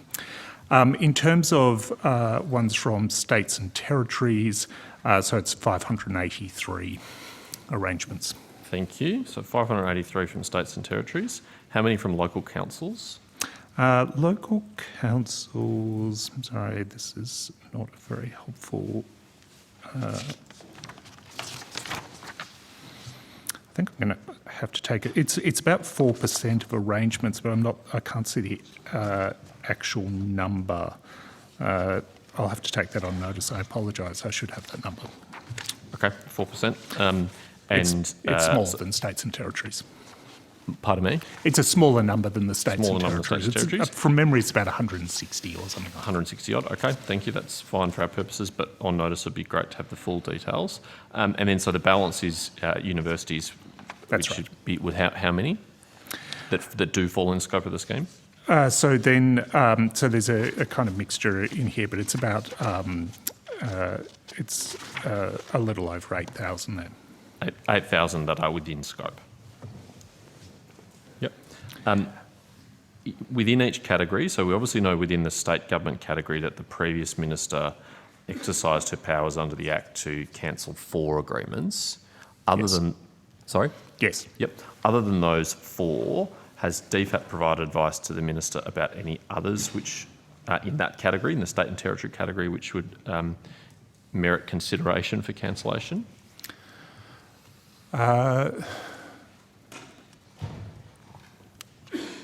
I'll correct the record if this is wrong, but I believe the answer is no. Yep. And has DFAT provided any advice to the minister about any in the local council category which should be considered for cancellation? Again, I'll correct the record, but I believe no. Believe no. And I think the minister also has the power to vary an agreement as well. The minister may vary an arrangement, can also make a decision that the arrangement be terminated at some point in the future as well. Okay. For the purposes of the questions on notice, could you please include any statistics about schemes which should be varied as well as those which should be cancelled, including being cancelled in the future? And then in relation Decisions? Pardon me? Decisions? Advice. I'll take that on notice. I mean, that's a degree of specificity on advice. I'm happy to be helpful, but it's a degree of specificity that we might want to consider. Sure. For clarity, and perhaps this will assist, I'm not saying agreement X, Y and Z, just the number. Yeah, 4 but agreements, 5 agreements. That may not be your intention, but that may be the consequence. Okay. Yeah. Given these are very large categories... Let's just work out what we can give you, and if we can't give it to you on notice, we might be better to have a discussion. Okay, thank you. And then same question for the university agreements. How many has the department put forward for advice for cancellation or variation with the minister? So can I just be clear though? You see, the denominator is different, isn't it? Because what might come to me for advice or to the minister, there would be many you might have considered. There'd be obviously a larger number that had been considered. Yeah. To be completely transparent about my intentions, I'm just trying to get a sense of... How's it working? How many... Yeah, exactly. How's it working in practice? How many are being flagged in some way for some level of scrutiny? How many are being red flagged? I'm just trying to get a picture. All right. Why don't you leave that? I understand. Leave that with us. Thank you. I'm grateful for that. Obviously, there were 2 schemes or 2 categories of schemes that the Parliamentary Joint Committee on Intelligence and Security made specific recommendations about. And in education and employment estimates today, the department confirmed there was a whole-of-government response to the PJCS report, which is forthcoming. Just want to confirm that DFAT has been involved in preparing the whole-of-government response to the PJCS report. Yes, we have. And I'm going to try. I imagine you won't be able to say no, but I won't be able to say. But how far away do you think that report is? I really can't say. So the Department of Home Affairs is leading that response. So a matter for them and the Minister for Home Affairs to seek agreement from the Foreign Minister. Okay. Minister, can you shed any further light on that, on timing? I can't add to that answer. Okay. I might ask some further questions about specifics once the government's response to that report has been tabled. Are you still a member of that committee? I am, yes. But not Dep Chair? No. Okay, moving on to a third topic, and that's it from me, Chair, after this one.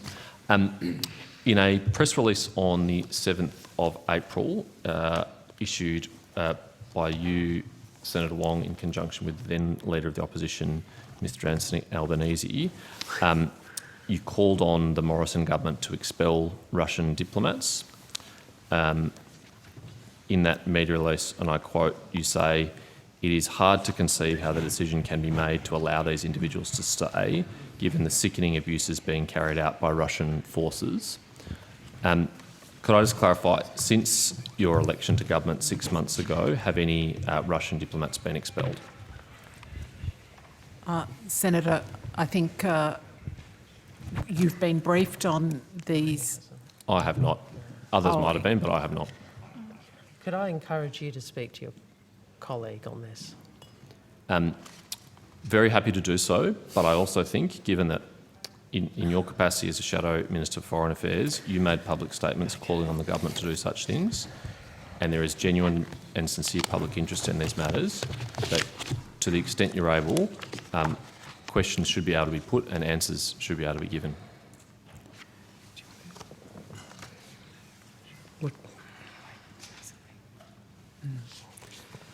Well,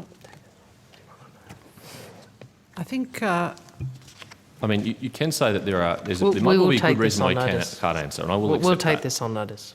Okay. Could you also take on notice any consideration of future expulsions? Also.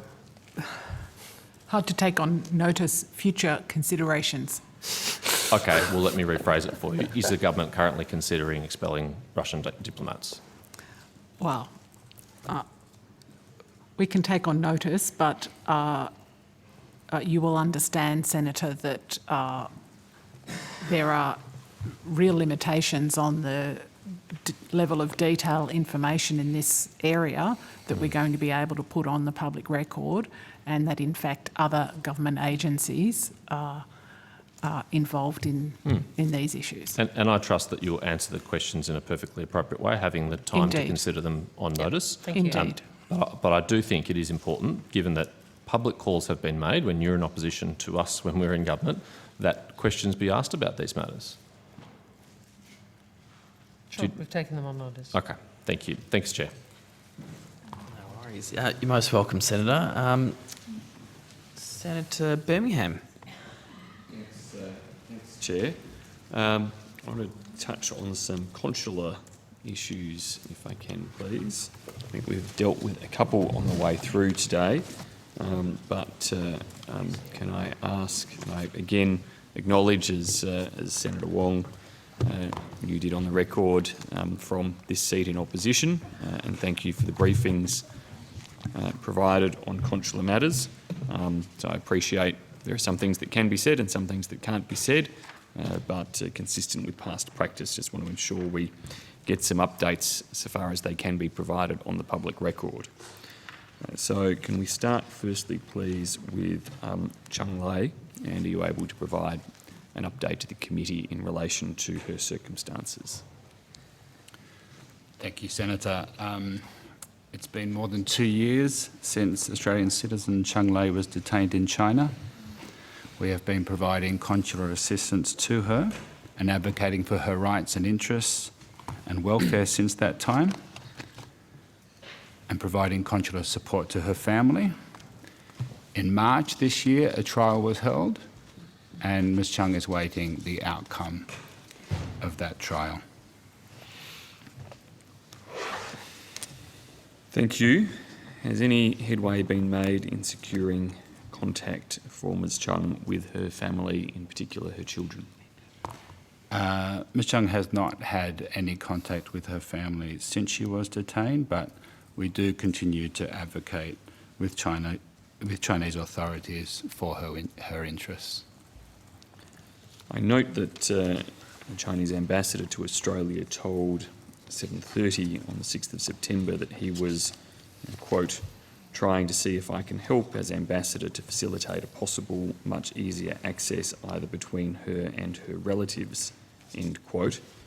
Are we aware if the ambassador has made such representations and if he has been able to provide any update in relation to efforts there? Minister, no, but as I said earlier, we continue to advocate on Ms Chung's behalf for her to speak with her family. Senator, could I add that, of course, while we can't speak on behalf of Ambassador Xiao and what he's done within his own system, the Australian Embassy in Beijing is very focused on these issues, and in fact Foreign Minister Wong herself has raised that precise point directly. So we place high importance on this, as well as on the family contact issue, as well as, of course, wishing to see the finalisation of those legal processes and her return to Australia as soon as possible.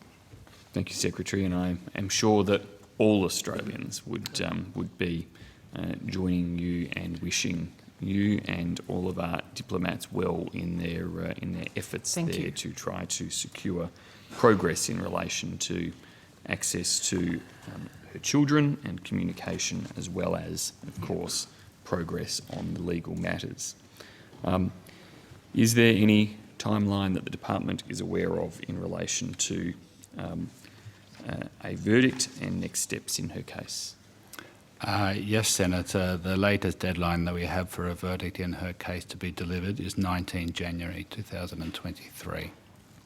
When you say the latest deadline, that is because there have been prior deadlines that have been passed. That's right, Senator.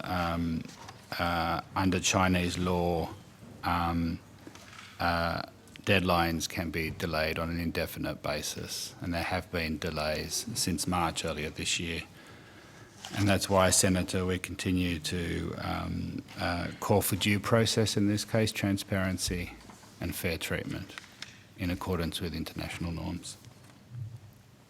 Is there any basis to have confidence in relation to the next deadline, or from our knowledge it is just another deadline that comes in those 3-month windows?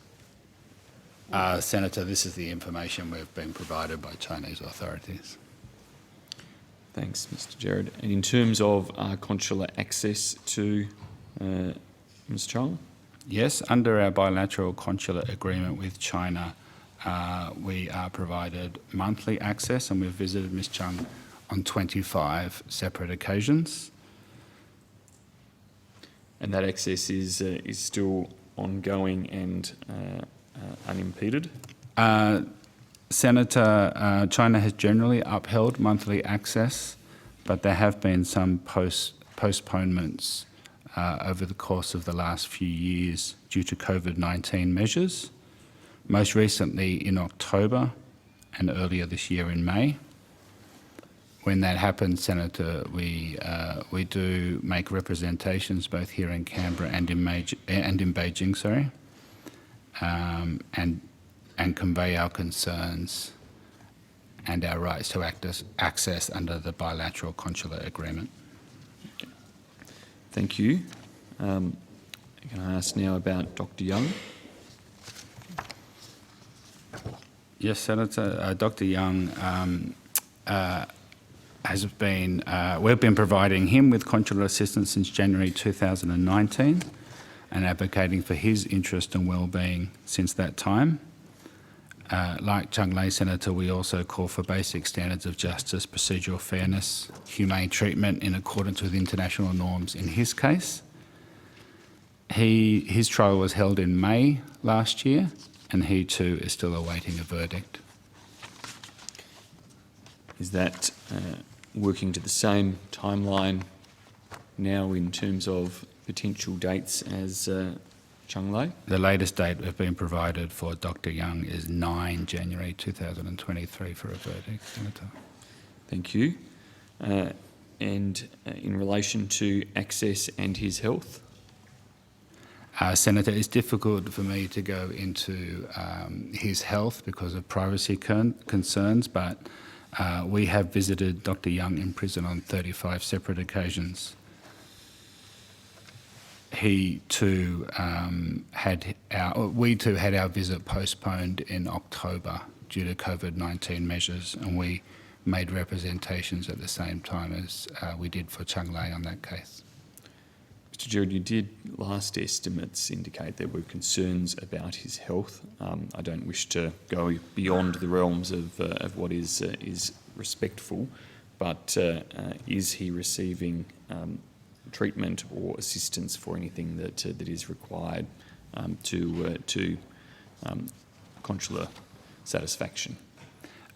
Senator, we have no pressing concerns for his health, and we, from time to time, seek an assurance from Chinese authorities that he can access the medical treatment that he needs. Thank you.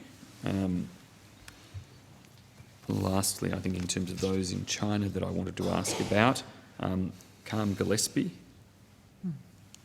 What is the status of Mr. Gillespie?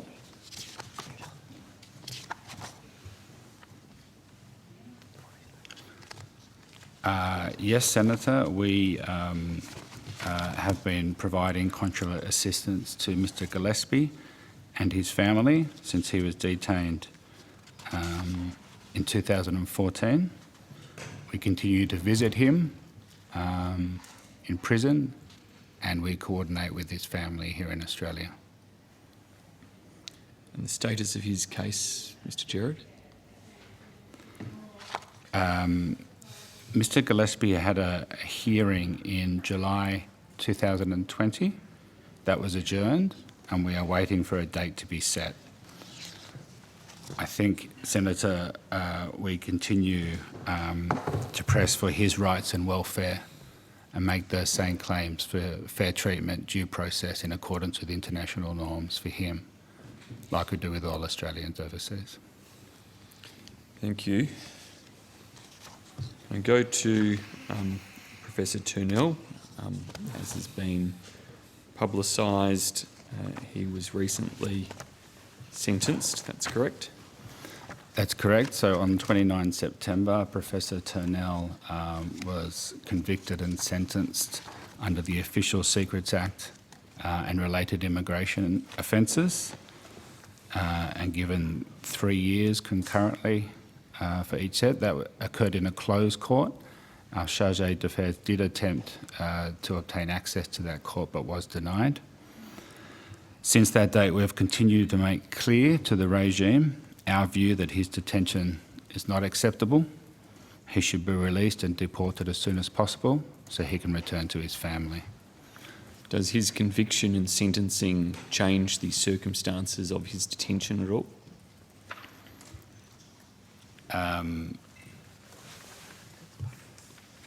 Senator, I'm not sure what you... Has he moved prisons or those sorts of... It's difficult for me to not breach his privacy by giving you details about the location for Professor Turnell. I'm sorry, Senator. Okay, Gerard, Mr. Gerard, I didn't... we can... It's not normally something we talk about publicly, about locations of... No, the question was intended as a... Certainly... Going from case pending to conviction may sometimes entail going into a prison of more concerning standards or those sorts of matters. So why don't we just... I can pursue that next time we have a briefing, although I hope for his release before then. but perhaps we can just turn to his welfare then. Sure, Senator. We hold ongoing concerns for his welfare in Myanmar, and we do provide extensive support to his family as well, and we do hope that he can be returned to them as soon as possible. That's certainly the outcome we're working towards. Is Minister, as Secretary touched before in relation to the cases of with China in terms of the advocacy at ministerial level as well as at departmental and official level.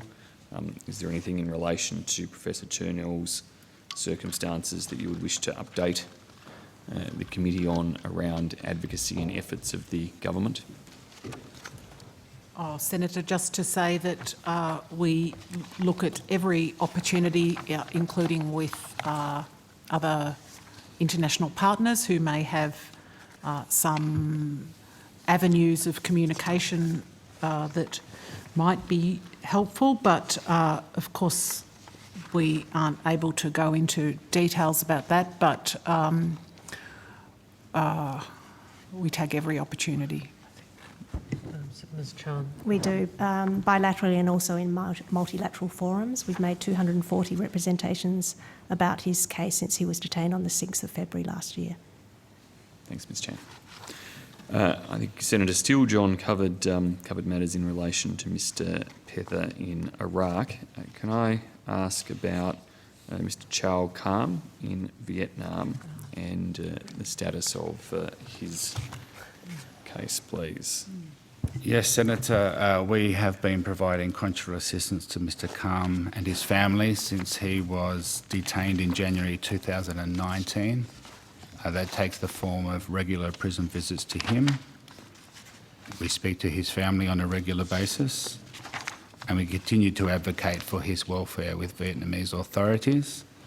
We've made 71 representations to Vietnam since he was detained. The most recent one was earlier this month.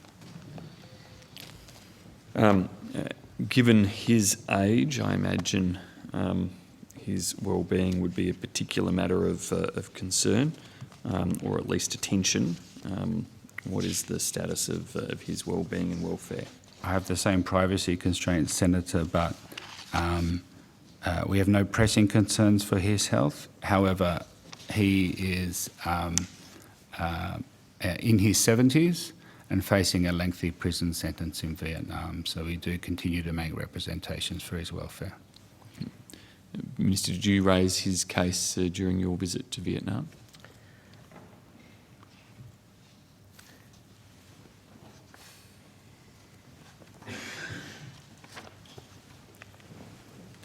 See, the difficulty is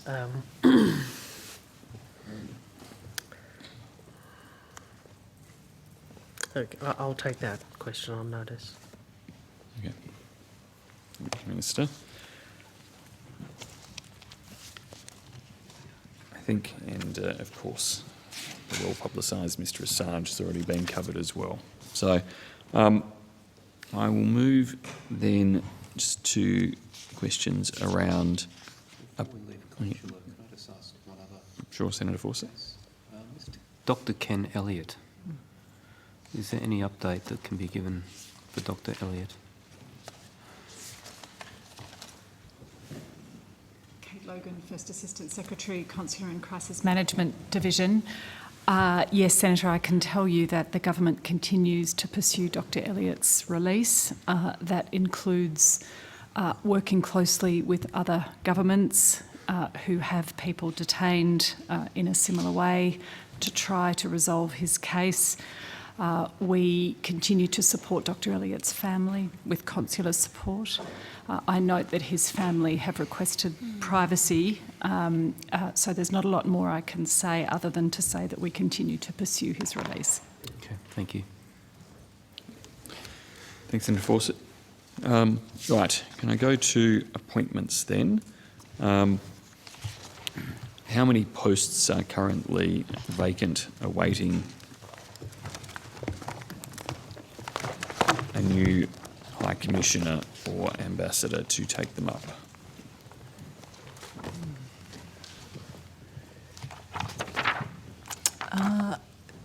Senator, I'm not sure I have a number in my head. Do you have a list instead? I've got lots of lists. We wouldn't have any vacant as such. We would have chargé d'affaires in all cases. Of course, but you understand the question I'm asking there, Ms Adams. So, yes, chargé will fill the role in the absence of an appointment, but I'm just seeking to ascertain how many actual appointments are pending in terms of, and how many posts have been left unfilled for a period of time. I'll take it on notice, Senator. We have, of course, set term appointments, which can be extended. So we're always in the process of appointing a certain number of heads of mission. Doesn't mean they're vacant. Well, let me turn to one that is vacant. The government announced Mr Smith to fill the High Commissioner's position in the UK on 30th of September, and I acknowledge his skills and attributes to fill that position, and did so publicly at the time. However, that post has been vacant in terms of a permanent High Commissioner for quite some time. Indeed, it's at the end of April that Mr Brandis finished his tenure as High Commissioner. The second tenure. Sorry. I think that's right. Why did it take so long to announce an appointment? And well, let me just let that question stand first, Minister.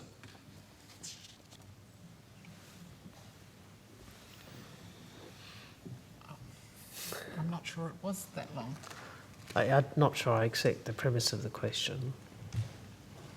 I mean, there are plenty of appointments which have taken longer than that. Were elected in May. What was the announcement? October. The announcement was made in October. I think the announcement was October. So, just in relation to your earlier question too, there's obviously, as you would know, for some, or generally,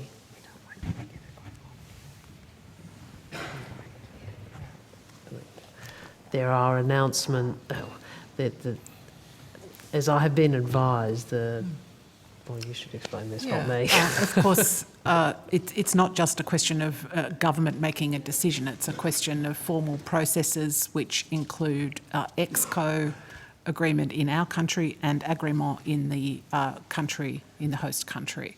So sometimes the timelines aren't, of course, in our own control.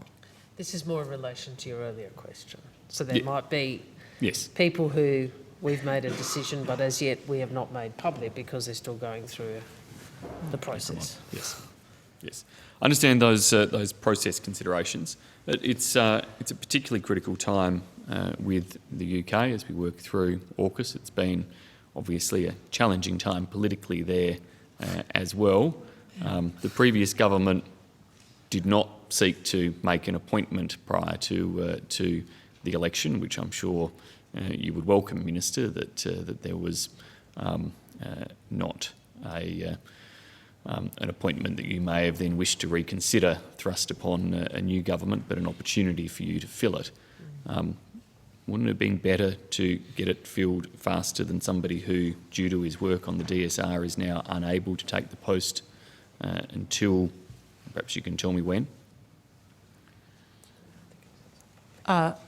Senator, I was going to take the opportunity to say that we have a very experienced chargé, acting High Commissioner, Lynette Wood, who's previously served as ambassador to Germany and performed many roles in government in Australia and overseas. So our relationship with the UK has been very well handled in this period. You may have seen Acting High Commissioner Wood participating as appropriate in the ceremonies to do with the passing of Queen Elizabeth and the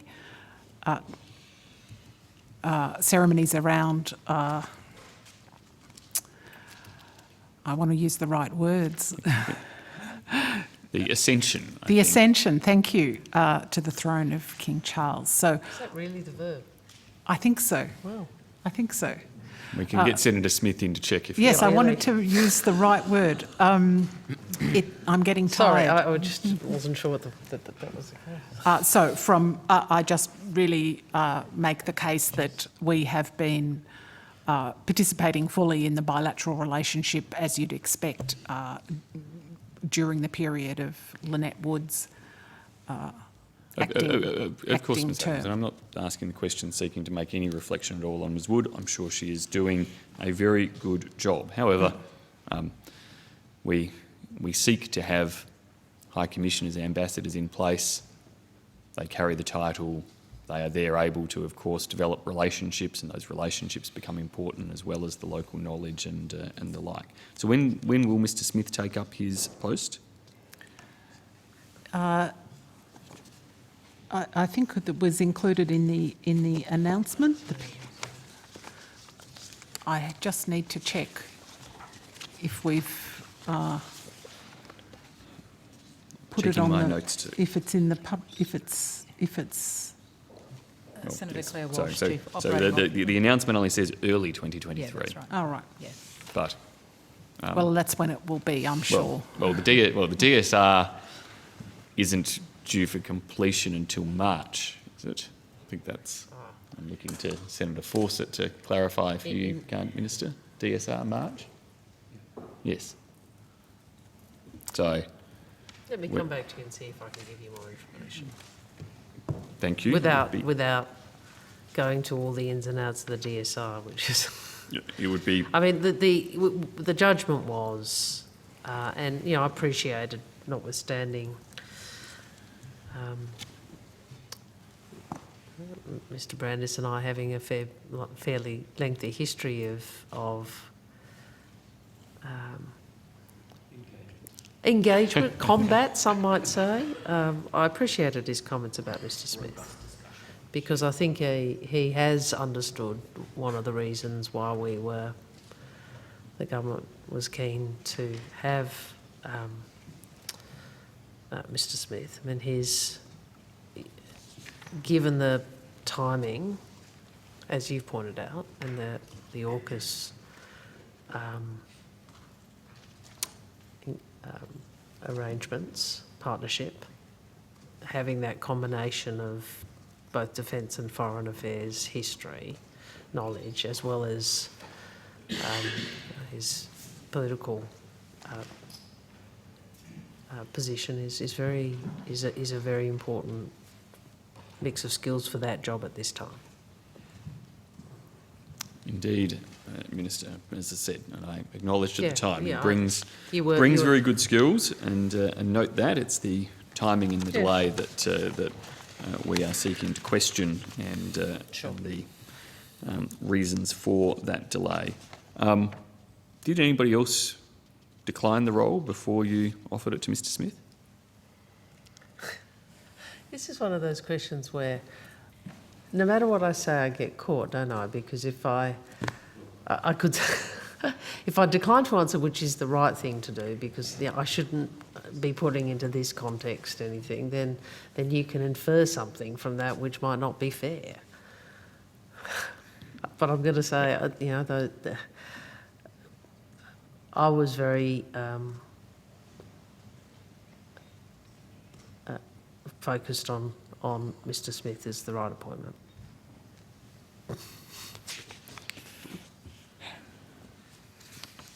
It's tempting to press, Senator Wong, but I know that you will dig into a hole if I press rather than actually relent. on that. You are right. You didn't answer the question, and people, and I stress. Depending on who anybody else was, I may well find myself saying that you should have gone to Mr. Smith in the first place. I don't think you should make an assumption that we didn't, is what I'm trying to say. But I don't want to get into this exchange about every appointment. I think he is the best choice for the reasons I've outlined. Ambassador Sinodinos will conclude his term in February 2023, according to your announcement. Will there be a replacement in place for a smooth transition from Ambassador Sinodinos to a new ambassador?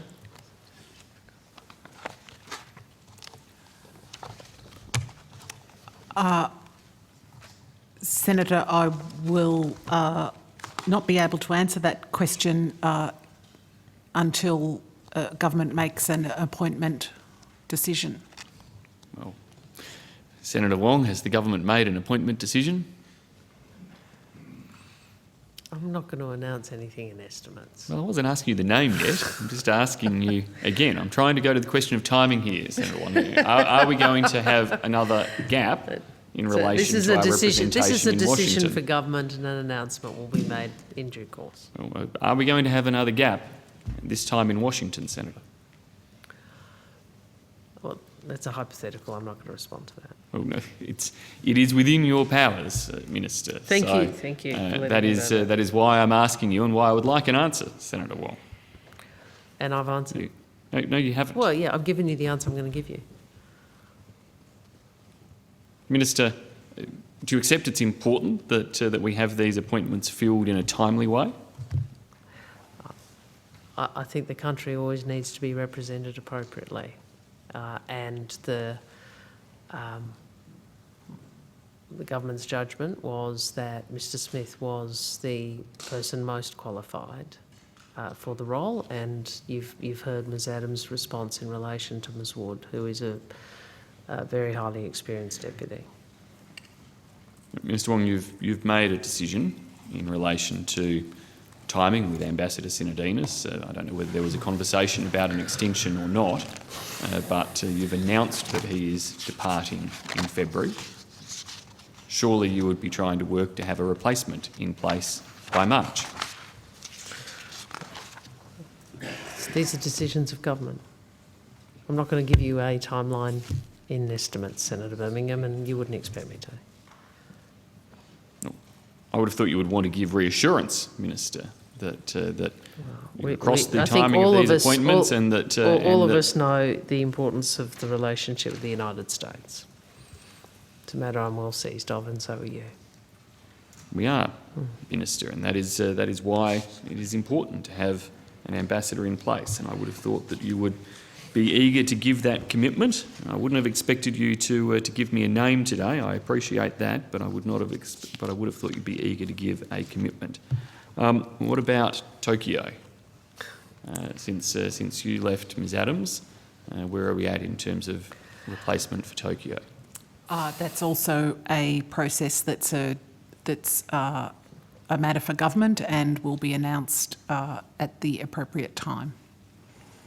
I appreciate, of course, that vacancy was one caused by your appointment, which we congratulated you on at the start of the day, and that therefore made a period of having somebody acting inevitable given the appointment.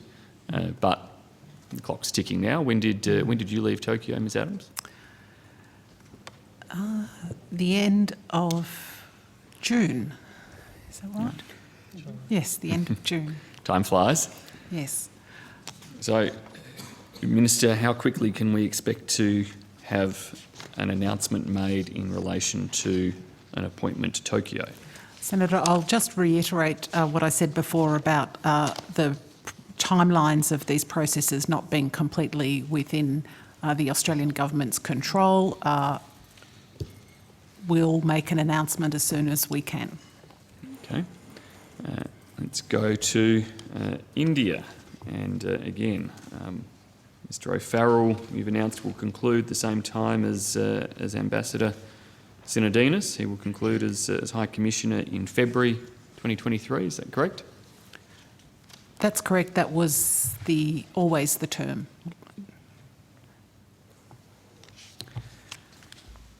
That was always the term.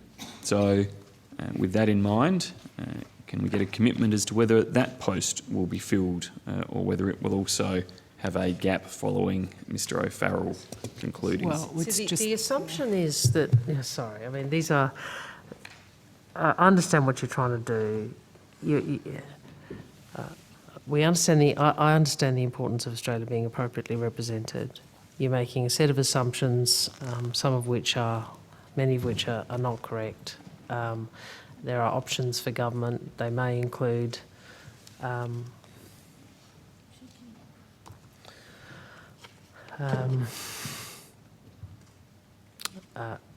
the person in place continuing for a period of time. They may include acting arrangements. We're very conscious of these. And across all our posts, some of which weren't filled when I came to this role, but also in particular, you've identified, I think, the UK, and then obviously the Quad countries, which are important for Australia. So we do understand that. I can assure you we're very mindful of ensuring we have not just continuity, but the best people for the job. Which we should seek to have indeed, Senator Wong. But you have chosen to publicly announce in terms of their conclusion, Mr Sinodinos, Mr O'Farrell, Mr Hodgman, all in February of next year. It's now getting close to the middle of November of this year, so I am conscious that there is usually a number of steps and delays in that regard. Very, very glad that you're very focused on appointments. I don't. You used to ask these questions too, Senator, and you asked them about posts that were held vacant too in the past. So let's again seek here, even if we're not being terribly successful through these estimates, to see whether you're holding yourself to the types of standards that you argued for when on this side of the table. But in none of these posts are you going to provide a firm commitment in relation to there being a smooth transfer at the time of departure. No, what I'm not going to do is to give you details of how we will manage continuity before those decisions are made and announced. That's what I'm not going to do. So you can put a political proposition to me as you just did. I don't agree with it. It's your political proposition. I'm saying government will make decisions in an orderly way. We'll make decisions on the basis of who we consider the best person for the job, and we will announce them when we are in a position to announce them. So even though you've announced the end dates in these cases, is extension a possibility that you keep open, Minister? You mentioned that as one of the circumstances before. Yes. Are you trying to negotiate the extensions? I was surprised. I'm interested in the priorities of the coalition when it comes to foreign policy. I always know that appointments are very high on the list. Minister, I was surprised. Ms Adams, I think, was about to. I was surprised you mentioned extension as one of the means to manage there have been people who've been circumstances. Oh, look, I think the processes will continue as normal. I don't really have anything further to add except to say that we will always ensure we have senior level people managing these key relationships. Yep. So I can certainly give you that guarantee. Thank you. Thank you, Secretary. Can I quickly get the Passports Office back? I also have some Sorry, Senator Chandler, I know you flagged Claire. Sorry? Claire? Sorry. Were you keen to get... Sorry, I know you flagged. Was that Secretary? No. Okay. Right on.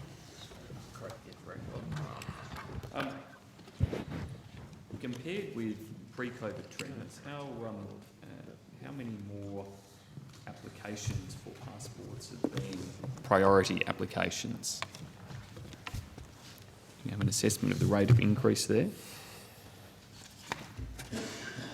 Sorry, Senator, would you mind repeating the question, please? Sure. Compared with pre-COVID trends, what's been the increase in applications that are priority applications? Priority applications, Senator. Around about 7 to 8% pre-COVID made up our priority applications. It's now sitting at around 18 to 20%. Now sitting at around 18 to 20% of those coming in.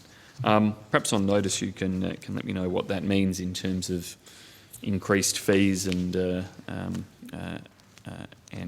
revenue in that regard. Are you seeing it slow down, or as times improve, or given the message is perhaps not filtered to the community yet and people are still worried they are not yet returning to normal in terms of those priority applications? Is the trend coming off, or is it still high? So, Senator, we've seen a slight reduction in demand in the last only couple of weeks, and we are certainly now much better positioned since putting on around 1,000 staff since June. So our work in progress is what we'd call at steady state. We would still be communicating with Australians that if they're travelling imminently and have not renewed their passport and are unable to allow at least 6 weeks, that they should be looking at a priority processing application. What rate of new passport applications for children are being met on time? Just a minute, Senator, I've got that figure.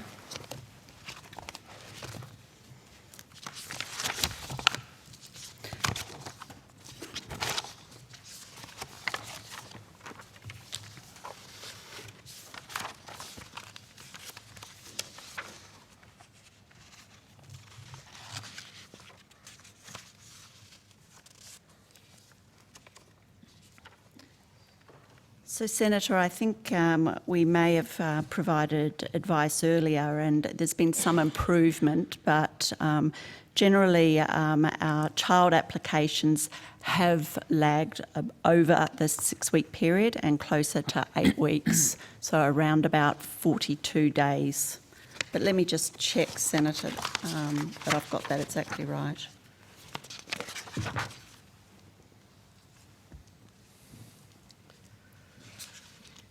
So up until the 1st of September, Senator, 42% of routine applications had been processed within 6 weeks. We are now currently sitting at around 8 weeks for child applications. 8 weeks for child applications. Is there anything that can be done specifically to speed up child applications? Yeah, thank you, Senator. Child applications have a couple of challenges for us. We have to under our legislation and the family legislation, monitor closely parental consent. We need consent from both parents and in fact, parental consent is one of our biggest fraud issues in passports. And so we have to check that we've got the consent of both parents, that consent is right. And that does cause delays. There are things that we are doing at the moment in the policy space to address and hopefully speed up the child application process. So, for example, we are at the moment considering applying with both parents' consent, enduring consent, so that noting that each 5 years you have to apply for a new child passport, whether parents want to provide enduring consent for the out years. So there are things that we are looking at.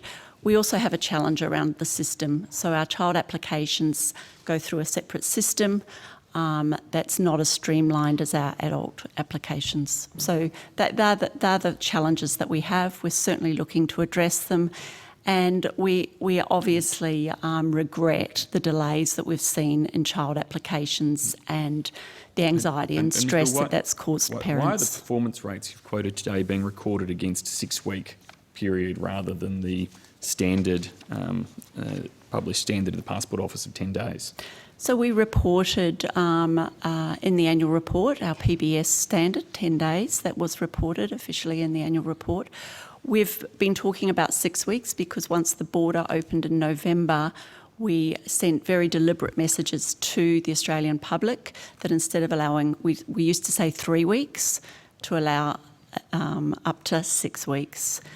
Working with Assistant Minister Watts in June, we, as the surge and the increase in applications continued to rise, we put out further messaging to allow at least 6 weeks. So we've been measuring ourselves against that 6 week time frame that we've been sending to the public.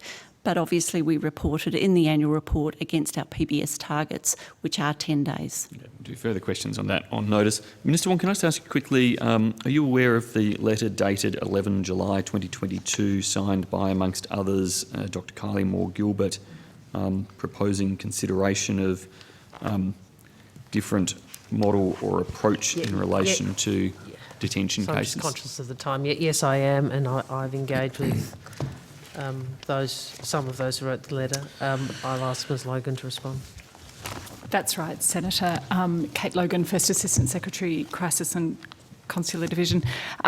We are talking to Dr Moore-Gilbert and some other former consular clients about how we manage high-profile and complex consular cases so that we make sure we're modelling best practice.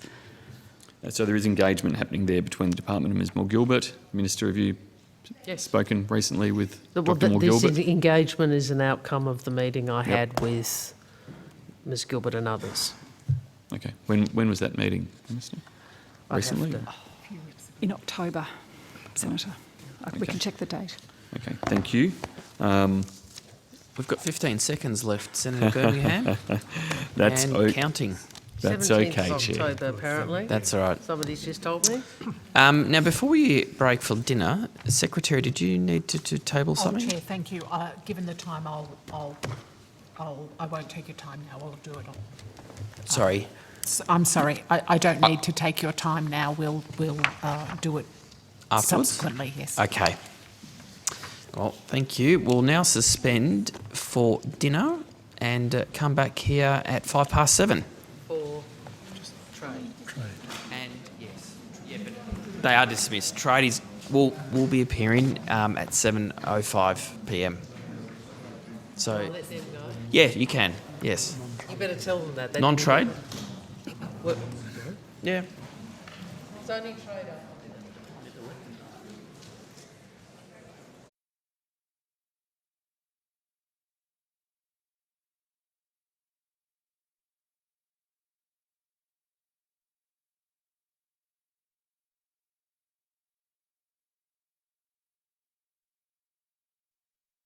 Off we go. Well, good evening, everyone. We will now move to the trade programs within the Department of Foreign Affairs and Trade. And I do welcome Senator the Honourable Don Farrell, who is the Minister for Trade and Tourism. Welcome, Minister. Thank you, Chair. And also welcome to the Associate Secretary. Thank you. Thank you. Welcome as well. Now, do either of you have an opening statement that you like to make? Chair, I do have an opening Thank you, Minister. statement. Please Thank you. proceed. After a decade of coalition government, Australia is more dependent than ever on a single market for our exports. Placing all your trade eggs in one basket has proven to be a bad economic strategy. The COVID-19 global pandemic, supply chain volatility, which have been exacerbated by Russia's illegal invasion of Ukraine and Chinese trade blockages, have exposed the growing risk for Australian exporters, jobs and prosperity. With the Albanese government at the helm, Australia is charting a new economic course which is responsible, more resilient and sustainable. Diversifying Australia's trade and investment ties will make us economically stronger. The coalition government dropped the ball by failing to conclude parliamentary processes to enable entry into force of the Australia-UK Free Trade Agreement and the Australia-India Economic Cooperation and Trade Agreement. Unlike the previous government, the Albanese government is working hard to conclude all treaty and legislative processes to enable implementation of the UK and India trade agreements this year.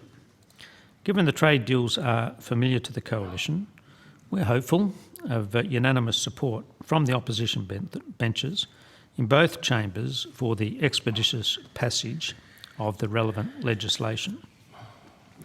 Despite many years of negotiations, the Coalition government failed to land a trade deal with the European Union.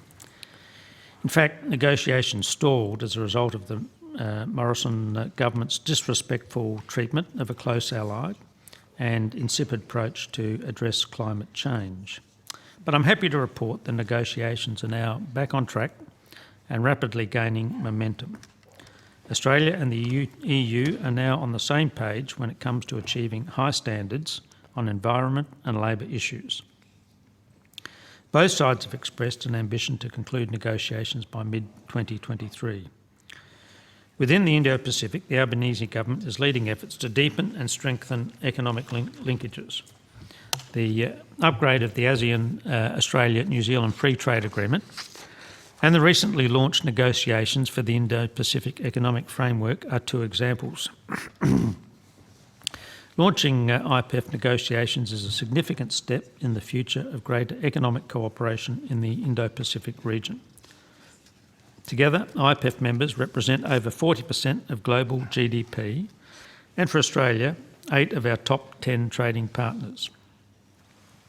It brings together the United States, North and South Asian partners, including India, and importantly, our Pacific neighbour, Fiji. IPEF will cover a range of new and emerging trade issues, including supply chain and clean energy. The Albanese government's objective is to become a renewable energy superpower, helping spur not just our own energy transition, but our region's transition and the world's transition to net zero carbon emissions. Facilitating the energy transition is at the centre of our trade policy. The IPEF negotiations and recently inked Singapore-Australia Green Economy Agreement demonstrates the government's commitment to achieve net zero by 2050. In summary, we're a government of free, fair and open trade. We're committed to deepening and diversifying our trading relationship to strengthen our economy. Australia is no longer a pariah when it comes to climate change. In fact, we are now considered a key part of the global solution. The Albanese government is of the firm view that trade must be a driver of inclusive economic growth and greater economic well-being for all Australians. It must deliver for the Australian people. Thank you. Thank you very much, Minister. I'm assuming you'll be able to table that for us to circulate. I will. To Senators. Thank you. Associate Secretary. Thank you. I also have a short statement. So thank you to the committee, and I'd like to make some brief comments about DFAT's trade function. At its heart, DFAT's trade work is about creating economic opportunities that benefit the Australian community. That includes creating opportunities for Australian business to expand into overseas markets. It includes working with our international partners to provide an international framework for global trade that is based on agreed rules. That is particularly important at a time of high global economic stress and geopolitical uncertainty, when some actors, like Russia in Ukraine, operate illegally and in disregard of normal international relations. We do all of this, of course, in real time, very much aware of the changes and conditions in the global economic and strategic environment that have underscored the importance of the government's trade diversification agenda. Right now, that context includes the supply chain disruptions we've experienced since COVID, the ongoing blockages affecting some of our exports to China, and the disruption to global energy prices and food security arising out of Russia's war in Ukraine. We are also positioning Australia to capitalise on evolving opportunities such as the global green economy transition and the government's commitment to embedding First Nations perspectives in our foreign trade policy. One thing that is critically important today is strong global support for our international system and institutions. The World Trade Organisation is one of the key parts of that system. Like other parts of the international system, the WTO has been under intense pressure in recent years. But this year, it's shown again its capacity for channeling important international collaboration, particularly at the 12th WTO Ministerial Conference, when Australia, together with our Pacific partners, helped secure a new treaty to boost the sustainability of global fisheries stocks, the first new multilateral agreement concluded since 2013, and the first so clearly dealing with such an important global sustainability issue. So I'm very happy to take your questions on these and other trade issues, including, of course, the government's FTA agenda. Thank you. Thank you very much for that opening statement, and I take it you're also happy to table that for us to circulate. I'll hand over now to Senator Cadell. Thank you, Minister. Thank you, Mr. Yen. Just want to start out, if we can, getting a picture of how the new arrangements work with the Minister and the Shadow Minister. Minister, what specific responsibilities have you given to Assistant Minister Ayres in relation to the trade and tourism portfolio? Well, he's got a wide-ranging brief to work in those areas that I have responsibility for. The portfolio obviously is a very large portfolio. It requires a lot of overseas travel, and so we have tried to work out an arrangement whereby when I, for reasons of having to come to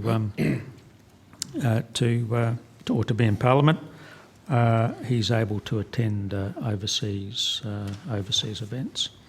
And a recent example of that, of course, was when the Queen passed and we had to reschedule the Parliament. He was able to attend to some overseas commitments that I wasn't able to attend to because of the rescheduling of Parliament. Are there any specific tasks or delegations that you've given him as part of that, or it's just a wide-ranging remit? Look, I've given him a wide-ranging remit. He's a terrifically competent Assistant Minister. I was lucky enough when I was an Assistant Minister to have a Minister who gave me a broad remit in terms of the responsibilities I had in respect of urban water. I think Minister Ayres is extremely competent, and he's confident too. Hey? He's also confident. Yes, he's certainly that, Senator Chandler. Yes, we work jointly in this area, and thank you.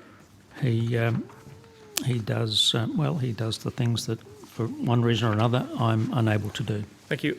Would you be willing? Would you please table a charter letter you've given him as part of the role? Thank you. Sure. I won't be able to do it today. No. We'll get a copy of that for you. Thank you, Minister. You mentioned that travel, tap in, tap out, like tag team, bit of WWE.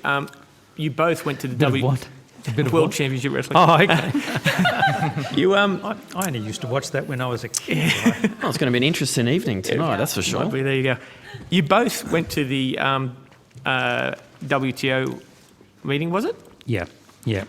Was there a difference in role at that? Was there specific, like rather than one versus the other, you both went? Was there a division of? Yeah, so look, I think to explain what happened there, a couple of things were in play.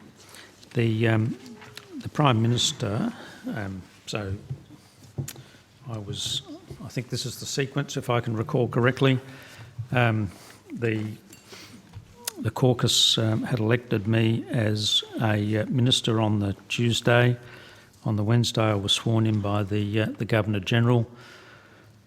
And by the Thursday or the Friday, the Prime Minister had indicated that he would like to take a trade delegation to Indonesia. So myself, the Prime Minister, the Foreign Minister, I think Minister Husik, all went up to Indonesia for a number of days in order to show to the Indonesians that Australia was open for business, but that there'd been a change of government, but we still wanted to continue to have a good working relationship with the Indonesians. We were lucky enough to get a terrific reception by the President of Indonesia, and I also was able to meet the Trade and Tourism Ministers, both formally and informally. At about the same time, there was also an OECD meeting in Paris, and it just wasn't possible in the time frame to be in two places at once. So I asked Minister Ayres would he be prepared to go and represent Australia at that, which he did extremely well with former leader in the Senate, former Minister Cormann. And then I requested that he come up to Geneva to participate in the WTO meetings. I guess one of the reasons in my thinking for that was this. Because of COVID and the pandemic, there hadn't been face-to-face meetings of the WTO for a number of years. And so, in a sense, there was a lot of catching up to do. And subsequently, my visits to the United States and Japan and Korea, even New Zealand, have been all about trying to catch up on a couple of years where we just haven't been able to meet people face-to-face. And given, firstly, the extent of countries that attended the World Trade Organisation and the opportunity that it presented to have these face-to-face meetings, I was of the view that it was in Australia's interest to re-engage as quickly as we could with all of these countries. We had basically back-to-back meetings from morning to night, where we were re-engaging, particularly with the countries, our trading partners in the region, but also given that we wanted to get the EU free trade agreement rolling again. We were also keen to meet with our European colleagues, and for that matter, for our new friends that we had negotiated free trade agreements with the United Kingdom and India. So obviously it represented a great opportunity to maximise our interactions with all of those countries which we really hadn't been able to interact with over the previous 2 or 3 years. Minister, you mentioned about the face-to-face and catching up.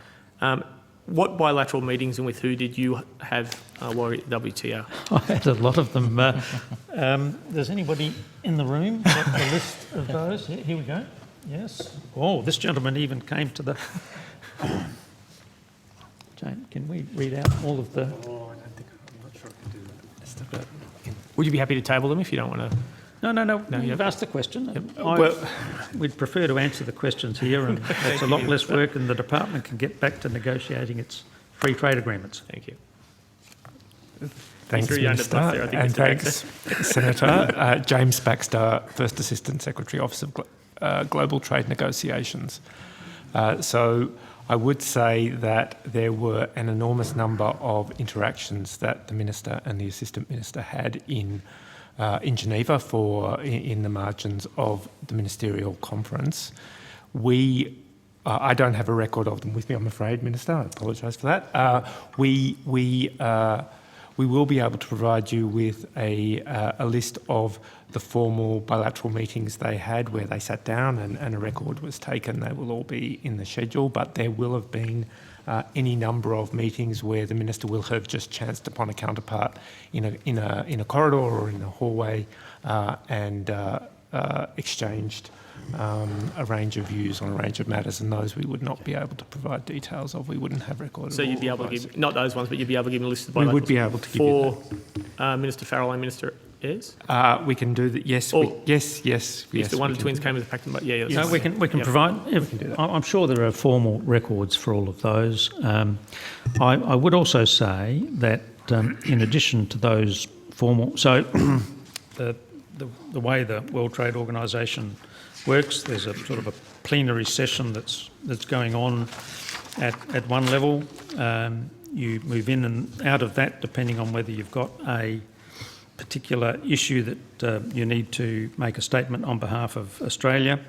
So when you're not making those statements, that gives you an opportunity of doing the bilaterals. And we had an office where we were doing that.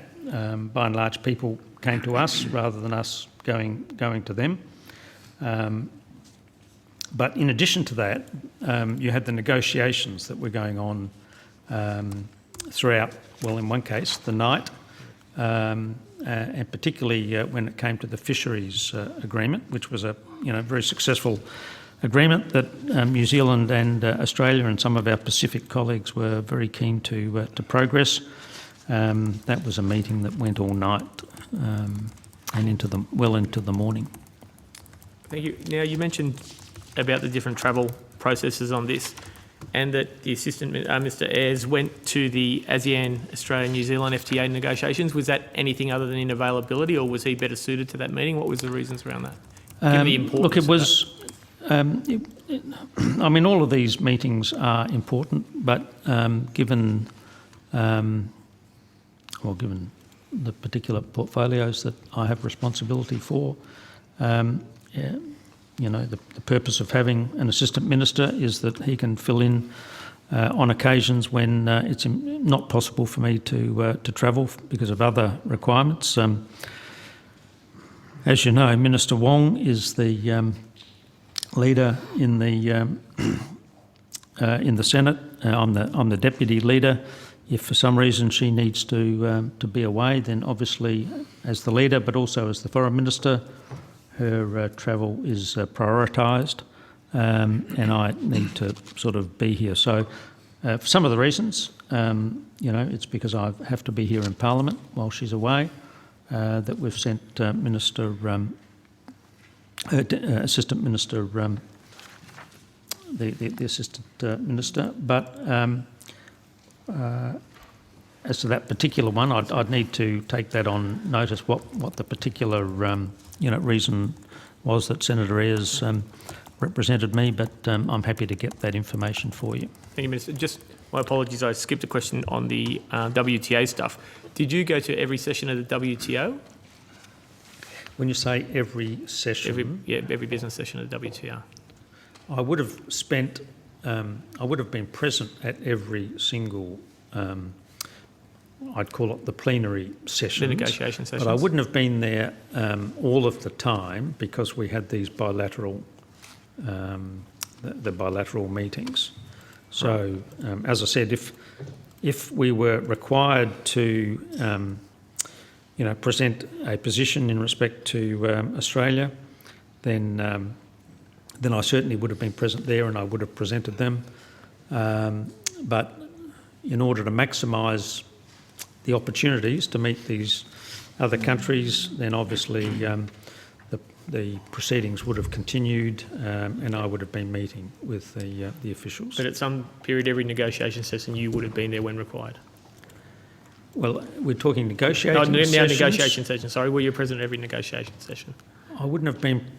There were 4 or 5 negotiation sessions, so you can't be at all of them simultaneously. So the short answer is no, I would not have been at every negotiating session. If you weren't there, was your assistant minister? Yes, either. Well, we would have. You're stretching my memory here a little bit.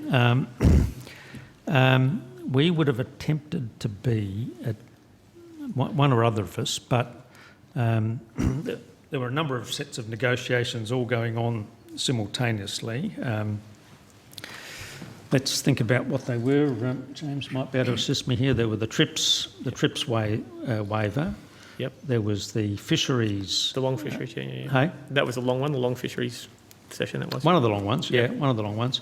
There was agriculture, WTO reform, e-commerce. That were the main ones. They were the main. So those negotiations were all sort of going on simultaneously. If I wasn't present at one of those, Minister Ayres would have been, or one of our very competent officials would have been there. So there wouldn't have been anything that occurred that we weren't present for. And of course, I was a vice president, and so in addition to all of those other meetings, we were also attending the meetings with the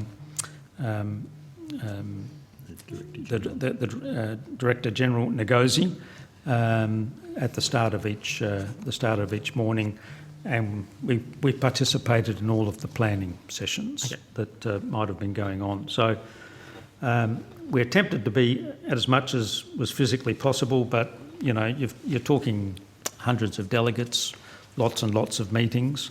Obviously, we prioritised those meetings which Australia had the most interest in. So what were the top three that Australia had the most interest in? What did you prioritise? Well, I would say WTO reform, agricultural reform and fisheries reform were perhaps the three most important economically to Australia. Thank you, Minister. It was evidence this morning, hearing noted, you won't be attending APEC meeting later this month, but again, will be, is that correct? Yes. Okay. Are you going to the G20 at all? No. Okay. No, I was supposed to go to Bali for the trade ministers meeting, but with the passing of the Queen, we had to reschedule. I was also supposed to go to India. I rang up and apologised to my counterpart that I wasn't able to do that. I have been in pretty regular contact with him, particularly to update him on the progress of the free trade agreement through the Australian parliamentary process, and I've given him a solemn undertaking that as soon as I can get there in the new year, I'll be there. Thank you, Mr. Farrell. Look, I should say, even though I wasn't able to go to Bali, a number of the ministers have now come to Australia, and I've had an opportunity to meet them here, including the French Trade Minister. Thank you very much. Moving on, you mentioned in your short opening statement about the free trade agreements that are on the table. Going to the United Kingdom one, probably Mr. Yeen, just some of the benefits of trying to ratify that prior to the end of the calendar year for Australia? Sure. Look, I might ask my colleague, Ms Stevens, to come to the floor to give you some more detail. Yep. I mean, this is one of our most ambitious agreements. It contains excellent market access benefits. Obviously, the sooner that we can have the agreement to come into effect, the better it is for Australian exporters, and that's why the government has placed such priority in moving the process forward, and with a view to getting to allowing it to pass through the Parliament before the end of the year. But I might let Ms Stevens give you a little bit additional detail. Good evening. Thank you very much for the question. My name is Edwina Stevens. I'm Assistant Secretary in the Free Trade Agreements and Stakeholder Engagement Division. Indeed, we are working and hoping that we will be able to have the agreement ready to be ratified as soon as possible. That process itself is twofold. So Australia will have to complete its domestic processes, as will the UK. In terms of the benefits that would accrue with timely ratification, there are a range of benefits that span goods, services and investment. On the goods side, there are some really significant gains for our exporters, certainly opportunities, jobs for business. These will accrue through the elimination of tariffs on over 99% of Australian goods exports to the UK, valued at around $9.2 billion. And this is up from the current 89% of exports that receive tariff-free treatment in the UK at the moment. There were very strong outcomes received across key export sectors such as beef, sheep meat, wine, dairy, rice and sugar. And also there should be great benefits in the removal of red tape, so making trade flow easier, more easily I should say. There are a number of very interesting outcomes in terms of tariff elimination in relation to sensitive agricultural exports in particular. And that is either through an immediate elimination of tariffs or otherwise significant duty-free transitional quotas.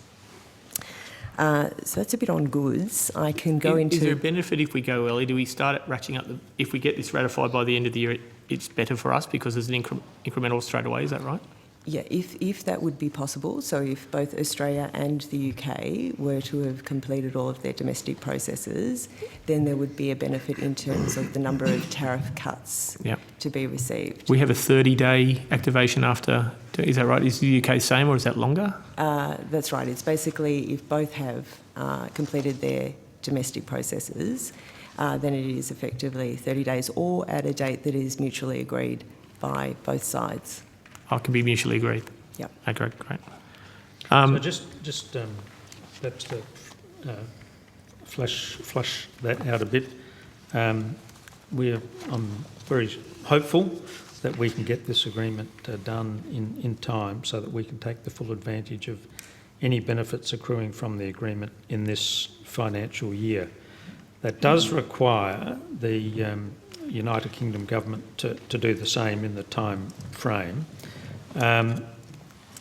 They started their parliamentary processes slightly ahead of us, but unfortunately, because of the internal problems that we're all well aware of in the United Kingdom, I think that they haven't sort of kept up, and it may very well be that we end up completing our processes before the United Kingdom does, and that may present a problem in us getting the full benefit in this financial year of all of the items that Ms Stevens has just indicated to you.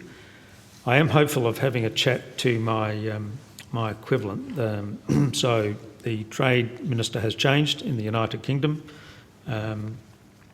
in the last 2 months, and so there's a new person taken over, and I'm hopeful that one day next week I can talk to her and encourage them to make sure that they've completed all the processes so that we can complete the process by the end of the financial year in time to get the maximum benefit this year for the agreement. Okay.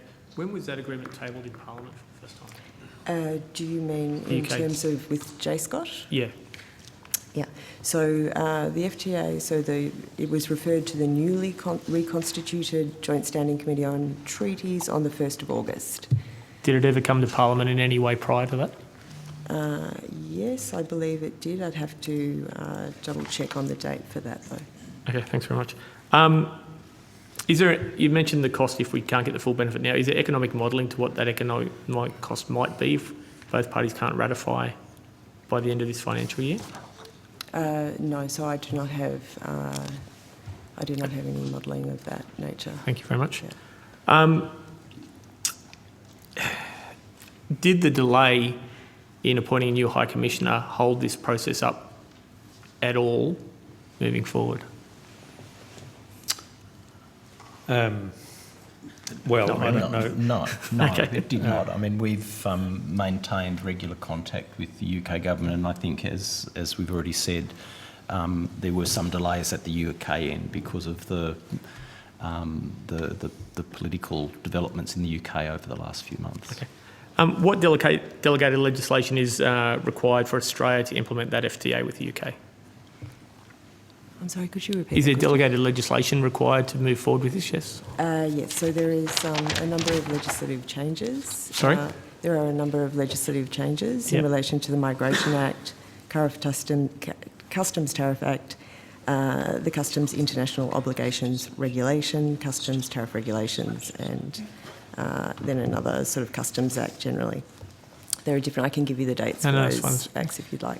Are there disallowable instruments? Sorry, Cadell, just querying your terminology there.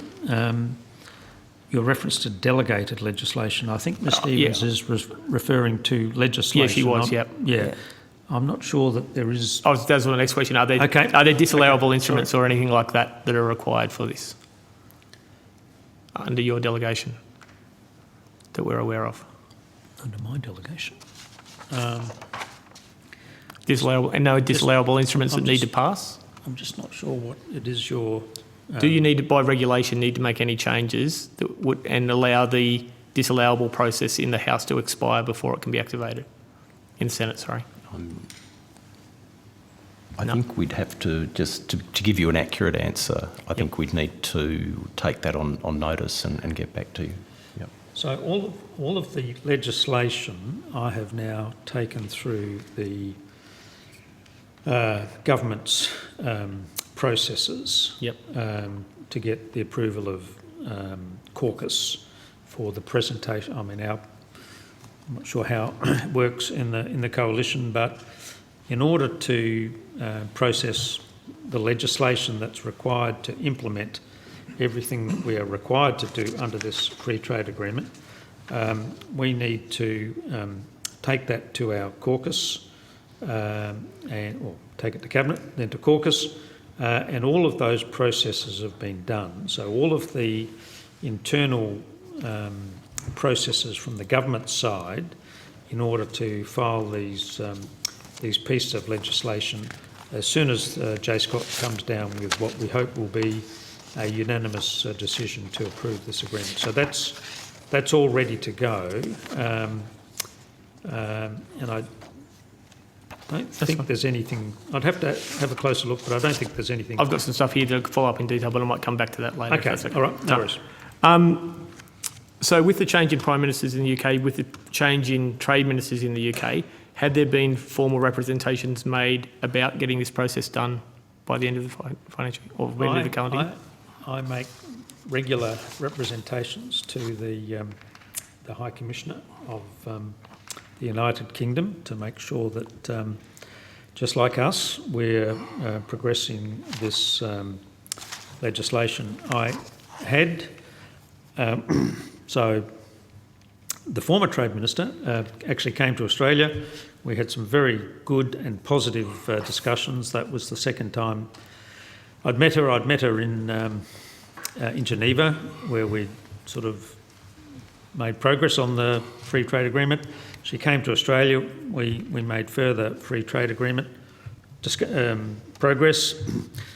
She went back to the United Kingdom, presented the legislation to the UK Parliament, and then a few days later she was replaced as the Trade Minister by another minister, and it's that minister who I haven't yet had an opportunity to speak with.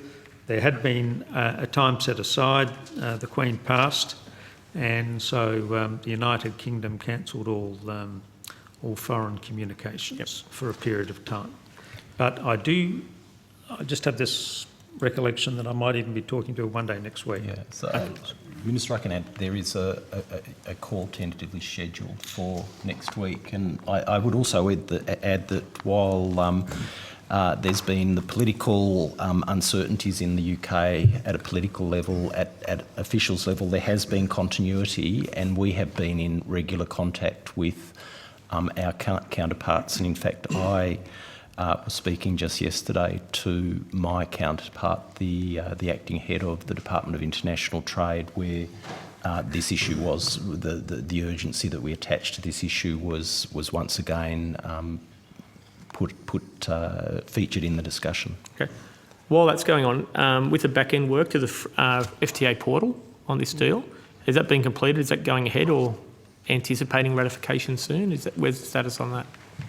So in that regard, we have an FTA portal that is up and operational, and certainly all of the work that is required to load, for example, the detail around tariff preferences and cuts and so forth is ongoing. Yeah. And is there a benefit, is there a window, is the opportunity to go to the UK to get this done if it comes down to days, weeks, you know, at the end of the year to get that extra benefit of the indexing? We will move heaven and earth, Senator, to try and get this agreement up on both sides before the end of the financial year. End of the calendar year to get the benefits of it. I mean, the thing about a free trade agreement, it's one thing to negotiate the document, and I sort of think this might be sort of what you're getting at here. It's one thing to negotiate the document, but it's something else to actually get the full benefit out of that agreement. And we'll certainly be having as many discussions as we can with the United Kingdom representatives to ensure that not only have we got the agreement and the architecture in place, but we're actually getting benefits for Australian companies in that process. Thank you, Minister. Dorothy Dix, would you please outline the proposed initiatives, projects and issues that we progressed under the innovation chapter and what plans have been developed and what is the timeline? Okay. So certainly with the innovation chapter, one of the key aspects of it was the creation of an innovation committee. And so we're very much looking forward to that becoming operational and beginning activities under that. We hope that it will be a mechanism for the UK and Australia to discuss ways to promote innovation in trade. There will be a strategic innovation dialogue, and part of that, for example, will be commercialisation strategies for new technologies. Another aspect of innovation will be around mobility. So we will be implementing what we're calling an Innovation and Early Careers Skills Exchange pilot, which will create a pathway for very experienced and skilled UK innovators to work in Australia for up to 3 years. Thank you. And I asked a question about modelling if we don't get it done today, and we said there is none. Is there any estimate of cost for especially my patch agricultural workers if we can't ratify this by the end of the calendar year? There's no... Any idea of proposed cost? You mean if lost opportunities? You mean? Lost opportunity cost. I don't know, Tim. We don't have any specific figure at the moment because we have been operating on the basis of the it will get done. The processes being completed. Okay, thank you. Might share the call with Senator Fawcett if that's okay for a little bit. We're going to find this bit. Chair permits that? Well, yes. Mr. Thank Chair. you, Senator Cadell. Senator Fawcett, you have the call. Thank you very much. I'd like to talk about trade in the Middle East, if there's somebody who could come to the table for that.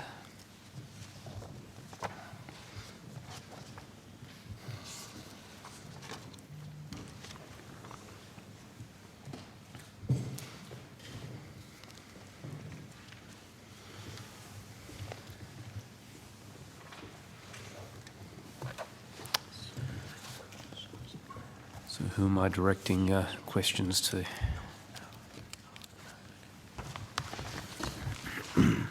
Ms. Brown, should I start with you?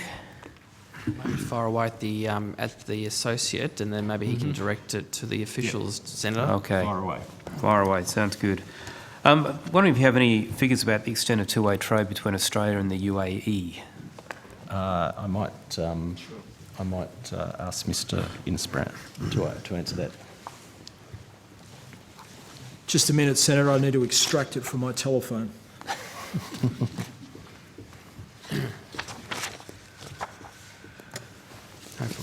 Mark Innisbrown, First Assistant Secretary, Middle East, Africa and Afghanistan Division. Two-way trade with the UAE in 2021 totalled $5.5 billion, of which our exports were worth $3.2 billion. Senator? Okay. You'd be aware that in March this year, the former minister announced that Australia and UAE would pursue a comprehensive economic partnership agreement. What progress has been made on that? I might ask Ms. Lisson to answer that question. Thank you. Frances Lisson, Chief Negotiator for the India CECA negotiations, but I'm also in the Free Trade Agreement and Stakeholder Engagement Division. As you say, we've been looking at a CEPA with the UAE for some months, and we're in the process of considering that, including consulting many stakeholders. We've put out a request for submissions on the DFAT website, so we're considering those submissions as they come in. We're also in the process of exploratory discussions with the UAE on the scope of a possible agreement, and we had discussions earlier this week with the UAE on the 7th and the 9th of November. So we're considering all the issues at the moment. And have those meetings with stakeholders been purely at the officials levels, or has the Minister or Assistant Minister met with any stakeholders? I think the Minister took part in some of the peak body stakeholder discussions that we had earlier this year, and there's also been officials level stakeholder discussions as well. And I might add, Senator Fawcett, I did meet with our ambassador in the UAE to get a personal update on, the sorts of things that we might like to discuss with the UAE. And on the 29th of September, I spoke with my equivalent about progressing the free trade agreement. And at this stage from the submissions, are there any clear indications as to where the key benefits would be to Australia? I think the submissions, of course, indicate where we would like to reduce barriers to trade, and we're looking at that, but also taking into account discussions with the UAE on sort of scope as well. So there are a number of factors to take into account when we consider going forward. Sure. And the Gulf Cooperation Council, what's the status of negotiations with them? Now, those negotiations have been going on for some time. Well, they started some time ago and were paused. Paused by who?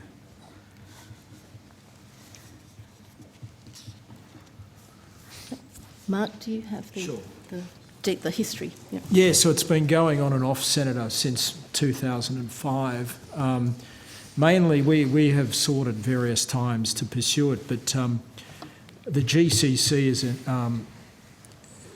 their sort of policies on their enthusiasm for FTAs, not just with us but with other partners, has sort of waxed and waned at different points, and so.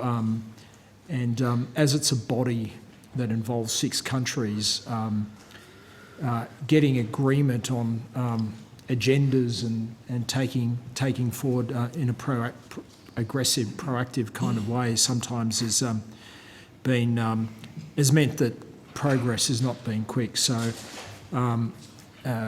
as Ms. Lisson said, we've had some exploratory talks with the GCC in the past 12 months, and we're still looking at what may be possible. There's been some positive messages from them about wanting to restart negotiations. We've had talks, but things don't move quickly with the GCC, whether it's for us or any other partner. Sure.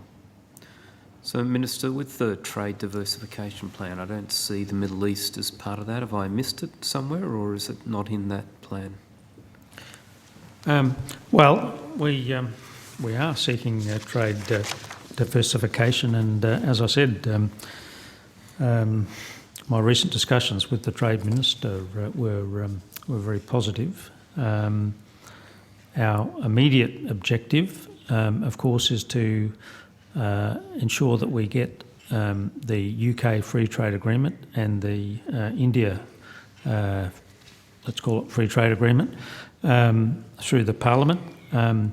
We've got a range of negotiations going on. We've got the ASEAN, New Zealand, Australia free trade agreement at the moment. We've got the EU. I met with the both the German and the Austrian ambassadors today to make sure that we're progressing those two issues. We're meeting with the United States in Minister, respect of... Sorry to interrupt. Sorry, I was just talking about your trade diversification plan and the fact that the Middle East wasn't on it. I was just wondering whether it will be, or what's the status of the Middle East in terms of your plan? No, we in any country that wants to discuss with us a free trade agreement, we're happy to have those discussions. We had all of our eggs in the one basket. We realise that that's now a mistake, as do a range of other countries, and it's our intention to broaden and strengthen our trading relationships with a range of other countries. So what's the purpose of the plan then if you're just relying on other countries showing an interest and you'll talk to them? No, we're right out there. Within days of becoming the new Trade Minister, I was in Geneva talking, with amongst other people, the then French Trade Minister about an EU trade agreement. And I have to say, the reception, there was almost an audible sigh of relief that there'd been a change of government, that the issues that had been the obstacles to getting the EU trade agreement up and running, namely, as you would be well aware, the decision to change the contract in respect of the submarines, but also the issue of climate change, that both of those had been impediments, and that... sorry, Minister, sorry to keep dragging you back to the point, but I was just really trying to understand why I couldn't see the Middle East in your trade diversification plan. Well, I'm not sure why you don't see it, but I've just said I've had discussions... Is it in the plan, Minister? I just indicated to you I've had discussions in recent weeks. Is it in your plan? Senators? Yeah. The answer is yes. You've asked your question, that the Minister is responding. Okay, could we move on to Israel then? Just interested to understand what's the status of discussions with Israel around an FTA. Thanks, Senator. So we had some preliminary discussions with Israel late last year and early this year at officials level, and the Israeli officials told us at the time that that they had a full dance card of negotiations, as it were, and throughout the remainder of this year, and so forth. And we've had there've been sort of, as you know, an election in Israel and so forth. So it's an issue that we will return to soon in terms of looking at. But there was some positive preliminary discussions, initial talks about what may or may not be covered, and so forth. But now there's been an election in this country and an election, a clear-cut election in Israel. It seems that issue will be back on the agenda.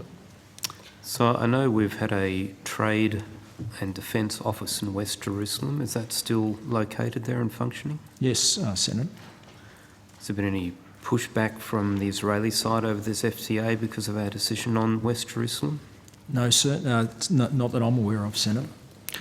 Does the department have any plans, or the government have any plans to move our trade office? No, we don't. And I might add, I met with the Israeli ambassador, I think it was either 2 or 3 weeks ago. I reiterated to him that we're still keen to negotiate a free trade agreement with Israel, so the offer is on the table. I think for the reasons that my colleague just indicated, what was your term? They've got a full dance card. Yes. At the moment, but I've indicated we're keen to proceed. They may come back to us just to talk about a trade and investment framework rather than a formal free trade agreement because of the other issues that have been raised. But yeah, so that's what we've done. Okay. In terms of the feasibility study, is that going to be made public? I don't know. Do we generally make them public? Yeah, well, those that weren't confidential, yeah, they're on the website, Senator. Mm-hmm. Okay. Sorry, the submissions are on the website, rather. Yes, the study itself is what I'm talking about. It's not a public document. Mm-hmm. Can you tell us in general terms what are the opportunities that it's identified? Well, we consider that, I mean, the Israeli market offers a number of unique possibilities, particularly around the fact that Israel is a world-leading high-tech centre. It's a centre for, there are at least 350 multinational R&D centres. It's, for instance, Apple opened its first R&D centre outside the US in Israel. It's a very vibrant sort of place for cyber and startups and so forth. So we see possibilities in that area and across in a number of other areas. So cyber and technology particularly, but there are potentially other benefits. So one of the existing areas of trade we have with Israel, and I think it's actually a DFAT report highlighted that the live animal exports are actually the largest component of our exports to Israel. I don't have the exact breakup with me, but that just my recollection is it's a significant component, as you say, Senator, of trade with Israel. So is that predominantly live cattle or live sheep? I'll have to take that on notice, Senator. So what my understanding is that the cattle are transported on the vessels which take sheep, and if the sheep live export is closed, that will essentially also demolish the live cattle export, which I understand is the majority of our export to Israel. Has there been discussions with the Israeli ambassador or our ambassador with their officials about the impact of that? I'm not aware of any discussion that DFAT has had with the ambassador. I don't know about whether the Department of Agriculture may have broached that. So I think I best take that on notice to make sure that I give you a comprehensive answer. Mm-hmm. Minister, do you support the trade of live cattle to Israel? Yes, I do. How do you propose that will continue if the live sheep export is banned? Well, the Prime Minister and the Agricultural Minister have indicated that there will be no live sheep ban in the current Parliament, so that's 3 years away. I have to say I've had a number of conversations with the range of people in Israel and also the ambassador, and nobody has raised the issue that you've just put on the table. I'm happy to go away and have a look at that and see what the consequences would be, but the government has no intention of stopping the export of live cattle, and I'm happy to look at the issues that you've just raised and see what the consequences of a change in respect of live sheep might be, but, you know, we're talking many years into the future. Okay. Thanks, Minister. Thanks, Chair. You're most welcome, Senator Fawcett. Fire away, Deputy Chair. Fire away. Chair, my first lot of questions are about our WTO. It's Thursday night. WTO disputes. Not WWF. Thanks, Senator. No. Or WWE. I might let the head of our Trade Law Division, Mr Kinner, to take the questions. Thank you.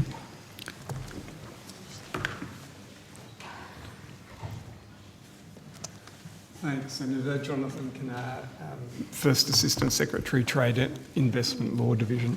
Thank you, Mr Kenner. And look, for the sake of brevity, I might refer to the barley dispute and the wine dispute if I can. Sure. But first of all, could you please provide an update on the status of the barley dispute? Thank you, Senator. The barley dispute began in December 2020. It's now well advanced. We've had both hearings. We expect the final report in the first quarter of next year, so first quarter 2023.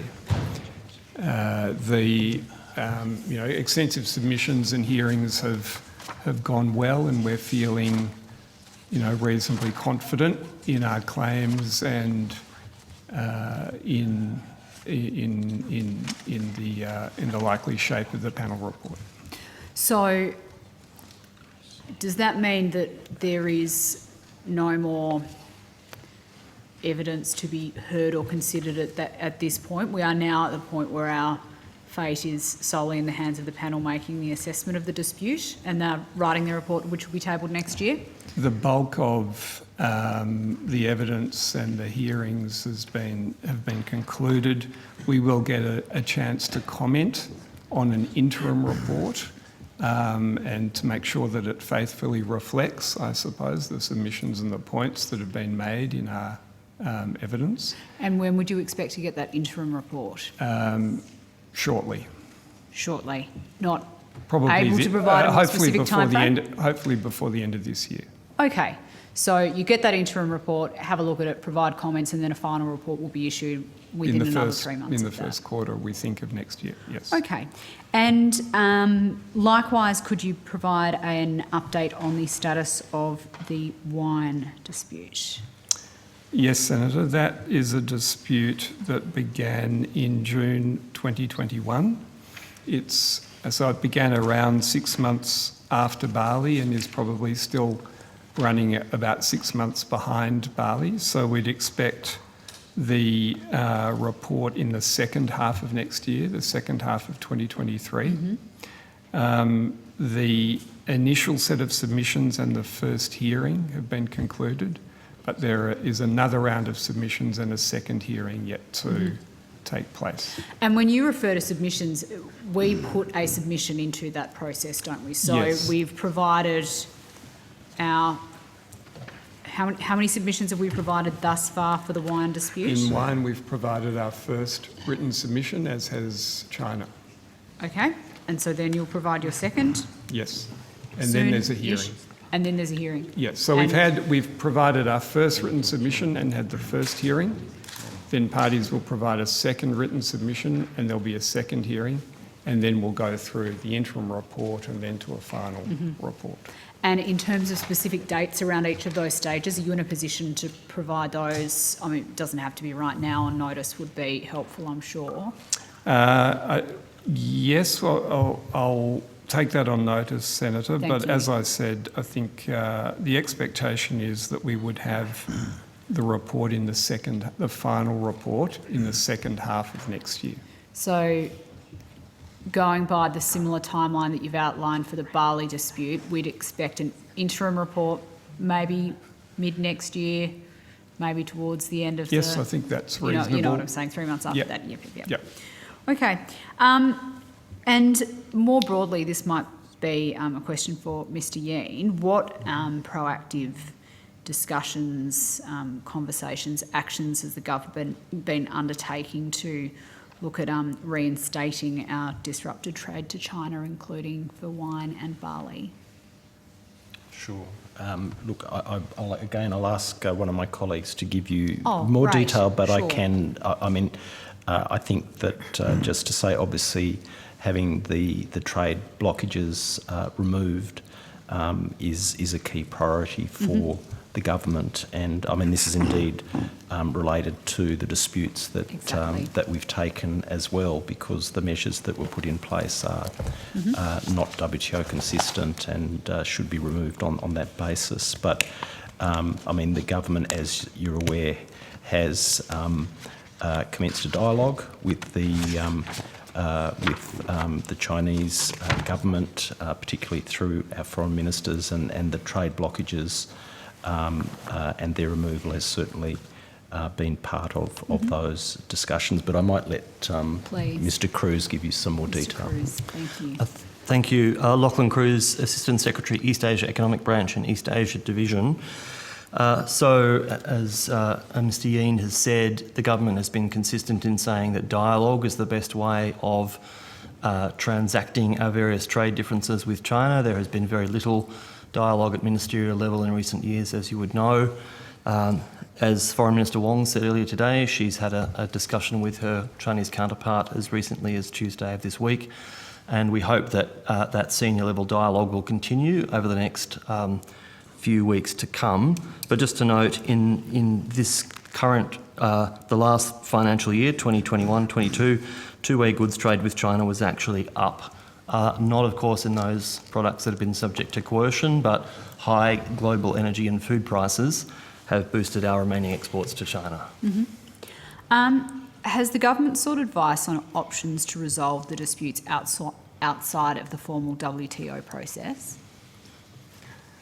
Senator, I might just make a couple of general observations about the way the system works. So it's very much set up to try and find a durable solution to, the trade problem. So initially it's set up to enable consultations to take place between the parties. If they don't succeed in resolving the dispute, you move into a dispute phase. But at any time during a dispute, so as we sit here advancing our barley and wine disputes, it's completely open to the parties to have parallel discussions in order to try and find a mutually agreed solution. It's also an option if those prospects would be facilitated by this, for either mutually or the complaining party to seek to pause the dispute in order to allow further negotiations to occur. So it's really a system that encourages parties to find a durable solution either through the dispute mechanisms or through a negotiated outcome. Yep. And has the department provided any briefings to the minister around decisions based on these options or anything along those lines? We've taken note of the minister's comments that clearly there's a recognition that discussion is preferable to disputation, including because of the prospect for timely outcomes for industry. The conditions, of course, have to be conducive to those discussions, and as Mr Cruz has just said, there've been limited opportunities to date, but that remains an option. And outside of government, have you aerated any of these options or had conversations with stakeholders, like in industry, for example?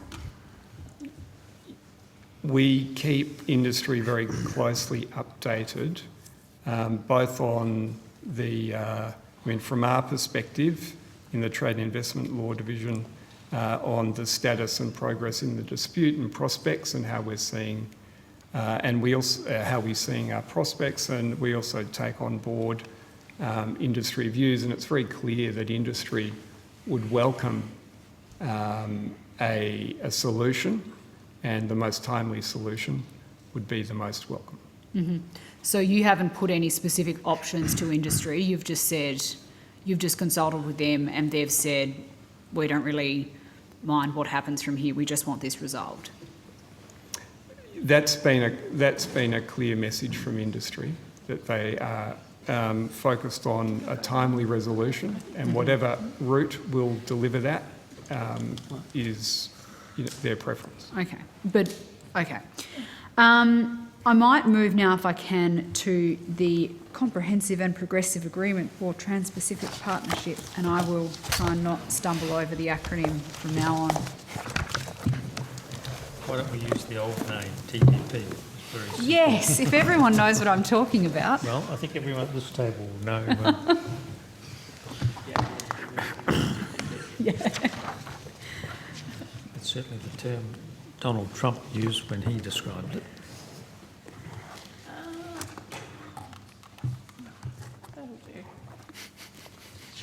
Thank you for joining us again. Ms Stevens, outside of the United Kingdom, which countries have formally asked to join the TPP? Thank you very much, Senator Chandler. Edwina Stevens of the Free Trade Agreements and Stakeholder Engagements Division. So there are in total 5 formal requests to commence negotiations to accede to the CPTPP. So that is the UK, China, Taiwan,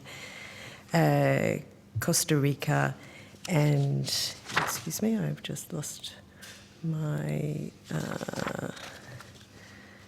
I think it's Uruguay. And Uruguay, thank you very much.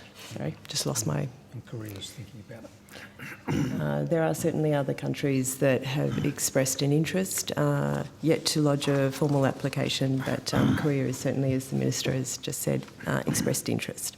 Yep. And when will a decision be made on these new requests? So in terms of when decisions will be made, there's no specific timeline for that. A really important element of the accessions process is basically consensus agreement. Consensus agreement of all of the members of the CPTPP. At the moment, the focus is very much on the UK accession to the agreement. Yes. Yeah, and that is an ongoing process. Yeah. And so is there any sort of even an indicative time frame around how long that process could take? No, so we don't put timeframes on it. Rather, we're putting, assessments of the quality of the candidate's succession. So another really important element of the process is that any aspirant is able to meet the very high standards of the agreement. So that is in terms of their compliance with the rules and in market access. Not only should they be able to demonstrate that they can meet, implement and adhere to the agreement's high standards, they must also be able to demonstrate a track record of adherence to trade commitments. So it's not just, that we wake up one day and we've ticked all the boxes and it's all fine and you're good to go. You have to show sort of an ongoing commitment to upholding that. Yep. And once you have done that there still needs to be consensus as to whether or not that applicant should be allowed to join. Minister, I'm going to ask a series of questions that you may not answer, but I'll ask them anyway, and we'll see how we get to, because I recognise that they are somewhat sensitive in nature, and it's 8:15 and we don't want to be getting too rowdy here. What's your position on Taiwan's application to the TPP? Look, I think the general approach that we have taken is that we're dealing with these issues one at a time. And at the moment, our consideration has been entirely focused on the United Kingdom. There have been a number of discussions with our friends in this agreement about how we progress additional countries to join. We've taken, I suppose, the fundamental position that any country that wants to join what we'll call the TPP has to demonstrate that they meet the high standards that we expect of countries in terms of trading relationships.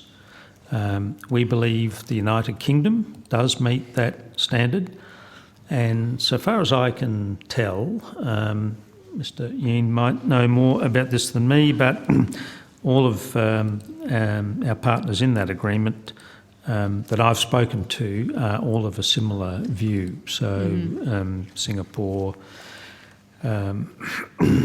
Japan, New Zealand, just to name a couple that I've spoken to in the last few weeks about it. We're all of a similar point of view. The issues then get more difficult as you add those other countries for a range of reasons. And one of the suggestions is that we set up a mechanism by which we make an assessment about, which countries should or should not join. But remembering what Ms Stevens just said, that in order for any country to be admitted, all countries who are currently part of the agreement have to accede to that. So you've got those, I suppose, two relatively high bars. Firstly, you've got to be able to demonstrate that you meet all of the tests that you'd expect of a good international citizen in the area of free trade. But secondly, you've got to get the support of all of your colleagues. I don't want to prejudge any of the other applicants, although we have expressed particular concerns that the behaviour of China at the moment in respect of its trading obligations to free trade with respect of Australia and other countries for that matter would not be consistent with the high standards of the TPP. Mm-hmm. And so you've said that the current focus is on the United Kingdom. Yeah. But I do note that in your election policy, the trade diversification plan that I think we had a chat about on Tuesday night, that included a dot point specifying that the incoming government would support the accession of Indonesia, Thailand and South Korea to the TPP as well. So how does that sit alongside with the view that you've just put forward on the United Kingdom on one hand and with Taiwan saying, well, there's a process we go through on the other? Yeah. Look, I don't think they're inconsistent in any way. We're now dealing with the reality of an application by a particular country. We support the United Kingdom coming in. We've just negotiated a free trade agreement with them. Indeed. So it would be very strange if we were to oppose that. But look, the reality is we have to take into account the views of the fellow members of that agreement. Sure. And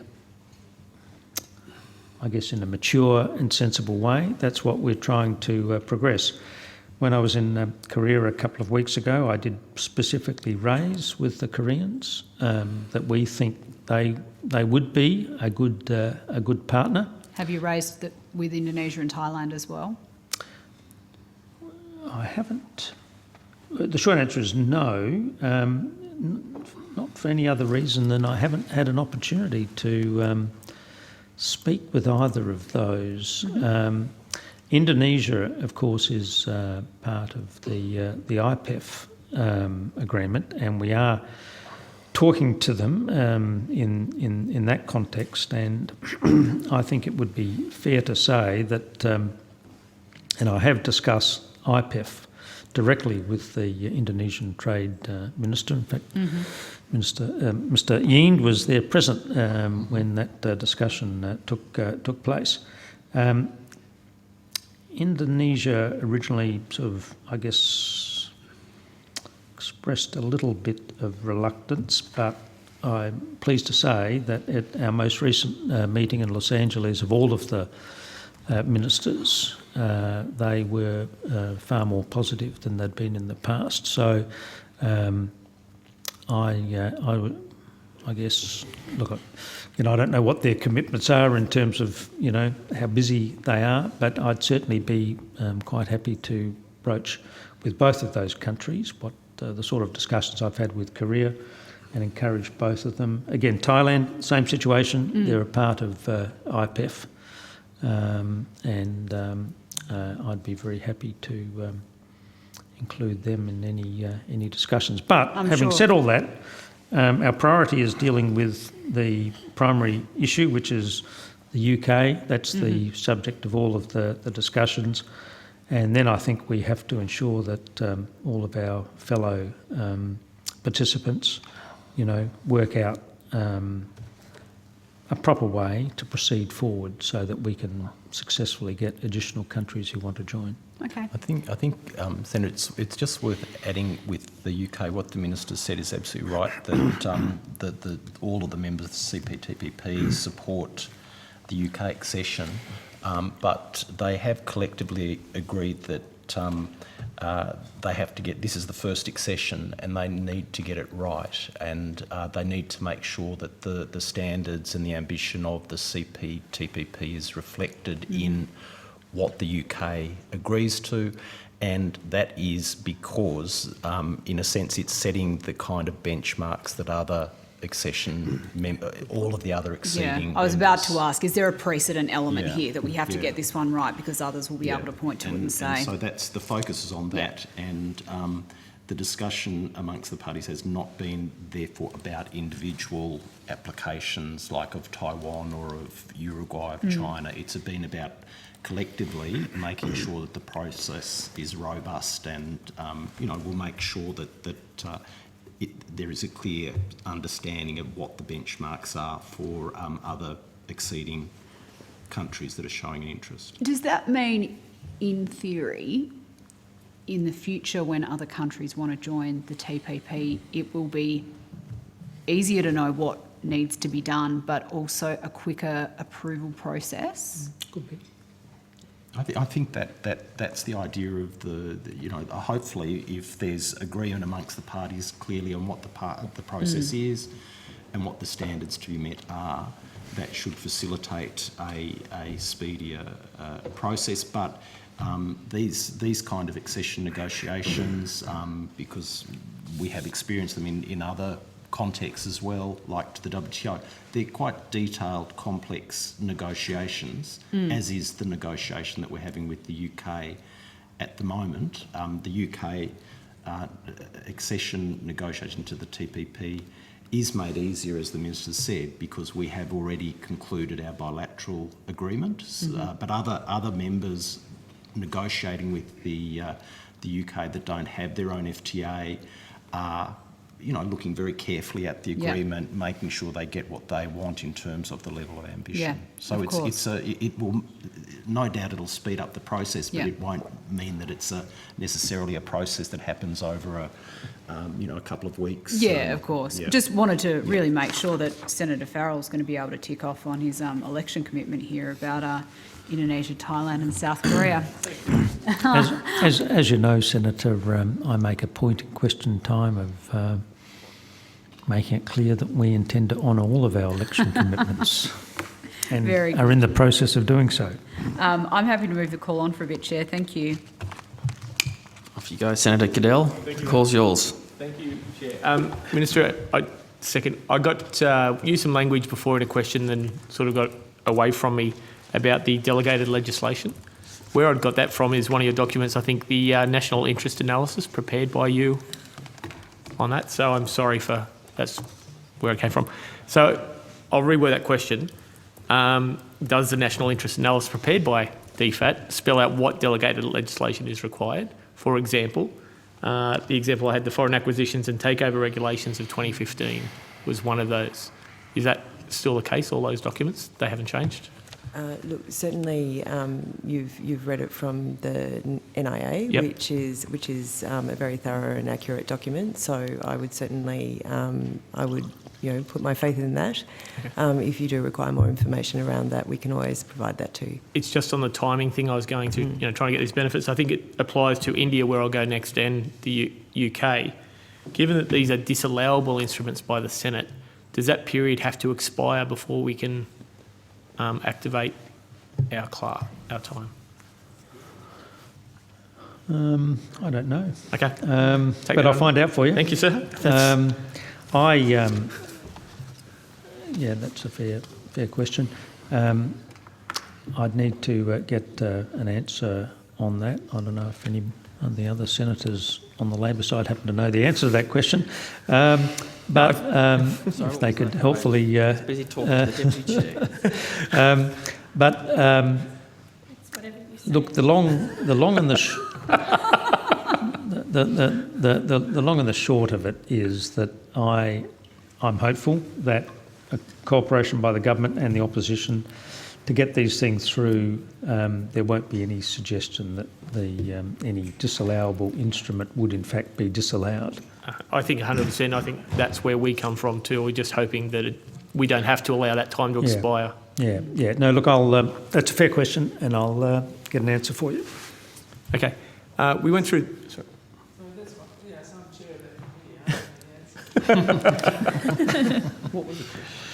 Can you Google it, Senator White? So we've got an answer by the end of the night. Going to India now, very similar questions, but I'll try and go a bit quicker through those. My understanding is India doesn't have a required length of period. It's a more informal process for ratification. Is that correct? I might ask Ms Lisson to answer that one.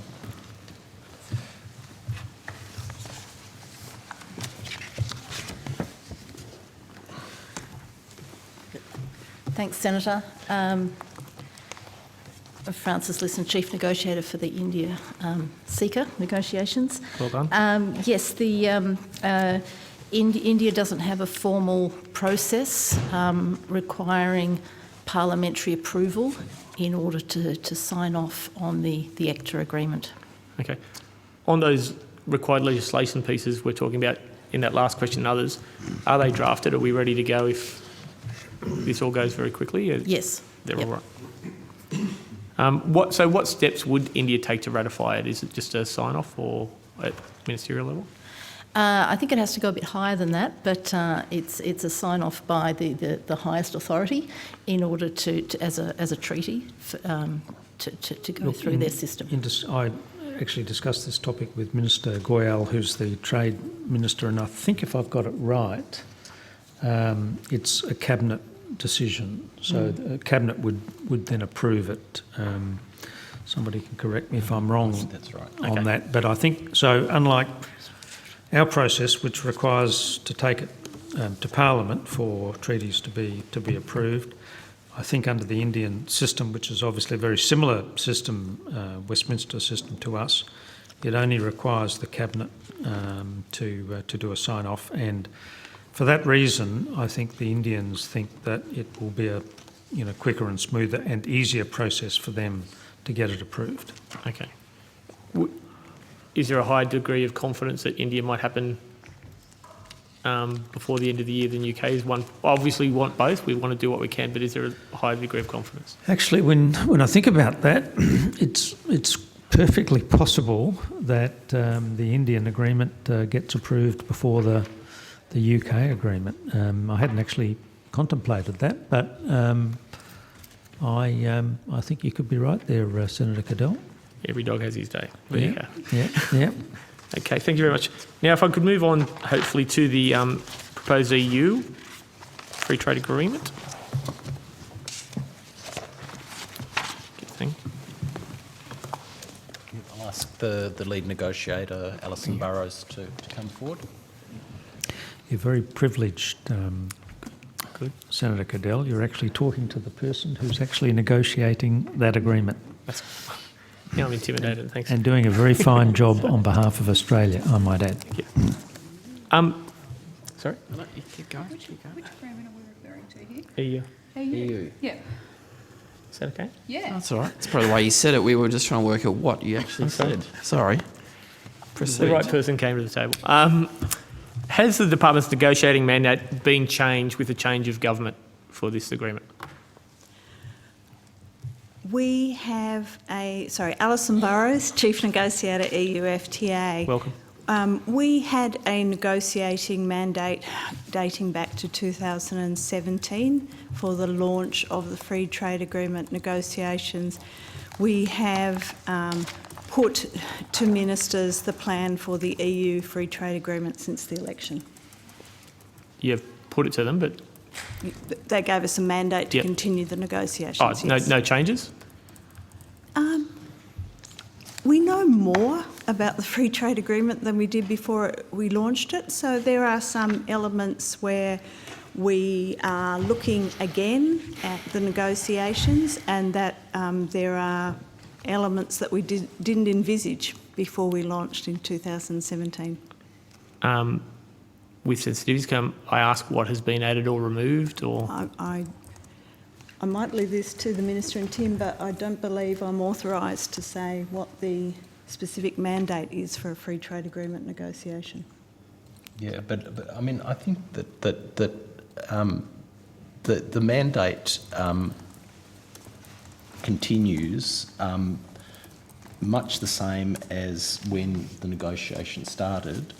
The government's considered and reaffirmed the continuation of the negotiations. I mean, I think the key thing is that to finalise the negotiations when we get to the pointy end of the discussions, when the issues that have to be resolved are clearer, obviously the government would agree on a final negotiating mandate, and we're not at that stage yet. Okay, so always wanting to put words in others' mouths and be chastised for it. Things aren't changing; they are evolving. Is that a better way of putting things, Minister? Look, I think. Yeah.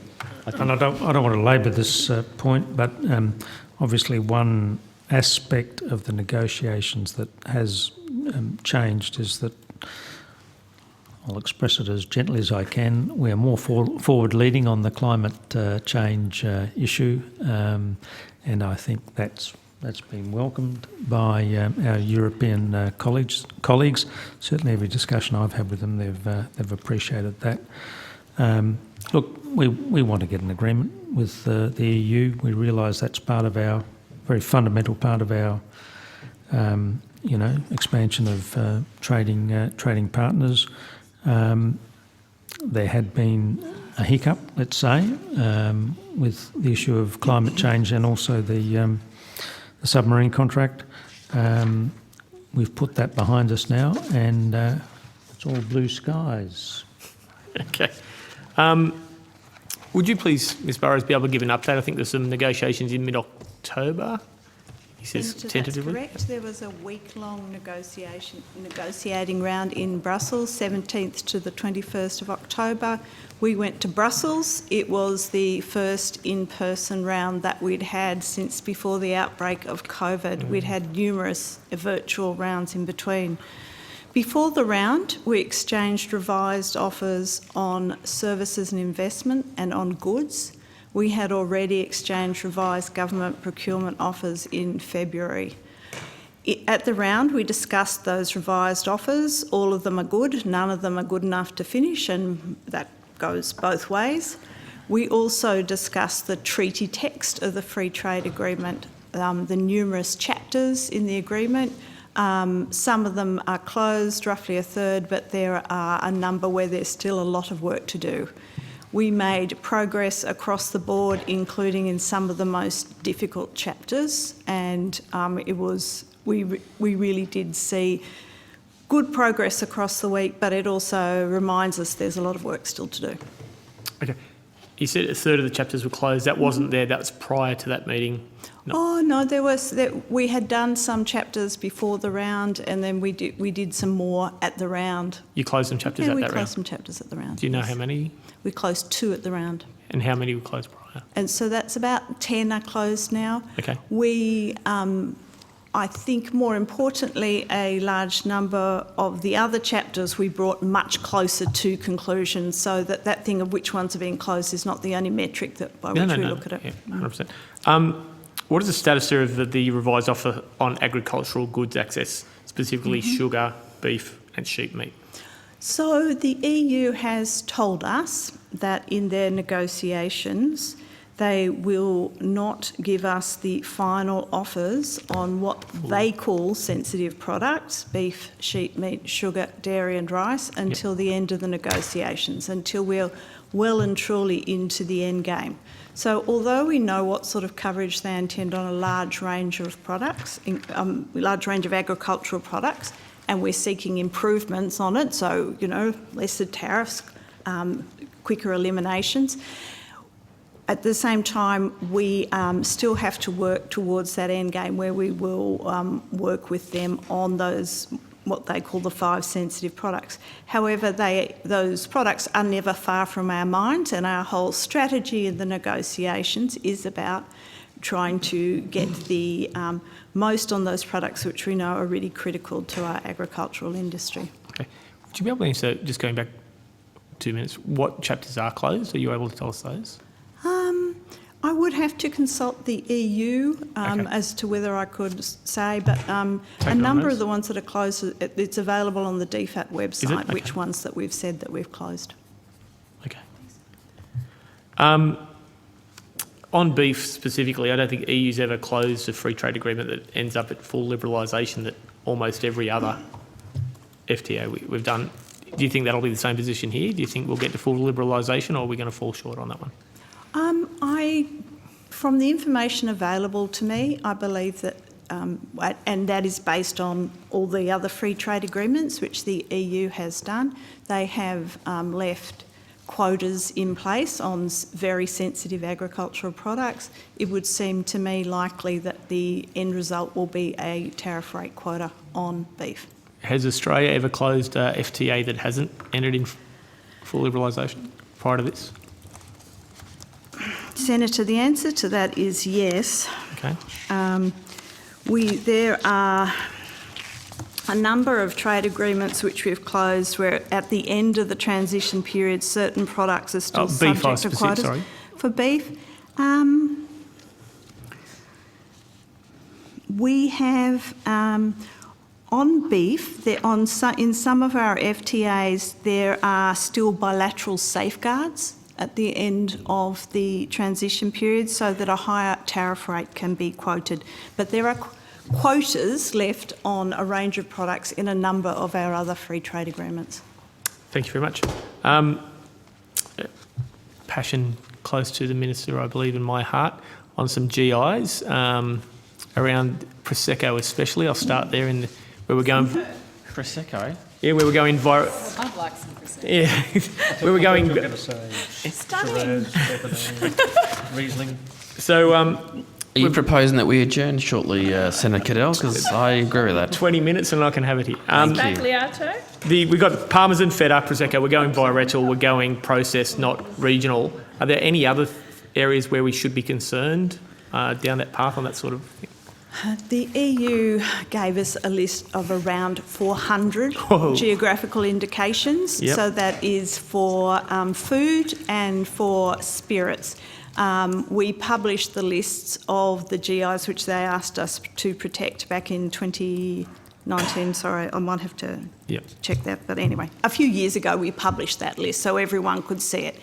So there are 400 names. We have already protected wine GIs in the wine agreement. So this is just about food and spirits. Out of those food and spirits, there are many, many, many of them that we don't produce in Australia. So that if, at the end of the negotiations, the government were to decide that it was worthwhile protecting EU geographical indications in order to get the best possible deal for us, if that happened, there's a very large number of those 400 GIs which are not being produced in Australia. Yep. No, more the sensitive ones. There are some very sensitive ones, and you're right that Parmesan, Feta, Prosecco are among the most sensitive of the ones that they have asked us to protect. But we have not agreed, we have not made a decision on that. All the good stuff. Yeah, all the good That's stuff. a good note. Are there any other, like those three mentioned here, were there any others that you're particularly worried about? There's a number of other cheese and small good ones that we are concerned about, and there are some particular spirits which have been made in Australia for a long period of time by our migrant communities. So even if commercially it might not be very significant in terms of Australian trade, it's very important to the producer, and it's also important to a particular community. They have built the product, they have built the demand for that product. Okay, thanks very much. Sorry, just one little bit there. Were discussions on GI specifically held in the last round in the October? Yes. Okay. Rumour only, you can shoot me down. Is it correct that Europeans would be willing on something very dear, Prosecco, to have Australian Prosecco as a...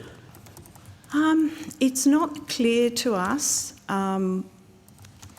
what the EU might agree to at the very end of the negotiations.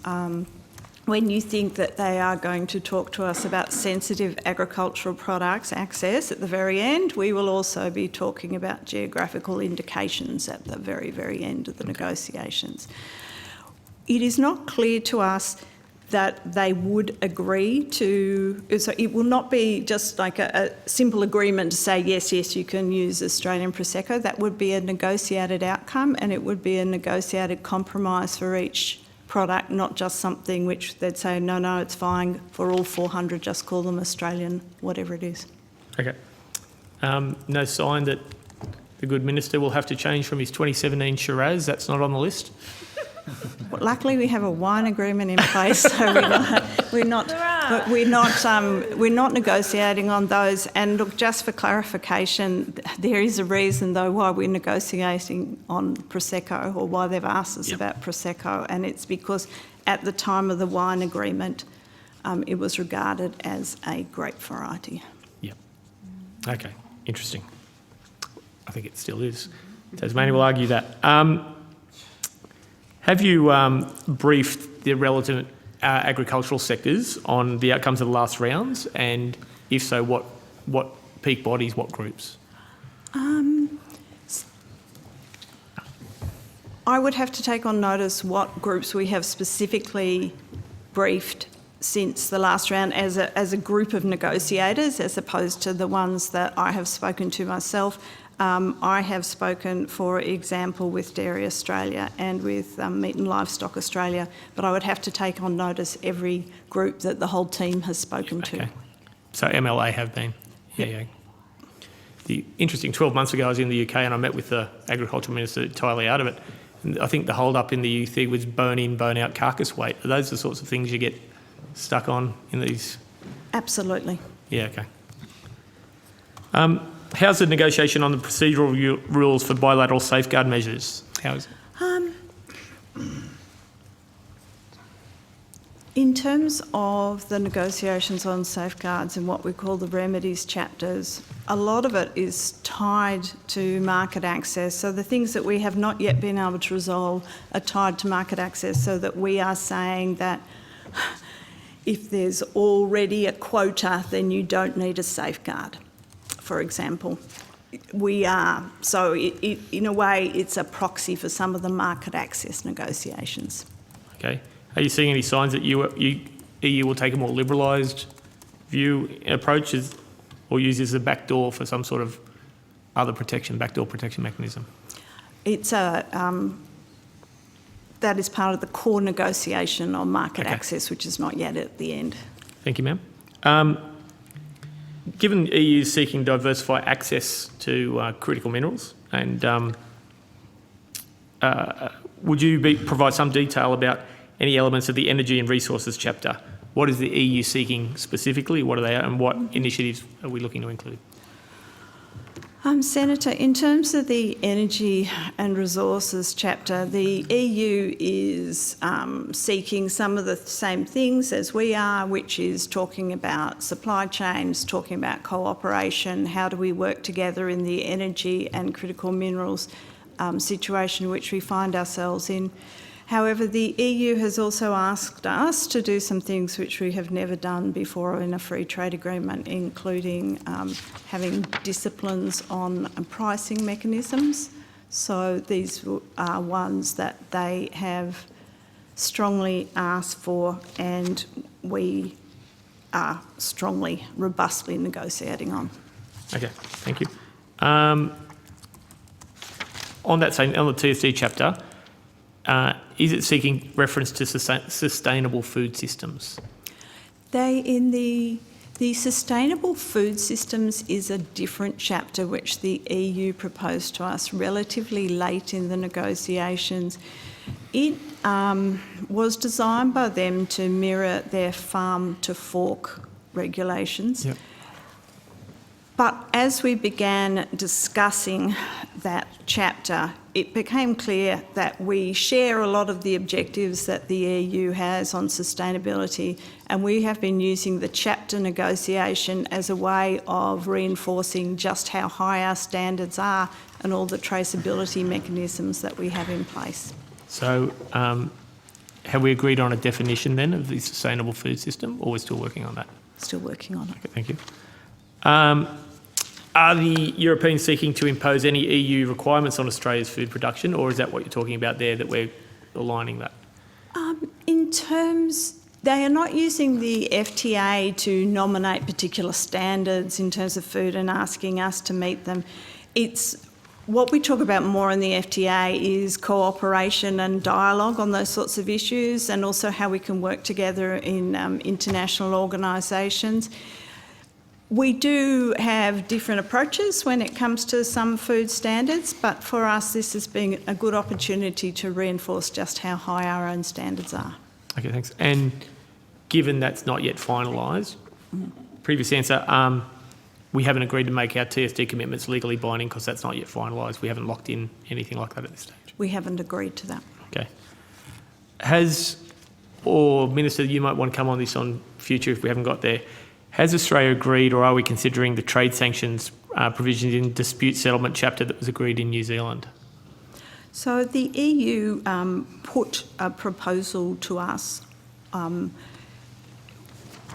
just shortly before the round, so only last month, and it is about the application of dispute settlement to the Trade and Sustainable Development chapter, and it's also about potential sanctions if you breach the Trade and Sustainable Development chapter. It also asks us to meet the requirements of the Paris Agreement. It is not identical to the proposal that they made to New Zealand. So we've received it relatively recently and we're still considering it. So it's on the table but hasn't progressed beyond that initial phase. So they only proposed it to us the week before that round in October. Okay, since you've invited me to make a contribution on that, Senator Cadell, we had started our negotiations with the EU before the United Kingdom, and for those reasons I mentioned earlier, of course, New Zealand got the jump on us and ended up finalising a free trade agreement before Australia. We think with Alison's work we're very quickly sort of catching up, but every group that I've met from the EU, including the parliamentarians who are ultimately going to make a decision to accept or reject this agreement, the trade ministers, all of the trade ministers I've met, and all of the ambassadors that I've met, I've sort of made it clear to them that we don't believe the New Zealand agreement is a model for Australia. We believe that we have got more to offer than New Zealand, and in that space, particularly the critical minerals and the rare earths that we have access to. And I think there's an appreciation in Europe that they had been too dependent on a single source of those critical minerals and rare earths. This agreement offers an opportunity for them to, get in at the ground level on the energy sources of the future, and I think that becomes particularly more important in light of the Biden government's decision in respect of the Inflation Reduction Act and the special benefits that Australia receives in terms of our critical minerals in that whole scheme. So I think we. I hope this is not famous last words or. But look, I believe we're in a better negotiating position than New Zealand, and I think with our very competent negotiators, we'll be able to get a better result than New Zealand got. Thank you. How are you progressing with the EU on digital trade? Do you want to give a summary in that? Yep. On digital trade, we've made a lot of progress. There will be provisions in that in the FTA, which are more ambitious than we've done in previous digital chapters. We have one central problem, however, which is how to deal with data flows in that chapter. Yep. We haven't yet resolved it. And the EU General Data Protection Regulation, is that? That's right. Yeah, yep. What is the status of labour market testing within the provision of the FTA? Is that still open and ongoing? The EU has asked for the additional waivers of labour market testing for the further categories that we've done in some free trade agreements. We haven't agreed to that. Has that negotiation position changed with the change of government? Our position in that area? We hadn't previously agreed, Okay. and we haven't agreed now. Thank you. Mr Chair, I believe some... Had some lovely tunes in the background there. Very soothing. I think you were talking about whether we go on or something now, if we start another pack, or what are we doing? Or? No, you just keep going. You just keep going. And It's your time to shine. no, I'm not taking away your time, Ross. It's your time to shine. Any other food groups? I finished that section, but I was going to go to... Yeah, you go. Deputy Chair, you have the call. Thank you. Thank you, Chair. Appreciate it. You're most welcome. I have some questions about ISDS clauses.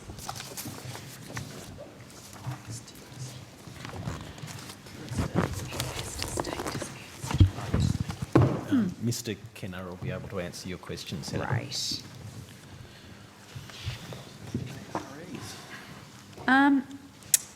Is DFAT a participant of any interdepartmental committee regarding government policy development on market intervention in the gas sector?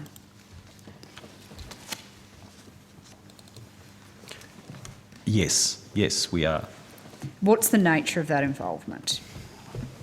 There's there are a number of ministers and departments involved in that that discussion.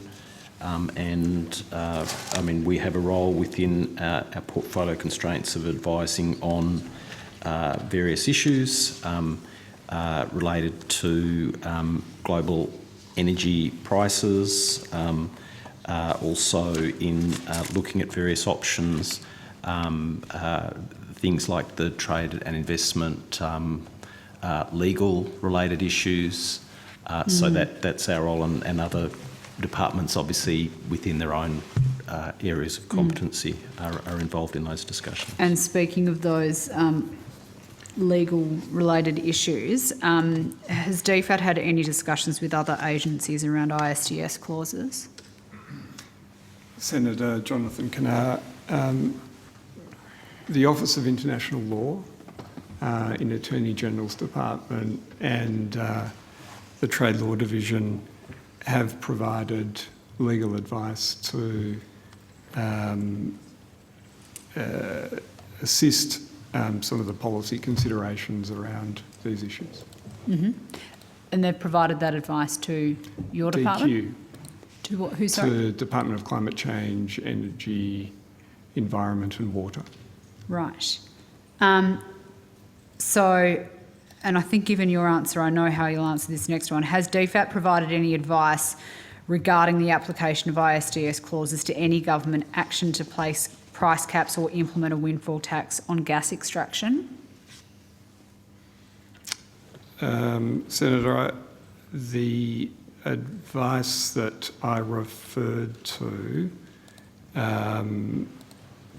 generally, I think, provided some guidance on investor-state dispute settlement. Obviously, the range of policy considerations by government is still in motion. So there was no definitive view or detailed advice on particular options. And if there were, would that advice come from you, or would that advice come from the name of the entity I've already forgotten, but it was with the Attorney General's? Really up to the client area. The department may seek advice from us, or it could seek advice from the Office of International Law. Has the Department of Foreign Affairs and Trade provided any advice to the Minister on this, or has the Minister requested any information? When you say on this, Senator, do you mean specifically on investor-state dispute settlement as regards to these policy proposals? We have not provided the Minister with advice on that. Okay. Minister, I note your colleague in the industry portfolio, Ed Husick, had a couple of comments in the Fin this week. Seemed to think that ISDS clauses would be rather a major factor in the government's decision to address surging gas prices. Do you agree with that assessment? Oh, sorry, no, he was rubbishing the suggestion that they'd be a factor. Do you agree with that? Oh, look, just at the moment there are sort of number of discussions going on in government, how to deal with the difficult circumstances that arise, particularly in respect to the war between terrible war between Ukraine and Russia. That's led to a rise in energy prices, not just in Australia and around the world. I don't give Minister Husick sort of advice on what he says about these things, and I'll keep my comments on these topics to discussions within the government. And you have had discussions with Minister Husick then, I'm guessing? Look, there's been the government has been considering this issue for some time. That's on the public record.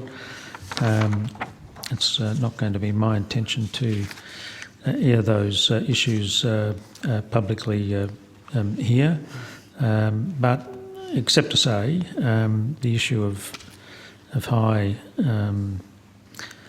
electricity prices and gas prices, is a serious issue for Australian industry. We're trying to grapple with those issues as we speak, and trying to come up with sensible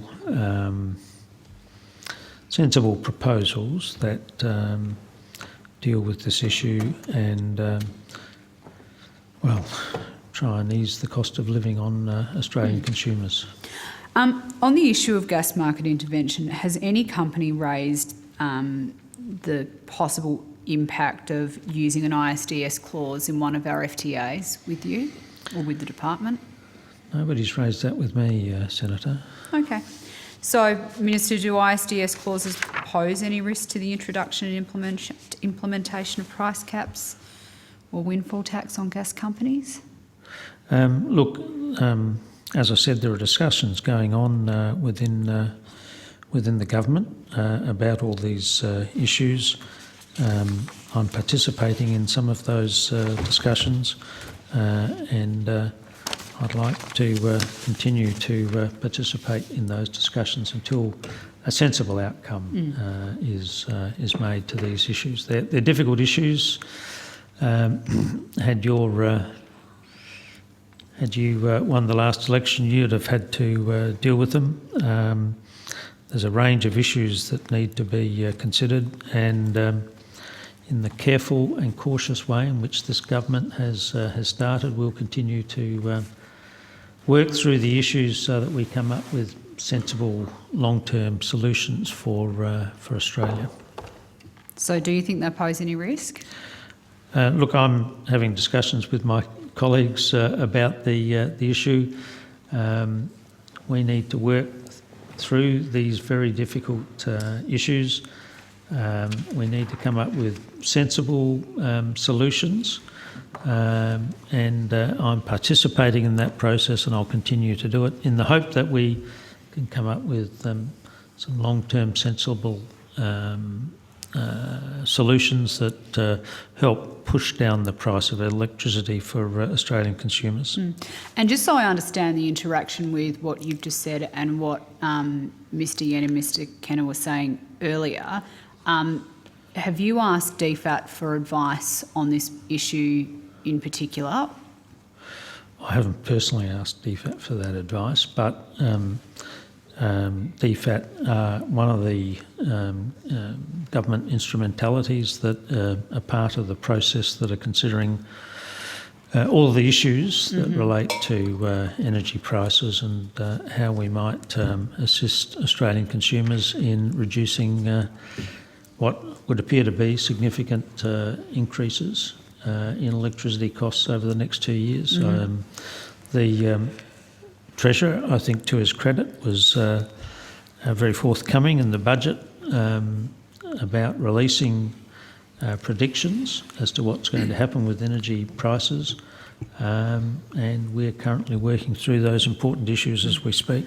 It all sounds very whole of government, and I take the point that this is a big issue that government needs to holistically address, but I'm just trying to understand what particular role DFAT has in working out this conundrum, and therefore what sort of consultation has occurred with the department to assist the government as a whole in coming to its position.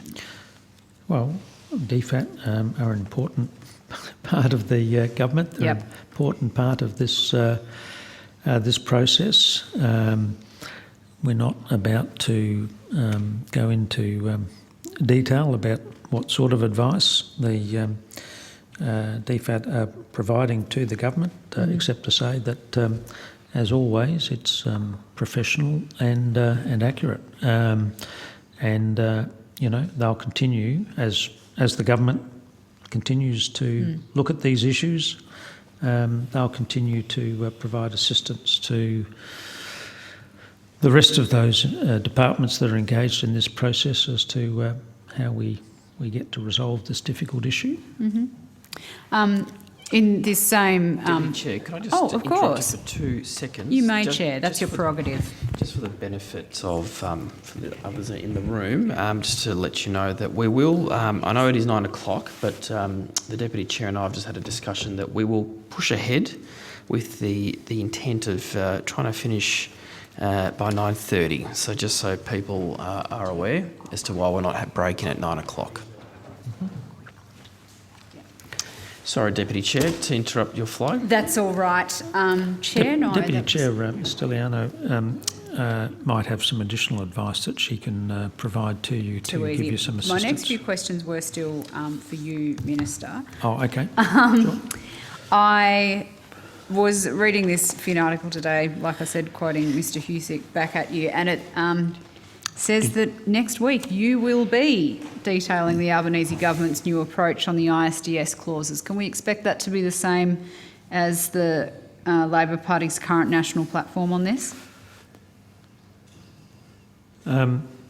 I'm going to keep you in suspense, Senator, because I'm on the edge of my seat, we've got Minister. a big crowd coming to that event, and we have offered them the exclusive. And I feel as if I announce what I'm going to say tonight, then that'll spoil the party. So probably does take some of the excitement. So if you can give me, I'm happy to give you an advance copy of my speech, so long as it's the embargo is honoured, Senator. So the decision has been made, then, Minister. It just hasn't yet been announced. Look, I'm going to keep my, keep my counsel, my own counsel on this, and I'll be giving a statement to both them and also the next day to the one of your favourite organisations, the Sydney Institute. On Monday night? Tuesday night. Tuesday night, I think it is. Yeah. Okay. Yeah. APEC on Monday and Sydney Institute on Tuesday. You going, are you? Very good. I might give the call back to Senator Cadell for a bit. Thank you very much, and Mr Chair, I will try and self-filter as many as I can. Want to go to agricultural visa, if I can.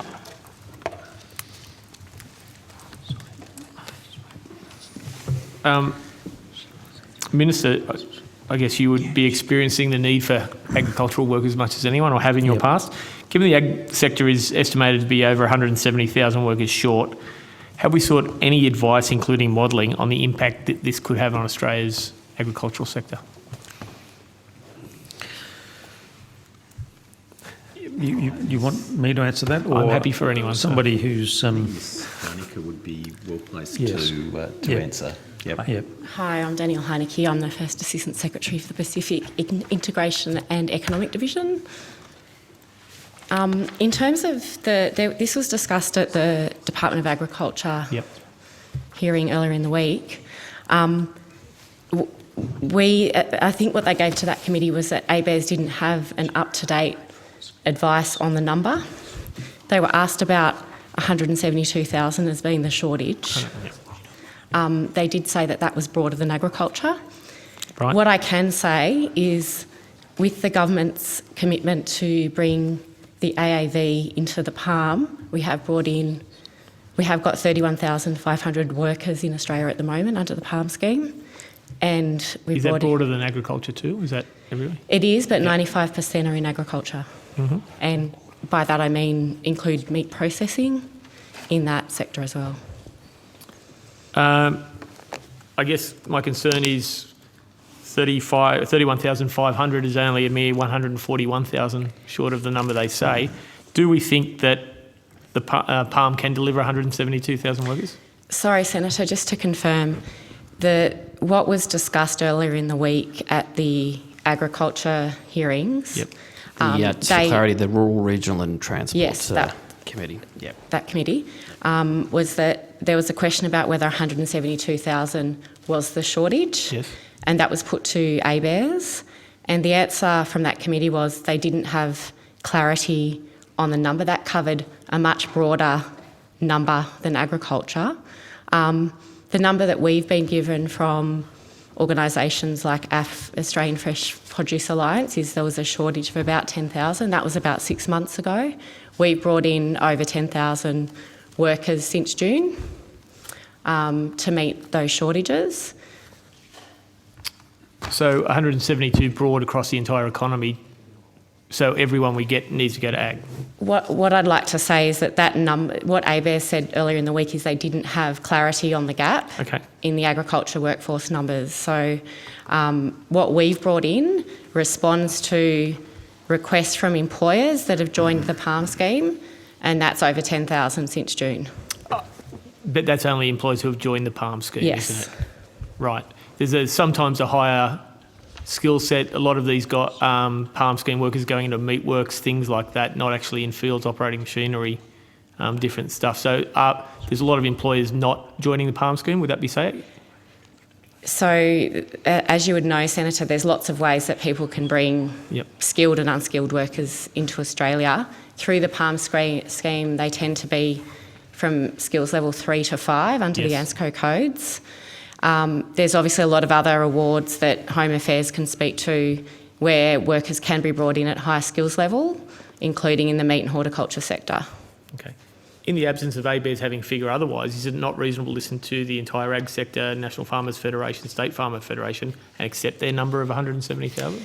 So that was, we would work on data that's coming from ABARES, and as you heard earlier in the week, they don't have an accurate number of what the actual gaps are at any point in time. What I can say is often backpackers in the sector worked just maybe for a couple of weeks, whereas when we bring a palm worker in, they do tend to stay with the same employer for the time that they're contracted to do that, which is usually 6 months or more under the terms of the palm scheme. So they're actually, ABARES analysis shows that you often get a 3 to 5 return. So when they talk about gaps in the market, they're not necessarily full-time jobs over the period of the gaps. But they're technically 88 days, isn't it, to renew their visa, a lot of these people? So working holiday makers, I think you're talking about, which is a Home Affairs program. For the palm scheme, seasonal workers come in for 6 to 9 months, or they come in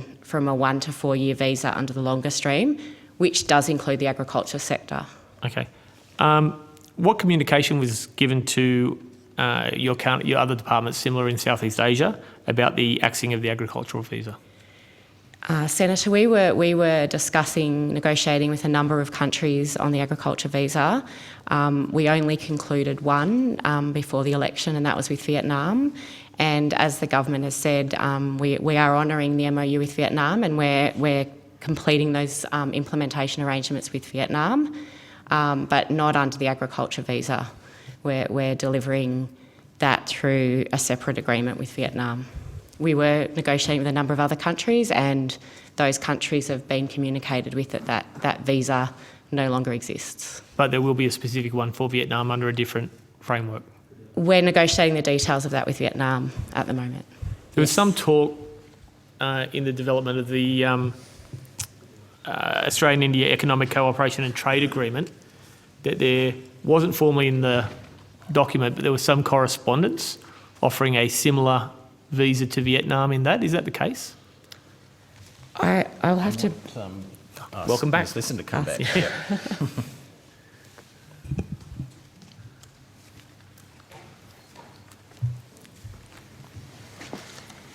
I don't know how to describe it. It was described to me as not a formal side letter, not part of the agreement, but a communication where it was indicated that there might be a similar thing for Indian workers as there was for Vietnam. There was some discussion about looking at or exploring that visa, but of course subsequently the visa has been incorporated into the PALM scheme, and as Ms Heineke said, it's focused very much on the Pacific, and with the exception of the existing MOU with Vietnam. No, 100% accept that the PALM scheme is on that, but you can tell me there was no government-to-government correspondence that offered India the right to a similar visa level for agricultural workers or workers? It was about discussing, Not an offer? looking into it. Not confirmation? It wasn't a specific commitment. Okay. Thank you very much. Senator Cadell, if you don't mind, I've just got a couple of follow-ups, and maybe to provide some clarity for yourself as well, given that I was actually the senator that was asking ABARES these very questions at RAT earlier in the week. And also the Deputy Chair and I have actually spent a bit of time together on a separate select committee on this matter in the last Parliament. But with respect to the 172,000 worker figure, it's a figure that, as I understood it, and if you correct me if I'm wrong to the department, but it was a figure that has been put by the Fresh Produce Alliance, which makes up of the NFF and others in the supply chain. But that figure includes workers right across the whole supply chain. So it includes people in hospitality, in the restaurants, in agriculture, transportation, the logistics. And I think the evidence that came out of RAT was that the AFPA, so the Fresh Produce Alliance, AusVeg, another peak body, agreed that there was a shortage of around 10 to 20,000. But when you include hospitality and restaurants, you get to the 172,000 figure. And I think that was a figure that I think the leader of the National Party was also using. But I guess through that process, we were able to find out if you break up the different sectors in that supply chain. Am I correct? That's the evidence I've heard earlier in the week. The other clarifying point too, we talk about an MOU. Was there ever a visa that was actually established under the MOU, or was it simply an MOU where the two governments, Australia and Vietnam, would sit down and discuss potentially a visa or some form of arrangement? Under the former government, there was legislation passed under the migration regulations to create... Regulations or legislation? It was under the migration regulations. My understanding was the ministerial regs that were established, a framework. Yes, that's correct. Yeah. Not legislation. Yeah. In terms of India, the only thing that I understood too was a media release that was issued by the then Agriculture Minister, Littleproud. But beyond that, there was no real other conversations between Australia and India. Is that your understanding? So from my perspective in leading on the agriculture visa, we didn't commence negotiations with India. Correct. Thank you. No, sorry. And I think the last point too, I just also wanted to clarify, and you may not be aware, but I think the Department of Agriculture had engaged EY Yes. to also look at the shortage, which came somewhere in the vicinity of somewhere between 11 to 24,000 for agriculture, but with a specific focus on horticulture. Is that your understanding? Yes, that's correct. Thank you. Hopefully that helps, Senator Cadell. That's fine. Well, I'll go back. Well, if we're 10 to 20,000 short, what's the confidence level that Palm can fix that on the farms? So to clarify, that number was actually a number that was given to us more than a year ago. We've actually brought in, as I said, 10,800 since June. But there's still shortages, isn't there? Well, that's what we hear, but it's really important to note, as you would know, that it's seasonal. So the supply that is required as we go into the summer season obviously is much higher, and usually workers from the Pacific do come in and out. At the moment, we've got a lot of workers here at the moment that stayed under the pandemic visa, the 408, and they're continuing to move around. DUA's actually been moving those workers around the country to meet need. So I think the issue is really that there are still smallholders that would like to access workers for very short periods of time, but in terms of how we run the program, we do need to balance the needs of employers, future employers, Pacific communities, Pacific governments and the workers themselves. So when we bring workers in, we do need to make sure that the period of time that they're coming in returns a net benefit to them and their communities due to the costs of them funding themselves to come out and paying back those airfares and other visa costs. So we do have to balance the needs. It's not going to work for every employer. So we are building in more portability to take on board some of the features of the agriculture visa to enable in future deeds the movement of workers. Thanks very much. I might go into IPEF if I can now. I'll ask Ms Stiliano to come forward and take the questions. Going. Change your name tag there. Yeah. Otherwise we'll get confused. And again, can I ask, quite generally, what is the government's negotiating aim and objectives and its approach to IPEF? Thank you, Senator. Helen Stiliano, First Assistant Secretary, Trade Resilience and Indo-Pacific Economic Cooperation Division.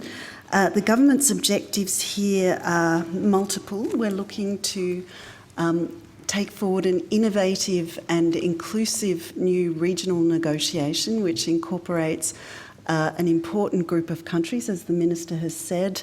40% of global GDP is captured by this agreement, but it's also got quite an unusual mix of countries in that it has the United States, India, a Pacific representative in Fiji, as well as ASEAN members. So we wanted something which was going to take forward economic cooperation in our region and to lift standards in issues of interest to us, trade issues of interest to us, including digital issues, labour standards, and in clean energy, and to facilitate the transition within our region. Okay.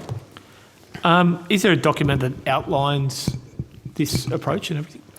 Oh, Senator, there are 4 ministerial statements which Minister Farrell participated in the launch of when he was in LA for the launch of negotiations on the 9th of September, which set out the agreed parameters of the negotiations for all of the participants. And it sets out those things that we're looking for are reflected in those documents. Okay. A little bit of politics never hurts in a estimates hearing. Shadow Minister for Trade, Madeleine King, on the 27th of the 8th, 21, called for the government to implement all 5 recommendations of J. Scott report that into treaty making. This includes recommendation 2 that the government publish negotiation aims and objectives for all future trade negotiations prior. Has that become a policy of government if it was a recommendation of opposition, Minister Farrell? but we have policies. Look, we've been very open and transparent in all of the instructions that I think we've given to the negotiators. The IPEF is from Australia's point of view, a very important potential agreement. If we go back in sort of time a little bit to the original Trans-Pacific Partnership, the TPP as it was known back then, was a creature of the Obama administration, and it was created with the intention of bringing the United States back into our region in a very significant economic sense. The debate in the lead up to the 2016 American presidential election meant that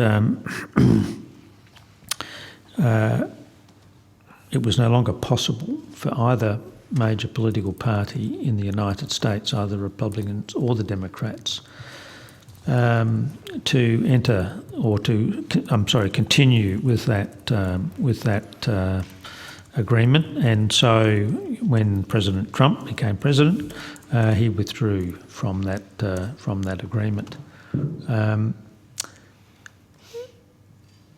So in the intervening period, of course, there's been no opportunity for the United States to participate in an economic sense in our region. And ourselves, Japan, New Zealand, Singapore, and a range of other countries have been very keen to get America to re-engage in this region. Japan itself, when I was there a couple of weeks ago, still has hopes that the United States may rejoin the TPP. I personally think that's a pretty forlorn hope, but this gives, I think, the region the best opportunity for the United States to re-engage. Both the American Trade Ambassador, Catherine Tai, and the Commerce Secretary, Gina Raimondo, have invested a lot of their time and effort into making this a success.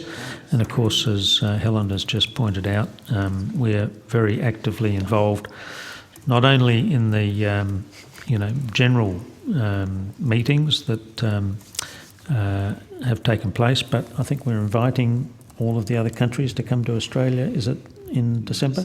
In December. And we've also issued an invitation to all of the ministers to come to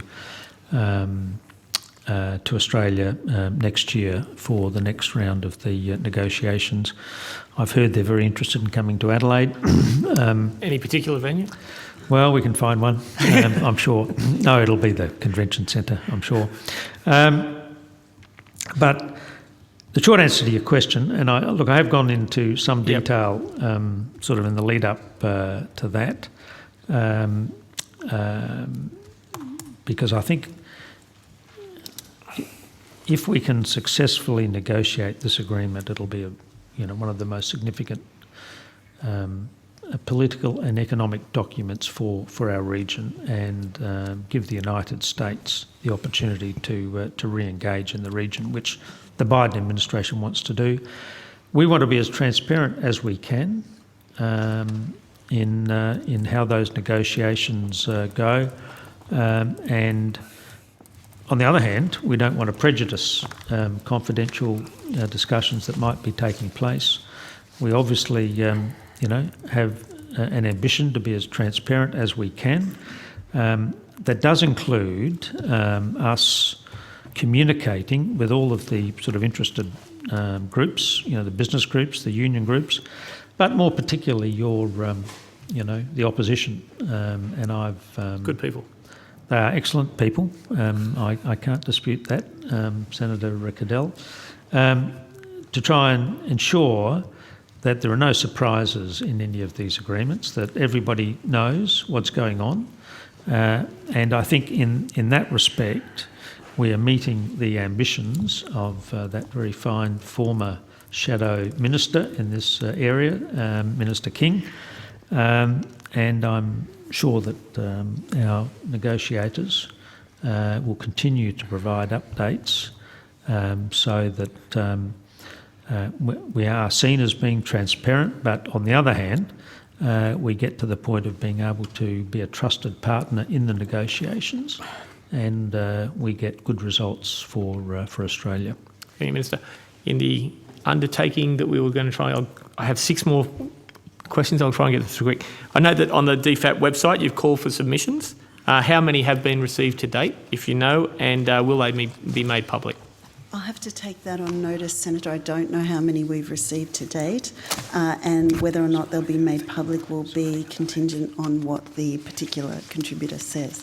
Okay. Senator, may I just also add that this, in contrast to the earlier negotiations that you discussed, the EU, for example, or India, or the CPTPP, this is at a very early stage. We haven't yet commenced formal negotiations. As the Minister has mentioned, the first round will be in Australia in December in Brisbane from the 10th to the 15th. Okay. 5 more. I just look at this thing. Will, beyond the asking for submissions, how are you proposing to engage with business and general society through these negotiations? Can you give us a quick rundown there? Yes, I can. We're having a broad range of consultations that are underway. In fact, some of my team were in Brisbane today holding public consultations. They've had them in Melbourne and Sydney already, and there is a virtual round scheduled for Darwin, the Northern Territory, and potentially further afield after that. They've included state governments, NGOs and community groups, unions, peak bodies, business and industry and think tanks, as well as having some particular subject-focused consultations in addition to ones with these groups of stakeholders. There have been some focused on the trade pillar of negotiations, some on supply chains and some on the clean economy specifically, as well actually on the fair economy. Yes. That's all 4 pillars. Now, that's where IPF started. Has it got bigger than that? I know Minister's comments on October 11 said, we're having further discussions, and I quote, we're having further discussions with the United States about an Indo-Pacific free trade agreement. Again, that represents opportunities to sell our products to a new range of countries. This doesn't go that far, does it, or is it expanded? So there are 4 pillars of the negotiation. One, it's not a traditional trade agreement by any stretch of the imagination. The first pillar, though, is the trade pillar, and it does look a lot like a trade agreement, a normal FTA, with one important exception. Market access has been excluded. So we won't have market access negotiations in the sense that you were discussing earlier with my colleagues, but there will be market access in terms of standards, market access like or related provisions in terms of standards that might be set. Okay, Minister, is there a scope to go further on this to get market access, or is this? Look, I think we ultimately have. I went into some detail about the history of where we've got to here for the specific reason of trying to explain why the issue is so difficult for the Americans. If the opportunity arose to expand the scope of this agreement, and we would be very delighted to participate in that. And I know, I can't think of a country that signed up to this agreement who wouldn't want to welcome that development. But look, the ball's in the Americans' court. We understand the difficulties, the political difficulties, and I don't know whether they've been made easier or harder over the last 48 hours. There's no easy way of getting the Americans to agree to that market access. But bear in mind, we do have a free trade agreement with the United States, and I'll shut up now. I just saw the clock go, yeah. Good man. Thank you very much, Senator, and thank you very much, Minister. Well, everyone, that does conclude today's estimates hearing. Being no further questions, the committee's consideration of the 2022-23 budget estimates has concluded. The committee has set the 18th of November of this year as the date by which senators are to submit written questions or notice. And more importantly, the 16th of December of this year as the date for the return of answers to questions that have been taken on notice. I want to thank Ministers Wong, Minister Farrell, and officers of the Department of Foreign Affairs and Trade and all other witnesses who have given evidence to the committee today. Thank you also to, importantly, Hansard Broadcasting and to the Secretariat. Thank you very much for all your assistance this week. Much appreciated. The committee now stands adjourned. Thank you, Chair.